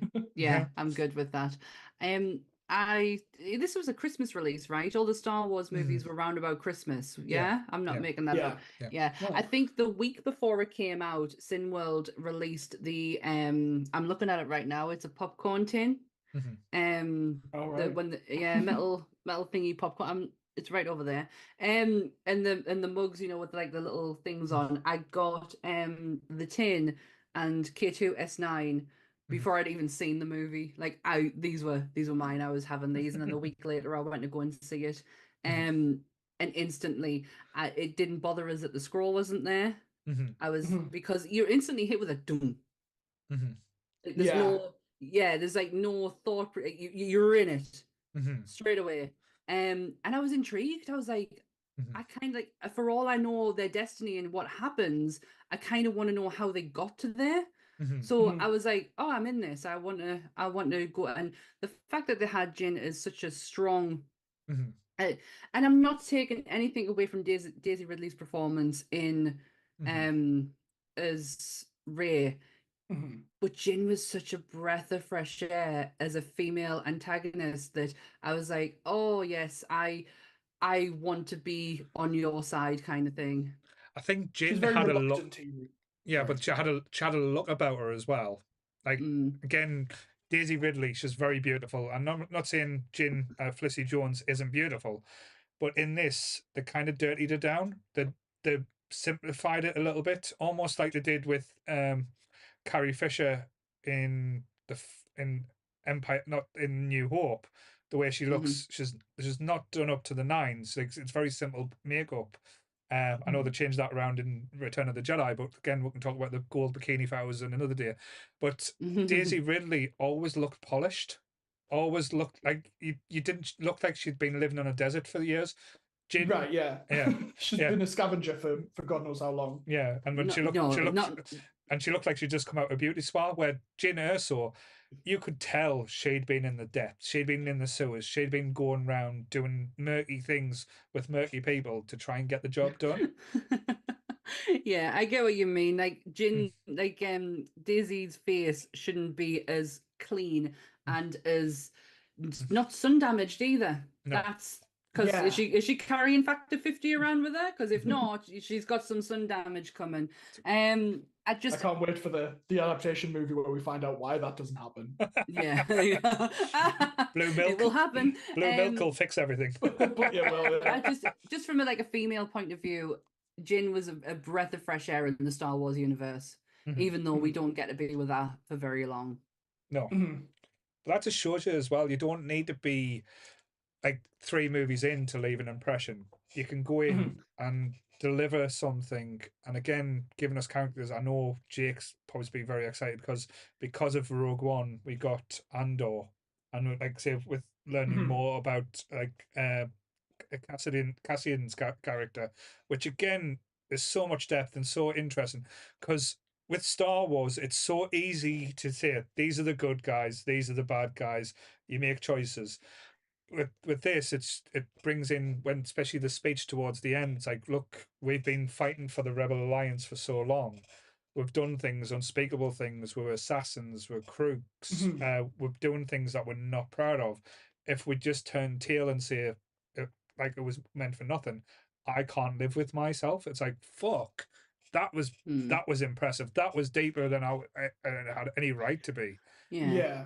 And I think this is one of the first times as well we've actually seen the rebels as not portrayed as like the de facto good guys, right? Yeah. Like, I mean, the prequel trilogy, that was the Republic and all that. There was no rebels in that.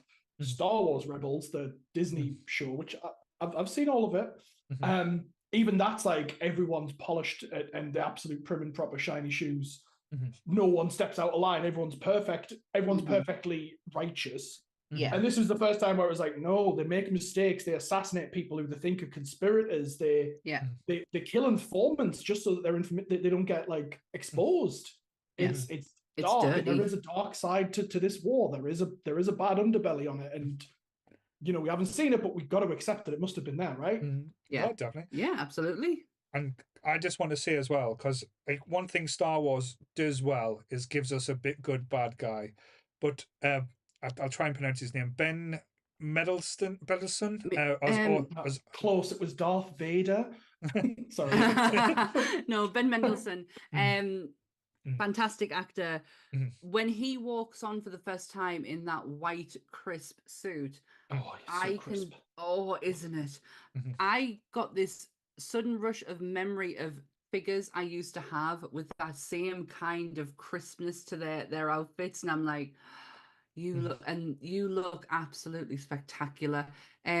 Love how much he becomes a bit of a bitch when Vader's in the room. Love that. As soon as like Peter Cushing starts taking his job, and that obviously because this is a prequel, Peter Cushing is going to take his job. Yeah. And he's just like, he's slowly getting muscled out, and he's like, hey man, this is my career, this is my baby. Why are you taking it away? I'm going to run and tell Darth Vader on you. And Darth Vader just couldn't give a fuck. Couldn't give 2 shits. I wasn't excited that Diego Luna was going to be in this. I really wasn't. As Cassian Andor, I watched him in Milk, the story of Harvey Milk, and he irritated the shit out of us throughout that whole film, and I was like, oh god, he's going to do the same again. Like, I just can't. And he really, really didn't. I was never that bothered about Cassian's story. Hence the reason why I've not really been excited about Andor. But to say that he was annoying in this would be wrong, because he really, really wasn't. No. I mean, he had his moments of little petty bitchiness, but apart from that, but he had a great sidekick to back him up. One of the best droids that Star Wars has ever One seen. of the best End of. Apart from the droids in Phantom Menace, Clone Wars, Roger, they are the best droids ever, apart from K2SO9. Yeah, K2SO9 is one of my favorite droids. I thought it was SO. Yeah, it is. It's me. I always say K2SO9. It's K2SO. That's all right. I didn't want to like just start correcting. No, please do. I was Actually, wrong. actually. Well, actually, no, you can well actually me, Joe. I'm fine This with is Alan Tudyk, isn't it? And Yeah. he is so good in that. like just his dialogue. Like you can't even see his face, and I'm like, I'm I don't laughing care. because he's just Yeah. he's an expressionist droid, and he has some of the best comedy in the whole movie. I know this isn't really a movie that should have comedy, but like, Yeah, it's just good. Yeah. I feel like because we as fans know where this is going, to have a little bit of comic relief in the middle of it is like, it's a bit, it's okay. This droid is going to get us through this. It's like when they're on Jeddah and she shoots an Imperial droid, and then they're all like, shit, did we just shoot? And then he like K2 he's like, did you know that wasn't me? And we're like, yeah, of course. when he slaps Diego Luna, that was completely That's non-scripted. Yeah, that's just Alan Tudyk going for one, like, because I think he's in the motion caption suit. Yeah. Yeah, which is great. Which means like it's fully immersive, isn't it? Like, as from an acting point of view too. But yeah, Have you heard about his new casting? And I loved. Have you heard what he's been? I've seen him. He's been doing some interviews recently. He's going to be in the new Superman as Clayface. He's doing the voice of Clayface. Oh yes, I did. I saw that come up on. I don't know what to believe these days when you see it on the internet. Like, well, that's the reason he wasn't at the Love of Horror, because he got hired to start filming. Do the voice acting for Clayface. Oh, I'm saying, I'm pleased for him. Like, the fucker doesn't get work. Like, he does well. He got over that space thing called Firefly. Yeah. I'm sad to kill them off. Yeah. I want nothing but nice things for him. He just, I've been watching a lot of interviews with him recently, and he just comes across as someone who's just so genuine, like really genuine. And they always do this thing with him where it's like giving him a list of all of his character voices and make him just do it on the spot. And the fucker can still pull it out. Like, still can, each and every one of them is so different. He's fantastic. To be honest, there's not a member of this cast who isn't. Donnie Yen, for example. Wow. What a casting. Stand out performance. And again, Donnie Yen has done so much good stuff as well. But to have him in a Star Wars film, like when he was cast, I was like, I'm excited. This is going to be interesting.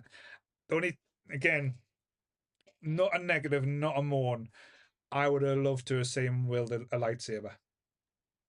That would have been. I was about to say, I'm glad they didn't. Right, okay.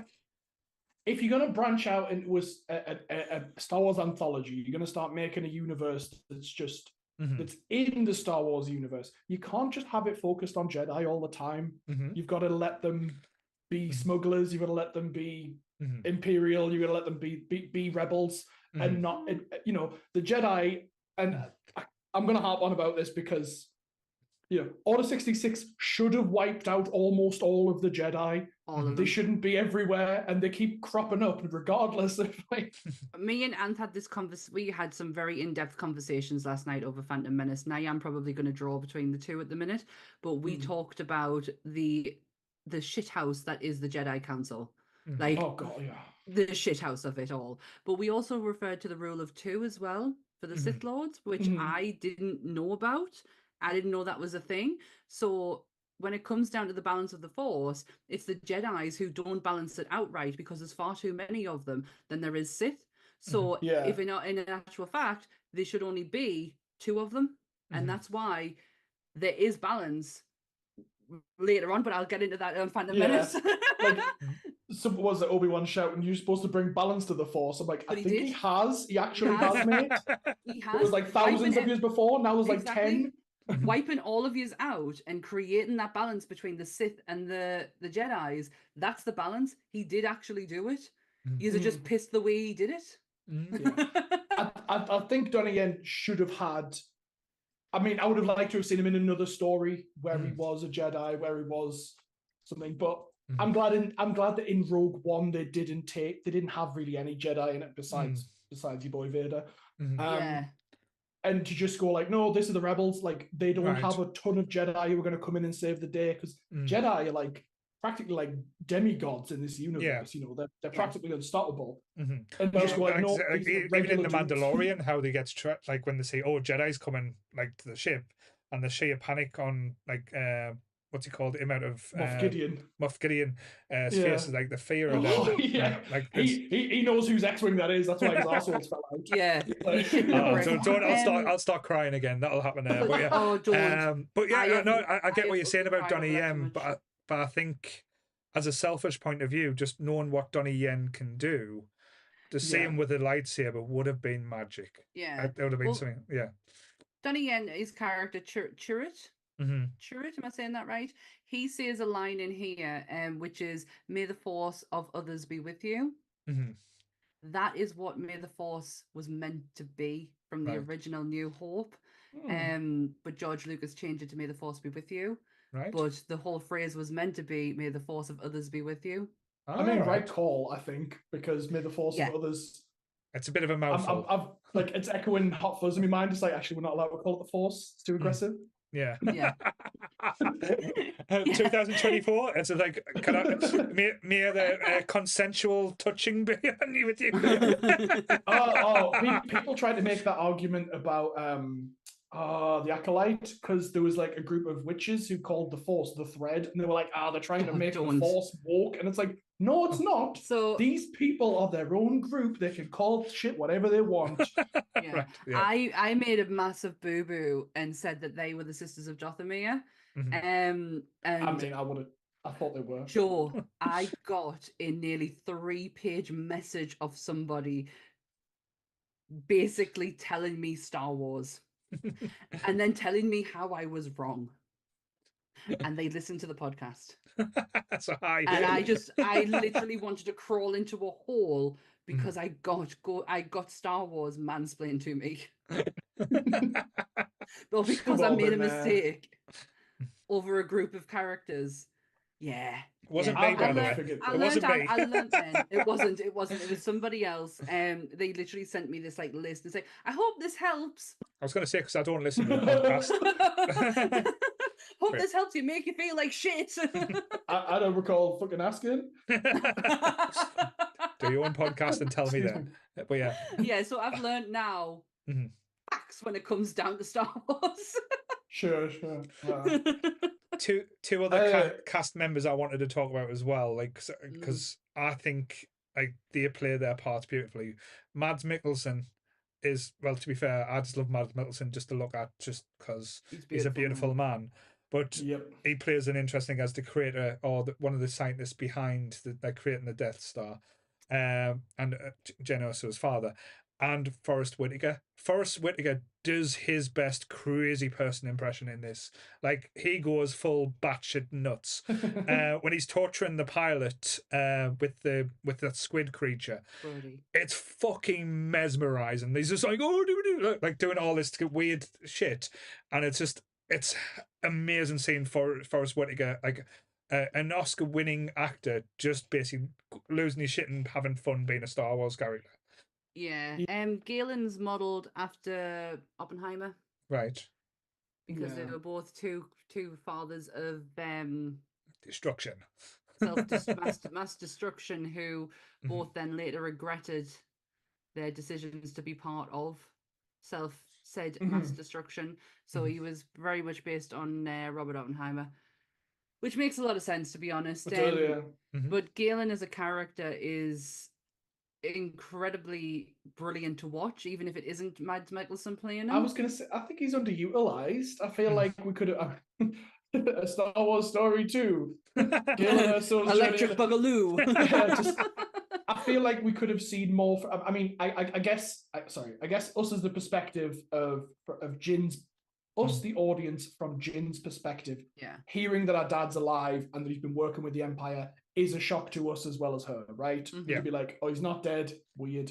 Oh, he's baddie as well. Ugh. But then, like, no, you find out he's working from the inside. But I'm like, I could have just done with a little bit of like seeing him on the inside, like being like working with his science team who he like almost dies protecting later on. Yeah, and it's like I kind of want to see that relationship. I want to see his life there. And how he orchestrated, how he hid, like he managed to put a fault in plans that were being heavily guarded and got away with it essentially. So it would have been interesting to see, even if it was just a snippet of how he even did it. Just like say, put that fault in just so that Luke Skywalker can call that pilot out a New Hope. Saying it's just like shooting womp wats. I used to bullseye womp in my T6. It's like I always think about the Family Guy parody of Star Wars. It's like you just kind of sandbagged me in that meeting. It's like, yeah. And it plays the Curb Your Enthusiasm. Oh, was it Blue Harvest, the Family Guy? Yeah. yeah. They did the entire original trilogy. I was just like, they're so good. I went to watch it the other day because I was like, I want something to watch. It's just like a total brain off. Yeah. I couldn't decide between like shit animations or Star Wars, and I was like, oh wait, Family Guy did that thing. Yeah, it's so just not mix on it Disney in. Plus.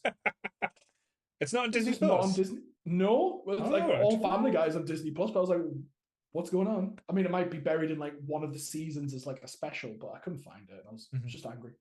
I would be too. Oh, Jake's trying to sell us on Andor as well.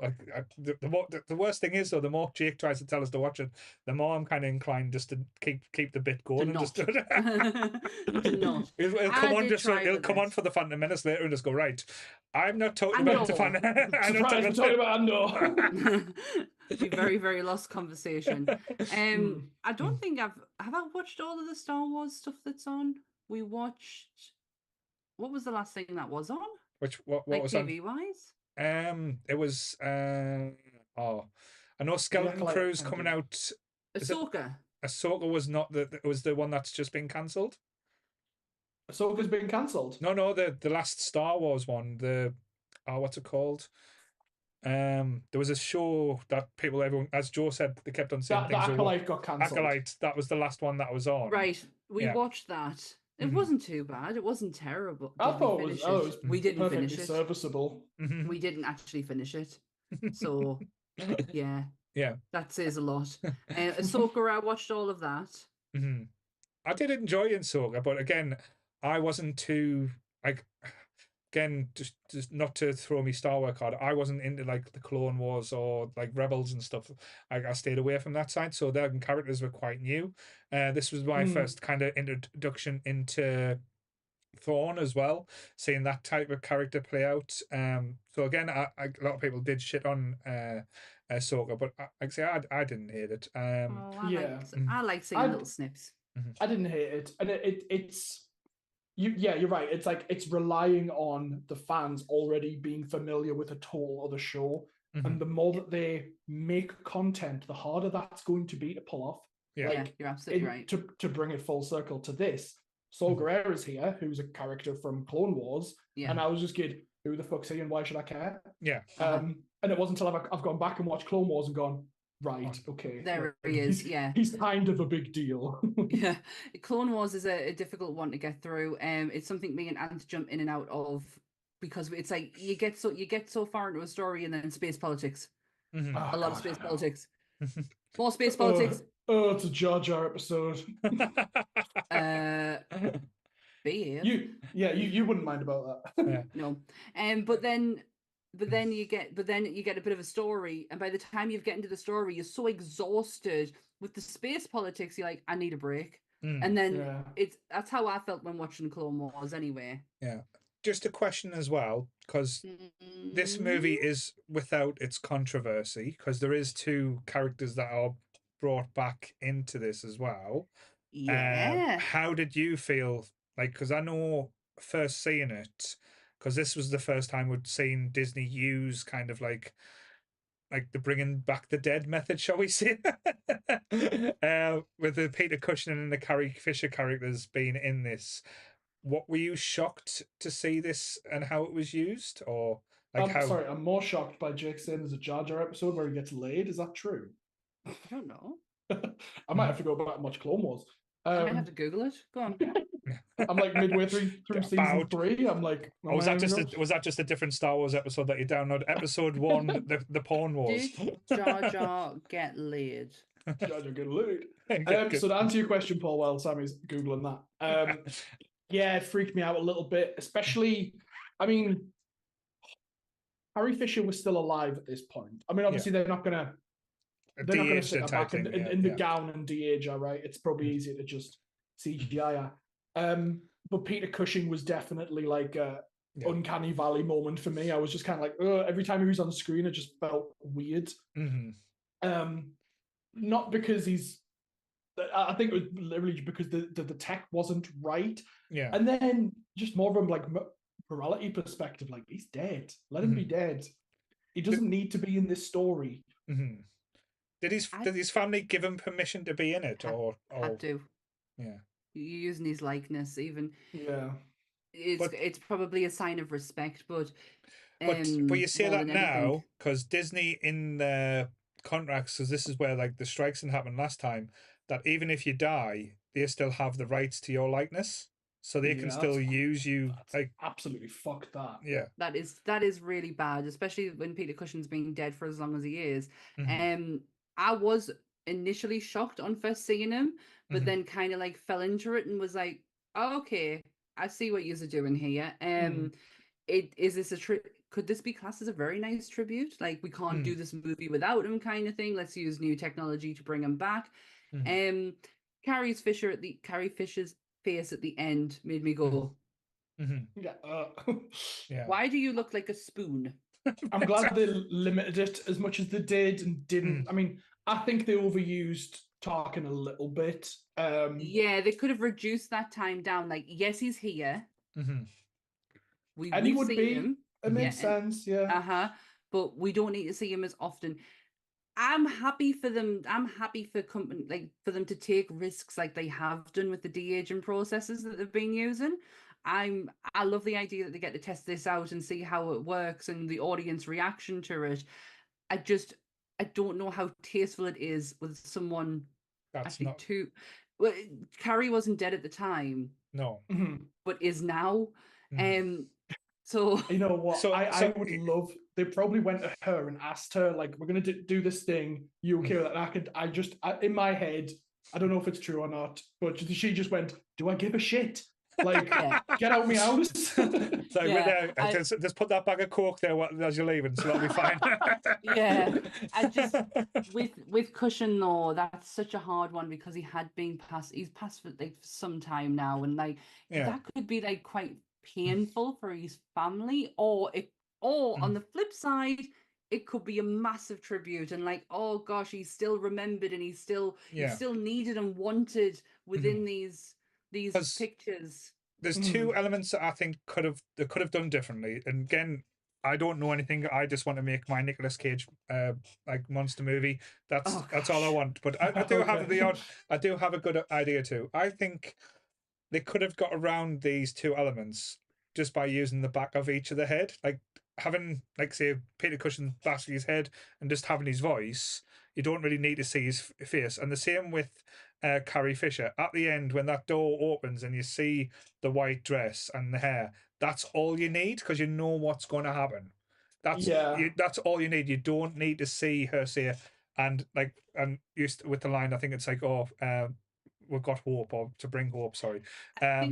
I think you're right on the Carrie Fisher side of things. Absolutely. You could have gotten away with it because the silhouette of her, you could tell from a mile off. I think modern audiences may struggle when it comes down to the Peter Cushing character and it being like the back of his head. I think there might have been a bit like, oh, like he's just he's a nothing. Nobody. Right. No, I don't know. I get that. I think Carrie could have been done that way. There were two actors behind the faces, who apparently looked similar to these people. But yeah, I'm never mad when they try to take risks in that way, whether it works or whether it doesn't. It's like they tried it. At least they give it a good go. Yeah. I do think personally the Luke Skywalker one in Mandalorian was a lot closer to than what they did in Rogue One, and a lot of lessons were obviously learned through that. And it is, to a degree, Mark Hamill is there.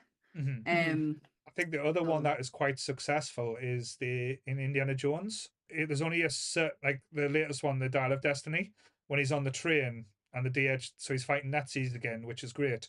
But there's only a few like things where you have like you kind of cringe and turn away, saying, "Oh." But again, if that's the route they're going down, if they want to keep, like, say, the big name actors or the heroes of yesterday in there, they have to gonna walk a line of where, like, say, as Joe said, the morality side. Because if you're getting things like where they're bringing back like James Dean to do like Rebel in the Cause Part 3 or something like that, and just using like a CGI character just to bring it in, that's where I think they, again, we have to, like, say, and the same with AI. That's like, say, like, there's got to be a level where you've got to be careful on where to go, type thing. I totally agree with you. I think it can possibly be a bit dangerous, tasteless as well. I couldn't imagine having like, well, I'm going to go and see a new Marilyn Monroe film and it's done fully in AI. That's just that actually makes us feel a bit sick thinking about. So yeah, I think there's a level of there's such a fine line, isn't there? Yeah, and again, like, Peter Cushing passed away long before this type of thing would have even been discussed. So nobody really knows. Like, I know, like, Jake's put interesting facts in his friend thing, but it's about giving that person that choice. If someone's physically put in the will saying you can, or sign something saying you can use my likeness in whatever way possible in the future for the betterment, but he was never given that choice. So again, that's where my little irk aspect as well. There's precedent for. Sorry, this is just a random bit of trivia if you'd like it. Yeah, of course. Do you know the first time that an actor was used in a movie, not credited or paid for it, and they were sued because of it? No. Okay. It was Back to the Future 2. Oh, Crispin Glover. And Crispin Glover. They used the footage from the end of the first movie and went, yeah, just chuck that in again. Yeah. And then Crispin Glover was like, whoa, I am in this movie and you haven't fucking paid us. So there is precedent in Hollywood for being like, I'm not in this movie, but you're using my likeness. It's weird now that they've put in stuff in contracts where it's like, we're allowed to do that now. Well, I think he took Hollywood on a spin though, didn't he? He like Crispin Glover, like, he was blacklisted for years after that though, wasn't it? Yeah, but to him, it's righteous. It was what was right, and he's like, regardless of how he behaved and the way he portrayed himself, he's still in his head, and he probably is right. Yeah, what he actually did, he shouldn't be walked over. No, and again, like, it's one of those things. Like, I love the Back to the Future movies. I do think, as I said, probably he was mistreated in a certain way, but I think a lot of the stuff from Christopher Nolan comes his side as well, because even if you talk to the actors, like Michael J. Fox doesn't slag anyone off, and even he says he was difficult. So yeah, well, there's always two sides to one story, and then there's the truth, isn't there? Yeah. Yeah, I mean, the two things aren't mutually exclusive. Sorry, I never know which way they are. They are mutually exclusive. Anyway, you can be a dick and you can have a right to your own face. Yeah. I think is what I'm trying to say. But there's a conversation like this in the new movie Heretic with Hugh not Hugh Jackman, Hugh Grant, totally different actors, where he's talking about like a music, like I've forgotten it now, but there was like an artist that used like a beat or something from an old record. So now that they've got to pay certain royalties because they used something and they didn't declare it, type thing. So it's quite interesting. Like, say, it goes in all types of different media. If things can be created and used. To be fair, I'm surprised I haven't been sued. How many times like things I've copyrighted these days? Well, I know that Monsters is safe because Boris Karloff's image now is fair use. The time period that Universal owns it is now gone, and it is a fair use image, along with Bela Lugosi's Dracula. There's a few actually that have now. But long as Monsters okay, that's fine. That's fine. As long as Monsters is okay, I'm good. And they've not caught you yet, so yeah. Suckers, you'll never catch me. Yes. But yeah, like, as you said, the whole journey that like going back to Rogue One, the whole journey and everything kind of flows naturally. How this kind of like ragamuffin type a band of scruffy nerf herders come together. That's a reference for Chris later for the next one. Yes, the air they breathe and creep. Yeah, that was the one. Yeah, sorry. Cheers, Graham, for that. But I was totally lost now. But yeah, everything kind of flows naturally, and where it's like where you think this could have been like put together or rushed, it feels quite like I'm trying to think of the right word because I'm 7 hours in, my word vocabulary is dead. Yeah. It's just, as I said, a nice flow. It's easy to understand, and everything kind of makes sense how they come together. And as Donnie Young's character comes like one with the Force and stuff like that, so the Force is kind of guiding them through this. But there's two elements as well. Again, that I think this reunites my love of Star Trek for two aspects. Things. One, when we Star Wars, sorry. It's because Jake put Star Trek in the thread earlier. No, going the wrong way. It reunites my love of Star Wars because of two elements. One, it shows you the destructive force of the Death Star from planet side. You don't just see the planet explode, you see what the devastation and things happen from the planet. Also, Darth Vader becomes the ultimate badass that we always knew or thought we can see, because we've had elements like, yes, his fight and battle with Luke is good, but this is just seeing the brutality and just why the people is scared of this man. Yeah, we've never seen Vader this terrifying.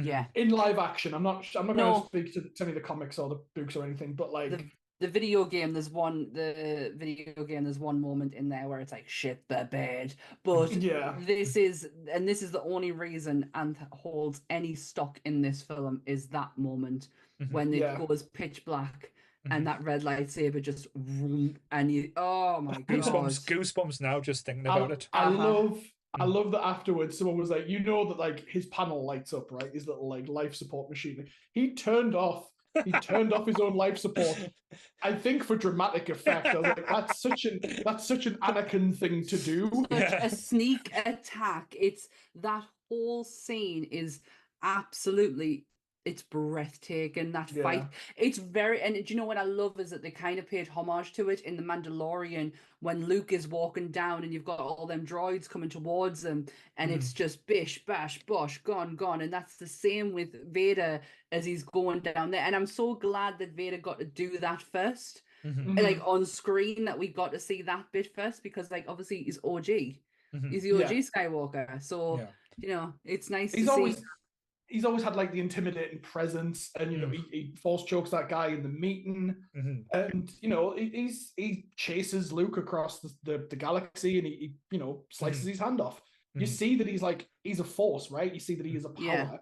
This is the first time you've seen him as just like, holy shit, this man could tear down armies. Yeah, like this is where you understand why civilization or countries bow down to this bloke, just because of this, like how unleashed and unraveled he is. Like as you said, he turns off his power station just for the dramatic effect. If that's true, it's fucking beautiful.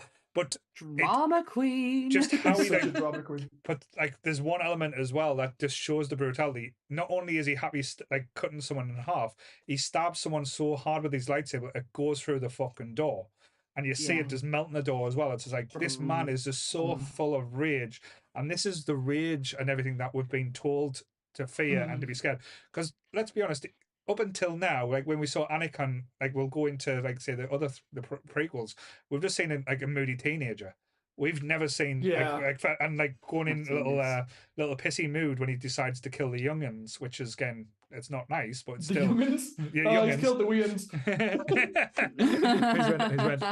He's killed the younglings. But it's just, again, it's just breathtaking to actually see him just go through, like, and just go and to have a piece of James Earl Jones back again with us, because that is the man himself. And I know it's only this year he's passed away, but it's nice to know that he's still there.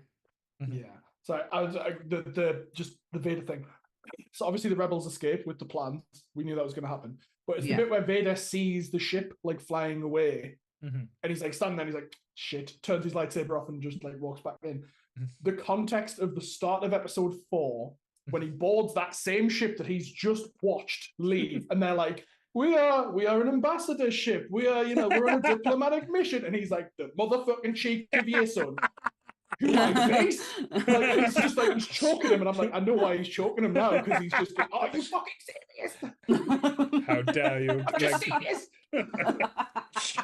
I am Lord Vader. You cannot tell me these lies. I love that. Not to go all morbid like I normally do. I do want to talk about the ending leading up to the saddest part in it. I'm not Can I going shout to out lie. something before that so we can end on the Go morbid? for it. Go for it. The pilot Brody. Oh, He's so good. Like, as a man who like works for the Imperial, he's a pilot. He's not really higher up, but he's just like he's someone who's just decided he's going to do the right thing. And I think all the characters in this movie are people who are on the wrong side. They're like they've got their motivations wrong, and it's the common cause that unites them and makes them do the right thing together. And Brody absolutely just, for me, embodies just like a man just trying to do the right thing. And I love that when he goes out, when he the end of the movie, he's like, he got the message out. He did what he was supposed to do, and he's like, okay, like I'm okay now. I did what I needed to do, and I'm like, yeah, crying. And he also invents the rogue call sign. He does. He does it on a whim. That's Luke Skywalker's call sign in Empire Strikes Back. Yeah, it's Rogue Squadron, and I'm like, he gets his own fucking squadron. What a boy! Go Brody, go Brody! I just want shout him out. Let's talk about it one time. No, bro, no, and that's lovely because I kind of like this is the starting point, isn't it? Once Brody's got the message out, the signal's been put in place. This is where it all starts going. For a better word, tits up for them, because you get the deaths of Donnie Yen's character. Is it Chirrut? Chirrut and Beers as well. Beers, holy shit, great! Them two together. I would watch a whole film with just them two and them two having little adventures, because they are such a partnership, and the chemistry that them had was unreal. I love the fact that he's in an old Mandalorian suit, even though you can't even believe for 1 second he was part of the Mandalorian crew. Like, he's got a massive gun as well. Yes. But I think them two were the first two to go. Yeah. You can correct us if I'm wrong. Yeah, I think Danny Young's one, because he opens up the. Oh, is it is it K2? K2 might have died when he seals the vault. Seals the vault, and then he kind of like So it's like a great moment, because he's like proper going through like full RoboCop mode. He's like, I've got this, and he's like sending them on the way, and he's just getting blown to smithereens. And normally you would just see like the Imperial fleet miss more shots, but it seems like they couldn't fucking miss any of these shots on this motherfucker. But he takes it like a champ, and he's just constantly like going and like shooting people on the way out as well. It's such a heroic ending to a character that truly deserved it as well. I think all the characters deserved like kind of like the little ending, all the little bits that they got. Like, no one was wasted, if that makes sense. Yeah. Was it Akbar who was the one receiving the message at the top? Maybe. I think it was another. Calamari. I don't know. He just looks like Akbar. I'm going to get a 3-page essay now from someone. No, I probably will. It's a fish people. It's fine. Fish people. Yeah. It's a trap. Akbar himself or one of his kin.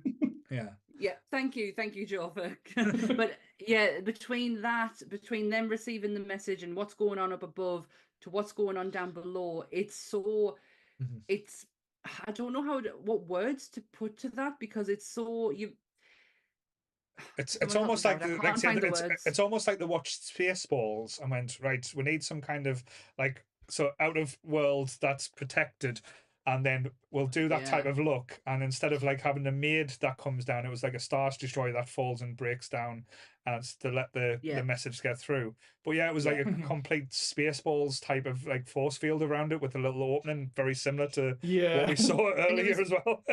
I love the fact that you got to see both of it as well. You got to see what was happening on ground to what was happening in space, and when it comes to Jin and Cassian's demise, I'm not gonna lie, I bawl like a fucking baby every time I watch it.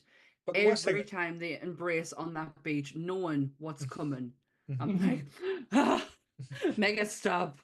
It's not a romantic thing either as well, which I appreciate them doing. It's more of like a brothers in arms thing, isn't it? It's like they're comrades at the end of it. Because there's something more important going on. Yeah, absolutely. That's not the message here. The message is the comradeship. I can't even talk right now. You know comradeship. Yeah, the camaraderie. Camaraderie. Are you two okay? We've been doing this for how long? 8 hours. I've got 4 to go. It's fine. He's just worked a shift at work. He's just walked. I'm talking about you, like the amount of hours you've been here. It's like a shift at work. Yeah, it's fine. It's okay. Me, I was like, I don't work on Sundays, man. No. I do a 10-hour shift, so I'm still good to go. But I think the reason why I got sad and upset is not because we knew what was going to happen. We knew no one was going to end, so it's not a surprise. It's just because you kind of enjoyed, Gia's character. You root for them regardless, don't you? Yeah, you are literally like fist pumping in the air, like, come on, girl, you fucking got this. And it's like, oh, you're gonna get it. And not the way she wants it, unfortunately, no. No, but it's just, it's to be honest, the way they did it, we didn't need to see our heroes die. No. We didn't need to see that. And for it just to go into like a flash of white, that was enough. Yeah. So I'm not happy that they went, because in all honesty, I would love to have seen more, especially Jin. But it was beautifully shot. To be honest, the whole aesthetic of the thing was beautifully shot. I loved it. Yeah, I was going to say the aesthetic. I love the fact that they used a really luscious, like bluish planet for this. I'm so tired of Star Wars having desert battles and desert cities. And like they were like, no, there's trees, there's palm trees, there's beaches, there's a beautiful ocean here. And like, yes, it's an Imperial stronghold, but actually, I'd love to be stationed there. What was it called again? I had it in my Scarif. That's it. Scarif. Yeah, I had it in my head earlier. It's not there anymore, unfortunately. It's gone. No, she is talking. No, but you're absolutely right, because I do like in The Last Jedi, not The Last Jedi. Yeah, The Last Jedi, when they're on the ice. And there's red, all the salt planets that everything's red. Oh, yes, I absolutely just give us a bit love of colour. that. Something different than sand. And I think the whole movie, the Rogue One, has been so dark. Like they go to planets where it's like nighttime and it's raining, and the ones where they're on deserts again, and just to be in a place that was just so bright and well lit, and it just still go like, look, we can do a cool space battle during the day. It's not in space. You know, we've got blue skies. I loved it. I loved seeing like X-wings and shit just flying over like a normal planet. I know you get it in Hoth, but again, Hoth, monochrome, snowy landscape. Yeah, I get you. We are nearly at the hour mark. This is the first movie where we could have actually gone over. I think Big we're done well as well, so we're done well with Big. But yeah, this is the one that we could have. I think we could have. Joe hates sand. I hate sand. It's coarse and irritating. It gets everywhere. It's so beige, like it's so like. So again, I know, like we know where this movie stands, and like me and Sammy's talked about. Where would you stand this in your ranking, Joe, in like the movies? This is so weird because my love of Star Wars changes a lot. Like I put stuff at the top of the list. Yeah. And then I'll go and watch it, and I'm like, eh. Like I think at one point I've fallen asleep during Empire, and I think I'd be crucified for that. But like I did at the cinema, and like I said, I didn't like this when I watched it. I had a group chat with my friends that was called "Don't Choke on Your Aspirations" because of that dad joke that Darth Vader drops in the middle, came out of nowhere. But no, I know I've learned. I really have pivoted on this, and I'm like, I do love this movie now. It's a good Star Wars. Star Wars. I love how you say Star Wars. It's not part of the whole franchise. It's just one in the franchise. It's singular. It's a Star Wars. Star Wars. Sorry. No, yeah, I'd put it up there. I think this is probably higher up the tier list than any of the sequel films. So episodes 7 through 9. Yeah. I can't decide if I like it more than Solo or not. That's a joke. Oh wow, okay. I was actually going to take you serious on that because Really? I generally, I don't mind the Solo movie. I don't think it's as it bad as was what like- it everyone was makes okay. out. Yeah. It could It have, was there could like have it was been, fine. there could have been a lot more that came out of that. Just It's it such a wasn't. shame It, that it it just had the wasn't Han production it had. Solo. That's the thing. That's the problem I had. The guy just didn't ooze the charm that Han Solo should have charmed. And I can understand that, but there's a lot of other moving parts in that movie than just him, and I thoroughly enjoyed that. And again, it's just part of like exploring the universe, right? I really wish they hadn't shoehorned Darth Maul into it though. No. Like, but anyway, this isn't. You'll get your own review, Solo. One day. No, I think I definitely put it in my top 5 Star Warses. And weird that I can say that, and there's still like a lot of stuff that's not in that. Yeah. There's what, That's- 9 main movies, 9 2 spin-offs. 9 movies from the Skywalker Star Wars, 2 spin-offs. Mandalorian's coming out. Well, the Mandalorian movie's coming out next year. Shit. Okay. Yeah. So Shit, I didn't know that. yeah, And it's, then we've it's got, called Mandalorian and Grogu. The Mandalorian, Boba Fett, Ahsoka. Yeah. I'm missing to the Acolyte. There's so much Star Wars content now, and I love a lot of the old Star Wars stuff, like the extended universe that's been decanonized. Say let's have an episode on the holiday special and really go to town. But yeah. Oh gosh, yes. One thing let's I've never do seen. that. So yeah, I'll come in with fresh perspective. I've watched it. I watched it when I was younger because we used to have it on VHS. But yes, fuck yes, I would do that. I just isn't. I know that we were all gasping at one point to have Star Wars content. Now that we have so much, I want to go back to when it's like a Christmas release, and like we're waiting a couple of years between these movies coming out at Christmas, and because that was such a special time. But I feel like that time has passed, and our time is now up for Rogue One. Certainly. We're hitting 59, so we're literally going like Rogue One themselves. We're literally going straight into scary movie because Joe's staying with us. I was going to. Do you want to do the synopsis? I'm going to run for a bottle of water because I'm parched.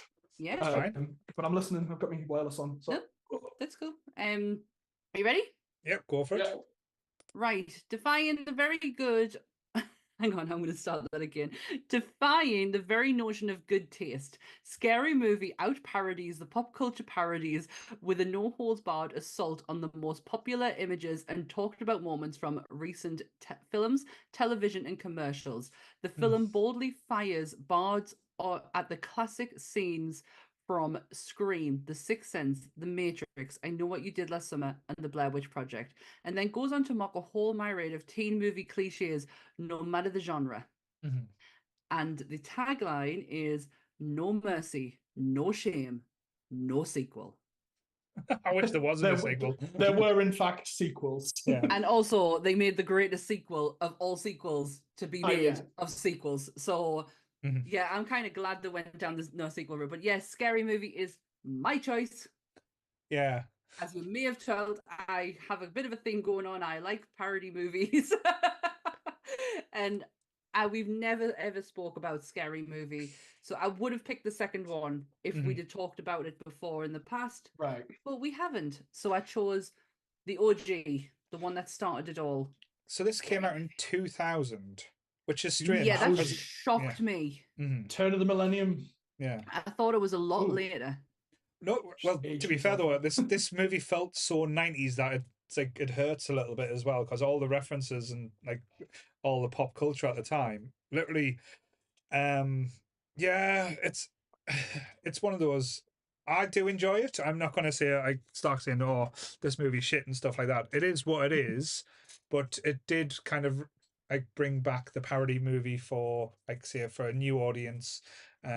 Don't know if that was a good thing or a bad thing. We've got some interesting takes from it, but yeah, I enjoy. I remember I saw this at the cinema, so I went to the pictures to see this. I was one of those idiots that got like addicted, going, "What's up? What's up?" That's basically the big thing about this. Yeah, that was me. Yeah, so I'd need to be banned and cancelled for a lot. So why did Get you out. so other than like say you're saying that you love this movie, I know we are getting this theme that you love a parody, so what's your obsession with parodies then, Sammy? I just love how, like I mentioned it earlier, that I like the idea of something so serious and being turned on its arse and then being made into a bit of a joke. But done in a tasteful way. I Right. don't know. I don't know if some of these hit tasteful, but I was like, does this come under tasteful? Because scary movies. Yeah.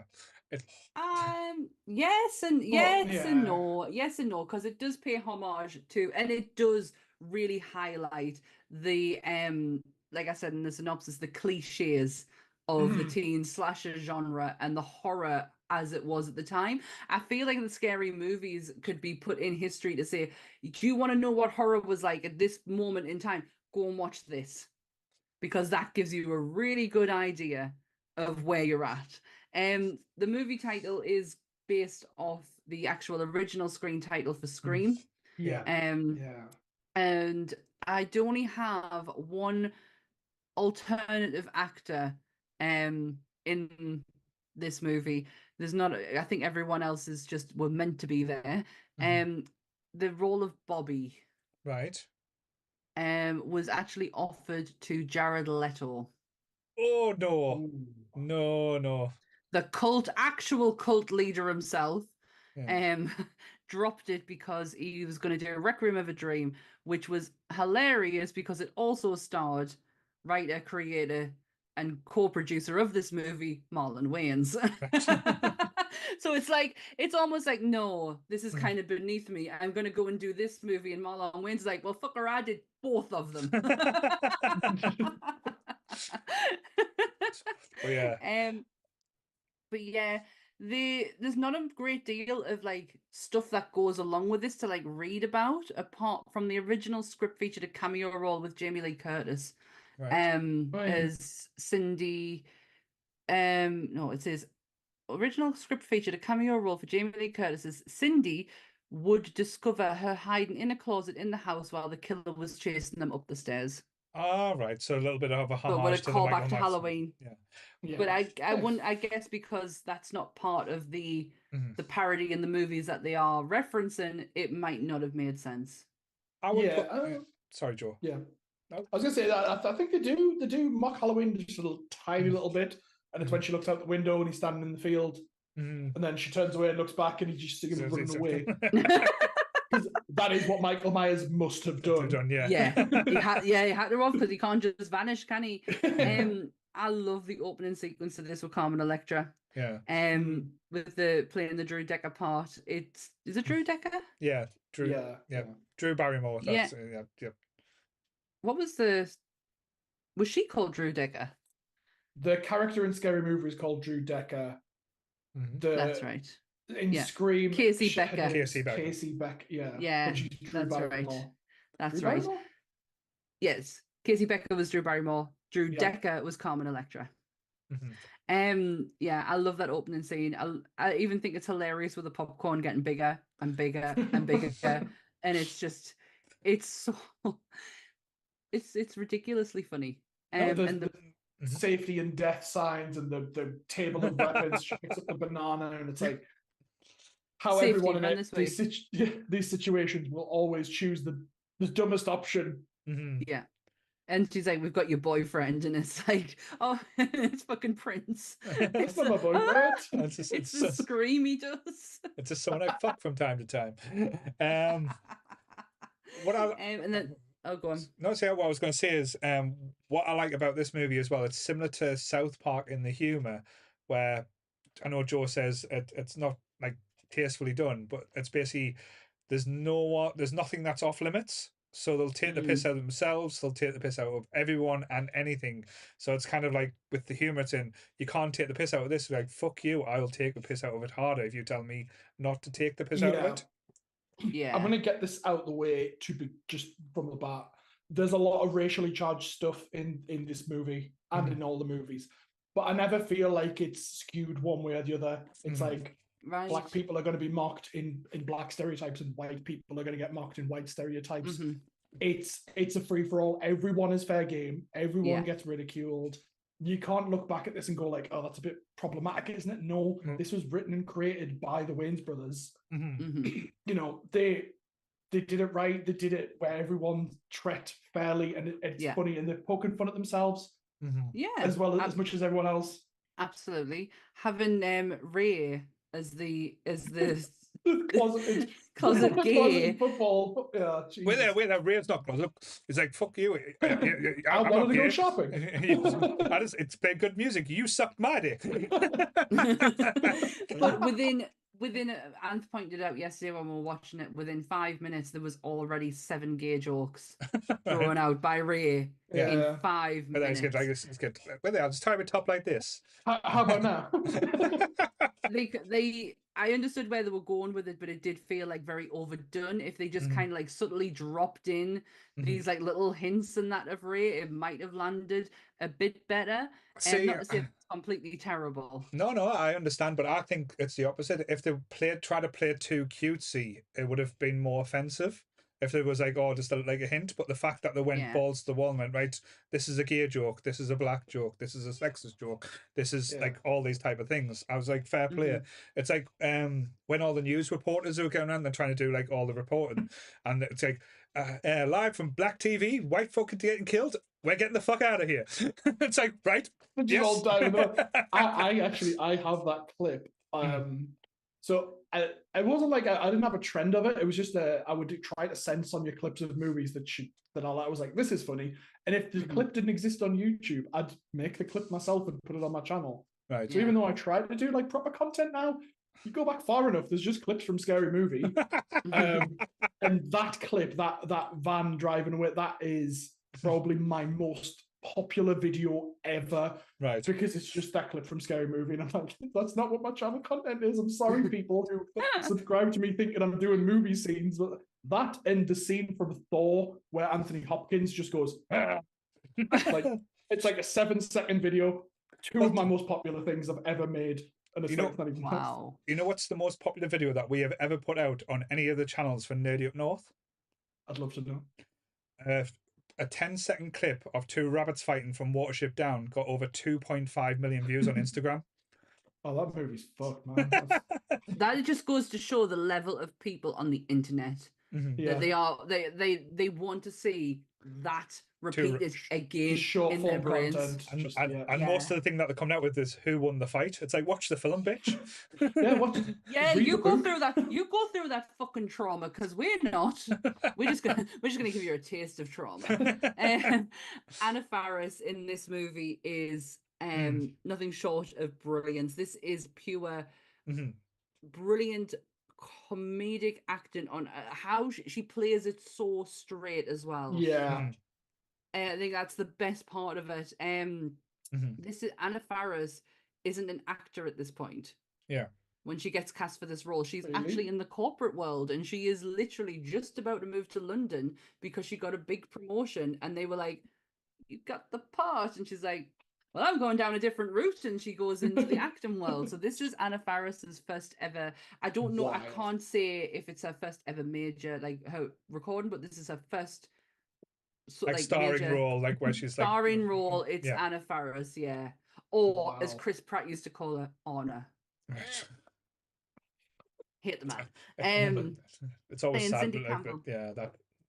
relationship. You're right. She has got some of the most brilliant deadpan delivery in this entire, like the bit when she's like they're in the cafeteria and she says something like, "Oh, I'm not crazy," and then she runs up. She does that run where she's just like, so good. And it's just a Phoebe run. Even when when like no one's watching. When she's in the bath and she shaves her tongue. Oh, you know what? And I never got why Sonia cringed when we watched that scene. And then I watched it last night. And I was just like, oh. I was like, I get it. I just got it. I understand now. Then she farts in the bath, and it's just the smile she does, and then she's like, oh. Anna plays this absolutely perfect. It's almost like she's the only one taking it serious Because then you've got the flip side of it with Regina Hall, who is just fucking crazy. Yeah, Brenda, fucking hell. Brenda, actually, I do know an alternative who was going to play Brenda, and it would never have worked. We wouldn't have Brenda back for any other movie. It was meant to be Little Kim. All right.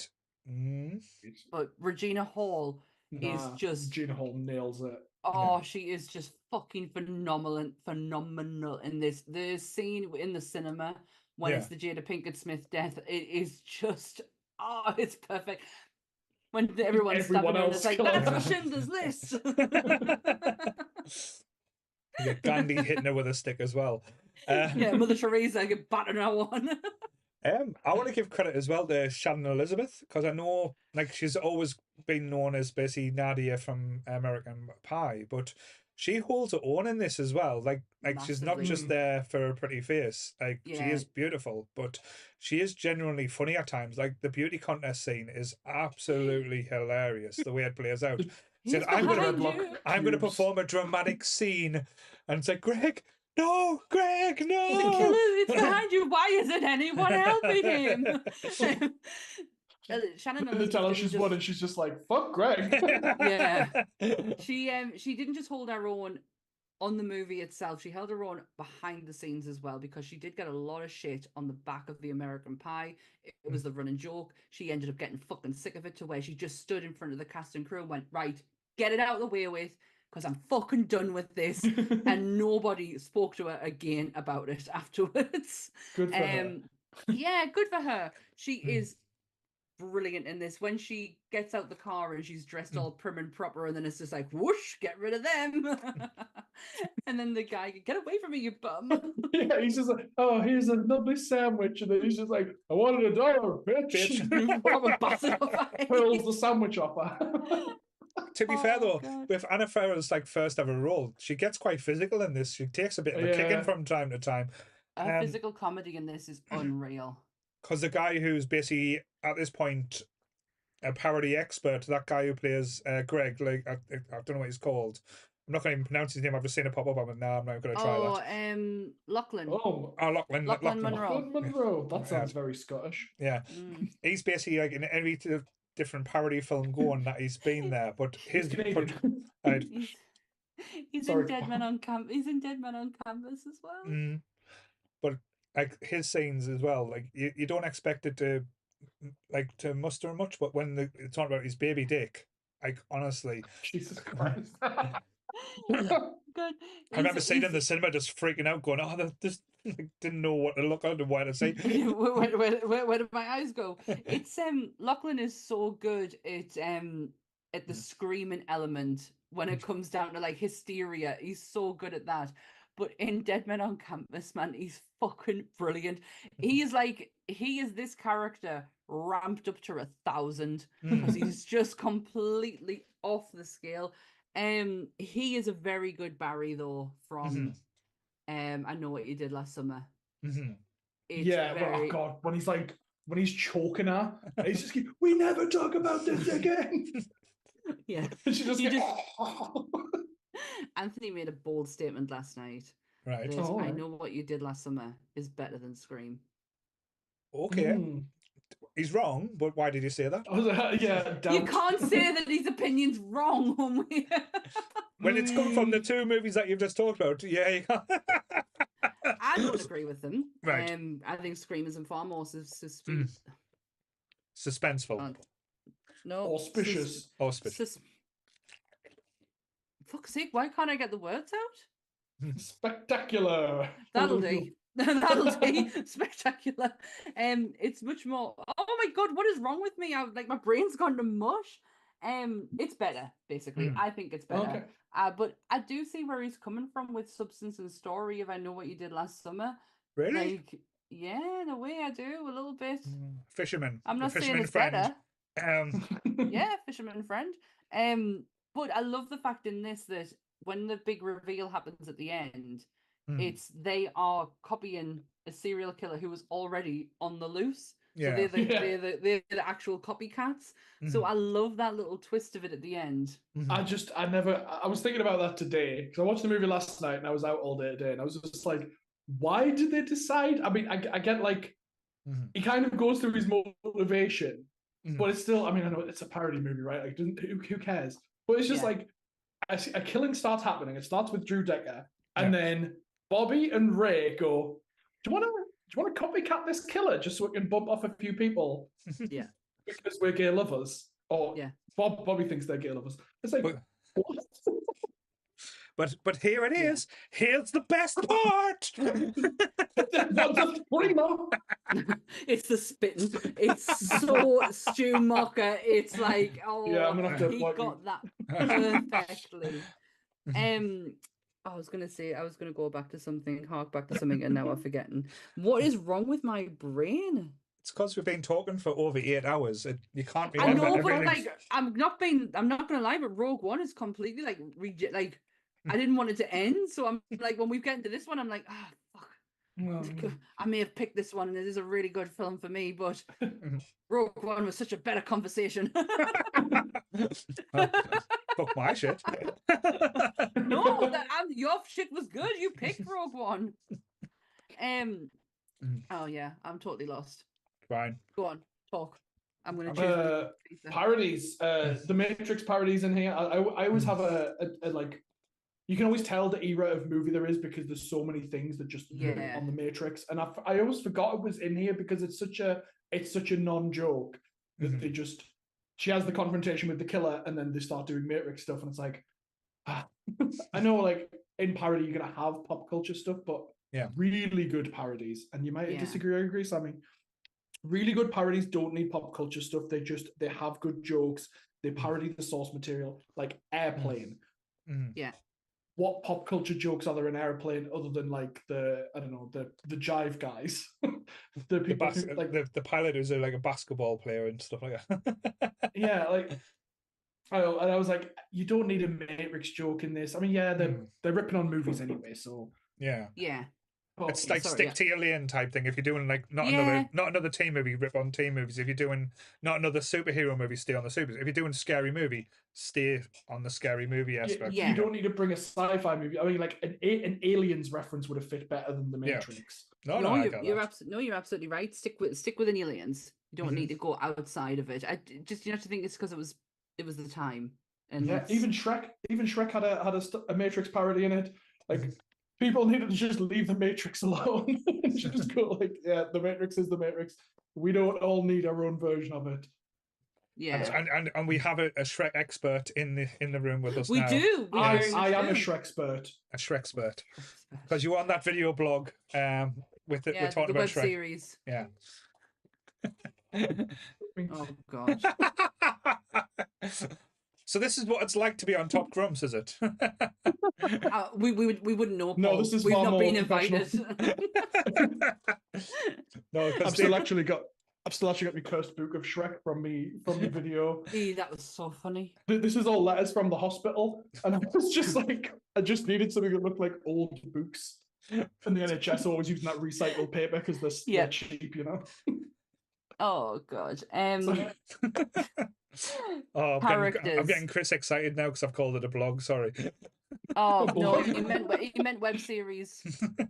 That's what he meant, Chris. Web series. Can't wait for the next webisode. Webisode. See, you've got a thing now. You don't need to call it a podcast. Just call it a webisode. Going back to characters, Doofy. Fucking hell, Doofy. So good. It's like what's that smell? I went body. I think like even in Scream, Dewey was sort of like a silly character, wasn't he? He was the goofy big brother of what's her name? Oh God, all I can picture is her nipples. O'Reilly. Tatum, yeah. She was very excited for Christmas. Someone Rose. Rose McGowan. Rose McGowan, yeah. Sorry, yes. Mm-hmm. That was a train wreck. But yeah, like he was already a goofy character in Scream, and then obviously he got stabbed and he was injured, but he made it through the movie. And it was like great, and then this is like just dialed up to the max. He was just such an idiot. Yeah, it's the scene you were talking about. It's where the cop goes, "Doofy, smell my hand. What's that?" That's how you know that you've become a real man. Smell my hand. What's that? My ass. Oh. He's absolutely vile. But Dave Sheridan, who plays him, is fucking beautiful in like outside of Doofy. I was saying, like, when he jumps in, when he takes his doofy gear off and he jumps in that car at the end, was all Kaiser I was Sophie like, on us. he's hot. Yeah, like, He is he's really like, hot. Dave he was Sheridan like, is really hot. I was watching it with Nicole and I texted her and was like, why is Dewey hot? He peels off that mustache and he just slicks his hair back and he's like, what a suave motherfucker. Yeah, he does the whole usual suspects at the end, which again isn't falling within the horror genre, is it? But hey, can we forgive it because that is such a good reveal at the end? It's a good reference. Like, no one saw the usual suspects ending coming. No. But again, that falls into, like, say, what you've just said as well. It's kind of going off the wheelhouse of scary movie, but thriller, user suspects is a thriller, so again, it still kind of works. But how would have done it differently? Like, would it have been like a Scooby-Doo type ending, like take away the doofy mask and reveal it was me all along? I would have got away with it if it wasn't for your stupid kids type thing. But he did get away with it. Yeah, because he did get away with it. He drives away into the sunset with Gail Hailstone. Or Hailstone, even. I say, I didn't. I think it was. I must have noticed before, but like when she does the Blair Witch thing in the woods where the cameraman dies, and then she's like saying to Kenny's cat family, "I'm so sorry," and he's like snot coming out of her nose. Yeah. I thought she was dead. Obviously, she survives at the end, but I guess if it was Dewey killing people in the woods, then he would have been like, "Girl, yeah, you wanna? I'm not gonna get come you, back girl. to my yeah." Me and you, girl, we're good, we're good. But even like the cameraman, but like the Gail's cameraman.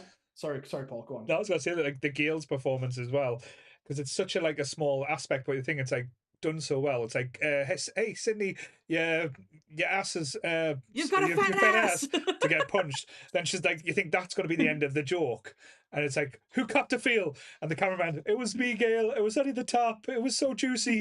It was just the juicy part. Like, that's exactly what I was gonna say. They have such small screen time, and like even the cameraman, Kenny the cameraman, has some fucking great jokes in this. It's just before that happens when he steps on our shoes. And what have I told you before? We don't step on Gail's shoe. And why? Because Gail wears Prada shoes. My favorite lines. It's his delivery as well. It's like Gail wears Prada shoes. I love that. Can he hold my gum? His shoes are like. Just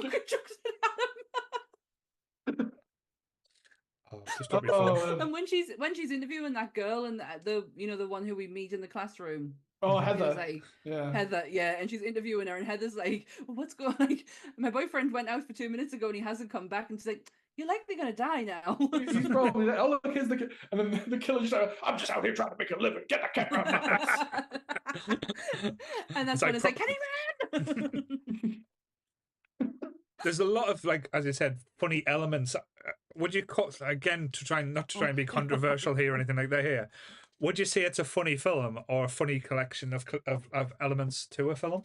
No, it's a funny film. It's got obviously they don't have to think too hard about the plot or the narrative because we're living in a world where people have probably seen Scream, but they're writing decent jokes. They're writing clever stuff. Clever stuff. It's clever jokes portrayed as stupidity, right? Yeah, it's like Shorty just being the absolute stoner mess that he is, but then at the end they do that fantastic homage to Jimmy Kennedy's little video where he's like the rules to survive the horror movie, and then the dude is robbing a shop. And Red, well, his character's name is oh gosh, what was it? Hang on. Hold the phone. Marlon Wayans is Shorty Meeks, who is named after Randy Meeks, so he is the Randy character in this. Right. But the Wayans have been doing this for so long. Like, you forget, and I certainly did forget, that this isn't the first parody movie they did. No. Don't Be a Menace to South Central is another classic from them, because that film is fucking brilliant. I've never seen that. Don't be a Minister Essential by drinking your juice in the hood is absolutely brilliant. Joe, you need to watch it. If you enjoy these, you have to watch it. Was it Minister Society, the one with Cuba Gooding? I was going to say, is that what they're parodying? Yeah, it's like a but then Boys in the Hood, Friday, Boys in the Hood. That's what. them films. That's what they're all parodying. Sonia's in the chat, by the way, if we didn't already see. That's fine. To be fair though, if I knew she was kicking about, I would have got her to come on to talk about Scary Movie as well. She did do the "Can you hold my gum?" But yeah, I can't get my words out now. I know I'm struggling now. This came out there's been 5 sequels already, I believe. Is that right? I don't know because I lost count. 5. I lost count after 3, and I think that's the Charlie Sheen and Signs one. Correct me if I'm wrong. No, you're spot on. Then also I a great stopped movie. I stopped. Oh yeah, I don't mind it, but I did stop after that one. Yeah. The sheriff when a hat just keeps getting bigger in every scene. Puts away and she's got a slightly bigger hat. What is it with the sausage, the hot dog again? Oh, he's asking how his wife's been pinned against the tree. And then she just goes. He's like, she been split down the middle? In half. Yeah, that's a great. I actually had that on DVD. I bought that. I owned Scary Movie 3. I've seen Scary Movie 4 once, and I was kind of like, okay, this is a bit of a dying format. We're done here. And then they're parodying War of the Worlds. I'm like, The Grudge. I was like, yeah, I'm done now. I'm done. When did the Wayans walk away though? Must have been after 2, right? I think the 2 was the last one with the Wayans, because that's when Charlie Sheen and them took over. And then it was kind of like the Charlie Sheen show after that. And Leslie Nielsen was in it as well, I think, at certain points. He was the president, yes.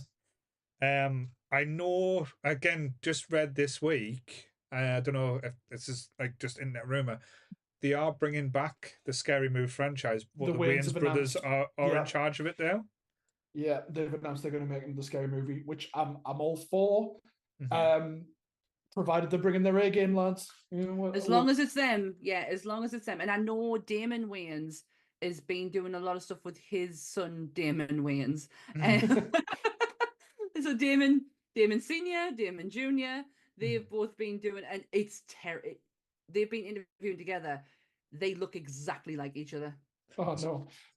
Exactly the same. But Damon was never in these ones, was he? No. I think he was off doing My Wife and Kids at this time. Yeah. So it's just Keenan Ivory Wayans, Marlon Wayans, and Sean Wayans. If they brought Kim into these movies, I'd have lost my shit, because that woman is fucking hilarious. She's a good Wayne. Yeah, Sonia's just asked an question I was going to come round to, but she beat us to it though. But yeah. What do you guys think the new Scary Movie will parody? Like, what films wise? I don't know, because what big horror sensations have we had? Okay, I can answer. We've got the horror queen. Horror queens here, yeah. The Terrifier. Right. Perfect. 100% the Terrifier would be in there. Maybe they might go down I don't get it. And I know a few people who don't get it, but it is highly loved, is the X trilogy with X, Pearl, and Maxine. They could potentially go down that route. Terrifier, I would put money on Terrifier being a big one. I feel like because the Saw franchise has had in the last couple of years had a couple, especially with Saw X being this year, could be. I'm gonna hedge me bets now. I'm going to put my money on the Conjuring universe. Oh, okay. Maybe. I think you might be right, because we've got the last one coming out next year. Yeah. And that has literally just wrapped up filming on that. Because Vera Farmiga is now touring with her band. I think she's done with movies for a bit. Yeah. So yeah, the Conjuring, that could be But honestly, I think if they didn't do the Terrifier, I'd be shocked as shit. Yeah. Yeah, I'm just trying to think, because they did, like, Scary Movie 2 was basically a parody of The Haunting, right? Yeah. Like which itself was the 1999 version was a remake of an earlier version of the same film. Yeah. I was like, Scream technically predates that, but they still decided to parody The Haunting after they parodied Scream. Yeah. So I'm like, they might not necessarily need to do something modern, New. but I think if they're going to go for pop culture jokes,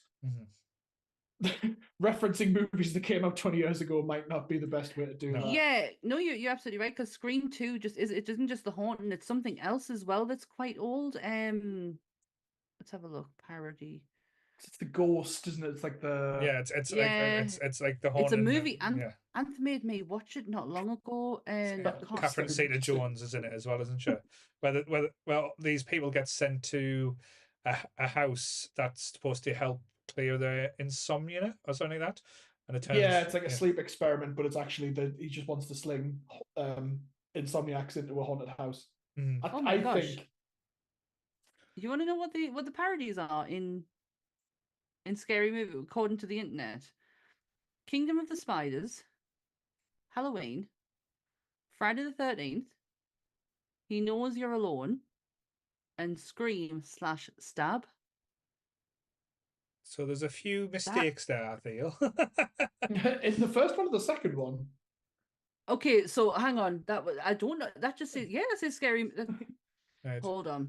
Because the first one's basically like a parody Exorcist. of What Lies Beneath. Poltergeist. Titanic. Yeah. The Amityville Horror. Hello Man, and Charlie's Angels. Right. Okay. Yeah, I remember. I was actually going to say Charlie's Angels as a joke because they do that one shot where they Yeah. stand in front of the fountain. Anyway. Yeah. God, the Exorcist bit where it's the start of the movie when she's pissing on the floor. Yeah. And it's just one guy in the background has that throwaway line where he's just like, she's good. It's James Woods as he walks in, and he walks in the room and he's like, fuck this. That is that.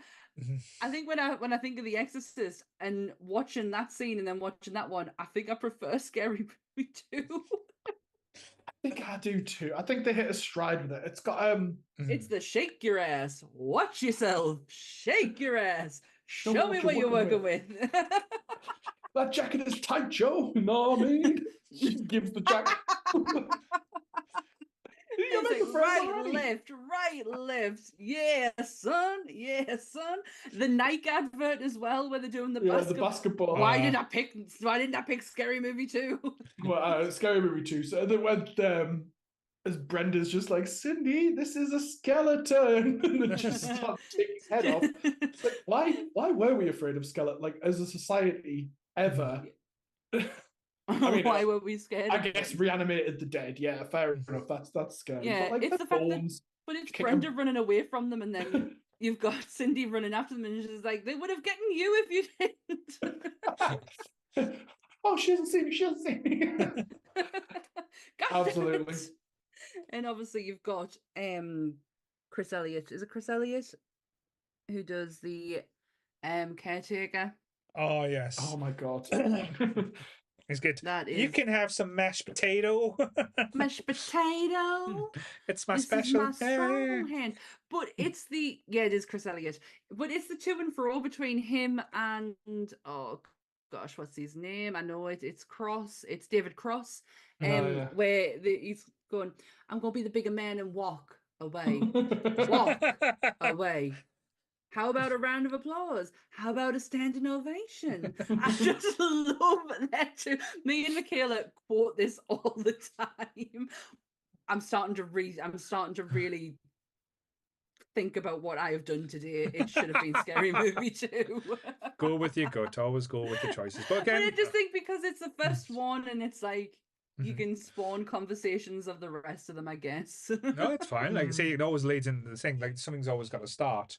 But again, I think with Scary Movie 2, it escalates things as well. Like, I know there's the sex scene when it comes to at the end of a Scary Movie where they're parried in Scream, but then when it's like, pull down her pants and like bats fly out, and then the biggest bush and she gets the weed whacker, and then the escalation in Scary Movie 2. Real men wouldn't be bothered by that. Yeah. The escalation in Scary Movie 2 is when the lad out of Malcolm in the Middle is getting a hand job, and he ends up like blowing up and sticking it to the ceiling and just turning into like a stick she man. builds a bulldozer, and she's like, "I'm gonna get you out of here, buddy." He's like smoking the tab. He's just getting. I actually have the genuine films now for what was parody in Scary Movie 2. Right.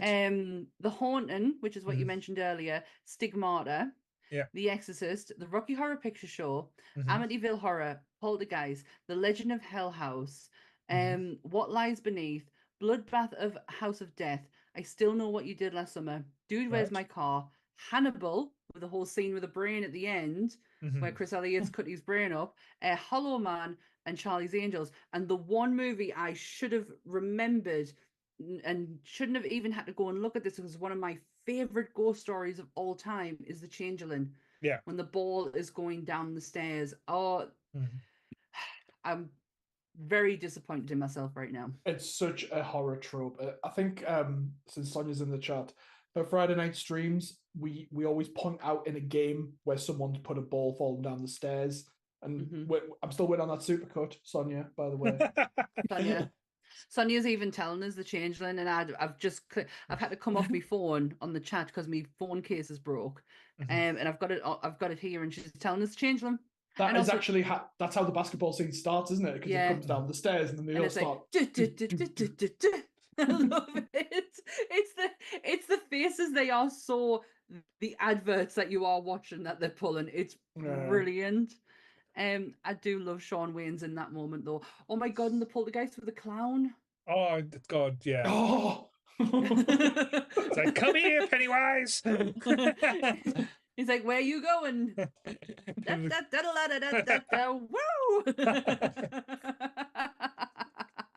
Yeah, Sean Wayne's kind of steals that film in some ways. Marlon's. Is it when Shorty gets turned into a joint this time as well? Yeah, he gets smoked by his own marijuana. Yeah, but he's loving it. Like solid. Absolutely loving it. In Scary, when he gets shot in the lung and it's like coming out of his lung, and he's like, "Oh, you that good shit in, boy." It's like a homemade bong. God.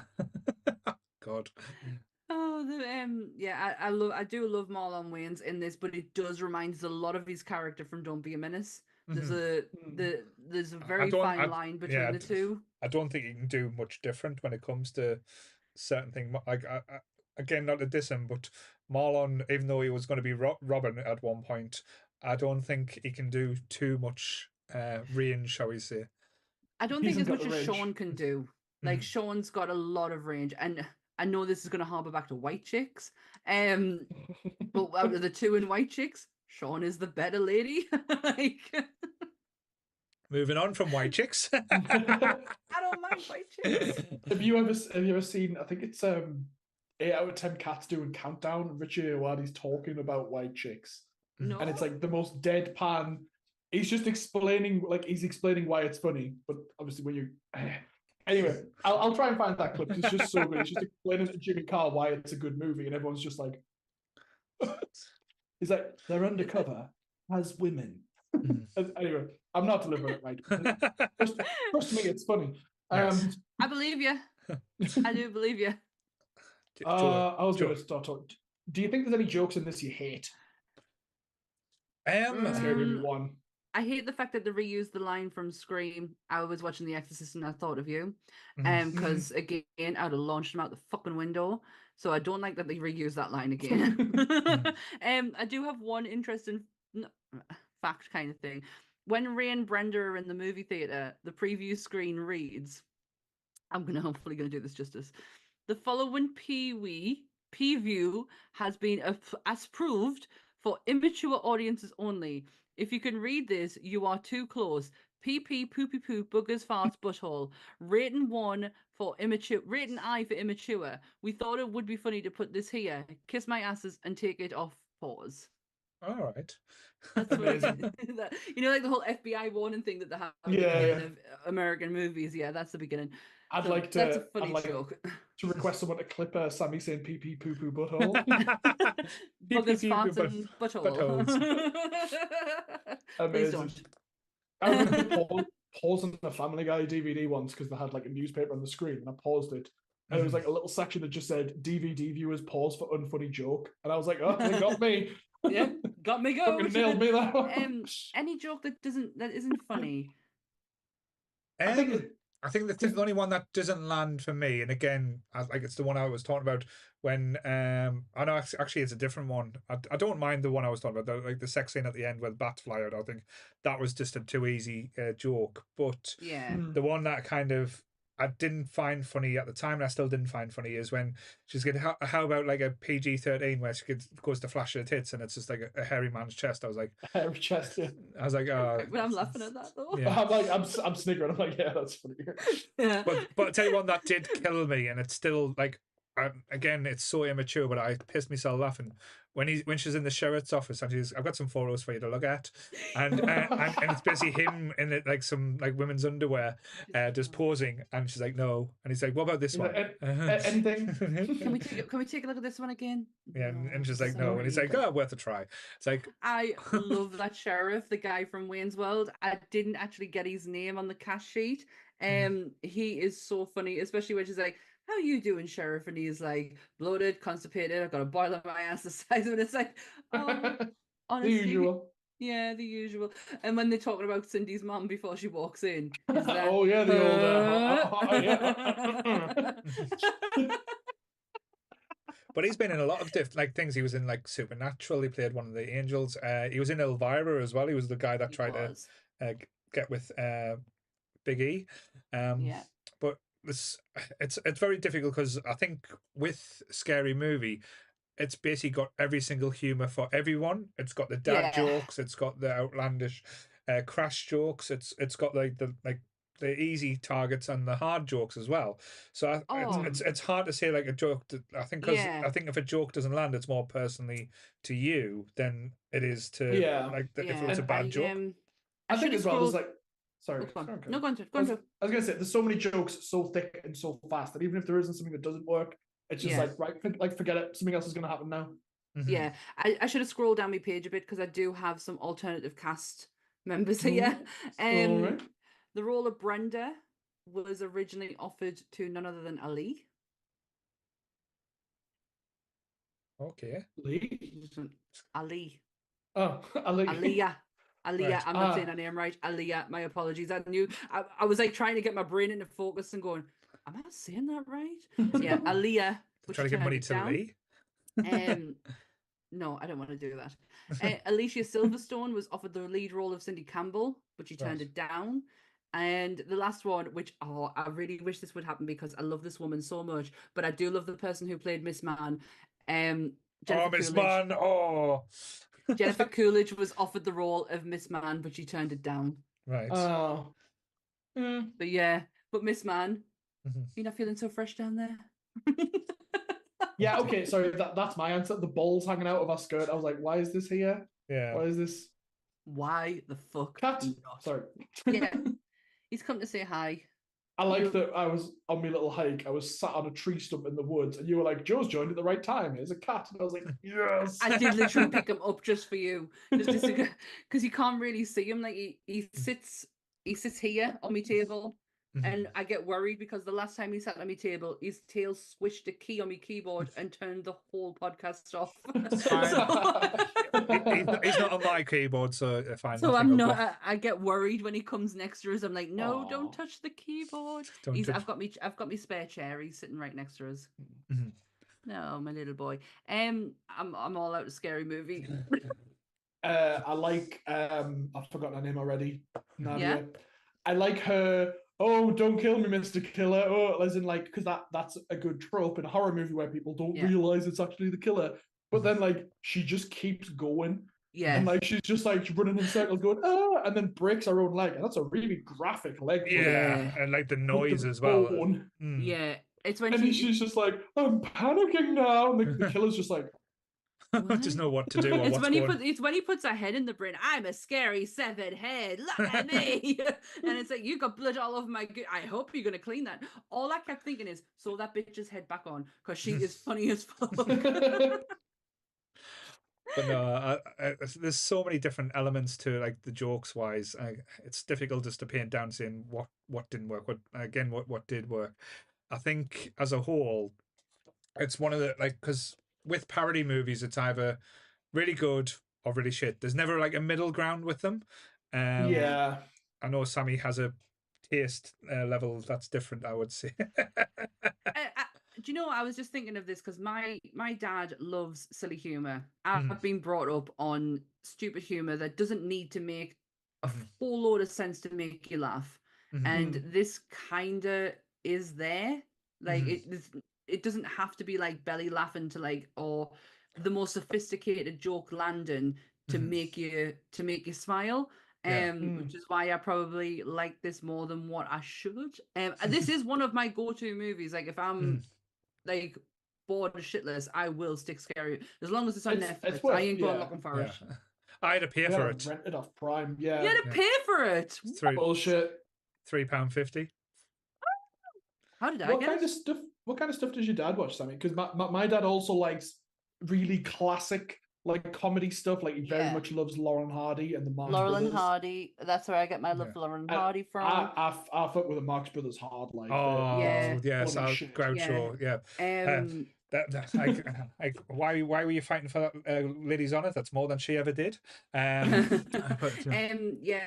you know that? But it goes like to more like we grew up with the young ones, so like alternative comedy as well. God, yeah. And then he really loves the American Pies. Really? Okay. Yeah, like he absolutely loves the American Pie movies. But my dad doesn't get a chance to watch them because my mum's constantly watching reruns of Death in Paradise, so that is hard. So he has to go on his iPad to watch his kind of shows. But yeah, I kind of get that from my dad. Is like it's comedy, but it's not like serious comedy. Yeah, like I remember like my auntie showing me Airplane for the first time and just like creasing up. Well, like he loves broke me for the first time watching that. That's like ultimate parody humor. Like if you think of like Hot Shots and stuff like that, Airplane is the ultimate there. My dad loves like Animal House, National Lampoon's Animal House. That's one of his favorites. And what else is it? What's it called? Oh gosh, Blazing Saddles. I grew up with... Mel Brooks films. Yes. Holy shit. Yeah. Well, we did Spaceballs earlier, because my love of Mel Brooks and my love of Star Wars and parody movies, and it makes it right itself. Blazing Saddles is full on. What a fucking hilarious classic! Oh my god. Yeah, it's so good. I don't think you could talk about it in today's language because it would be so difficult to try and be very PC about it because it's anything but. I see Jake saying you couldn't make that a day. I always dislike when people say that because I'm like, people, like I said at the start, it's everything's on the table as long as you and any comedy is okay as long as everyone's on the table. Everyone's allowed to go like, we're going to take the piss out of everyone. Yeah, Jake's only saying that because we have to, like, in the group, as soon as Blazing Sandals is mentioned, literally, Blazing Sandals is that's a brilliant title for an alternative movie for that. I love that. Every time that movie's mentioned, literally, that's all the people that say, I always see shit like that. And it's like, oh. You couldn't make that a day with the woke brigade. Shut the fuck up. But saying that, though, Jake is waiting in the waiting room, so I'm going to let him in. So let Jake in. Come on, Jake. Come on down. And to say we have had... The big bean scene in the Blazing Saddles was brilliant. I love it. Oh, yeah. Oh, Jake's in this? Oh. And just to say as well, we have had another donation. We're up to £405 now. Oh, thank you. So that lovely Emma Millen has donated a lovely £5 for us. We got a Wonga, everyone. We got a Wonga. Oh my god, I think that's the only time I've ever been funny to Jake is when we're at the toy shop and we were looking at Star Wars figures and I was like, and a Wonga. Me and Sammy joking hutties to each other. I called it funny. So how are you, Jake? Are you having a nice day? Excellent. Yeah, I've had yous on pretty much throughout the whole day. You know, going to the shop with yous on. I wasn't watching, obviously, but I was listening. All right. So you're doing the like what I do when everyone's on Twitch, just like putting it on the background and just commenting weird shit. Yeah. Yeah, because you can't stop the chores. But no, I'm here to show my fandom for Ben Quadrinos. Yeah, that guy. He's definitely my favorite pod racer. You know what? I think he got sabotaged at the Boona Eve race. I think he was full on. There's a conspiracy here. What have we actually got left to do? So we've got 3 left. So we're moving on to this one, which like the Phantom Menace. After the Phantom Menace, we have got Buffy the Vampire Slayer. That's not the real That's Buffy. the one. That's the one I couldn't remember. And then we've got Fanboys. Fanboys. Fuck yes. So yes. So I've swapped the poster over now. Before we start, I'm going to do a little thing just to make everyone happy. So I haven't done this in a while, so I like to upset Sammy. I've got this. It's a Jar Jar Binks Black Force edition. Where's mine? I just need to make sure mine's okay. Hold on. So got it out your house from your house. I'm just going to make sure that Ant has installed it. So not just open the box, I'm going to rip the box. No, oh my god, no. How are you going to eat his head live on camera? Why are you doing that? Oh, I hate Gungans. Yeah, so you know what? I know I've said at the start of the last episode that racism's okay, but Gungan racism is not okay. No, it's they not. made them live in the... I got called Please out. don't take me out of context on that That's one. what it's meant to originally look like. Look how pretty he looks. What's his accessory, Sammy? I'll show you. He gets a shield. Okay. Yeah, yes, orb thing. Oh, yep. Oh, the boom boom bombat balls. And he gets like a stick. He gets a goober fish in there. It's like I'm going to put the camera with the What's an agooba fish? That's how he's meant to look, people. Now he's free. Is that the same Jar Jar figure that you unboxed at the live show all those years ago? No, it wasn't. That was the 25-year anniversary special. Okay. Not to be confused. How many Jar Jars have you unboxed to torture Sammy? So this is the 2. So this is Jar Jar. So everyone say good night, Jar Jar. Bye. He didn't even rip his head off or anything. He's dead. That's so hard. Oh, I'm gonna grab some more water. I'm sorry. I'm sorry. Paul's house is like a bad episode of Toy Story behind him, where Jar Jar's like, "Help!" And then the Ghostbusters are like, "You're in the wrong side of town, buddy." What else I've got? So Mikey will punch him all over. Mikey, get him, Mikey. He would. There's my bust of Jar Jar.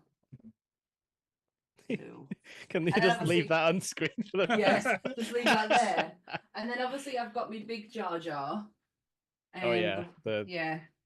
He's down there. I'm not getting him out, but he's like down there at my clock. While we're showing off toys, can I give a shout out to the wonderful Becca of the Women of Nerd Culture? Of course you can. She got me this Demon Sonic duck. Oh, the Demon. That is so cool. It's actually Metal Sonic. But thank you so much. Fuck yeah. No, that is so cool. Actually, does that go with my Gandalf the White Duck? I think so. Yeah, they're the same kind of. It's a Tubbs brand, Numbskull. I don't know. Yeah. Because I saw when we were out in Newcastle, Anth picked up a Poltergeist one, and I was like, essentially, you're just picking up a duck of a dead girl. Let's just put that back. Yeah, that felt a little bit uncomfortable after. I was like, oh, this is really cool. I was like, oh, it's not really. She's dead. Put that back. She might have turned into a duck inside the TV. Like, we don't know. Maybe. It's in the novelization. To be fair, it's probably someone's belief that you'll turn into a duck when you die. So, like I say, it's someone's religion. If someone can believe in Scientology, they can believe in that shit as well. Reincarnation theory, but I don't know if it's better or worse. As we've got 5 minutes before 7 o'clock, I am literally just going to go and run to the toilet. So talk amongst yourself and I'll be back. So this is Sammy's 4th wee, or is it a poo? Is it a poo this time? It's a wee. I am drinking. Sammy, give us the details. It's a son talking about Sammy's bowel movements, size, color, frequency. Thanks, Dish.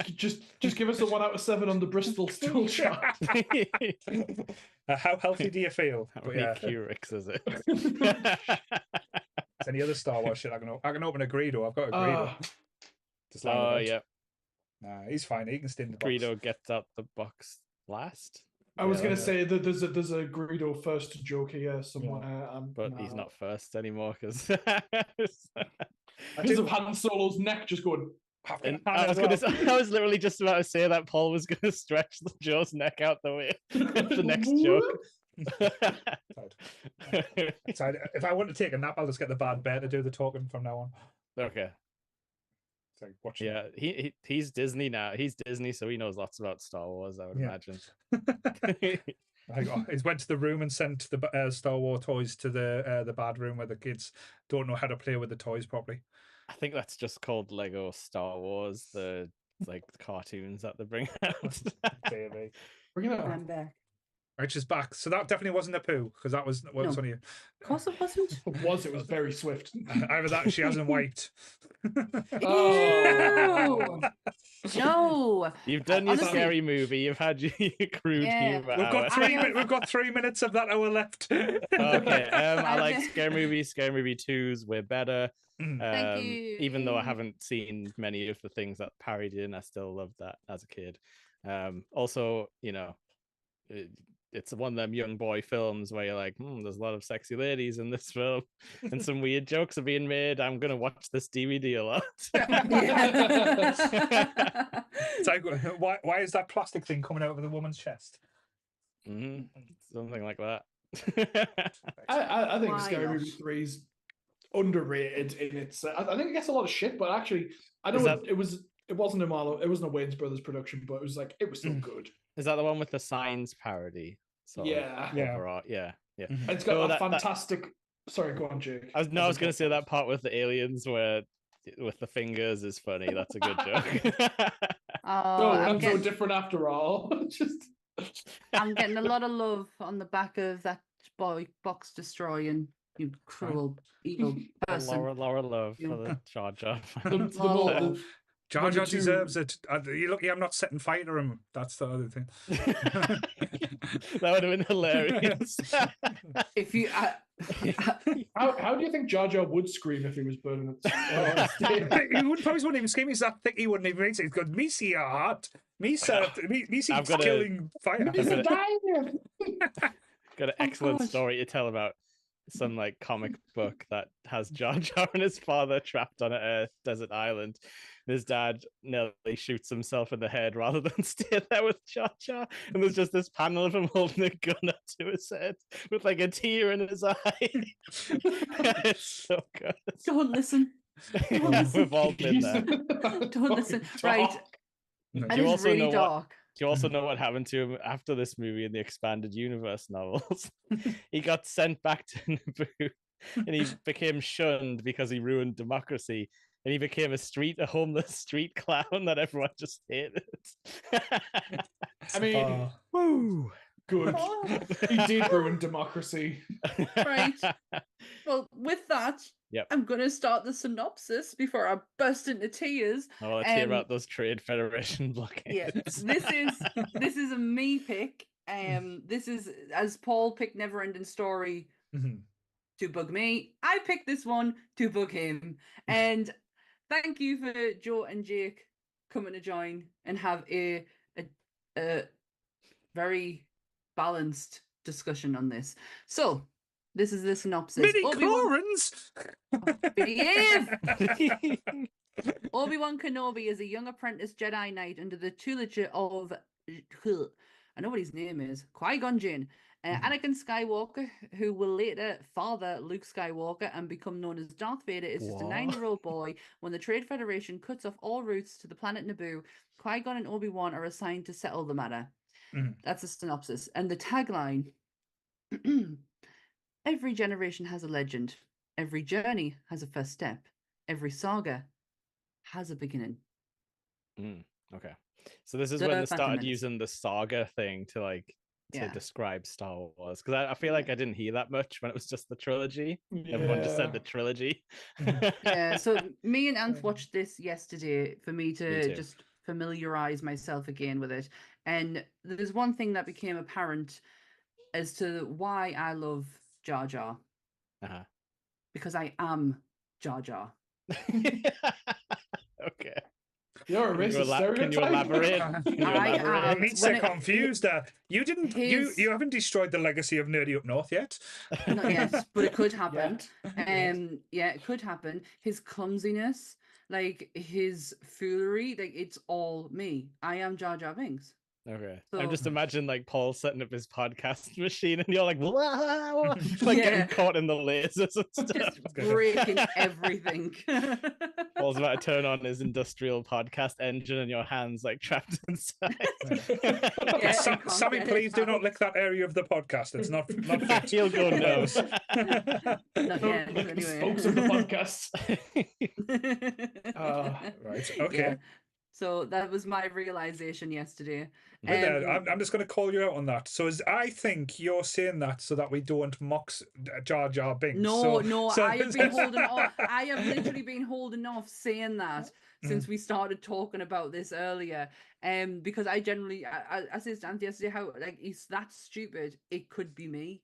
Maybe that's why I gravitate towards him. Me and Ant had some really interesting conversations on the back of this movie yesterday. The Metachlorians being one of it.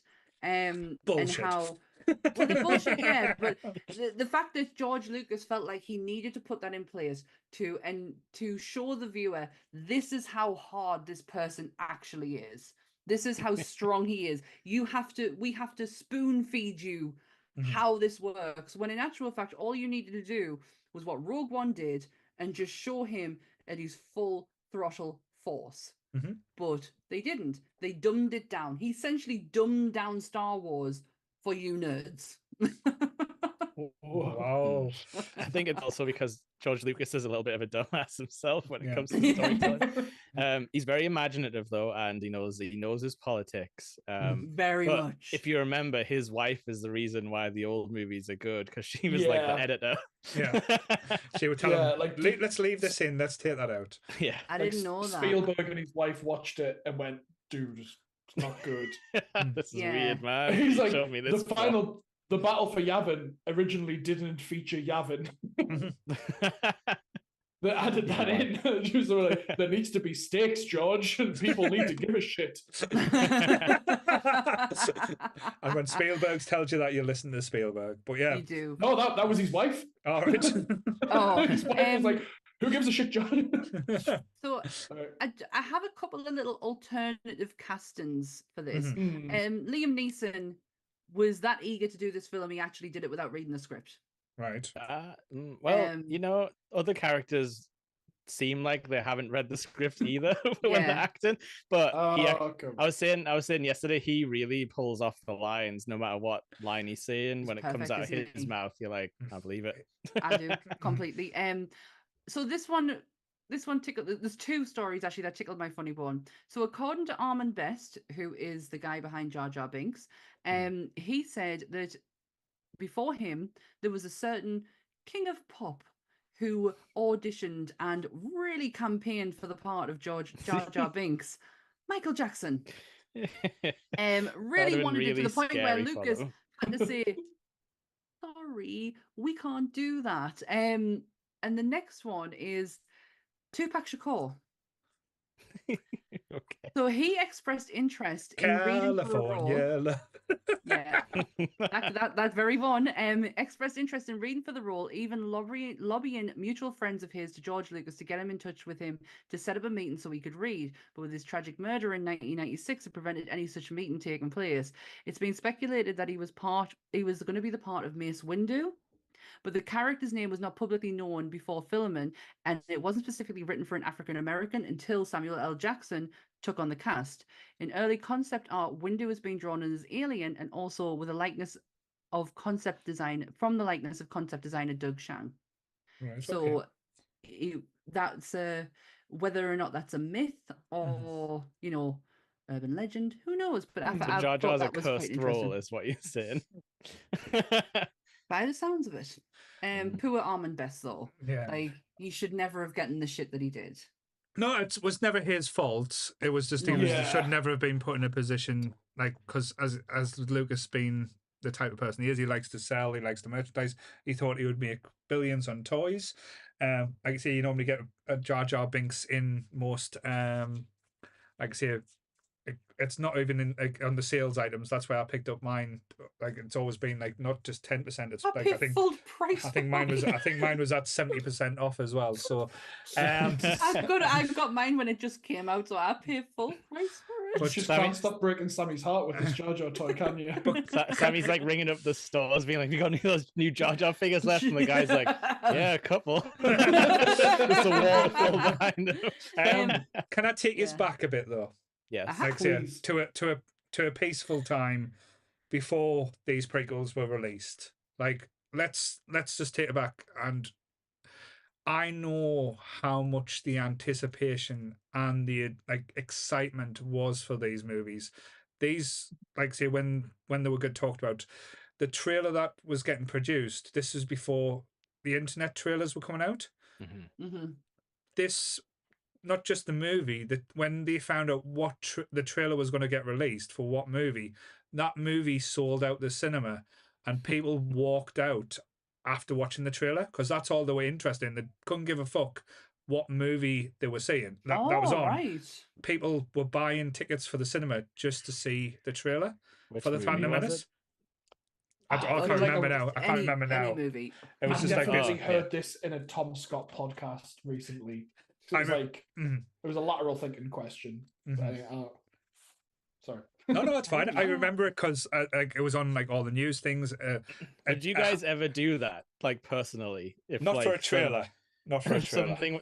No, yeah, I suppose it's different now because like we can't really think of a pre-internet time. But I feel like the Northern in me would have made me watch that movie even if it was. Yeah, I've paid for the cinema tickets. Yeah, do it. I'm staying here. Yeah, I totally get that. And the build for this, because like the trailer made this look like fucking amazing. Like, I'll give it the credit because Lucas does trailers well, and it was kind of like it didn't show too much. It showed the pod racing a little bit. It showed a tiny bit of the thing, and it ended with Darth Maul firing up the dual lightsaber. That's a good stinger for the trailer. That was like how it ended, and that was all we got. And again, waiting for this movie to come out was just that anticipation. Like, literally, like nerd culture, it was everything. The afterwards, I've never seen or heard it's so ferocious. Like, again, I know I'm joking, like there's certain aspects. I didn't hate the movie at the time. I'd say I've got a severe dislike to it now after rewatching it and experiencing certain things. But at the time, this was the first thing we've getting from Star Wars in a long time.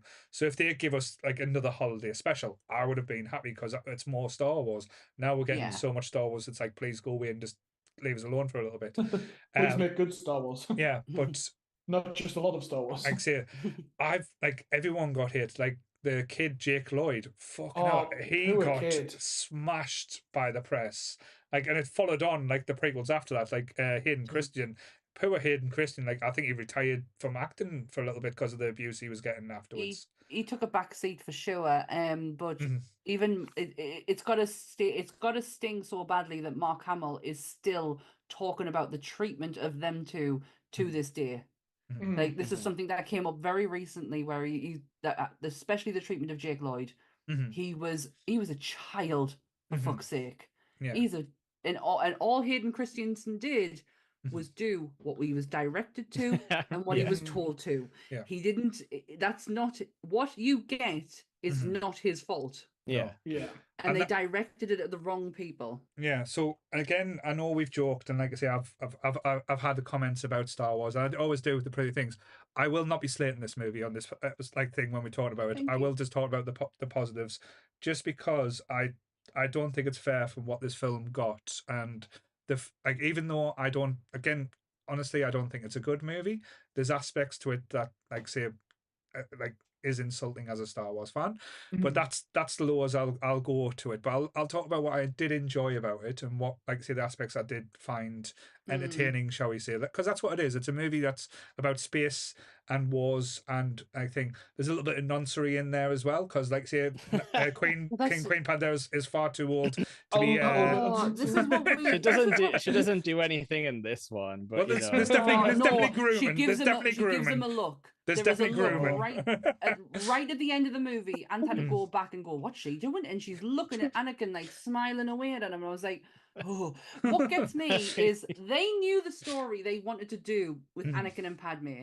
They knew it well before they did the casting. Why the fuck could they not have made her younger or make him a little bit older? Yeah. Like there's choices that they decided upon that. Yeah. That is Just like, kind of That's like not on me for calling it out. That's just yeah. No, Wouldn't it that be really is- hot if she met him as a child? but they But What if, They could've- what if they she was could've- also his sister? No, you've already done that one, Joe. You've done that one. You could have like even the odds and like had them either the same age. Do you know what I mean? Like Yeah. they didn't. She didn't need to be so much or look so much older than he does as well. just a quick, and again, I don't mean to be sexist here, but it is a little bit of a sexist comment. Would the same reaction have happened if it was the other way around, like an older Yes. boy and a younger girl? I think there would have been a huge backlash. Definitely if it was Anakin, because his choices are very questionable.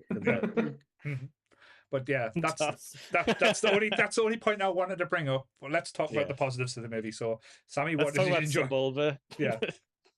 He's a bastard, him. Yeah. Oh, he's always a Doug, Joe. You know, don't mess with a Doug. Apparently. What does he say? He was going to turn your friend into orange goo. Yeah. Yeah. Is Jar Jar orange? Because I'm colorblind. No, Yeah, no, he's but not. he has, like- I'm It has like Go on. orange aspects to Like it. I thought he was mostly greenish, like frog. Yeah, he's guy. like- Wait, no, he He's is not reptilian. green. Love. I'm just perplexed by that threat because I'm like, what does he? Does he like spit orange acid? No, I think he was gonna I smash want- his head in. I'd like the next Star Wars story to be about Sebulba. The Sebulba gets his revenge. Do you know what really got us watching it on Disney Plus is how clean this movie looks. I don't know if I was Yeah. getting me point across yesterday, Jake, when I was saying like Jar Jar looks too clean to where he actually now looks out of place. Yeah, they've gone too far. Like that's kind Uh-huh. of what old CGI looks like. If you lose the film grain, it kind of pops out from the background a bit Yeah. too much. And it, but there was one who didn't look out of place, and then you've got Jar Jar, and it's like, oh mate, you really look like you shouldn't be there. But then there's others The that kind of, dewbacks in the background were fine though. yeah. It just doesn't. It looks weird on the eye, like on the eyes, like kind of like. Yeah. Oh, I think that's a that was bit- one of the main takeaways from when I was watching it. It was like the gun guns look hideous, and I don't like looking at them. I know they Yeah. improved like you say over time, but this was like what 99, so 99, this yeah. was a really big achievement for the time. Because prior to this, like in the past 4 years, the movie CGI was terrible. Mhm. Like what was it, like Dragonheart was seen as like Oh, one of gosh, the best yeah. ones for the time. Yeah, you're right. The Matrix again. Yeah, Yeah. Lyrics would change that was impressive. I Yeah, did like the Gungan guards though. They look absolutely badass because they obviously are the complete opposite of Jar Jar and his tomfoolery. That it's like, oh, that's they look impressive. But yeah, the cleanness of this kind of like it messed with my eyes so much that I felt like it took us out of it. In all honesty, when it comes to this movie, the only thing that I absolutely love is any scene with Qui-Gon Jinn, which used to be my name at home for quite some time because of the hairstyling. It's the only okay. hairstyle I can do. And I once, when I went to Florida, I had my hair like that all the time because I had really long brown hair, and I was playing on the pod racing game, and my sister was like, "Ma, it's Qui-Gon," and I was like, "Shit!" And it he just doesn't even kinda drive a stuck pod with us. racer, man. No, but it kind of stuck with us. To be fair though, this is where Jake will get excited because the pod racing game on the N64 was fucking amazing. That was Brilliant game, top level game in that one. It was better than Super Bombard Racing, which was the other one. Yeah, like the pod race scene is weird because like it was really impressive at the time, but when I'm watching it now, I'm kind of like, oh, it's actually a little bit boring because it is just mainly a race. Like there's a couple of things that happen, but I feel like it needed like a little bit more stakes and action because he kind of overcomes the sabotage like right away. And then after that, it's like the sand people stuff, and I guess like Sand. Sebulba We've killing everyone. already Tusken Raiders established too take much a shot. sand. Yeah. Yeah, so anything that's got Qui-Gon Jinn in, I love. I think Ewan McGregor did a really good job of trying to channel that Alec Guinness young-esque kind of Obi-Wan Kenobi. But to me, the top tier of this movie is Duel of the Fates, is the fight at the end. It is the music, the choreography, Qui-Gon's patience is just brilliant. That's probably my favorite part of any Star Wars in all fact. On Friday, I was chatting to Sonia about the Phantom Menace, and Sonia's not big on Star Wars, but she mentioned directly the fight between, and I quote, between Qui-Gon Jinn and Darth Maul, and then Ewan McGregor comes in to kick the shit out of him. And I was like, why did you get the other two characters' names perfectly right and The weird not ones. Obi-Wan? I was like, the one who's in the other films? And she was like, oh no. Oh, Sonia. What do you guys think of Maul, like, on reflection, now that he's had like a bunch of future showings, like, and talked a lot more? Sorry, go on. Oh, no, I was just gonna say, because like I always thought he was like a really cool design, but I didn't get much character from him at the time. Yeah. But when I was watching this time, I was like, oh, the guy doing it now actually does his voice like an approximation pretty well of the voice they had like in this. It's Peter Serafinovich. Peter Serafinovich. Yeah, I get very impressed when people can say his name, because it's what I can't actually do it. Dan's very good at saying it. But then now it's Sam Witwer. He does great. it. Stark. I saw him. I saw him at Star Wars Celebration, and he puts the fear of God in you with that voice. Like it's so menacing. He's like such a good love of the franchise as well. Yeah. Like he cares. He really cares about what he's a bigger nerd than me and Joe about it. About the little details. Absolutely. Yeah. I think to answer Jake's question about Darth Maul as well, it's an imposing character. So it was interesting because I think Star Wars, like after the original trilogy, they want something big. They wanted something to be imposing that's not Darth Vader.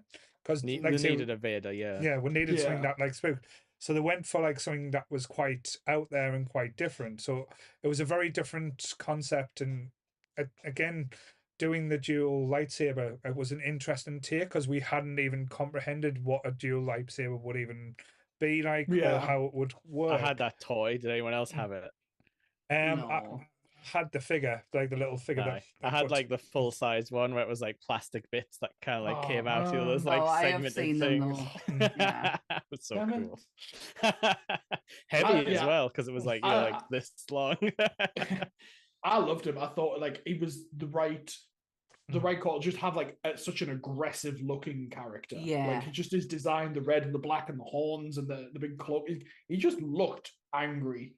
I love his outfit as well. Like it's dead simple, but it's like it shows him as like a fighter, because like Vader was kind of like, you were thinking like, how's this guy gonna fight? It was all about like, he was such a backseat fighter, wasn't he? Well, like, and he had like a superimposing silhouette. But this guy is like, oh, this guy seems dangerous. Like he's dressed, he's ready to go and stuff like that. And he's a lot like faster and frantic. Yeah, it's great. Yeah.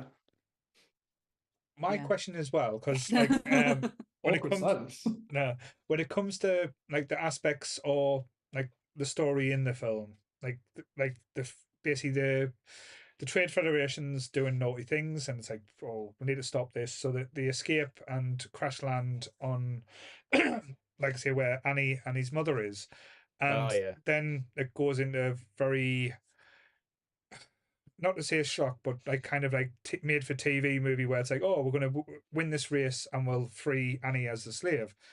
With Qui-Gon and Obi-Wan, would they not just have the power just to go, right, we'll fix this, we're just going to take who we want? I know it's not the Jedi way, but it's like freeing slaves at the same time. Yeah. He keeps on saying like, I'm not here to free slaves. It's like, why not? So, like, are you gonna call this in? Can you not have someone else come over and help?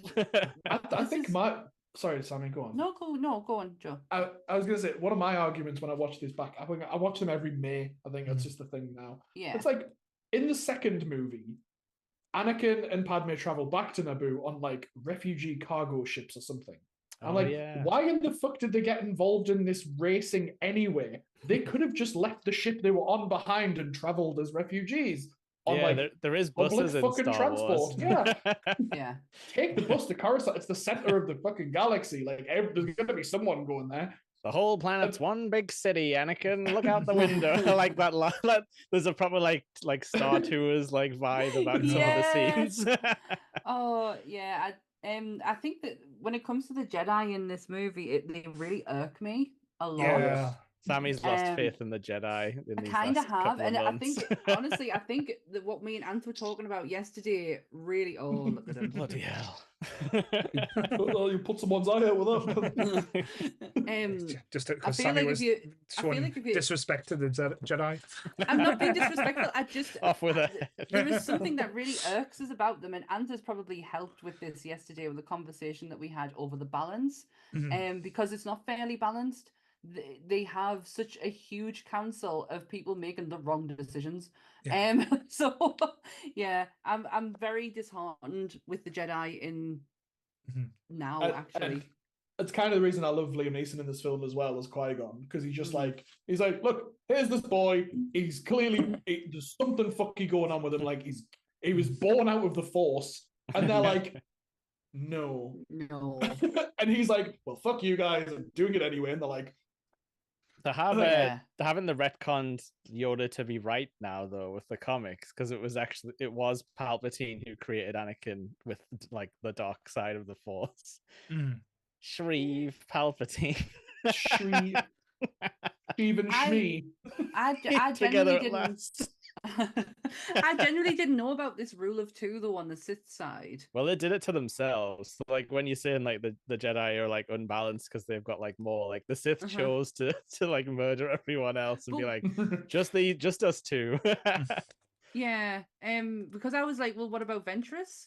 Like Count Dooku is her. Like that's her, but then she doesn't. I know she attempts to kill him, but she doesn't essentially do it. But she has to in order to become that Sith Lord, doesn't she? And she's still alive in this time period, so it's not literal. Like it's not like a pool of dark side Force where two people will like channel all of it. It's just like that's what they're thinking, I think, to try and avoid assassination attempts. It's a silly system because the Sith, I think, inherently just crave power. So every apprentice will eventually try and kill his master, which also means that they are in turn training their own apprentice, who will also one day try and kill them. But they're like, I will train an apprentice, and then together we'll kill my master. Yeah, and it's just, you guys are idiots. I think there's like thousands of them. Palpatine has the best run of it, though. I think out of everyone, because he kills Plagueis, apparently, which we haven't seen yet. And we never will now that the Acolyte's not getting another season, because he was in the last episode. He was looking out of that cage. Was he? Like, so we didn't finish it. Yeah, we're told he killed him, and then he goes on this historic run where he becomes the Supreme Chancellor. So he did all right, but as Joe said, it gets him in the end. No one can escape it forever. It's a weird one because you want to root for the Jedis, as Sammy said, but in this you kind of don't, because it's not just making the decisions. Like everything that they're trying to tell you is what the Jedi is about. You think, is that really what we're about? It's like you're not allowed to show any emotion. You're not allowed to be upset that you're leaving your mum. Because like everything they're saying is fear that leads to hate leads to the dark side and all sort of stuff. To be honest, it's hard to get on board with like the kind of like the Jedi like understanding or the Jedi rules for this. Yeah. I think it's intentional though. Like we're being told this stuff to make our own decisions. Like it's not a literal light and dark thing, even though that's what they think it is. Because you're right. Like, what is the reason Anakin does go bad? It's because of all of like this weird trauma that gets put on him, and the weird decisions, and like giving him bad advice on like how to deal with like his life. There is mass hypocrisy in the Jedi. Like, it's definitely there. And he's like an outsider because he's old when he joins, so he's not indoctrinated as like a 2-year-old like some of them. So yeah, like it is a bit of a like these three movies, the prequels, are a bit of a fu to the Jedi, and I don't think they deserve to be slaughtered by the clone army, but they could have helped more. I think if they helped Anakin more, he could have told them like, I think Palpatine's the Sith Lord, like a bit earlier and stuff like that. Maybe. I tell you, one Jedi who was sitting in that council room and I was like, for God's sake, just do something. You look fucking phenomenal, is Plo Koon. I just wanted him to move so badly. I know we get to see him later on, snippets of him now. We do get to see his death. Though, does he? No, and I'm like, oh my God, you are fantastic in Clone Wars. Please do something. One cool thing about the Wookiees. Oh yeah. What about Kiadi-Mundi and his giant head? Oh yeah. But no, I want to hear a cool thing about Plo Koon. He's the only light side guy who can use Force lightning, because apparently he has a different way of doing it that's not evil like the other way. And it's got some cool name, which I can't remember now. You had all these fantastic people, like characters sitting in the council, and not once are they used, apart from Mace Windu. And Mace Windu is cool as fuck. Like, come on, he's got a fucking purple lightsaber, but they had so much opportunity to really get you on side of it. It almost feels like they're kind of turning you away from the Jedi. That's how I felt anyway. And this is just what I was watching yesterday in conversation. I think it is I think that was Lucas's intent, because he wants like Anakin to be the focal point of this. So like he's got to give him like antagonists from every direction, because he wants him to become like this worst guy in the galaxy eventually. And I want him to get there. We've got to experience it from his point of view as well. We've got to see, like, you're plonked in front of this room full of people and they're kind of dicks. And that's how Anakin feels. He's like, where the fuck, I miss my mum. Why would you help us, like, rescue her type thing? He's still a 6-year-old boy who why only couldn't ever she known live at one the life. temple? Yeah, like, exactly. Surely there's jobs to, like she could have a job and stuff and an apartment on Coruscant. Surely it's almost spiteful. Yeah. Still doesn't mean that he gives them reason to kill the younglings or Anakin. Like, in the second one, you see that kid, man. Master Anakin. What are we gonna do? Oh boy! Then Paul's lightsaber ignites. Yeah, we saw it. He nearly killed Samuel. Yeah. In the second movie, when Shmi's like in danger, it irks me so much that like her entire family, not the Skywalkers, what they Owen and stuff. Owen, yeah. No one tries to send a message to the Jedi Temple. Like they're basically like the police in this galaxy, right? I know it's a Huttese planet and they've got their own government. Outer Rim bullshit. Send a message to the Jedi, and she was like, yeah, we know this is not your jurisdiction, but Anakin Skywalker's mom's been kidnapped. Thought you might want to know. No one fucking tries to. No one invites him to the wedding. Because she's got a husband now, like, right? That's what she says, like, and obviously Watto knows people who use ships. He might have his own ship for all we know. He could have flown over there.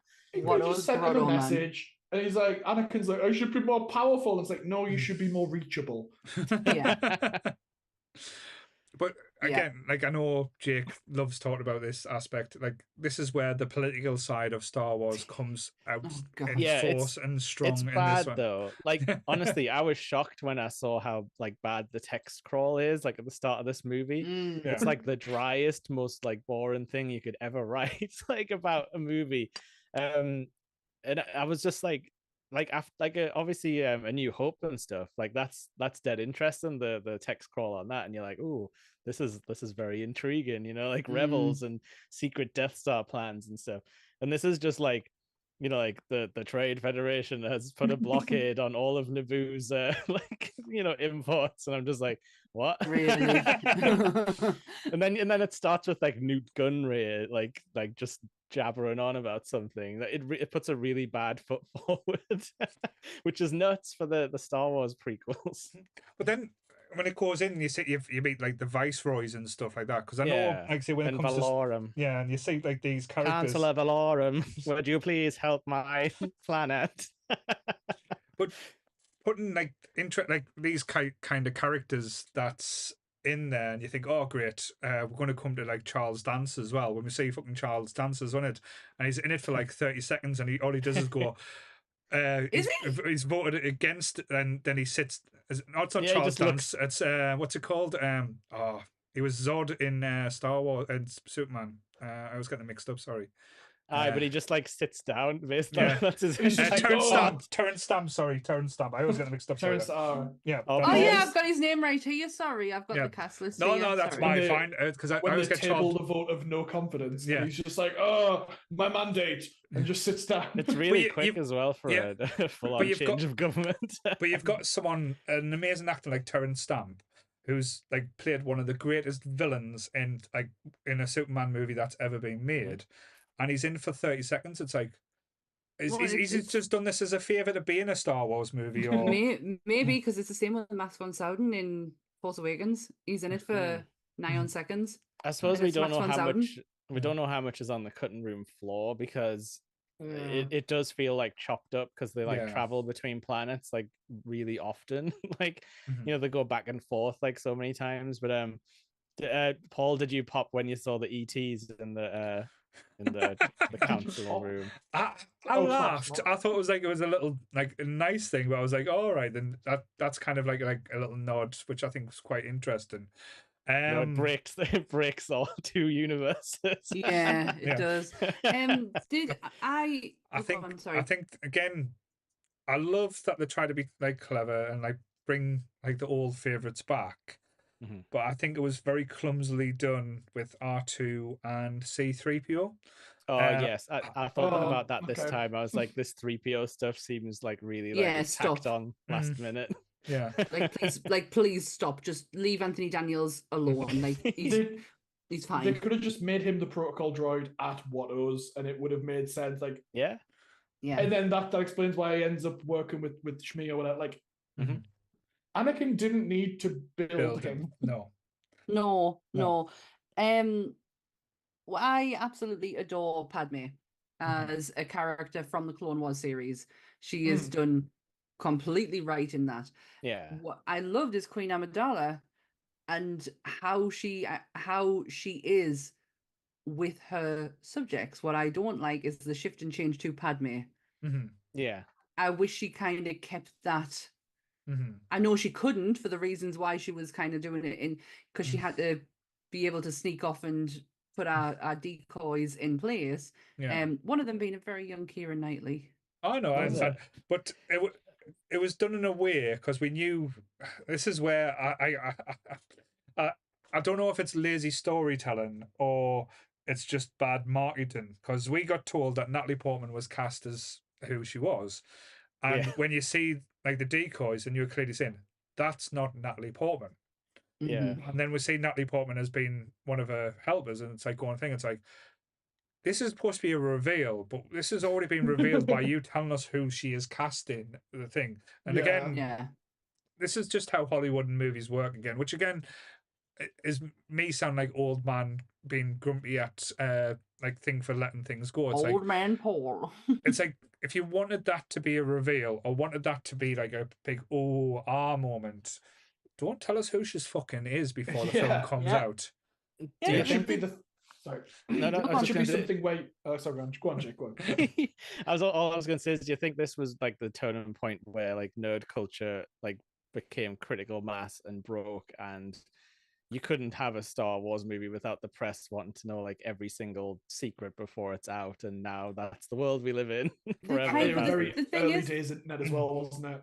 But they kind of do it now, and they did it again with Natalie Portman in Thor: Love and Thunder. Mhm. We could have Yeah. gone that whole promotion thing, not knowing that she would turn out to be Lady Thor. It Mhm. would have, like I've said this a million times before. The comic book is some of the greatest comic writing for Thor at the time. I've talked to Jake about it when we've been doing the Marvel stuff. It is Jason Aaron has done it brilliantly, and that reveal at the end that it was Jane Foster the whole time was massive, and they fucked it up, and they did exactly the same. They done that with this.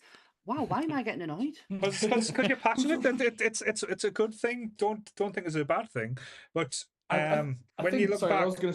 when the sorry, go on, Joe. I'll let you do it. Mate. I was going. Okay, it would have been great if we could have watched the movie and watched it again later, knowing that Padme Mhm. was there was a switch Yeah. up, and going, I see how that. I see why this is important.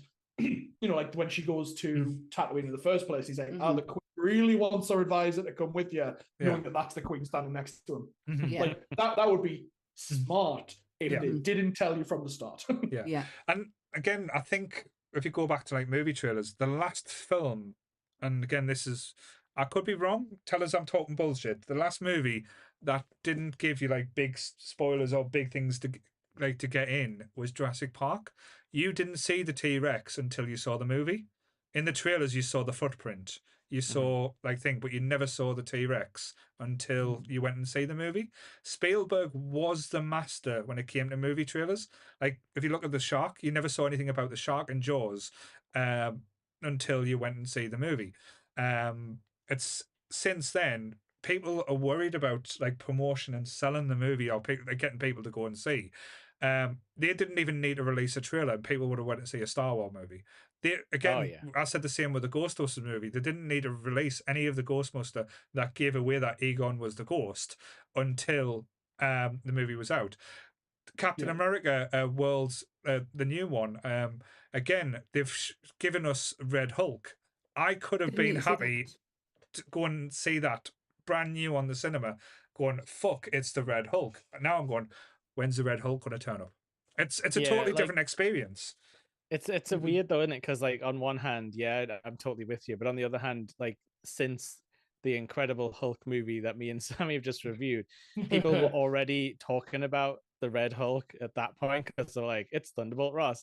That means Red Hulk's coming. So like the nerds can't stop themselves from like thinking like 10 years down the line, like what's going to be the next reference point. But yeah, you're right. Like thinking about it when you were saying like, oh, they showed the double lightsaber in the trailer. Like maybe that should have been like the Duel of the Fates reveal because it is in the movie. Yeah. If you just go in, like he uses his one lightsaber on Tatooine. In the fight with Qui-Gon, yeah.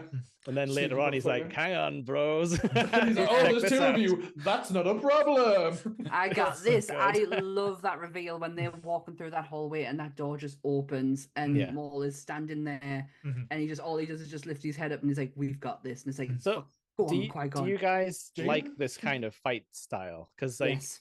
I'm not sure if I'd do so much, but there's definitely like little moments where I'm like, oh, like, you know, when he like uses the force to like knock people over and then like continue like, you know, sword fighting. Like I love that part of it where it's like it's showing him to be like, oh, this is like the dark side fighting style, because we never really saw that before. Like we were always told like, oh, if you put your aggression into things and like lash out, it's bad.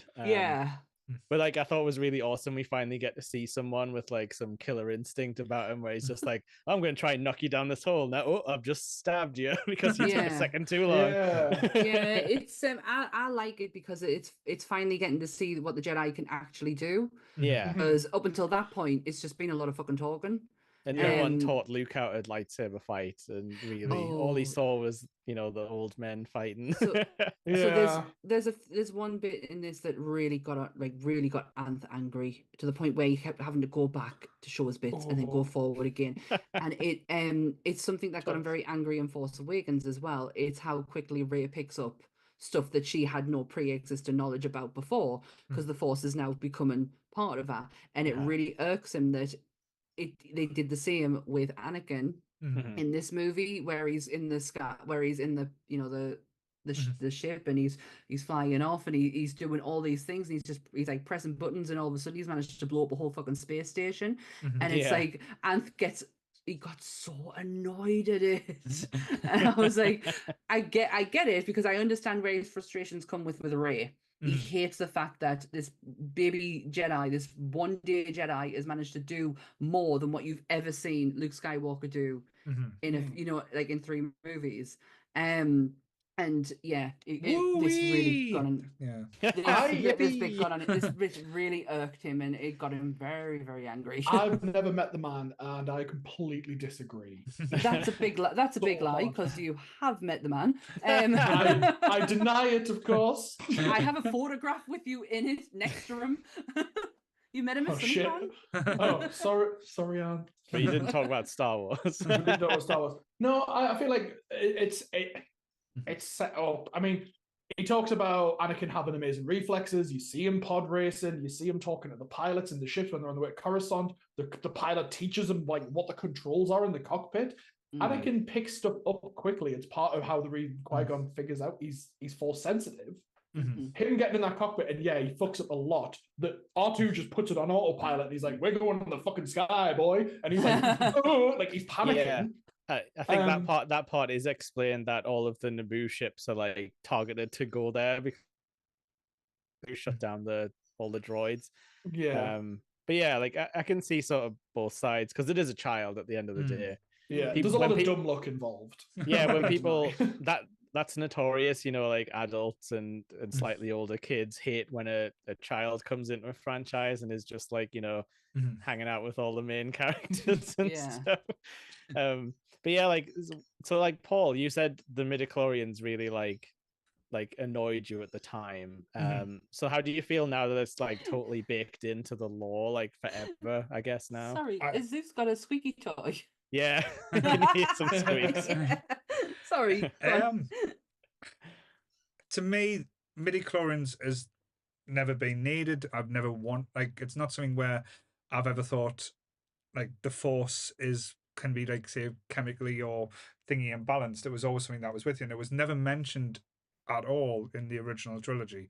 I know, like, say, Obi-Wan and Yoda is there, but literally, if there was midichlorian test that was done, they would have done a test on Luke. So again, it's just a weird thing that they put in to try and, as Sammy said, to try and prove how badass or how special this kid is. When a simple line or a simple thing, the law, like, they could have said, oh, there's a, like, because they do make reference to basically the Chosen One. They could have talked about the Chosen One, like, oh, coming from slave background, could have come from, like, say, to bring balance to the Force. That could have been easily done and be more meaningful or anything than Qui-Gon Jinn to say, oh, I'm just taking a sample just to test your blood to see if you're well. Then go and think, God, this is midichlorians. And again, I know they've tried to explain it so well. They did a little bit better in The Mandalorian. I'll give them credit there, when they were trying to do like clones and stuff with midichlorians and how it was having effects. But still, fuck midichlorians and fuck it up its ass. They wouldn't have done it with Luke, because if there had been a high M count, they would have killed him. But still, it would have Empire would have killed him. But they still would have made reference to it and saying like, "Oh, like, the Force is strong with you." But again, if there's a rather than just saying the Force is strong with you, there's a practical test you can do to prove the Force is strong with you.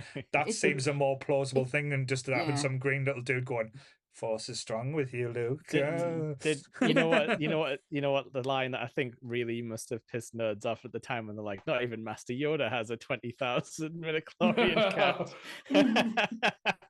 It just feels like overcomplicated storytelling for it's not needed. If you want to show him how what power level he is at, then show him. Yeah, they could have done more with the pod racing scene, surely. Something special could have come out of that. And again, this is me personally. I'm not talking about like other nerds. I did find it very condescending for them to like explain it that way, and it was kind of like dumbing down something that they haven't. Because if they wanted to make it for kids, I'm all for it.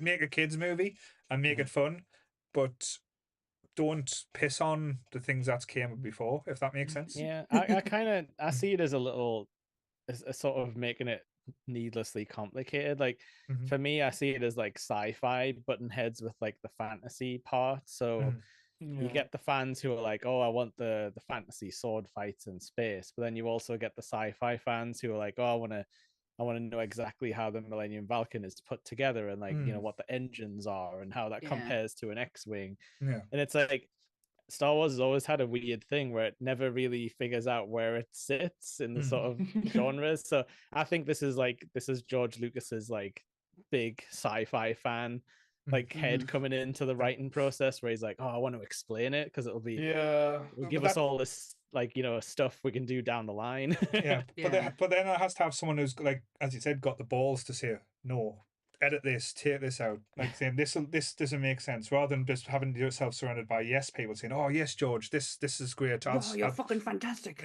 Because I might be wrong, again, anyone who's listening or anyone who's in, before Phantom Menace, I don't think there was any mention, because there's been lots of Star Wars books and lots of like stuff, comics and stuff. I don't think there's been any reference to midi-chlorians that I've heard of. This was the first time it was mentioned, if I'm right. Yeah, it just no, seems. I think so. There was like there's some weird stuff in the expanded about like how like the living force is actually like, you know, alien beings. I think it does show up in the Clone Wars cartoon like way later on. Yeah. There's they definitely dabbled in like, you know, explaining it more, but I just prefer it as like this kind of like spiritual thing. Like that's how Obi-Wan describes it. He's like, oh, it surrounds us, you know, like it binds the universe type of thing. It's like it's there for anyone who's listening. That's what he makes it sound like. And then, you know, but then it comes down to like they get very into the bloodlines going forward, don't they? And sort of all that stuff. But it'd be nice because I think as a kid that was what made me like interested. I was like, oh, like even I could learn the Force, you know, if the like if the situation was like, you know, if I thought hard enough and was in like peril, I could like do a Force something.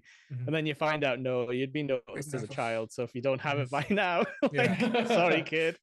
It's not a special thing. It's not a spiritual thing. It's a blood disease. It's like it's almost like hepatitis C, but yeah, it's full of aliens. But yeah, like those lines just I didn't really notice like register them the first time I seen it, where it's like, oh, you know, if you lived on Coruscant, you'd be picked up as a small boy and stuff. Like, yeah, that stuff's weird, but they've carried it on. It's in all the modern stuff for sure. It's definitely Jedi privilege. God, talk about white privilege, Jedi privilege. Yeah. I don't know. Oh, don't get started. I've went in with this. I picked this movie obviously for obvious reasons. If anyone's a fan and watcher of the podcast, but on rewatching it yesterday, I do get what people see, and I'm not blinded by it. I just there's certain things that I do kind of enjoy, but I'm.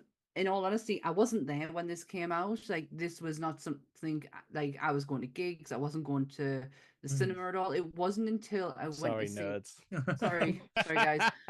I went to see Revenge of the Sith at the pictures. I actually went with Tom. I think your good lady wife was there. My friend Leanne, old friend Leanne, and when she turned around halfway through and went, "Where's Luke Skywalker?" I was like, right, we're going. I was like, we're leaving. I was like, I'm not doing this. I'm not explaining. He's in Natalie Portman's stomach right now. He's the result of non-sing. That's what's happened. Yeah, I was like, we're leaving. I said, I'm not explaining Star Wars to you, because if you don't know it, then we're not doing this. It's an interesting thing. I think with this, not just the Phantom Menace, but all the prequels has its place in time. And with the good thing that we got, I know Jake might not agree totally with us, is the fact that they made them films that made George Lucas realize that he probably's not the person to carry on like the legacy or the Star Wars story. And it kind of helped loosen the grip on there. Now that grip has moved to different hands, to different levels of quality, shall we say? Problem is now we're getting that much that it's the same with Marvel. The quality's not there. It's just like, we want to give you as much Star Wars as possible, and it's just basically there's no one there filtering on it. If there's someone, it's inconsistent, really, isn't it? Like you never know what you're gonna get. Like every show could be anything. Like for all you know. Like, and I'm scared to say this as well. Have all this. And the worst thing about it as well is, and again, this is going to sound the most hypocritical thing: the people who are in charge are listening to the fans too much. Like they listen, like there's certain aspects, or let's say the fans that are shouting the loudest. That's the problem. The people who seem to have the biggest voice and.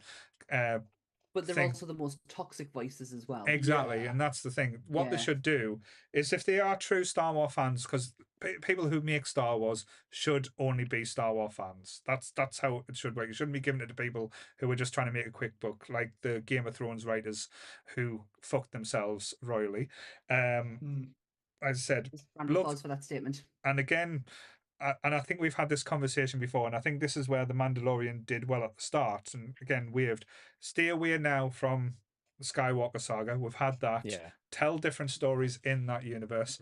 There's a lot of interesting stories to be told, and it can move with the times as well. Again, it doesn't always have to revolve around Jedis. It doesn't always have to revolve around, like say, certain aspects to it. You found what worked in The Mandalorian the first season so well. Again, you try to go back to nostalgia with the Boba Fett stuff, which was just a Mandalorian point 2.5, which again was just a kind of like a missed trick. But again, I don't mind them missing a trick or having like making mistakes. Not at all. It's just give us something different and just yeah. But just imagine being the actor who's playing Boba Fett, and it's like, this is doing so bad. We're gonna have to bring the Mandalorian in, guys. It's like we're gonna have to end it with him in this series. Like we can't continue it on with him. He's the Daimo. I agree. I do agree with Paul. And just think, guys, if Game of Thrones, if people didn't have such a strong opinion on Game of Thrones, and people, you know, were very walked in with the rose tinted glasses, you could have had two buffoons writing Star Wars movies. Just saying, because that was one of the deals. That's the reason they finished Game of Thrones as quickly as they did was because they had a Star Wars deal. And when the Star Wars people were like, "Oh, you actually can't write. Let's just forget you. What you need is a passionate Star Wars fan." Dave Filoni, I feel, has done a grand job trying to keep the Star Wars lore on track. Well, you say that, but he's the guy who's doing all the stuff you just said you didn't want to see. Like he's the one who's like the more Skywalker story. Ahsoka's my OC. She's gonna be in everything now. The different Star Wars is Tony Gilroy's Star Wars. Give him the reins, please. We are getting more Skywalker though. Daisy Ridley is already in filming for. I thought it'd been cancelled already. No, she was on a talk show not long ago, and she is in production. So I don't even hate the sequels as much as everyone else does, apparently. No, meaning I don't particularly hate them. I saw Star Wars Episode 1 as an 8-year-old. Yeah. And at the time, you ever see that rant in Spaced where Simon Pegg's like, "You were there." That's you me. Don't know. I'm the kid. When I sat down in the cinema to watch Episode 7, I was like, "Holy shit, I'm about to watch a new Star Wars." I was like, this must be how people felt in '99 when they went to see it. They knew they were about to watch a new Star Wars and going like, "Oh, fucking hell." And I didn't get it until Episode 7 when that was me. But yeah, a lot of the gripes with Phantom Menace, like because I watched it when I was 8, didn't see the racist stereotypes, loved Jar Jar, loved the pod racing, loved the games, loved. I just thought it was great, and it was my gateway to Star Wars. I watched the rest of them because of this movie. And I don't think it's a problem with that. No, I don't either. No, definitely. And again, I didn't care about the midi-chlorians. I just glossed over it and went, fuck that, whatever. I didn't actually know what they were until not long ago when I was like, hang on, Paul bitches about this all the time. Let's go and find out what this actually means. Oh, did you go to Wikipedia? I'm clearly not Wikipedia, yes. I'm clearly not paying attention enough to realize what's happening. But again, sometimes with Star Wars, with me, it is more of a nostalgia thing because of, you know, I grew up with the original trilogy and like the Ewok cartoon was like one of my favorites. And so you're one of those people though, Sammy. I've seen the holiday special. Like I get all of that. Like even what is it, World Day? Is it World Day? With the Wookiees and Life Day, that's it. And with the Wookiees and that, like I got all that. But when it came to, you know, these prequels coming out, I wasn't there because I wasn't that person at that time. But when the next lot come out, I wanted to be put back in the position we were when them films were coming out. Love them or hate them, we had such a hype and drive leading up to them and the discussions that came out of them. Yeah, some of it was fucking toxic as fuck, but there was a lot of outside of that toxicity, there was a lot of good conversations happening. Mm-hmm. And it just feels like now you can't have a Star Wars conversation with someone just because there's too much. Because there's too much midi-chlorians. That's what the problem is. Yeah, that's it. But I think that's it. I think the nerd stuff's really got like it's hit critical mass now, where it's like you're expecting us to watch everything so that we know what's happening in the Mandalorian and the Grogu, because the midichlorian cloning of Emperor Palpatine is now tied to Grogu, because that's why they kidnapped him, because they were like, can we transfer the Emperor's midichlorians? Can we clone them into a different body using Grogu, I don't know, DNA? All of that is now linked. And yet they also want all the Star Wars to be someone's first Star Wars, which is great. Like you know, Joe had his episode 1, like he got on the ride at that stage. Kids should be able to watch the new stuff and be like, oh yeah, Mandalorian's my Star Wars. Like the problem is that they're expecting us to like track this whole thing from like the 70s, and it's just too much now. But because if you don't, and sorry, you make a mistake, sorry to interrupt. Go on. We'll run out of time. We're going to have to pick this up another time. I know, it's 5-2. We didn't even get to talk about Ben Quadrinas. I know, but I've got people waiting in the queue to come in, that's all. And this is a good discussion. We're going to have to shelve and do a Star Wars talk part 2, I think. So yes, we should watch the sequels. Give the them two that have time. the two conversations that I've nearly gone over is Rogue One and this one. But yes, there's a lot to talk about. I'm going to take this cue to fuck off as well. Who's on next? We've got Becca and Jill. We're talking about Buffy the Vampire. But to say as well done to you guys. I've been watching all day. It's been great and amazingly done on the charities and all the monies I've made. All the monies. You guys make a lot of people happy, and I don't think you realize that all the time. But Paul and Sammy, hats off to you. But to say as well, we have. Thank you, Jake. I'm not going to cry, so shut up. I don't have a hat I doff my Shrek mask to you.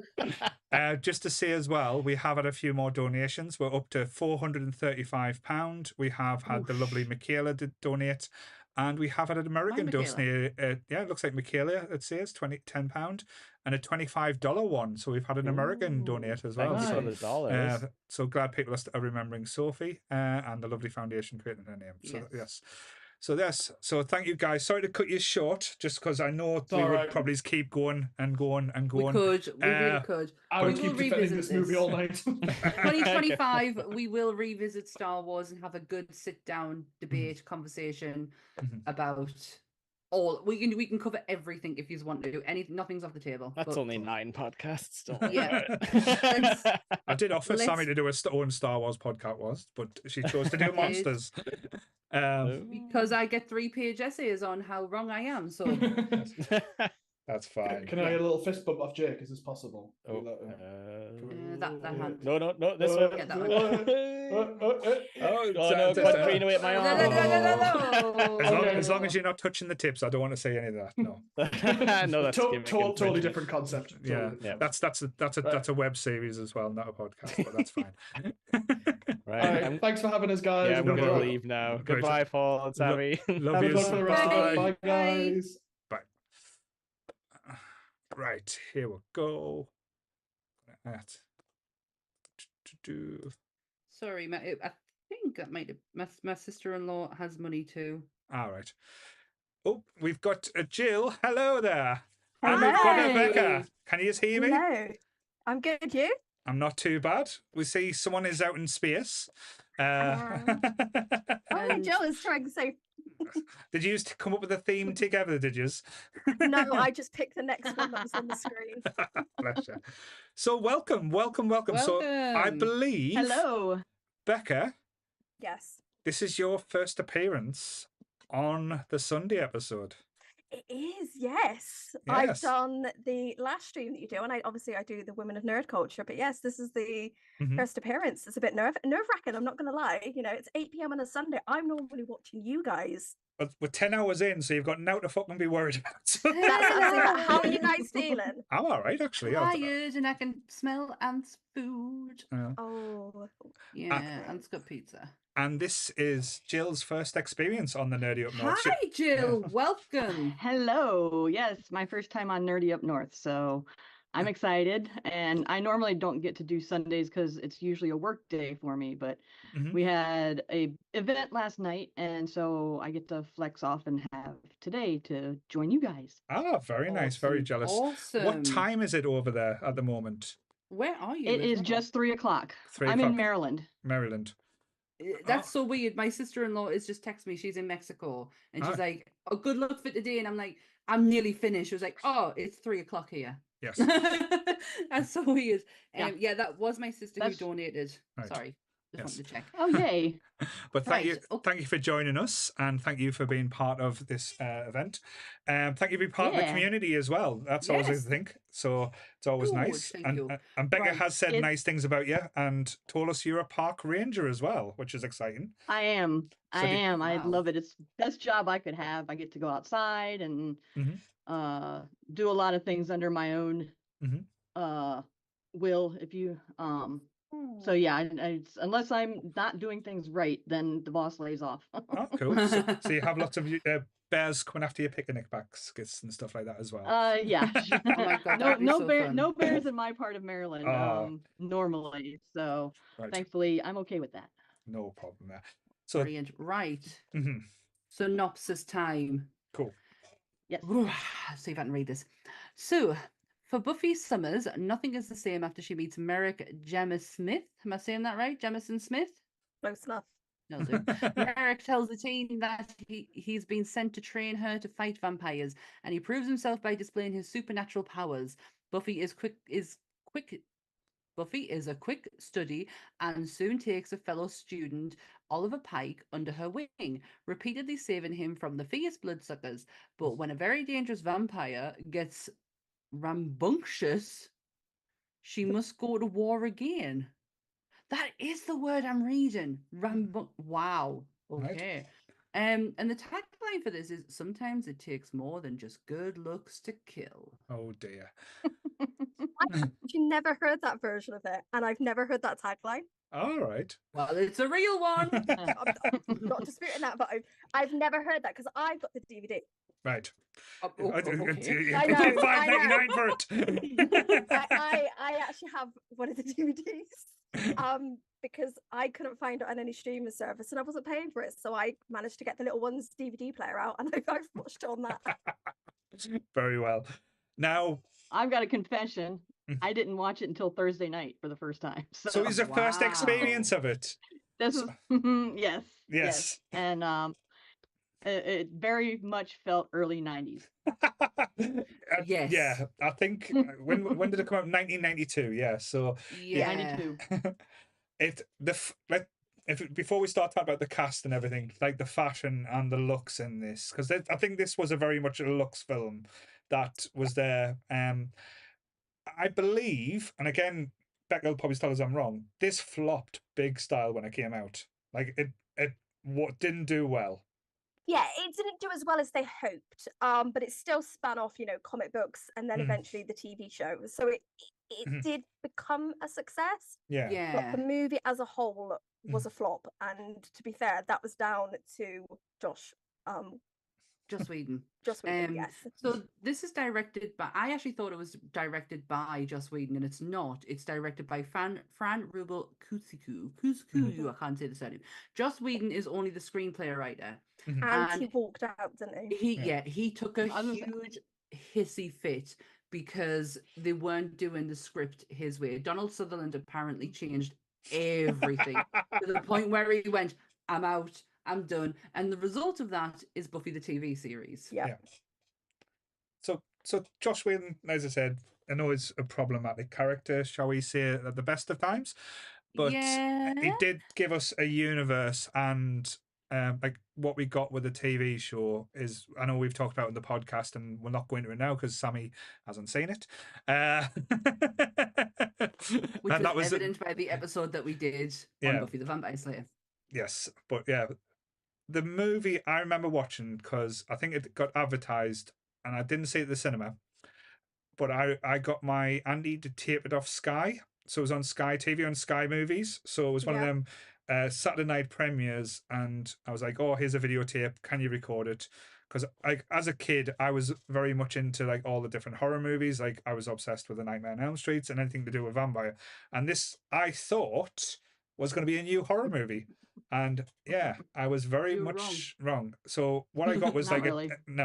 a teen comedy that was very much in the like wanted to be like a vampire version of say Teen Wolf or something along those lines. That's the kind of Yeah, vibe I got from That's this. a good. That's a I say it's good a horror version comparison. of Clueless. Yeah.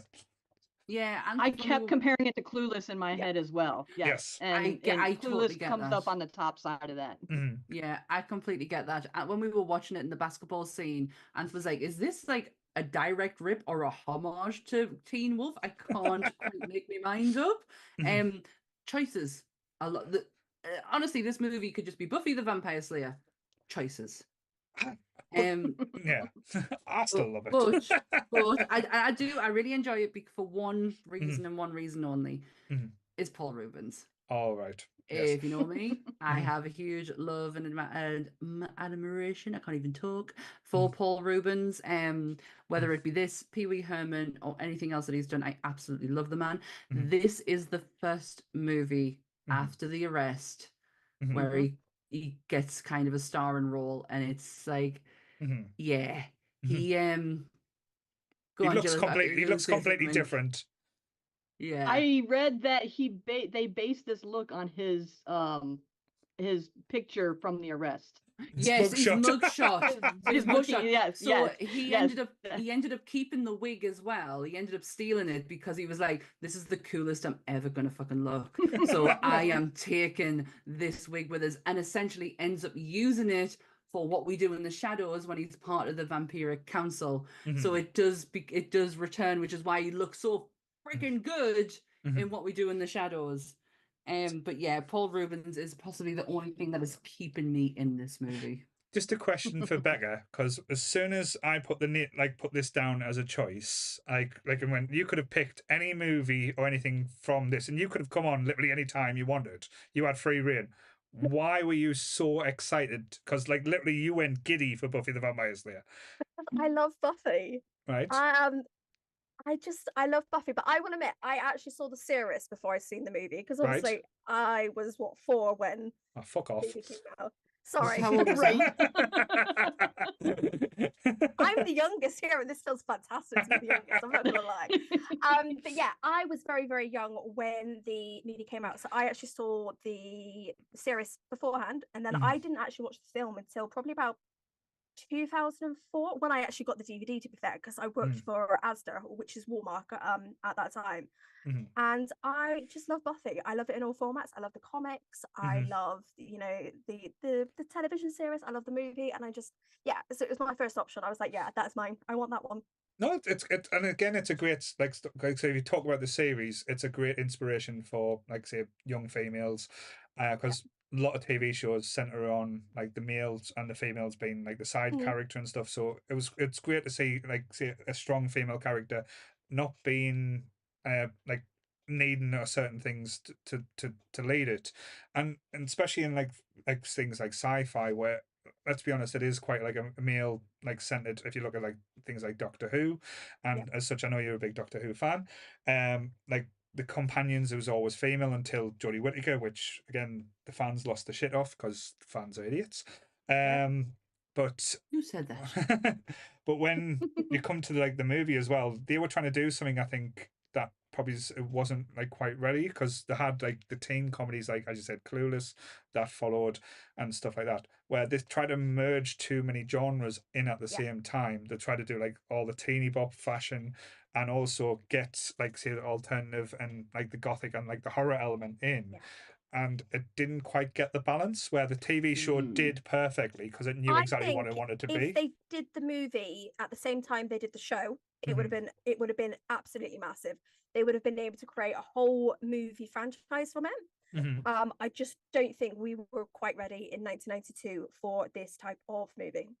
No, and it's interesting you say that we weren't ready as well, because the cast, you look at the cast lit for this is. And again, we've talked about a lot of movies on this podcast, so on the 12 hours. This has probably got one of the best cast lists on like the movies that we're going on. And I know that's a big statement, but if you look at it, It's Donald it's Sutherland, the truth though. yeah, Donald Sutherland, Hilary Swank, Luke Perry, David Arquette, Paul Rubens, Ruta Haga, like got so many. It's even got like a young Ben Affleck in it as well as Seth Green, like so many different like elements of different people that was actually in there. I think it says Ricky Lake's in there as well. Ricky Lake's in there. I did. Yeah, I saw her. I did see her. But again, I did a double take when I saw Ben Affleck. I was like, wait. That's Was that baby what I Ben. thought? And IMDb is your friend, so yeah. Yeah, and the late great Alexis Arquette is in this as well. Yeah. There's a lot of people who have passed in this film. Yes. Yeah. Oh, now you're going to talk Sammy's jam now, so it's fine. Yeah, you're going to talk my language. No, that's cool. I'm good with that. So you've got Donald that was this year, Paul that was last year, Luke that was a couple of years ago. This is Hilary Swank's first ever film. What else? Who else? And obviously Alexis Arquette. Rutger Hauer. Yeah. I feel like there was someone else. You just don't think this is because this film was so long ago. No. Yeah, but I still feel like a lot of those people were before I would have expected them to go. Maybe not Donald Sutherland. Luke Perry was the biggest shock, I think, especially the way he died as well. That was like a surprise. Yeah. It broke Joss Whedon's heart. I know that people may think that he doesn't have one, but he didn't. He put a very touching tweet out when he passed, and he's as everyone else was just utterly shocked. But yeah, go on. So Jill, with like this being your first experience on Nerdy Up North as well, why did you? I know you probably jumped on to spend time with your little bestie Becca. Was there a particular reason that you chose for the Buffy episode as well? Well, it was a comfort factor because I know Becca and that like that familiarity there. We've done a couple of podcast episodes elsewhere together, and so it was more of a comfort level. I looked at some of the other movies and they would have been higher up if I had done this more before now. And also if I wasn't 5 hours behind you guys. Yeah, that always been an issue. That's the detriment part, isn't it? Bless you. But well done for joining us, though. And I was like, you know what? I remember when this came out, and I just wasn't doing a lot of movies at that time. I was in high school, and it just wasn't my scene at the time. I was like, you know what? I could watch it. So. Oh, yeah. Cool. And with it being your first experience as well, so other than it being a very 90s, so what was your hot take from this movie? I'm not the biggest fan. I kept thinking it's so campy. Yes. And like I said, I compared it to Clueless, and I like Clueless better. But I'm trying to temper that with it's the early 90s. They didn't have the effects that we have now. No. Yeah. But it's so hard to get past that. Like some of the words are failing me. Some of the grappling and everything is just Yeah. There's some choices, like I said earlier in this movie. One of them being Buffy gets cramp when a vampire comes next to her. That early warning system. But is it weird that she was holding her side? Like, yeah. The weird I was like, where would you hold? Appendix? Yeah. I've been a man, I don't know where that your base would of your stomach, like literally the base of your stomach is where you would hold for cramp. Right. Because bitch, it hurts. Right. But yeah, that was a weird, and I'm glad that was taken out for the TV series. Because that was an odd choice. And also Merrick being this magical thing. Was he and then getting killed very easy. Weird. It was an odd choice. Some really odd choices. I do have an alternative for this movie. Just Buffy. Alyssa Milano was originally meant to play. All right. Interesting. See that, especially because that was around the time that wasn't it just before she was doing Highlander, or am I imagining that? Did she do the Highlander TV show? Not sure. I do not remember her on Highlander. I don't know, but she was very.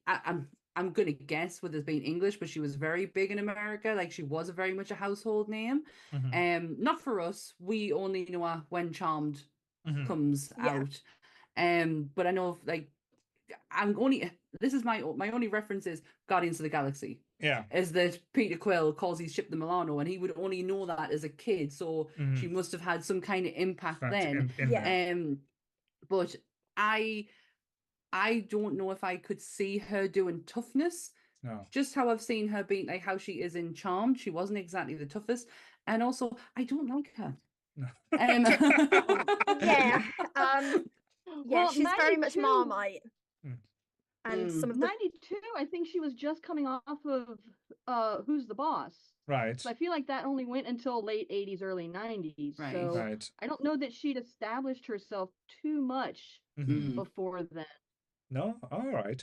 I know, like I was going to use the wrong word. I was going to say hilariously, but not hilariously. I know when this movie was getting coming out, they were prompting or trying to push Kirsty Swanson as the next big thing. They were expecting her to be like one of the biggest stars in Hollywood on the back of what was going to happen from this movie. I don't know what happened, but it kind of didn't play out the kind of way she was expecting, and I know she was very bitter for a long time after this because it didn't quite have the same effect that she was kind of expecting. Because I think she was promised a lot by Joss Whedon as well, because she was going to be Buffy Summers in the TV show. Yeah. Until she wasn't. So the likelihood is she was probably promised the world and then had it pulled out from under her feet. And yeah, you would feel a bit bitter. But what else has she been in? Because I know the name, obviously, from this, and I know I kind of recognize her face, but I can't think of where else I can place her. Well, she had two big flops in the 90s, Buffy the Vampire Slayer and The Phantom. With Billy Zane. Yeah. Yeah. Oh gosh, I forgot she was in that. Yeah. I've never seen it. And then it's a good film. I like it. Then she's done like films like before this, because like before this she did Hot Shots, and that's where they thought she's going to be massive because she was amazing in Hot Shots. And then another good party film. Then I think the next film, like say that I would say on my radar was probably his Big Daddy, where she played Adam Sandler's girlfriend. That's it. That's it. Thank you. You've just broke it there. Like, you know, when you hear like glass shatter, and that is literally the moment. Yes, she's the girlfriend. Oh, right. Okay. I'm just looking I'm at her. She was in Ferris Bueller's Day Off too. Yeah. That is a terrible film. I think she was just. It's not. No. It's not a terrible film. You just don't like Matthew Broderick. Tell the truth. Really don't like Matthew Broderick. He's a murderer. So. Oh no. Yes. Yeah. Buffy. But no. Move on from that one. As soon as I heard Ferris Bueller come up, I was like, "Oh fuck, here we're going again." Yeah, don't get us started. I don't like that, man. It's one of my favorite. It's one of my favorite films that I'll never be able to talk to. But yeah, there's one scene I do love in it, and it is the Cam scene where he's on the phone to the principal. That is hilarious. It's got nothing Mr. Principal. But yeah, it's got two. It's got nothing to do with him. Oh my god, that's him from Speed. Yeah. Okay, full cycle moment. I didn't want to mention the film earlier because I knew where it would take us. Where it go? Because it takes us to like the principal being a wrong as well. So yeah. Oh shit! I forgot about him. 10 out of 10, all limits are off by the looks of things. All the nonsense has been talked about today. To be fair. Well, given the bloody alternative movies and spoofs he wanted to do earlier, yeah, I'm surprised we're still here. I still think again. I'm not doing it now. Again, I can't keep doing it. You can't. No. I'll get taken off now. Yeah. No more. This is just a charity moment. You can't do this ever again. I don't mind the Nicolas Cage one being asked about, but not this one. Would you make a spoof about no? Oh my god! Tell you, coming back to Buffy, like one of the actors that kind of caught my eye, and I know he went on to do bigger things as well, was David Arquette. This was probably the first time I noticed him in this movie. He plays Benny, like I said, the actual his friend who got bit, but he's actually knows what type of movie he's in, and he hams it up. He has a bit of fun. and he doesn't take that. He takes the piss as well.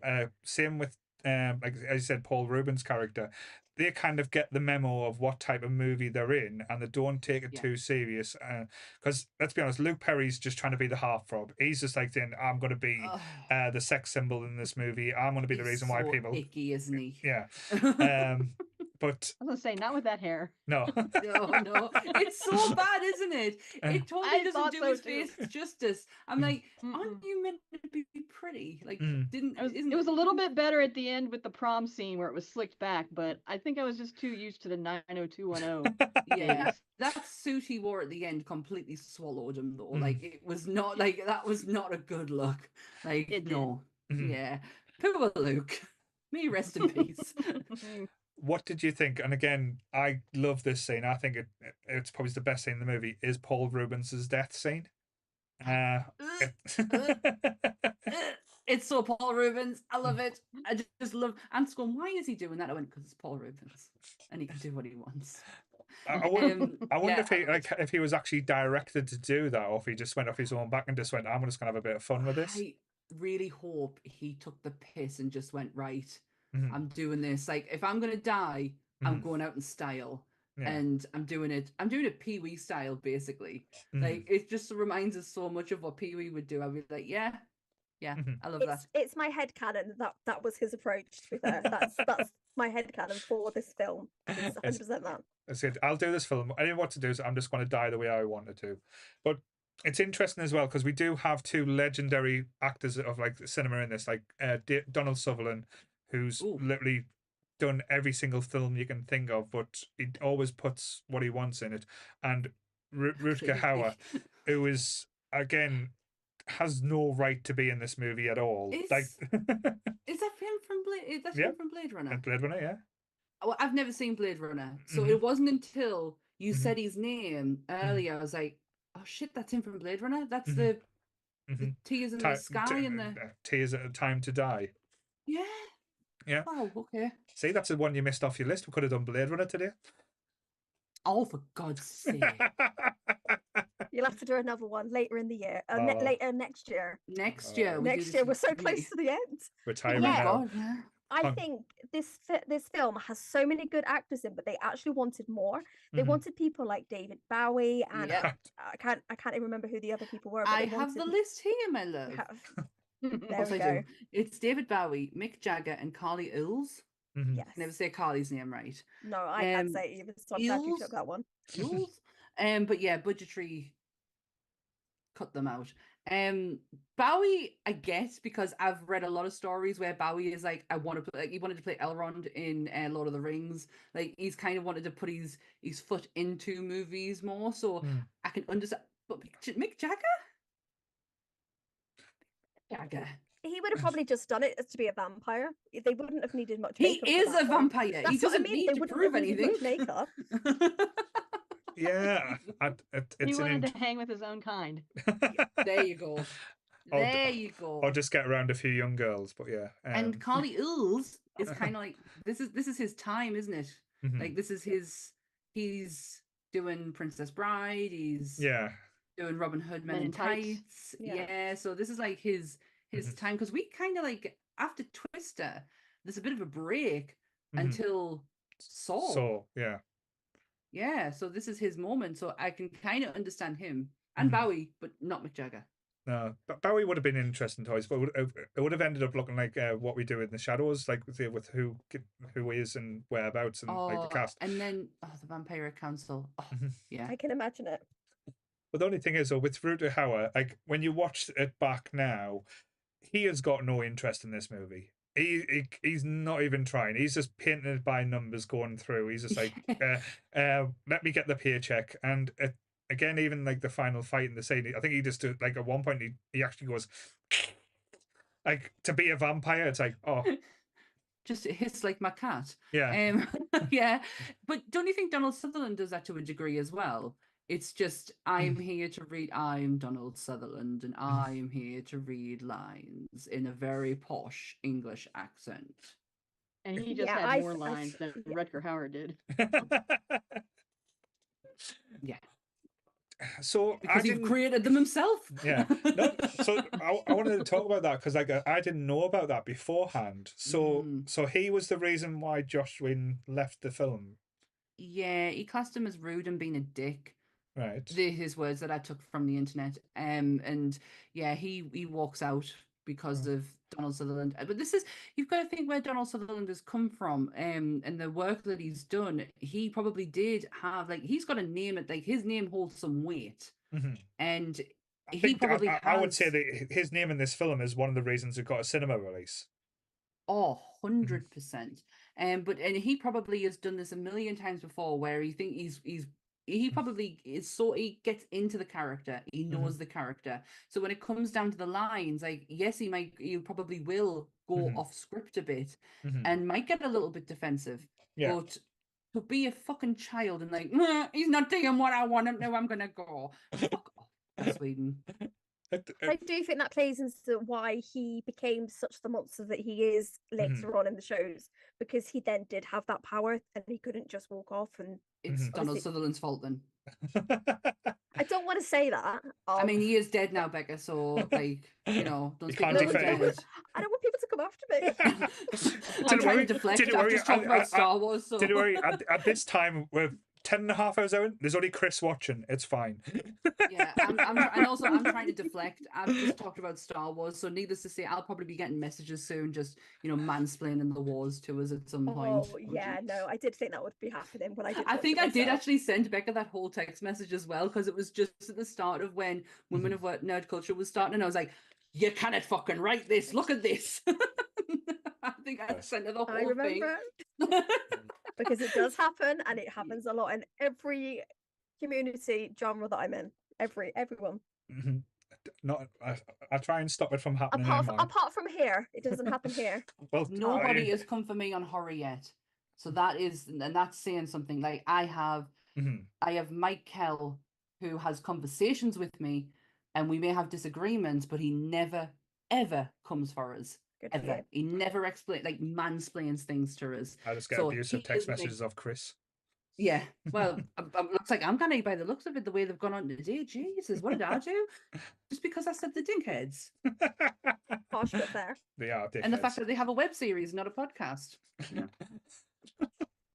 I shouldn't be saying stuff like this, you know, because Chris is coming on next. Yeah, it'd probably to talk about a film I love. Yeah. So I bet stop. So as you said, with this being a 90s film, one of the things that did strike us as well is how good the soundtrack was. Like it took us back in time of a pleasant time as an interesting one. So you can always basically count on like a 90s film to kind of take you back there.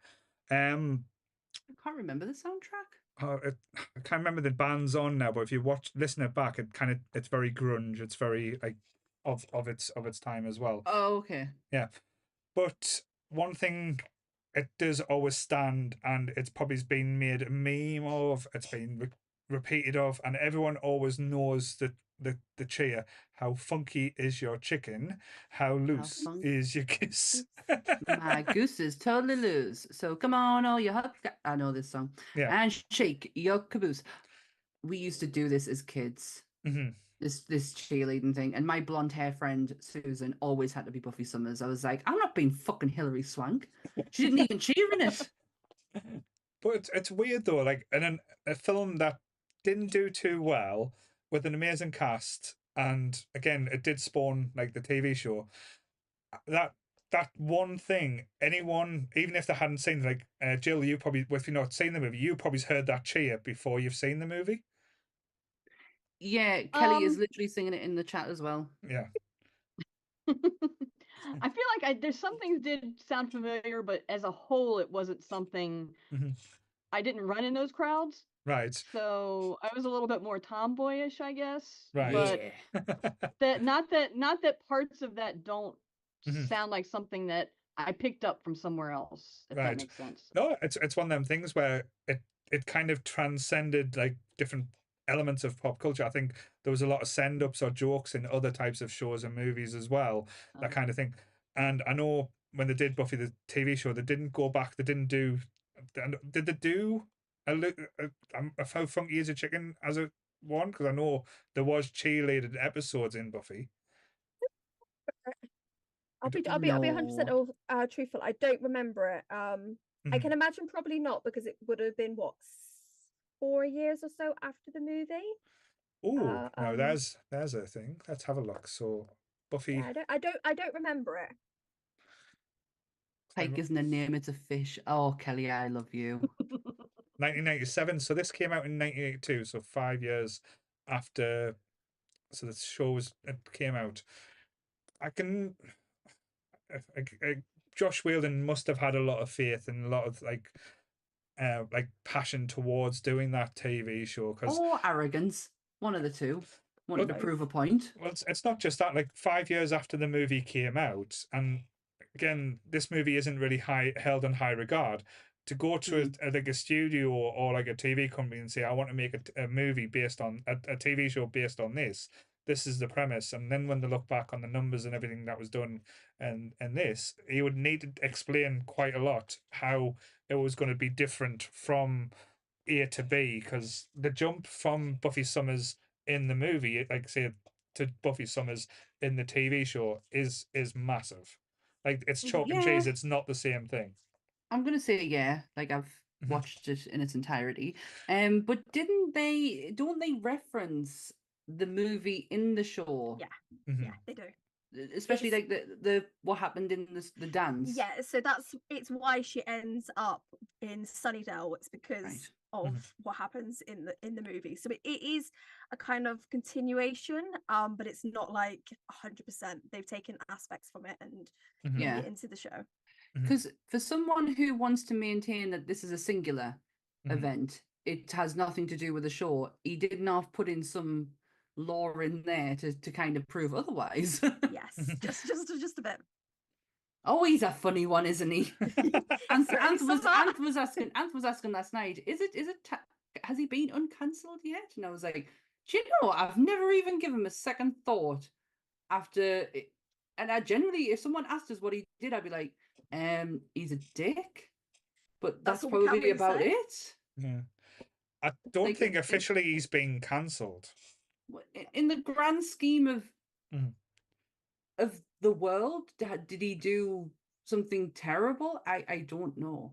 I think it was more how he treated and spoke to, and how he kind of like the Charisma Carpenter stuff. And yeah, the Charisma Carpenter stuff, that was the bad stuff. It was kind of like punishing her for getting pregnant and stuff like that, and like the way he kind of communicated to women on set as well, other than Buffy, Sarah Michelle Gellar, I believe. Because you just fucking wouldn't, would you? I think she was, because all the ones have came out and said what happened and like how it was, and she was like, I didn't experience that, but I still stand with the people who was kind of thing.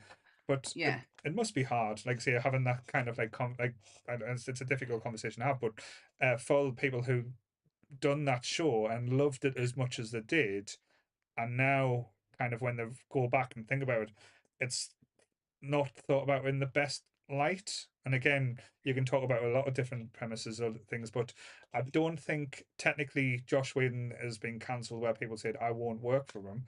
I think the hatred and like the anger that came out with the fandoms has made him uncomfortable where he doesn't want to do work anymore. Oh, okay. I mean, I'll never forgive him for what he did to Black Widow. How he wrote Black Widow in Age of Ultron. I'll never forgive him for that. He absolutely destroyed a character for no reason than just because he could. Yeah.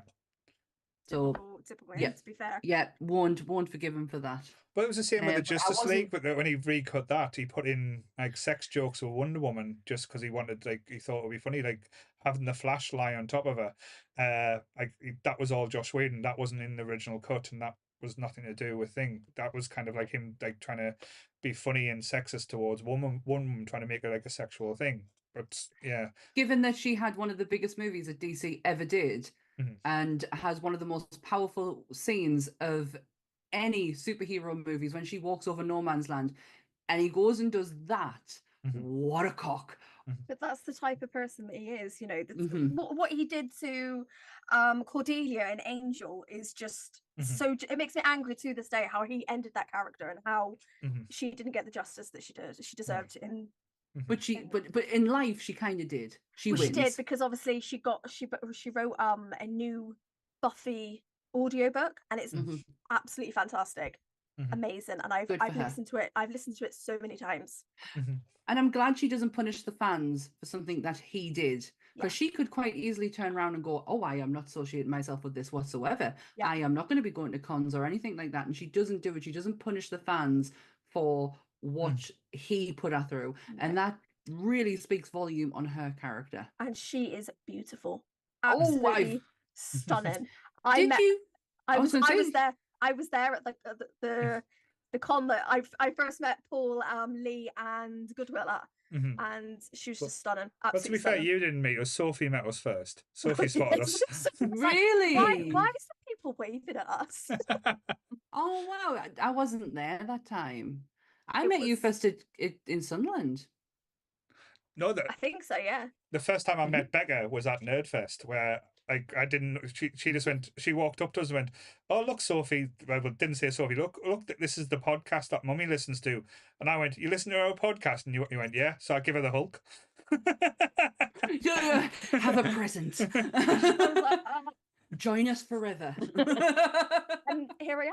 Yeah, I remember that. That was like such a weird experience where I was, was that so the first Nerdfest we were at? Yeah, I was so stressed because I was managing the cosplay competition, and I didn't want to talk to people, so I was hiding behind the desk. Was the first time we did Nerdfest? Was that when we did the cosplay competition? Or was that when we just had a table? That was when we done the cosplay. You had a table as well. Yeah, but that's when they give us a table for it. How many times have we been Nerdfest? 3 times. Only once working. Right. I'm so lost. I don't know where I'm at I don't know where I'm at the minute. So I know we're talking about Buffy and stuff, but I'm quite interested because Jill said that she's been on a podcast with Becca before. So, but she didn't name the podcast, so I'm interested now. So you're allowed to, you know. You did look like you stopped yourself from saying it, and you don't have to at all. Oh, that wasn't on purpose. It was a Star Trek podcast. It was the animated series, and I watched one of the episodes and reviewed it with Becca and is it Andy? Yes, it was Andy. So yeah, we reviewed an episode of Star Trek the animated series for Fleetcast. I can't remember what episode though. It was. I can't remember what episode. It was the big snail-looking things, because Chris put our faces on those big snail-looking things. Yes. And I don't remember the name of it. They were on another planet and they were captive for a bit. Yeah. I think they're trying to rescue another ship, or the crew of another ship. And see, I've been watching the animated series along as we've been reviewing the episodes. So a lot of it has merged together, but it is absolutely brilliant. I would highly recommend people watching the animated series, to be fair. I thought you were going to recommend people watching your podcast. That would have been more. They can watch it. We are on a hiatus at the moment, just until the new year, just because. With that, you take breaks too. How comes people get breaks? I'm a busy mama, and I can't herd sheep at this time of year. I can barely herd myself, so you know. Well, I've taken a break. Tomorrow's Monsters episode is the last one of the year, so. But I haven't really taken a break, have I? No. I'll take a break and not come back. That's fine. Oh, shush! You tried that. That's my worry. That's my worry. How did that go for you? How many people were upset at you, Paul? People got angry. Why did you get angry? It's like I've got knee crack. It's fine. That was a funny moment. Do you know what? It's like the universe was like, you're not doing this because you've got a huge event to go to and you can't tell people that you're leaving. No. So, because I'm quite interested, because I know, I know it's like we've been talking about movies all day, and like I say, I'm quite interested in talking about yous two as well, because with it being your first experience on the Nerdy Up North podcast, officially, like I say, Becca, I'm not letting you, with you being a true member, because I know you are coming back on in a few weeks as well to talk more about yourself as well. Yes. Yes. Did you not know? Yes, Sammy did. She's part of that chat. I do get to sit amongst, you know, and make and talk about what we're doing. And I was like, why does Sammy not know? Oh, I do. She was in the conversation. It's all right. We've just had to bounce the boys. The boys were supposed to be on next week, but we're doing The Wizard of Oz instead. So spoiler for next Sunday. But what yes, were we meant to do next week? we were meant to talk about the top Grumps people, who were having Chris and Leon. But I bounced them for a few weeks after. Yay, because I said let's do The Wizard of Oz because I need to get all this knowledge out of my brain. Yeah. So yes. Because you two know each other from another Discord, is that right? If I'm telling lies now, yes. Yes, no. I'm in Obsidian Fleet, right? Which is a group of mostly Star Trek based, mostly Star Trek, games. Yes, and Chris. Not all, and Chris. I know it's So it's mostly Star Trek with X-Men, a kind of D&D fantasy inspired game, and a Power Ranger game, and then Chris. Yes. Right. Yes. Okay. Is that the mug that I've got? Yes, that is the mug that you've got. I have an Obsidian Fleet mug. No, it's fine. And I know I've noticed you've been posting them a bit more in the Nerdy Up North like Discord, which is always lovely to see because we like to appreciate and enjoy things. So I know Becca is she does like double dip, but we are trying to steal away full time to us now.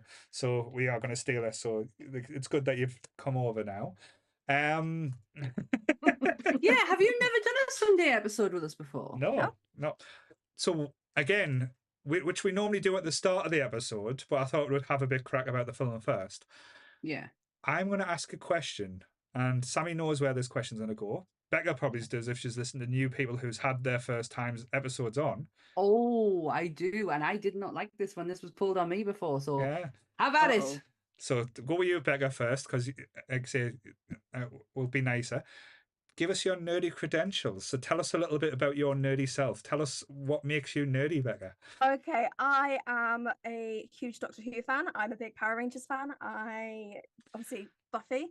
I write in the Star Trek universe. I write in the Dragon Riders of Pern universe. I write in X-Men, Power Rangers. And I run a podcast outside of Women of Nerd Culture called Fleetcast, which is basically reviewing episodes of Doctor Who, Star Trek. It's discussing what happens in Obsidian Fleet. It's discussing stories. So yeah, cool. I think I've got quite mid-level nerd. Mid-level. I think you're like right. I think when you add Trek into your nerd credentials, you kind of do bump yourself up to a higher level.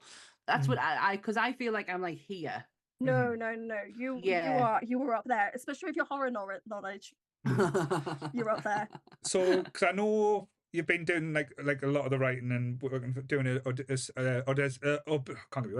the Fleet stuff for quite a long time. How long have you been doing the podcast for them as well? Like, because I know I've been doing it since 2021, so it was just after lockdown. Same as also. Yes, so roughly around the same time as you, but I didn't get really properly serious until about a year and a half ago. You guys completely inspired that, by the way, because you made my life so much easier with telling me how to do stuff. So I'm very thankful to you guys for you guys. So hi, me. You mean Paul? Paul. Okay, sorry. Yes, Paul. I ain't giving you any technical advice. No. Paul gave me the technical advice, but you gave me sort of advice on different things and how to phrase things and things like that. So I'm thankful to the pair of you. Yes, and and again, I don't say this very often, but you are one of my favorite people, part of the the community as well. So you're my favorites too. It's good to keep you about. You're my favorite person when we go out as well, because I know that we are all going to be looked after. She really goes into like mama bear mode when we go out. That's my child as well, because if we lose people in the group, Sophie gets quite anxious. With lose people, can we name one person that we lose? Just one person. There's one person we're losing. We're not losing anyone else but Lee. So she does keep an eye on Lee. It's when the little boy fell over and we as childless people just stood there and stared at him, and Becca just went running straight over to go make sure he's okay. And most recently when we were in Geek Retreat, and I felt like I couldn't find my inhaler, and you were like literally on your feet ready to go, and I was like, I got it, it's right here. So and then on Obsidian Fleet for a while, her name was Fleet Mama. Yes. Oh my gosh, she's the fleet mama.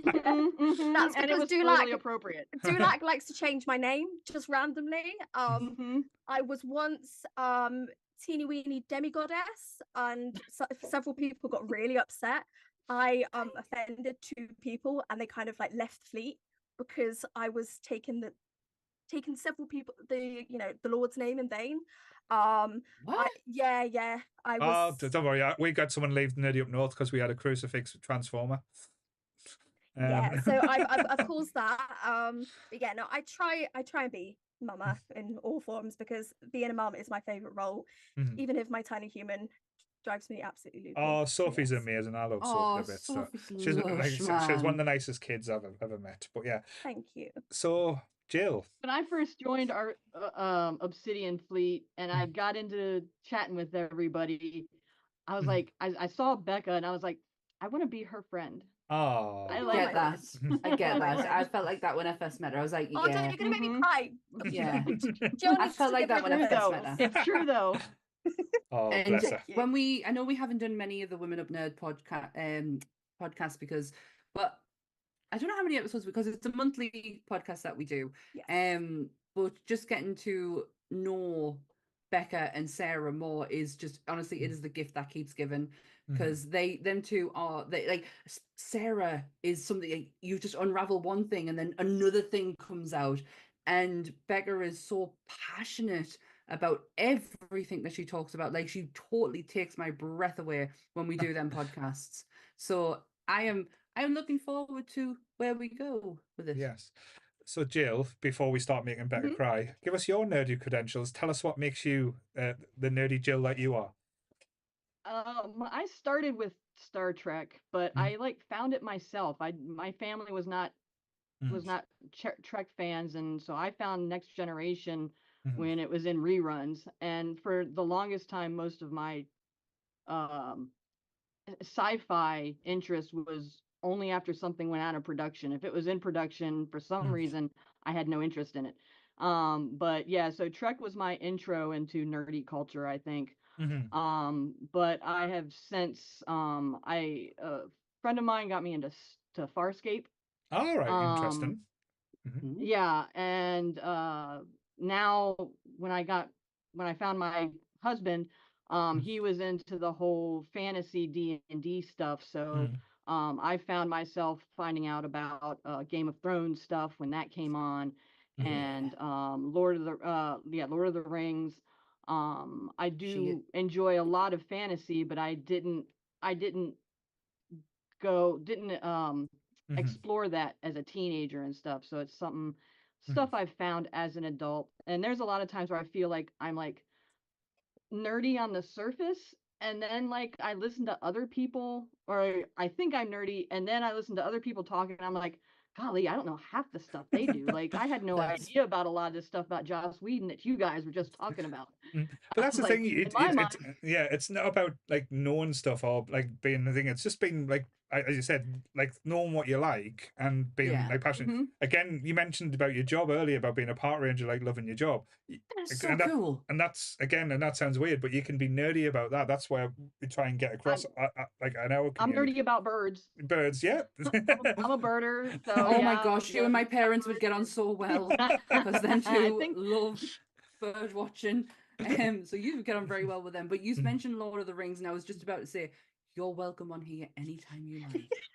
Oh, thank you. Well, welcome. No, you can do it on the women's podcast, not on the Sunday one. Sorry, I love a Lord of the Rings ally. So we've done Lord of the Rings now. It's done. It's over with.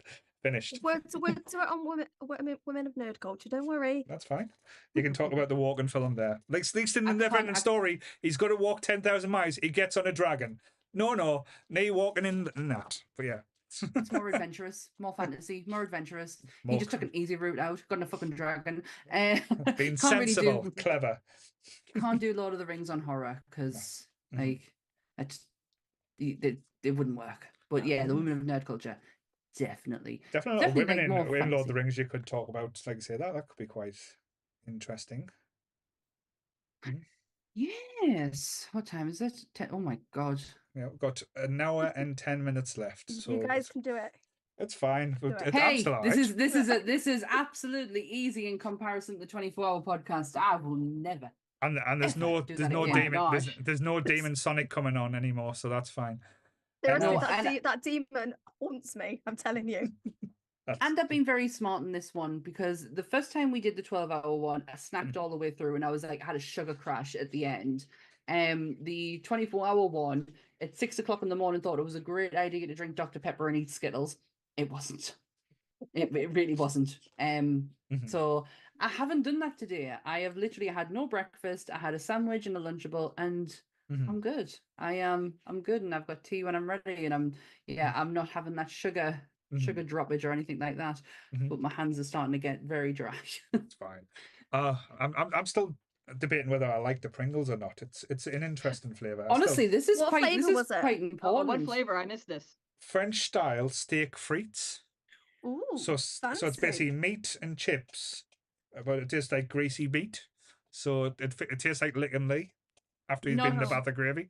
Not chips as in crisps. Oh my god. No, French as fries. in fries. French fries, yeah. We have an American here. That's fine. I It's think okay. She's knocked about with Becca or line. I'm sure she's acclimatized. No, I'm just making sure. I'm a bit of an Anglophile. And there's another little nerdy bit. I like things Britain and yeah. So if I say a few words, you can see if you understand them. So do you know the word? Let's play this game. Do you understand the word clarty? That one I haven't heard. I don't know what that is. Oh yeah, she's not from the north. All either. right. So what do you think clarty would mean? Oh, I've just told them. Hopefully they weren't listening. So I'm not going to say it. I totally missed it. So I've been outside and I've got myself all clarty. And I'm up the clats. I'm up the clats. It's normally mean dirty or muddy. Dirty or muddy, yeah. Oh, okay. Yeah. And can't believe you don't know that. You've lived here how long now? 10 years? 9 years? You've got no excuse. They're all going crazy in the chat but talking about clarty party. For God's sake. I haven't. Do you know what? Up until when Chris said it today, I haven't heard that word in a long time, and it is something like my aunties would say, "Oh God, you're up the clats." Yeah. Yeah, I don't like that. And what about ket? Oh. Ket. Oh, I know that one. Ket. Yeah. Golly, y'all are throwing all the ones I don't know at me. And to be fair, this is Kenny Mackham for you, so sorry. This is this is really like northeast lingo. I don't live there. I just have a deep interest in it. Fine. So ket is sweets. We can have a ket. Can I have some sweets? Yeah, I could say that a lot. But I it got depends. a ket tooth. Yeah, but if you go down south and say ket, they'll give you a different tablet. And it's a completely different thing. And it really did confuse me because I work in a hospital, and one of my colleagues actually said, "Has anyone got any kets?" And I was like, "What?" If you'd seen my face and you could have recorded my face, I was like, "I think I need someone just to explain to me what that is."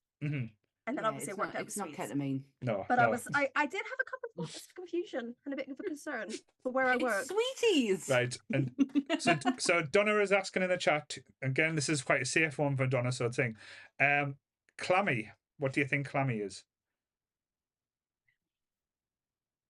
Well, not I'm used to it being kind of cold, sweaty. Yeah, so it's, the same thing. It's feeling all clammy. Or Ben. Ben's an easy one. Oh, Ben. Oh, Ben. Ben is just like a baby, a kid. Child. Ben. Ben. Baron. I've always. It's the word I usually read and don't hear, and so my head has always put more of the R in it. It's a Ben. It's why I struggle saying it because I put the R in. Yeah. As Donna said, Shy Ben's getting out. No. And what was it? Canny. Canny's a good one for the northeast. Canny is one that I use quite a lot. I like that one. Yeah. I said to a customer the other day, I was going, you've got canny little balance there, and he went, what? I was going, it doesn't matter. But yeah. Clem. Kelly man, do Clem. No, we're not doing Clem. So we're not doing Clem. Kelly man. My husband and I took our honeymoon in England, though. We did a little bit of so we started out in Keswick. up in the Lake District. Oh, beautiful. Went over Yeah, to lovely. York for a couple of days and then London for a couple of days. So we kind of did a circuit there. That is awesome because York is literally like an hour's drive away, hour and a bit drive away from us. Beautiful. And London, full of Southerners. Yeah, that's very true, isn't he? But no, like York. But I'm going there on Wednesday, man. I know. You're yeah. putting this on the internet and you're going down there. I couldn't give a shit. I'm northern. So let's see them try. As I said, we're 11 hours in now. Nobody's going to be watching it. But yeah. We've got Kelly, we've got Donna, we've got Chris. What do you think they're going to do? They're all northerners. It's fine. Yeah. So again, thank you so much for joining us this evening. I know it's been lovely meeting you, Jill. It was nice to meet you too. Yeah, so hopefully we'll talk more. I had a great time. We'll indoctor you in the cult of nerd as well. We will, like I say, not let you go back over to the fleet as we keep trying to bring people over. Let's be honest, we're nicer over here as well. So yeah, we'll treat you well. I promise. Look at Becca's like, I'm not saying anything. This was all a coy, by the way. We didn't really want you to come on and talk about Buffy. We just wanted to steal you. Yes. Uh-oh. Yeah. And Becca too. Becca's already mine. But yeah, I'll let you jump off because we've got a little fella waiting to finish us off today. Little fella. Oh, little fella. Thank you. You guys take care. Thank you, gorgeous. Thank you. Thank you for coming on. Bye. Oh, everyone says you're lovely as well there. Bye. Yeah. Oh, she's so sweet. Yeah, she's lovely. Mm-hmm. Talking about lovely. And then, here he is. Right, I'll have to make him look right. What the fuck was that? He doing? Arid? Have you forgiven us yet, or are you still gonna... Yeah. Actually, I just wanted to say something before we started. It's so nice and heartwarming to see all the love that Becca and Jill had in the last segment, and I just cannot wait to receive a similar amount for me and Top Grump. Yeah, and that web series perfectly, absolutely. You will get that full and utter love. I would have to watch it first. I've never watched it. I watched a few episodes, just waiting to see my. Yeah, of course I have. Just waiting to see my time, and if I, will ever be invited on. But it is what it is. Who am I to make you, force your hand to be on a really good web series? I'm really tired, Chris. I'm sorry. I can tell. Sorry. Chris has came on with full attitude now. So who the fuck are you? Yes. Threat level midnight. Yes. So let's go onto the YouTube channel and delete all the Top Grumps episode as we speak as leave well. It alone. He's made up with that Threat level midnight, man. That's awesome. Where'd you get that from? It's actually Molly's and Shein or whatever it is. All right. Oh, How is Molly? How is Molly's day been? Sorry. Tell her I said hello. Have you not really I've been up here. All right. Nah, I've been downstairs a bit. Right. Philly's been a handful, so it's been hiding away.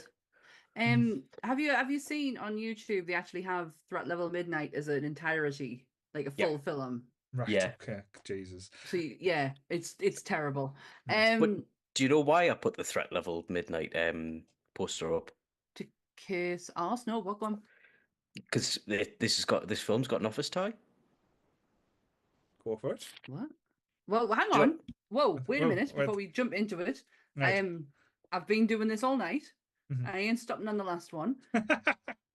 Synopsis. Yeah. By the way, we're doing fanboys if nobody is paying attention. This is my pick, final pick. So to honor the wishes of their dying friend, some die-hard Star Wars fans set out on a cross-country trip to George Lucas's famous Skywalker Ranch. They intend to treat their pal to a screening of the movie series' latest installment before its official release. And the last tagline of the day: in 1998, 5 friends stole their way into history. Yes. Right, now you can give us your office thing. Do you not know it? No. Ah. Well, do you know who do you know the main character?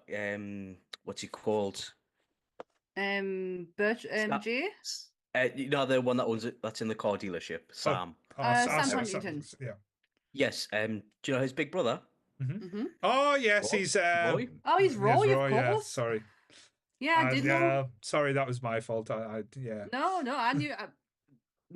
Just Roy's a very like. Once he's gone, like it's like, who was he? Yeah, true. He's only in it for like 5 minutes. Yeah, So who was Eric, he? it was Eric, the guy. So yes, Eric Butler.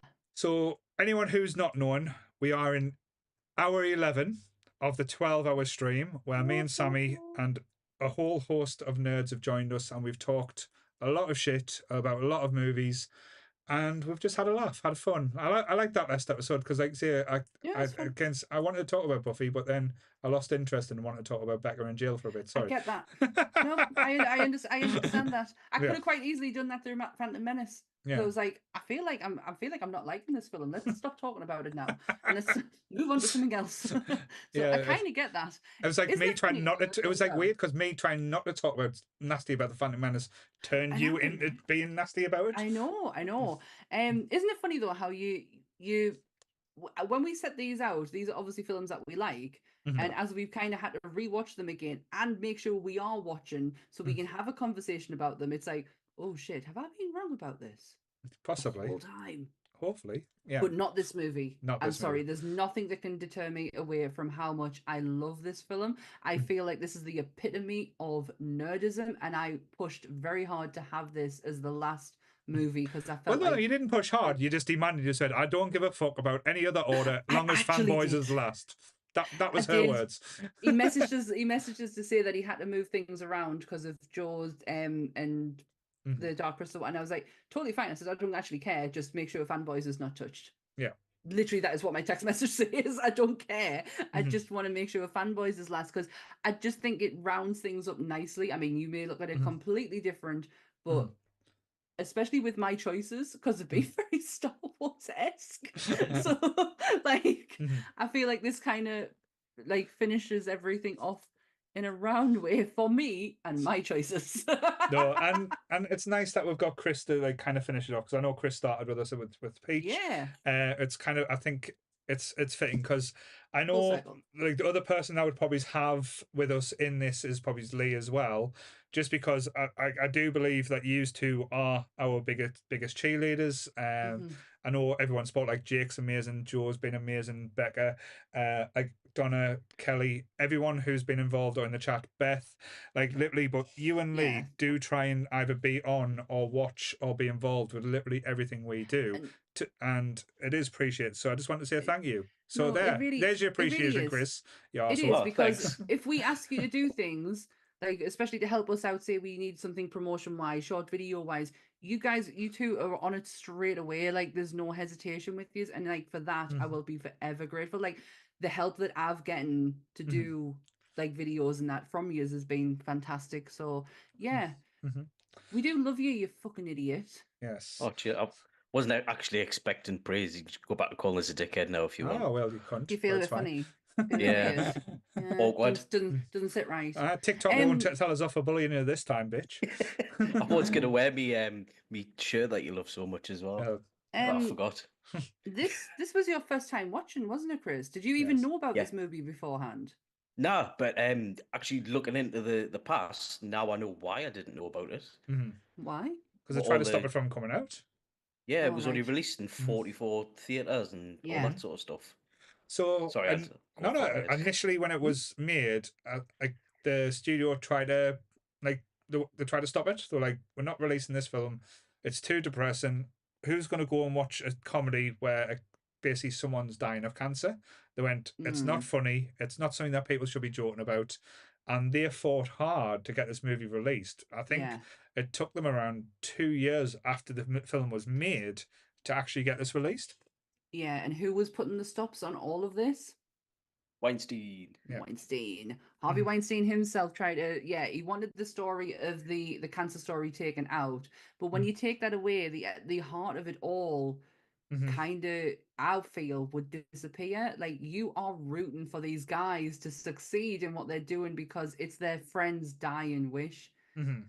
So it kind of like, yeah, it's a bit shit that he tried to do that, but I didn't realize it took that long for them to get past that part. It was a struggle as well, because a lot of the actors and stuff got big after, like, well, because when they started this film there weren't any names. And like say after the film was released, I think the only reason it got released is because like the likes of Seth Rogen and stuff and Kirsten Bell kind of like getting like bigger. So kind of them people being involved with this movie. If they didn't have Seth Rogen or anything like that, this movie probably wouldn't have got released. That's so sad because I would have been devastated. Like, I'm not watching this film for Kirsten or for Seth Rogen. I'm watching it for them four guys. No. And I'm sorry, just before we go, because I've just noticed something in the chat. Kelly says, "Where's my praise?" Kelly, we fucking licked your ass. Like we told you how dare you? How much we loved you. How dare you, Kelly? Like I'm shocked. Kelly was competing against comedians. Yeah, Kelly. I literally said at the end, the world needs to see you and love you like we do. And Kelly. Okay. Yeah. God, I didn't. I'm no, I can't even pretend now. I'm that tired. Sorry, Kelly. You know we love you, you stupid bitch. It's fine. You literally haven't moved this entire time. That's fine. My ass is a bit sore. I'm not gonna lie. I'm fucking joking, man. Yeah. Yeah. We're watching Whatever. So fanboys. Yes. Chris, what did you actually think of it? Like, what's your initial thought? I really liked it, but I like that. It reminded me of films like Euro Trip. You know, that lads on tour kind of thing, but like with a bit more, but a bit more relatable story to us. Except lads. Yeah. Yeah. Wars. Yeah. Yeah. So when you watch it, it's quite interesting because everyone has kind of like this friendship group, especially when you were younger, and you kind of like it's not a bad thing to grow out of that friendship, but it's like how you do it at the same time. So it was quite interesting take to see how these close friends had become apart because their interests hadn't changed, but they prioritized things differently. And again, it's about two best friends, like I said, at the bottom, like Eric and Linus, the two main ones who kind of like fall out. And due to this, like say, act and idea, that like, and again, it is a sad premise that the friend Linus isn't going to live to see the new Star Wars coming out, Phantom Menace.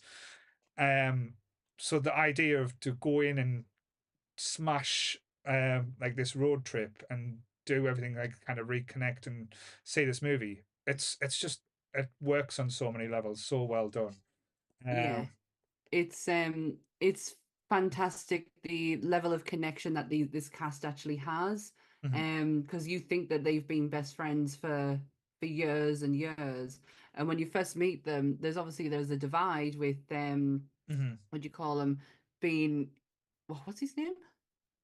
Oh, you just said it like a minute ago. Not Linus, the other one. Eric. Eric, Jesus Christ. Where he is like kind of gone off to the corporate world and he's grown up, whereas the rest of them kind of like still live in that nerd lifestyle, which is pretty much what we do.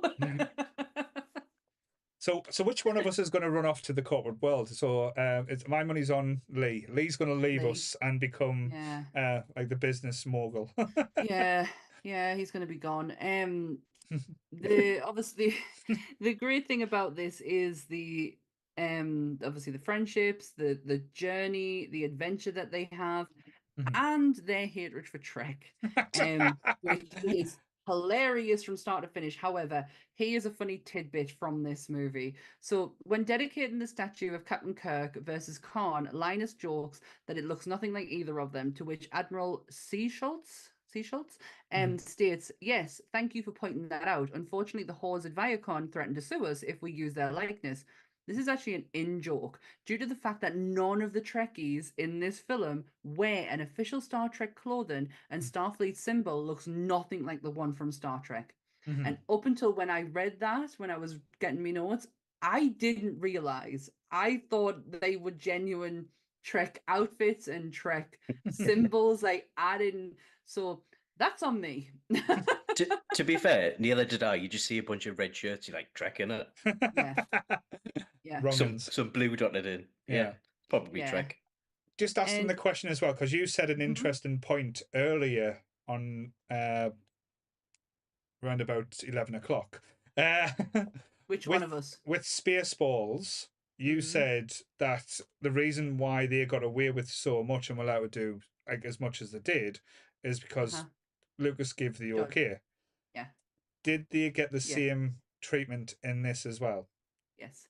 Right. Yeah. George Lucas. I was going to say, I heard that it was someone had got the rights to the script who worked for Kevin Spacey's company. Yeah. And so, because he had the rights, the rights to that film travelled to Kevin Spacey's company. So his name's on the production list. Right. I didn't clock that. I just read. But No. Kevin Spacey had to have a meeting with George Lucas to get it okayed. Right. And he was fine with it. Again, there's not a lot actually, apart from obviously the lightness and such. The props that we used are all Lucas's. But it's mainly the sounds. Right. Okay. So when R2D2, when you hear them when they hit the red button, and you hear the whoa, that is the real R2D2's sound. So there's stuff like that. But yeah, Lucas was very much on board for this. I mean, I knew Kevin Spacey is involved in this because his name is down as executive producer. I just didn't know to the level. And that makes sense that he's the gateway to the Lucas conversation, because I don't think Kyle, what's his face? Oh gosh, what's his surname? Kyle Newman kind of has that pull. Like Adam Goldberg, who is of the Goldbergs, who wrote that, he is co-writer of this. He possibly would now, but not back then. No. Like there wasn't the pull. I was just wondering, as I said, because there is a lot of stuff that they do get away with, and like the references, there's in jokes, like the cameos in this movie alone. Because I think Chris was literally just texting saying, "There's a class cameo. Oh, there's a better cameo. There's another one. There's a fucking massive cameo." And I was like, I don't know which cameo you're up to now, so I'm just going to say yes, Chris. There's a lot, and there's probably more to come. So, which cameo surprised you the most, then, Chris? Carrie Fisher. Carrie Fisher. Yes. Yeah, I saw it. I was like, what the fuck's she doing in here? And then she necks on with one of them. Yeah. And says, I love you. She's like, I know. But apparently I was watching a behind the scenes thing before, and they did it quite a few times. And Carrie Fisher initiated it quite a few times as well, so she was having fun. Yeah. There is a really good reunite that they did during lockdown, the fanboys. Really interesting. Because there is talks of having a fanboys too, has been for many, many years. And as of lockdown, the talks were still very much going on. Right. Now it says Jamie King has a cameo in this. Can somebody tell me where Jamie King is in this film? Because I haven't got a fucking clue. I know she's Kyle's wife, Kyle Newman's wife. I couldn't tell you that Jamie King's in this film. All right. Was she not one of the strippers? Because it says Amber. Yeah, she was a hooker. Was she? Yeah. It doesn't look like her. Because it was the last. There was one of the lasses out of Sin City, and the other lass, I think it was Jamie King. I'm not sure. Might be wrong. Wow. Okay. I just never. When I look at her, I'm like, okay, I'm not seeing Jamie King there, but okay. But other cameos in this, Danny McBride. Yeah, that was hilarious. The William Shatner one, that's the one that floored me. Yeah, having Shatner, that is just perfect. And the fact he's like, did Harry Knowles send you?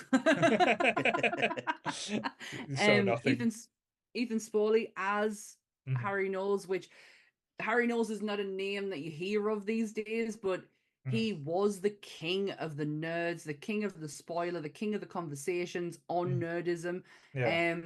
He was a big deal back then. But I wish they had the real Harry Knowles. That would have been. It's weird that they didn't, because he was doing movies. He was in The Faculty and stuff like that. So he has done cameos and stuff. But I think with it needing a speaking part, I think that might have been the reason why it didn't go that far.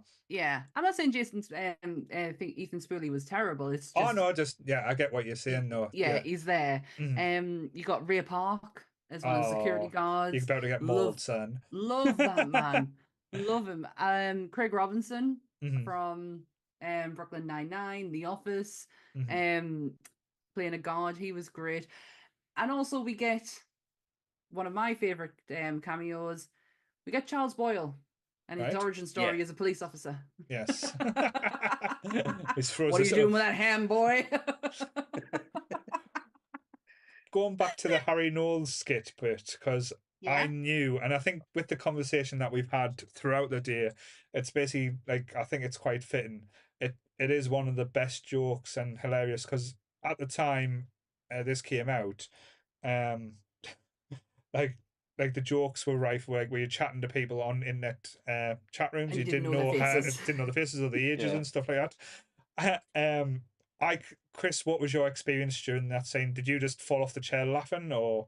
Yeah, I did. I thought it would have been a bloke, or do you know, when they first walk into the coffee shop and there's the quite obvious bloke dressed as a woman doing this. I thought was that going to be that, but no, child, a 10-year-old child. It's the fact that he goes, "I'm a pedophile. I'm a pedophile."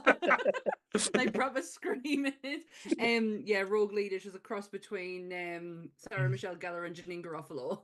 Like, she's adorable now, like all grown up. But yeah, and she was cute then. But the joke landed really well, especially Jay Birchnell. I can't pronounce his surname, so I'm gonna just call him Windows. His delivery of that was just brilliant. I think him and Hutch, the Dan Fogler, were the standout in this movie, and again, they're kind of like cement the tone and everything. You go from Nerdy J is like, when he's like, "You're poking me, man." It's like, "No, it's just my R2. It's just my lucky R2." But Hutch is hilarious all the way through. Like I watched this movie. I know he's done other things, but I don't understand how he's not in more things. Totally agree. Dan Fogel is absolutely hilarious. Hutch is one of the best drawn out characters in this. The fact that he only ever listens to Rush. Yeah. He's like, it's all Rush, and he's like, what more do you need? His delivery of everything, and he's like, when he's talking about how I named my hand Leia when I used to jack off, and he's like, "God, you guys are sick. I'm just kidding. I used to call both of them Leia." It's good when they're in the bar and like say they have to strip, and he's like, "It's good. You're gonna like it." You're gonna dance to Meludo? What's wrong with Meludo? The one bit that I kind of zone out on, and always have done in this film, is the chief part. Right. I don't know. I'm glad that ends as quickly as it does, because if it stayed there any longer, I probably would have checked out of this movie. I don't know why it slows everything down for us. Right. No, I get it. So I'm like, get back on the road. Come on, guys. I like the Ewok humping his leg. Yeah. That's about it. And Danny Trejo. Yeah. I liked him in it, but it's too long. No. Yeah, it's too long, and it's not. Just get back in your car. Yeah, because we're enjoying the journey. But when they get to Iowa, the birthplace of one James Tiberius Kirk, and this is the first meeting of, because we get Seth Rogen twice in this movie. One as 3 times. Was he in 3? 3? The alien at the security guard. Yes. Right. No. With a bum head. Yes. Yeah, you're right. You're absolutely right. So we get him as the Uber Trek nerd, who's going, actually. Well, actually. And his interaction with Hutch is just amazing. It's like, well, Han Solo is a bitch. And they go, nobody calls Han Solo a bitch. And everyone's like fighting. And it's the worst fight scenes you've ever seen. You've got one of them biting off a Spock ear, and people screaming because a Spock ear is lying on the floor. I don't think an actual punch is thrown. You've got someone fighting with like a pretend tauntaun as well, which again probably didn't get the rights to use like an official one. So that it's just so poorly done. And it ends up with them taking like Hutch's van, which has got beautiful detail and just say, and knocks over the statue of Kirk and Khan fighting. But yeah, it's just entertaining and it's just fun. As I think Chris described it as well. It's a less um less dirty version of Road Trip, but for nerds. Yeah, it's a nerd road trip. More And relatable, kind of. Yeah, and it's something. God, how many times would you like think, oh, if I could just, get my hands on that copy before everyone else, kind of thing. They just went and did it.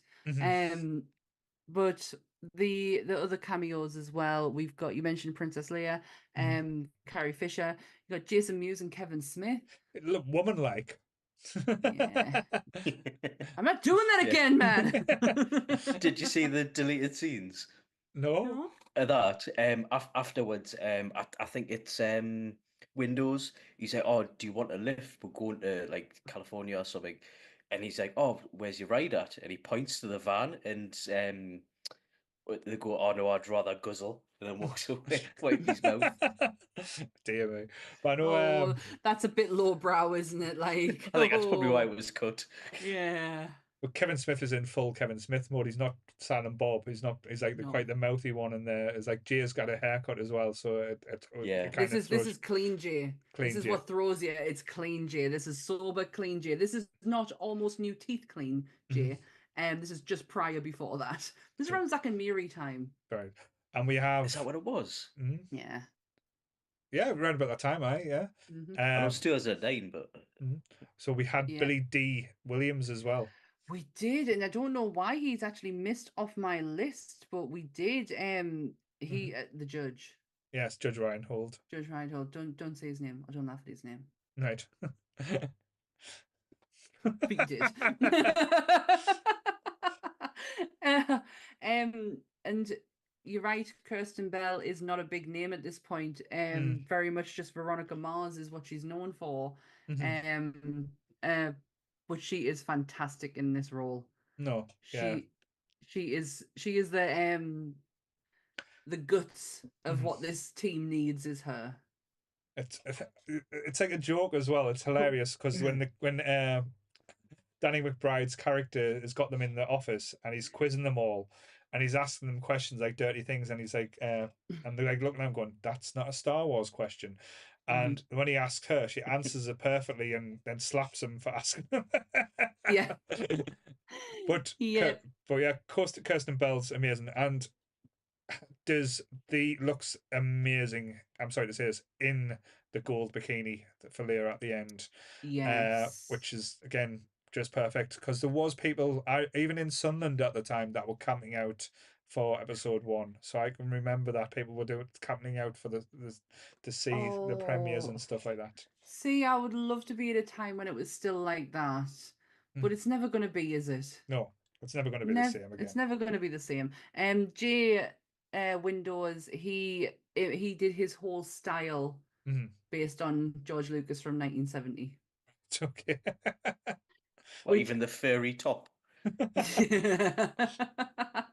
Even like I was like, even when I read that, I was like, still don't see it. You just look like a nerd. Like you just it's just a nerd. Yeah. Especially that amazing vintage X-Men t-shirt he wears. Yeah, like that's a good some t-shirt. of the t-shirts I was like, oh damn. But yeah, I hate Eric's t-shirt that he gets. I went to the dark side and all I got was his t-shirt and I'm like, ugh. Yeah, you could have done better there. You could have done way better than that, but hey, it is what it is. Oh, that's when he comes away from being like a corporate businessman to like, oh, I'm finally a nerd again. Well, that's it. He goes, oh, you're back in uniform. And I kind of get that because I have a certain t-shirt that when I wear it, I'm like, oh yeah, I'm back where I need to be. And it's my green Yoda t-shirt, which is so fucking old. I have had it since 2012, but for some I just can't part with it. And it's like every time I wear it, I'm like, oh, you're back in uniform. It's okay. Even though I have like 100 nerd t-shirts and horror t-shirts, that's still the one that I'm like I gravitate towards. You would never go away there. Even though it's Ant's t-shirt originally. Right. So you're stealing these t-shirts there. Yeah. But and again, because we get like say in the movie as Chris has just pointed out, now we get 3 versions of Seth Rogen. We get as I said, the Trekker at the start. We get the pimp Rogan, which is interesting because Hutch and Windows accidentally, they think they've pulled some women and they turn out to be hookers, and they're going, oh no, you've got to spend another £1,000 for another hour, because basically Windows has basically spent the full hour talking about his problems. Zoe. Yes, and then they're like, we tricked you. You're going to pay us $1,000 each, and they go, okay, you can speak to such and such, and in walks Seth Rogen in one of the weirdest pimp outfits ever. Yeah, Roach with these really terrible Star Wars tattoos. Even as a Jar Jar fan, I ain't loving that back piece. But I love the way he's good. This is the dark side. Don't mess with the dark side of the Force. I have to admit, because like when they do fake tattoos in movies, it normally looks good.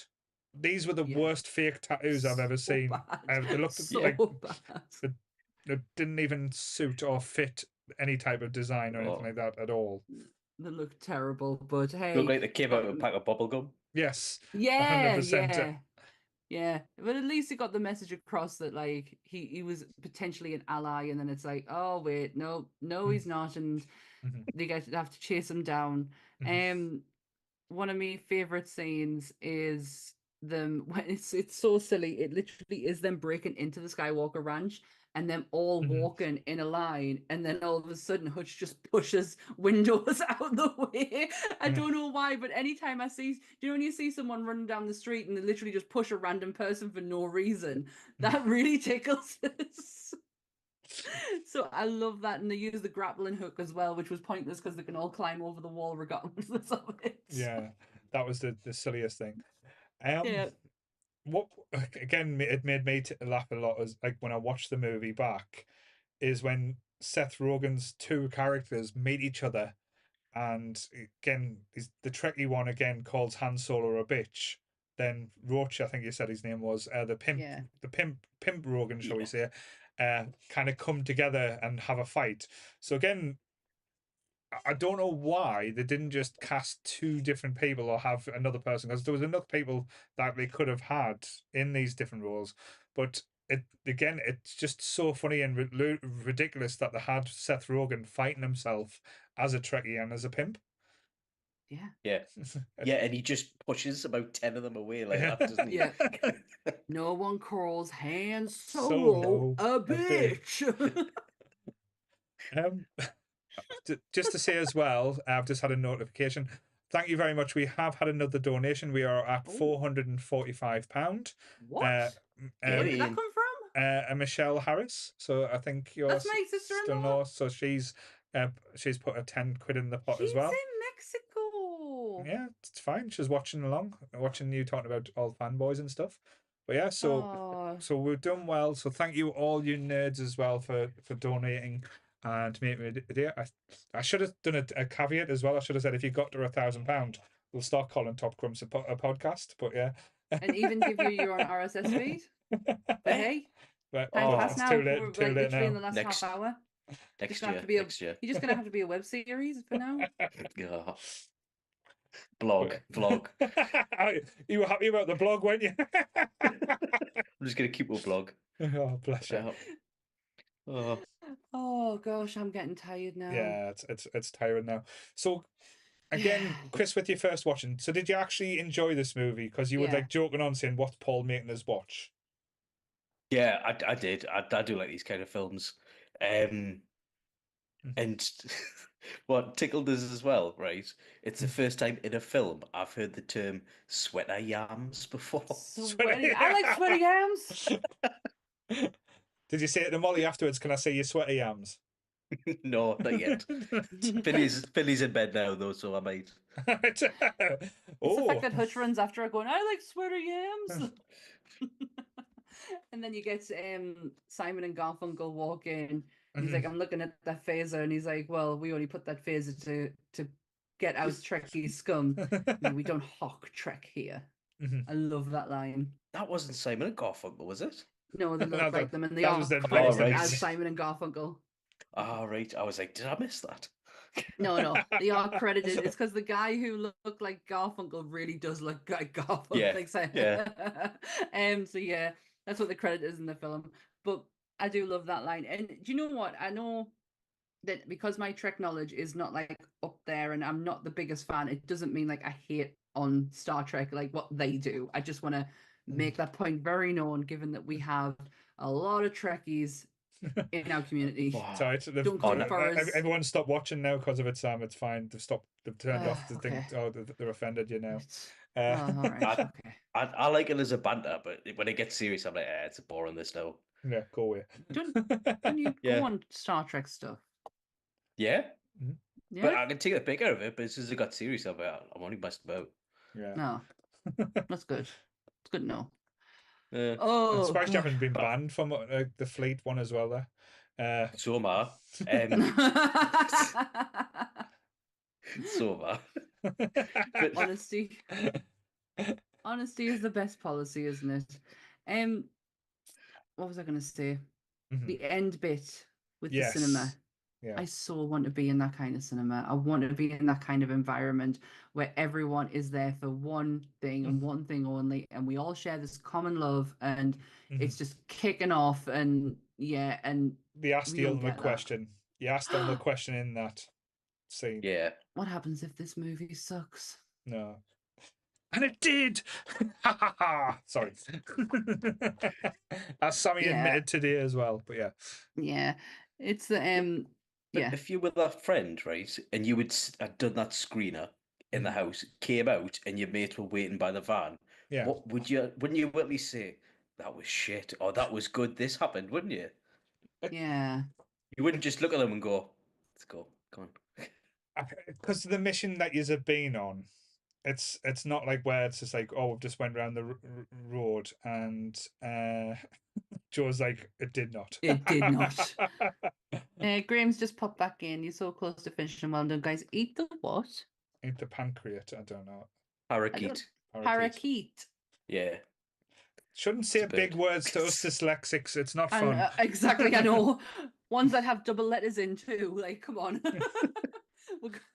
I'm surprised, mind. I read all them synopsis out. I literally did just type in for each movie, the movie, and then synopsis, and it came up in the same kind of styling. So I was like, oh, class, I'll just keep with that. I didn't vet them first, so I didn't read them first. So I'm like, I'm very proud of myself for reading them today. Sorry, I can't believe I can't believe you went to the toilet 17 times. I haven't been 17 times, but hey, I've drank a lot of water. Like, honestly, my insides are like, well, hello. I mean, I only drink about one and a half of these a day. I've had about 4 or 5 now. Any big? And a massive cup of tea, 2 massive cups of tea. Half so a tube of Pringles. That's how I roll. You've had 8 cans of pop. Yeah. And that's it. Have you stood up today, Paul? No, he hasn't. I've lost the feeling in my legs. It's all right. You don't want to squat or something? Just move your chair. Like, doing a squat. Are you trying to do his kinky stuff now? Is this like a request for Chris to do? Well, I was trying to do it on the slide, but yeah. Hey. Wow. while we've got some of the Nerdy Up North community here, like our regular listeners, our friends, what would they like to see in 2025? More Top Grumps, I think. I didn't ask that question though. I meant Nerdy Up North, not Top Grumps. Yeah. To be fair, it is part of Nerdy Up North, so I'll give Chris his due. But let's rephrase it. So what would you rather see? What do you want to see in a podcast next year? Thank you. Wiggle your toes. What would you like to see us cover? Like, because come on, we've been going for nearly 4 years. There's a lot of ground that's been covered, but yet there's a lot of ground that hasn't. So what do you want to see? I think the community wants me to stop doing this. That's what I think. I think they're sick of us. Do you really believe that's the case? I don't know. No one watches us anymore, so they do. Yeah. We get a lot of listens to on audio as well. Yeah, from China and stuff. Weirdos. Singapore. I'm sure they're just using us to try and influence Western culture. And said they're just trying to learn English, and I was like, well, they've come to the wrong fucking place. Yeah, Singapore's There's a loads of huge people one from for- Singapore going, truffle shuffle. Why I man? Why I'm feeling Why- clarty this evening? Why I man? Yeah, Singapore is for everyone across the board. That's a huge number, and then it just dwindles down into the America and the UK, and there's like a couple from Sunderland. I know one of them from Sunderland on Monsters is Mike Kell, so I'm cool with that. Like, but yeah, the numbers are good on audio. I'm happy with them. We are a podcast. It's where we should be listened to mainly is on audio. That's where Tom Cruise should be doing better because it's a web series. So yeah. Yeah, exactly. Visual effects is like really good. So you're doing that great for your web series. You're hating this, aren't you? Every word is like a knife through your heart. That's a lie. You don't have a heart. And also, your mate Lee's not here to back you up. So As Lee went to bed. I mean, Lee has a child, and that like these people have children. Just because we don't. He's probably having some alone time with Bex. Making baby number 2. It's fine. I've just seen Graham's comment. What's a Trekkie? I think that's you, Graham.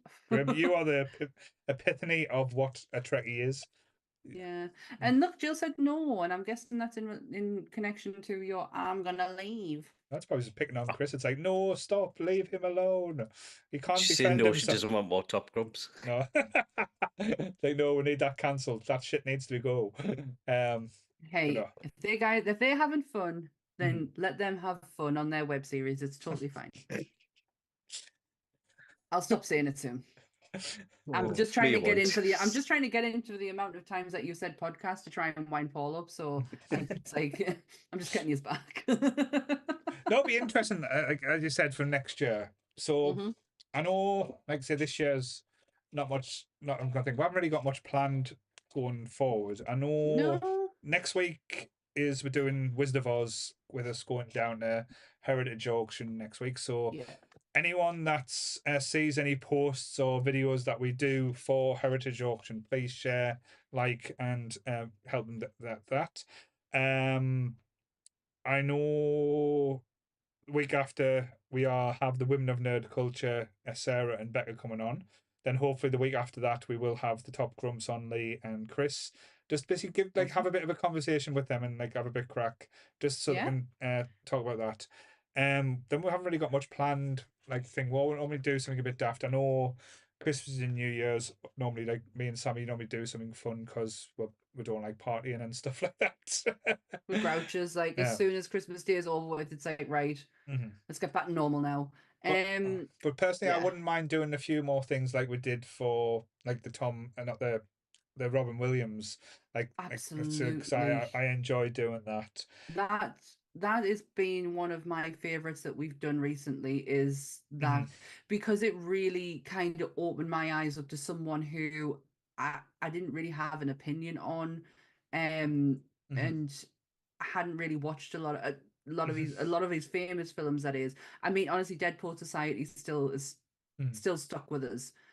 So yeah, I would love to do more where we do explore actors and not just pinpoint our movie. But I liked how we did it for Robin Williams, how it was like, well, you make your picks, I'll make mine, and we just meet in the middle and see which ones, because it was interesting that not one of us picked the same one.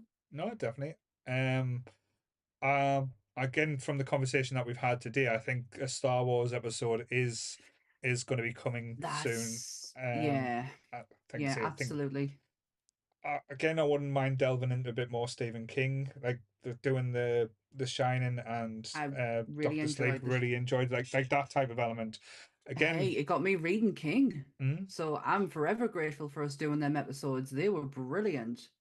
But with Chris being an avid listener, what do you want to see from us? What do you want from? Well, what I think the best episodes are episodes where it's something that you've recently got an obsession with, or you're really a massive fan of, and not something that you think other people want to listen to. So I think that you should do stuff like that you want to do. I like that. So just do the Goonies every week. I don't know. It's just, I was thinking about it because Sammy's asked about monsters before. Yeah. And I was thinking, I would really love to hear you talking about the makeup and special effects side of that. But then I think, how do you put that in a podcast? It's How do you know, it's because you've got to There's a really look at the visual movie. part of it. Yeah. I want to go into more of the actors behind, like we've done, like the the man behind the makeup and behind the movie. Yeah, yeah. I want to do something more like that. Again, that kind of like goes hand in hand with the Robin Williams one and how that was done. It's very similar because it's not just broad on one film, it's like a company in them all, and I get a chance to talk about everything. So I like that aspect. There is some new stuff that's coming to Monsters next year that I won't be disclosing, but there is a new section to Monsters, something I've never delved into in horror.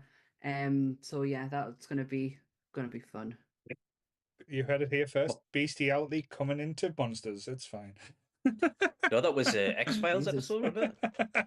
We talked about doing some more X-Files episode because we thoroughly enjoyed the one we did with their home. Yeah, I really enjoyed that one. I thought it was different and like a lot cleverer. But again, I think what we've learned this year is, I think Chris is right in what he's saying. We've spent too long trying to work out or try and do things that people we think want us to do, or what we think other what should be doing, instead of thinking about what we want to do more. And that's where I think we are moving across, and it's great seeing other people having the confidence to do their own things as well. Like I'm really proud that I could help things like Chris and Lee do Top Crumbs, Sarah, Becca, and Sammy do Women of Nerd Culture, Sammy and Dan doing Monsters, Jake and Adam doing like the game and stuff, and also like say Kirsty doing gigs, Graham and Goodwill doing trekking, and also like the new things that people like me and Jake doing for like the Marvel thing. I know you mentioned about Iron Man 2 coming out in the next few weeks. Just doing like interesting little things and ways to do it. Like I know it's not big for the podcast, but I'm proper proud that I made it like an actual Marvel looking thing with things that like jump out. And then I don't know if anyone watched this week's episode. I did a little stinger for episode 2 where you see a bit of clip of Iron Man 2 in it as well. So, and I didn't get told off YouTube for this once, but yeah, it's thank you YouTube.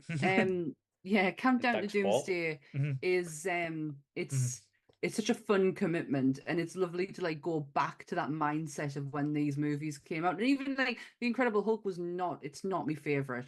I still thoroughly enjoyed having like a good old monster chat with Jake, like really going in depth on the look of these monsters, and it was so much fun. And I just hope that that's taken onto, what was that? You're all going to be on Countdown to Doomsday eventually. We'll get you all. Yeah, that is a true statement. and again, I think like Joe put a good point in the chat as well. It's been amazing seeing like everyone's journey. Like Chris, like I know you probably hate this, but seeing where you've come from, like being on, like hiding on camera and not speaking during a quiz. This time last year, you didn't dare talk. Yeah. No, not too controversial. Yeah, but now we've kind of toned you down a bit. We've like got the nice Chris, but like to the point where you're doing your own things, you're doing your own Twitch streams. And look at Lee, like fucking Lee's becoming a whole different type of animal, a beast.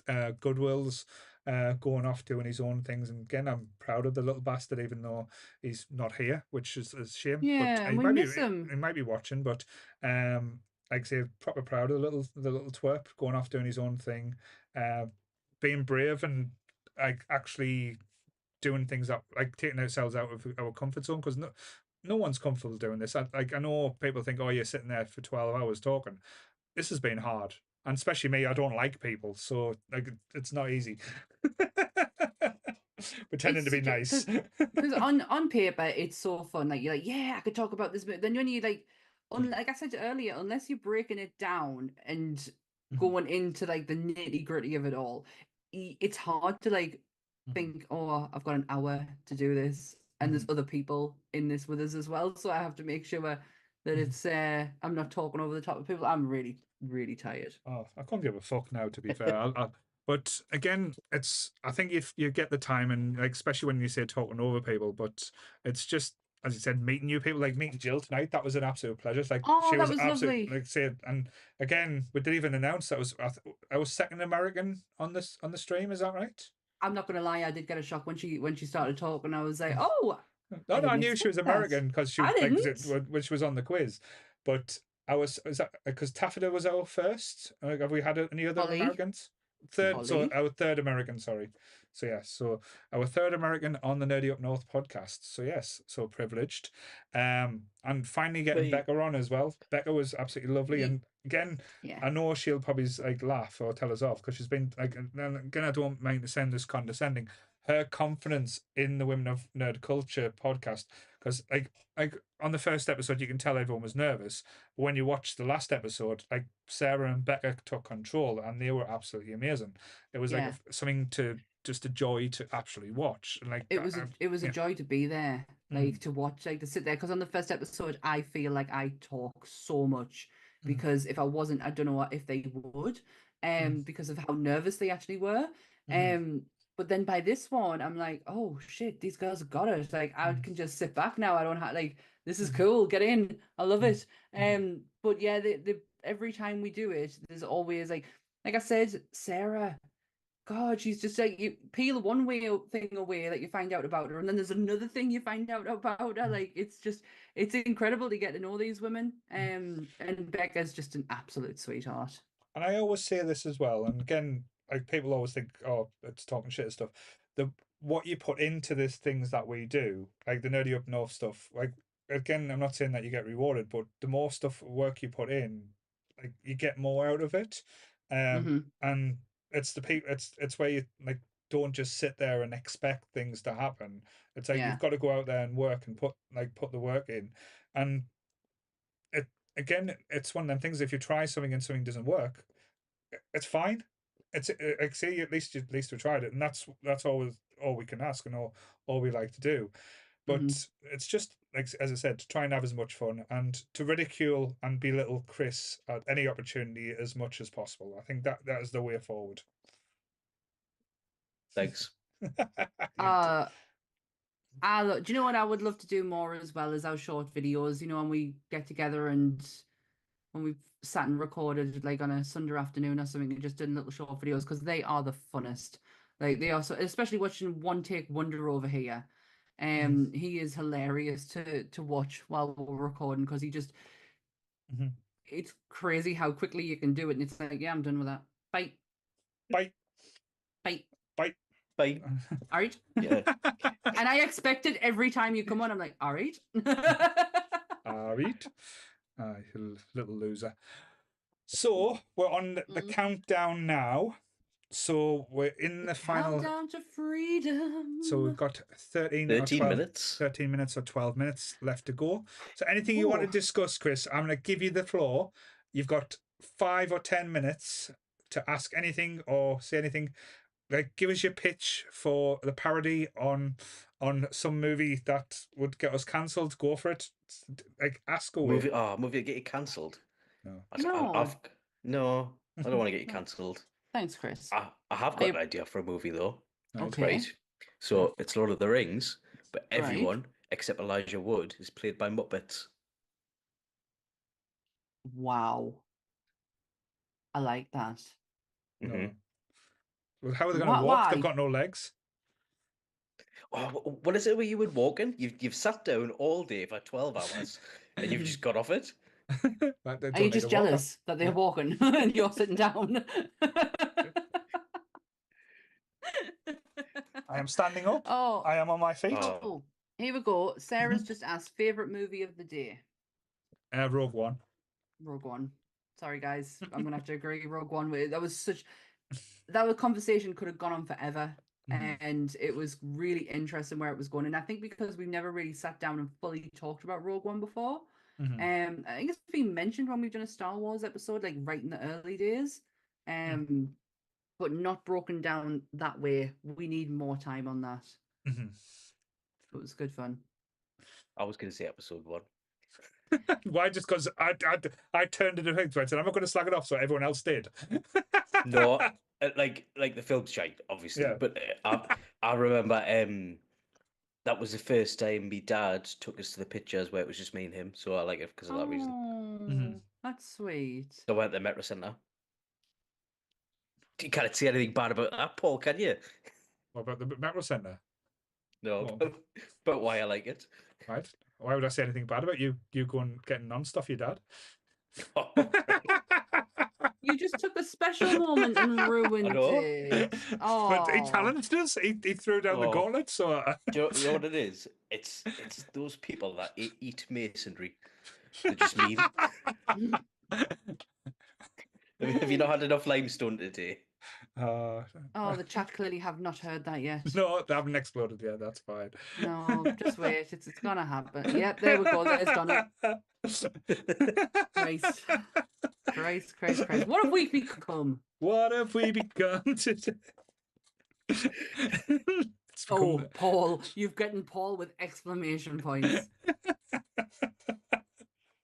You've just taken such a sweet moment and turned it on its arse. But did he challenge us? Did he say, you can't say anything bad about that? So, yeah. You could have just said no.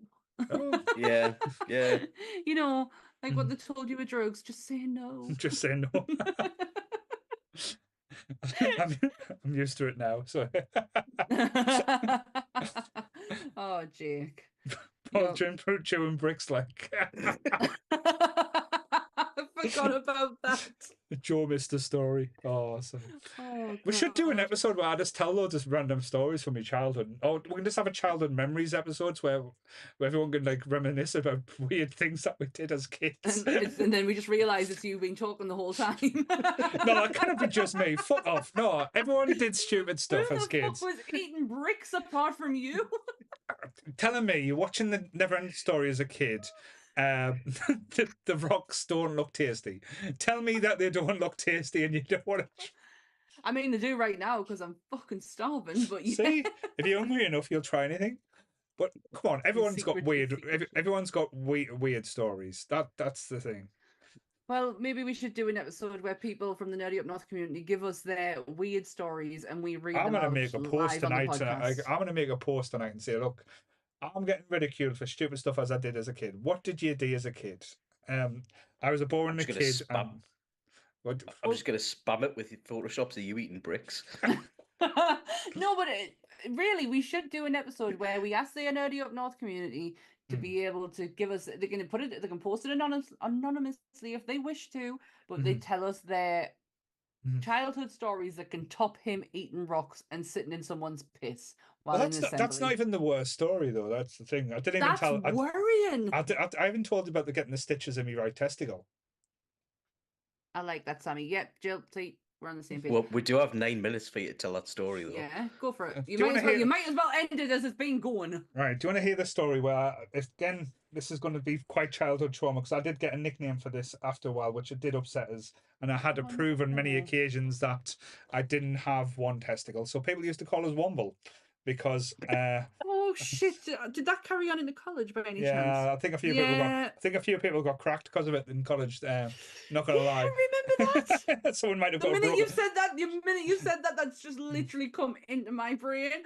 Yeah. Oh shit! Okay, go on. Someone might have got a broken nose because of that one, but yeah. Right. I was a little we had football trials and we were waiting for everything to start. And this was at the age where when they used to put the football nets, they didn't use tape like they do now. They used to have metal hooks. Yeah, so to put the nets on. And I decided I was being clever. I wanted to climb the goalpost. And I climbed and I slipped.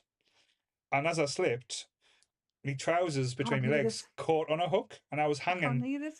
But I was hanging on the hooks for about a couple of. It felt like about half an hour, but it was probably about 3 or 4 seconds by my testicles. And I rolled about on the floor in agony, thinking I'm in pain. I'm in so much pain. I've been booted in the balls. It's really hurt. And after a while, the pain went away. So I was like, all right, I'm fine. So I stood up, getting ready to play football, and I felt something trickle down my leg. And I was like, what's that? It was wet. So I looked, and there was just blood everywhere. So I was like, shit. So I looked down my pants, and literally I had about a gash about that big, where not my testicle, but like basically the sack was open, so I'd split my sack. So I tooled off home, crying my eyes out because I was in shock because I've just seen basically a hole in my sack. Crying, pulled my pants down as I walked down, and went, "Dad, I'm hurt." So I had to go to the hospital, and I got 10 stitches in my right sack. But I kept my balls. But kids are horrible and called us Womble.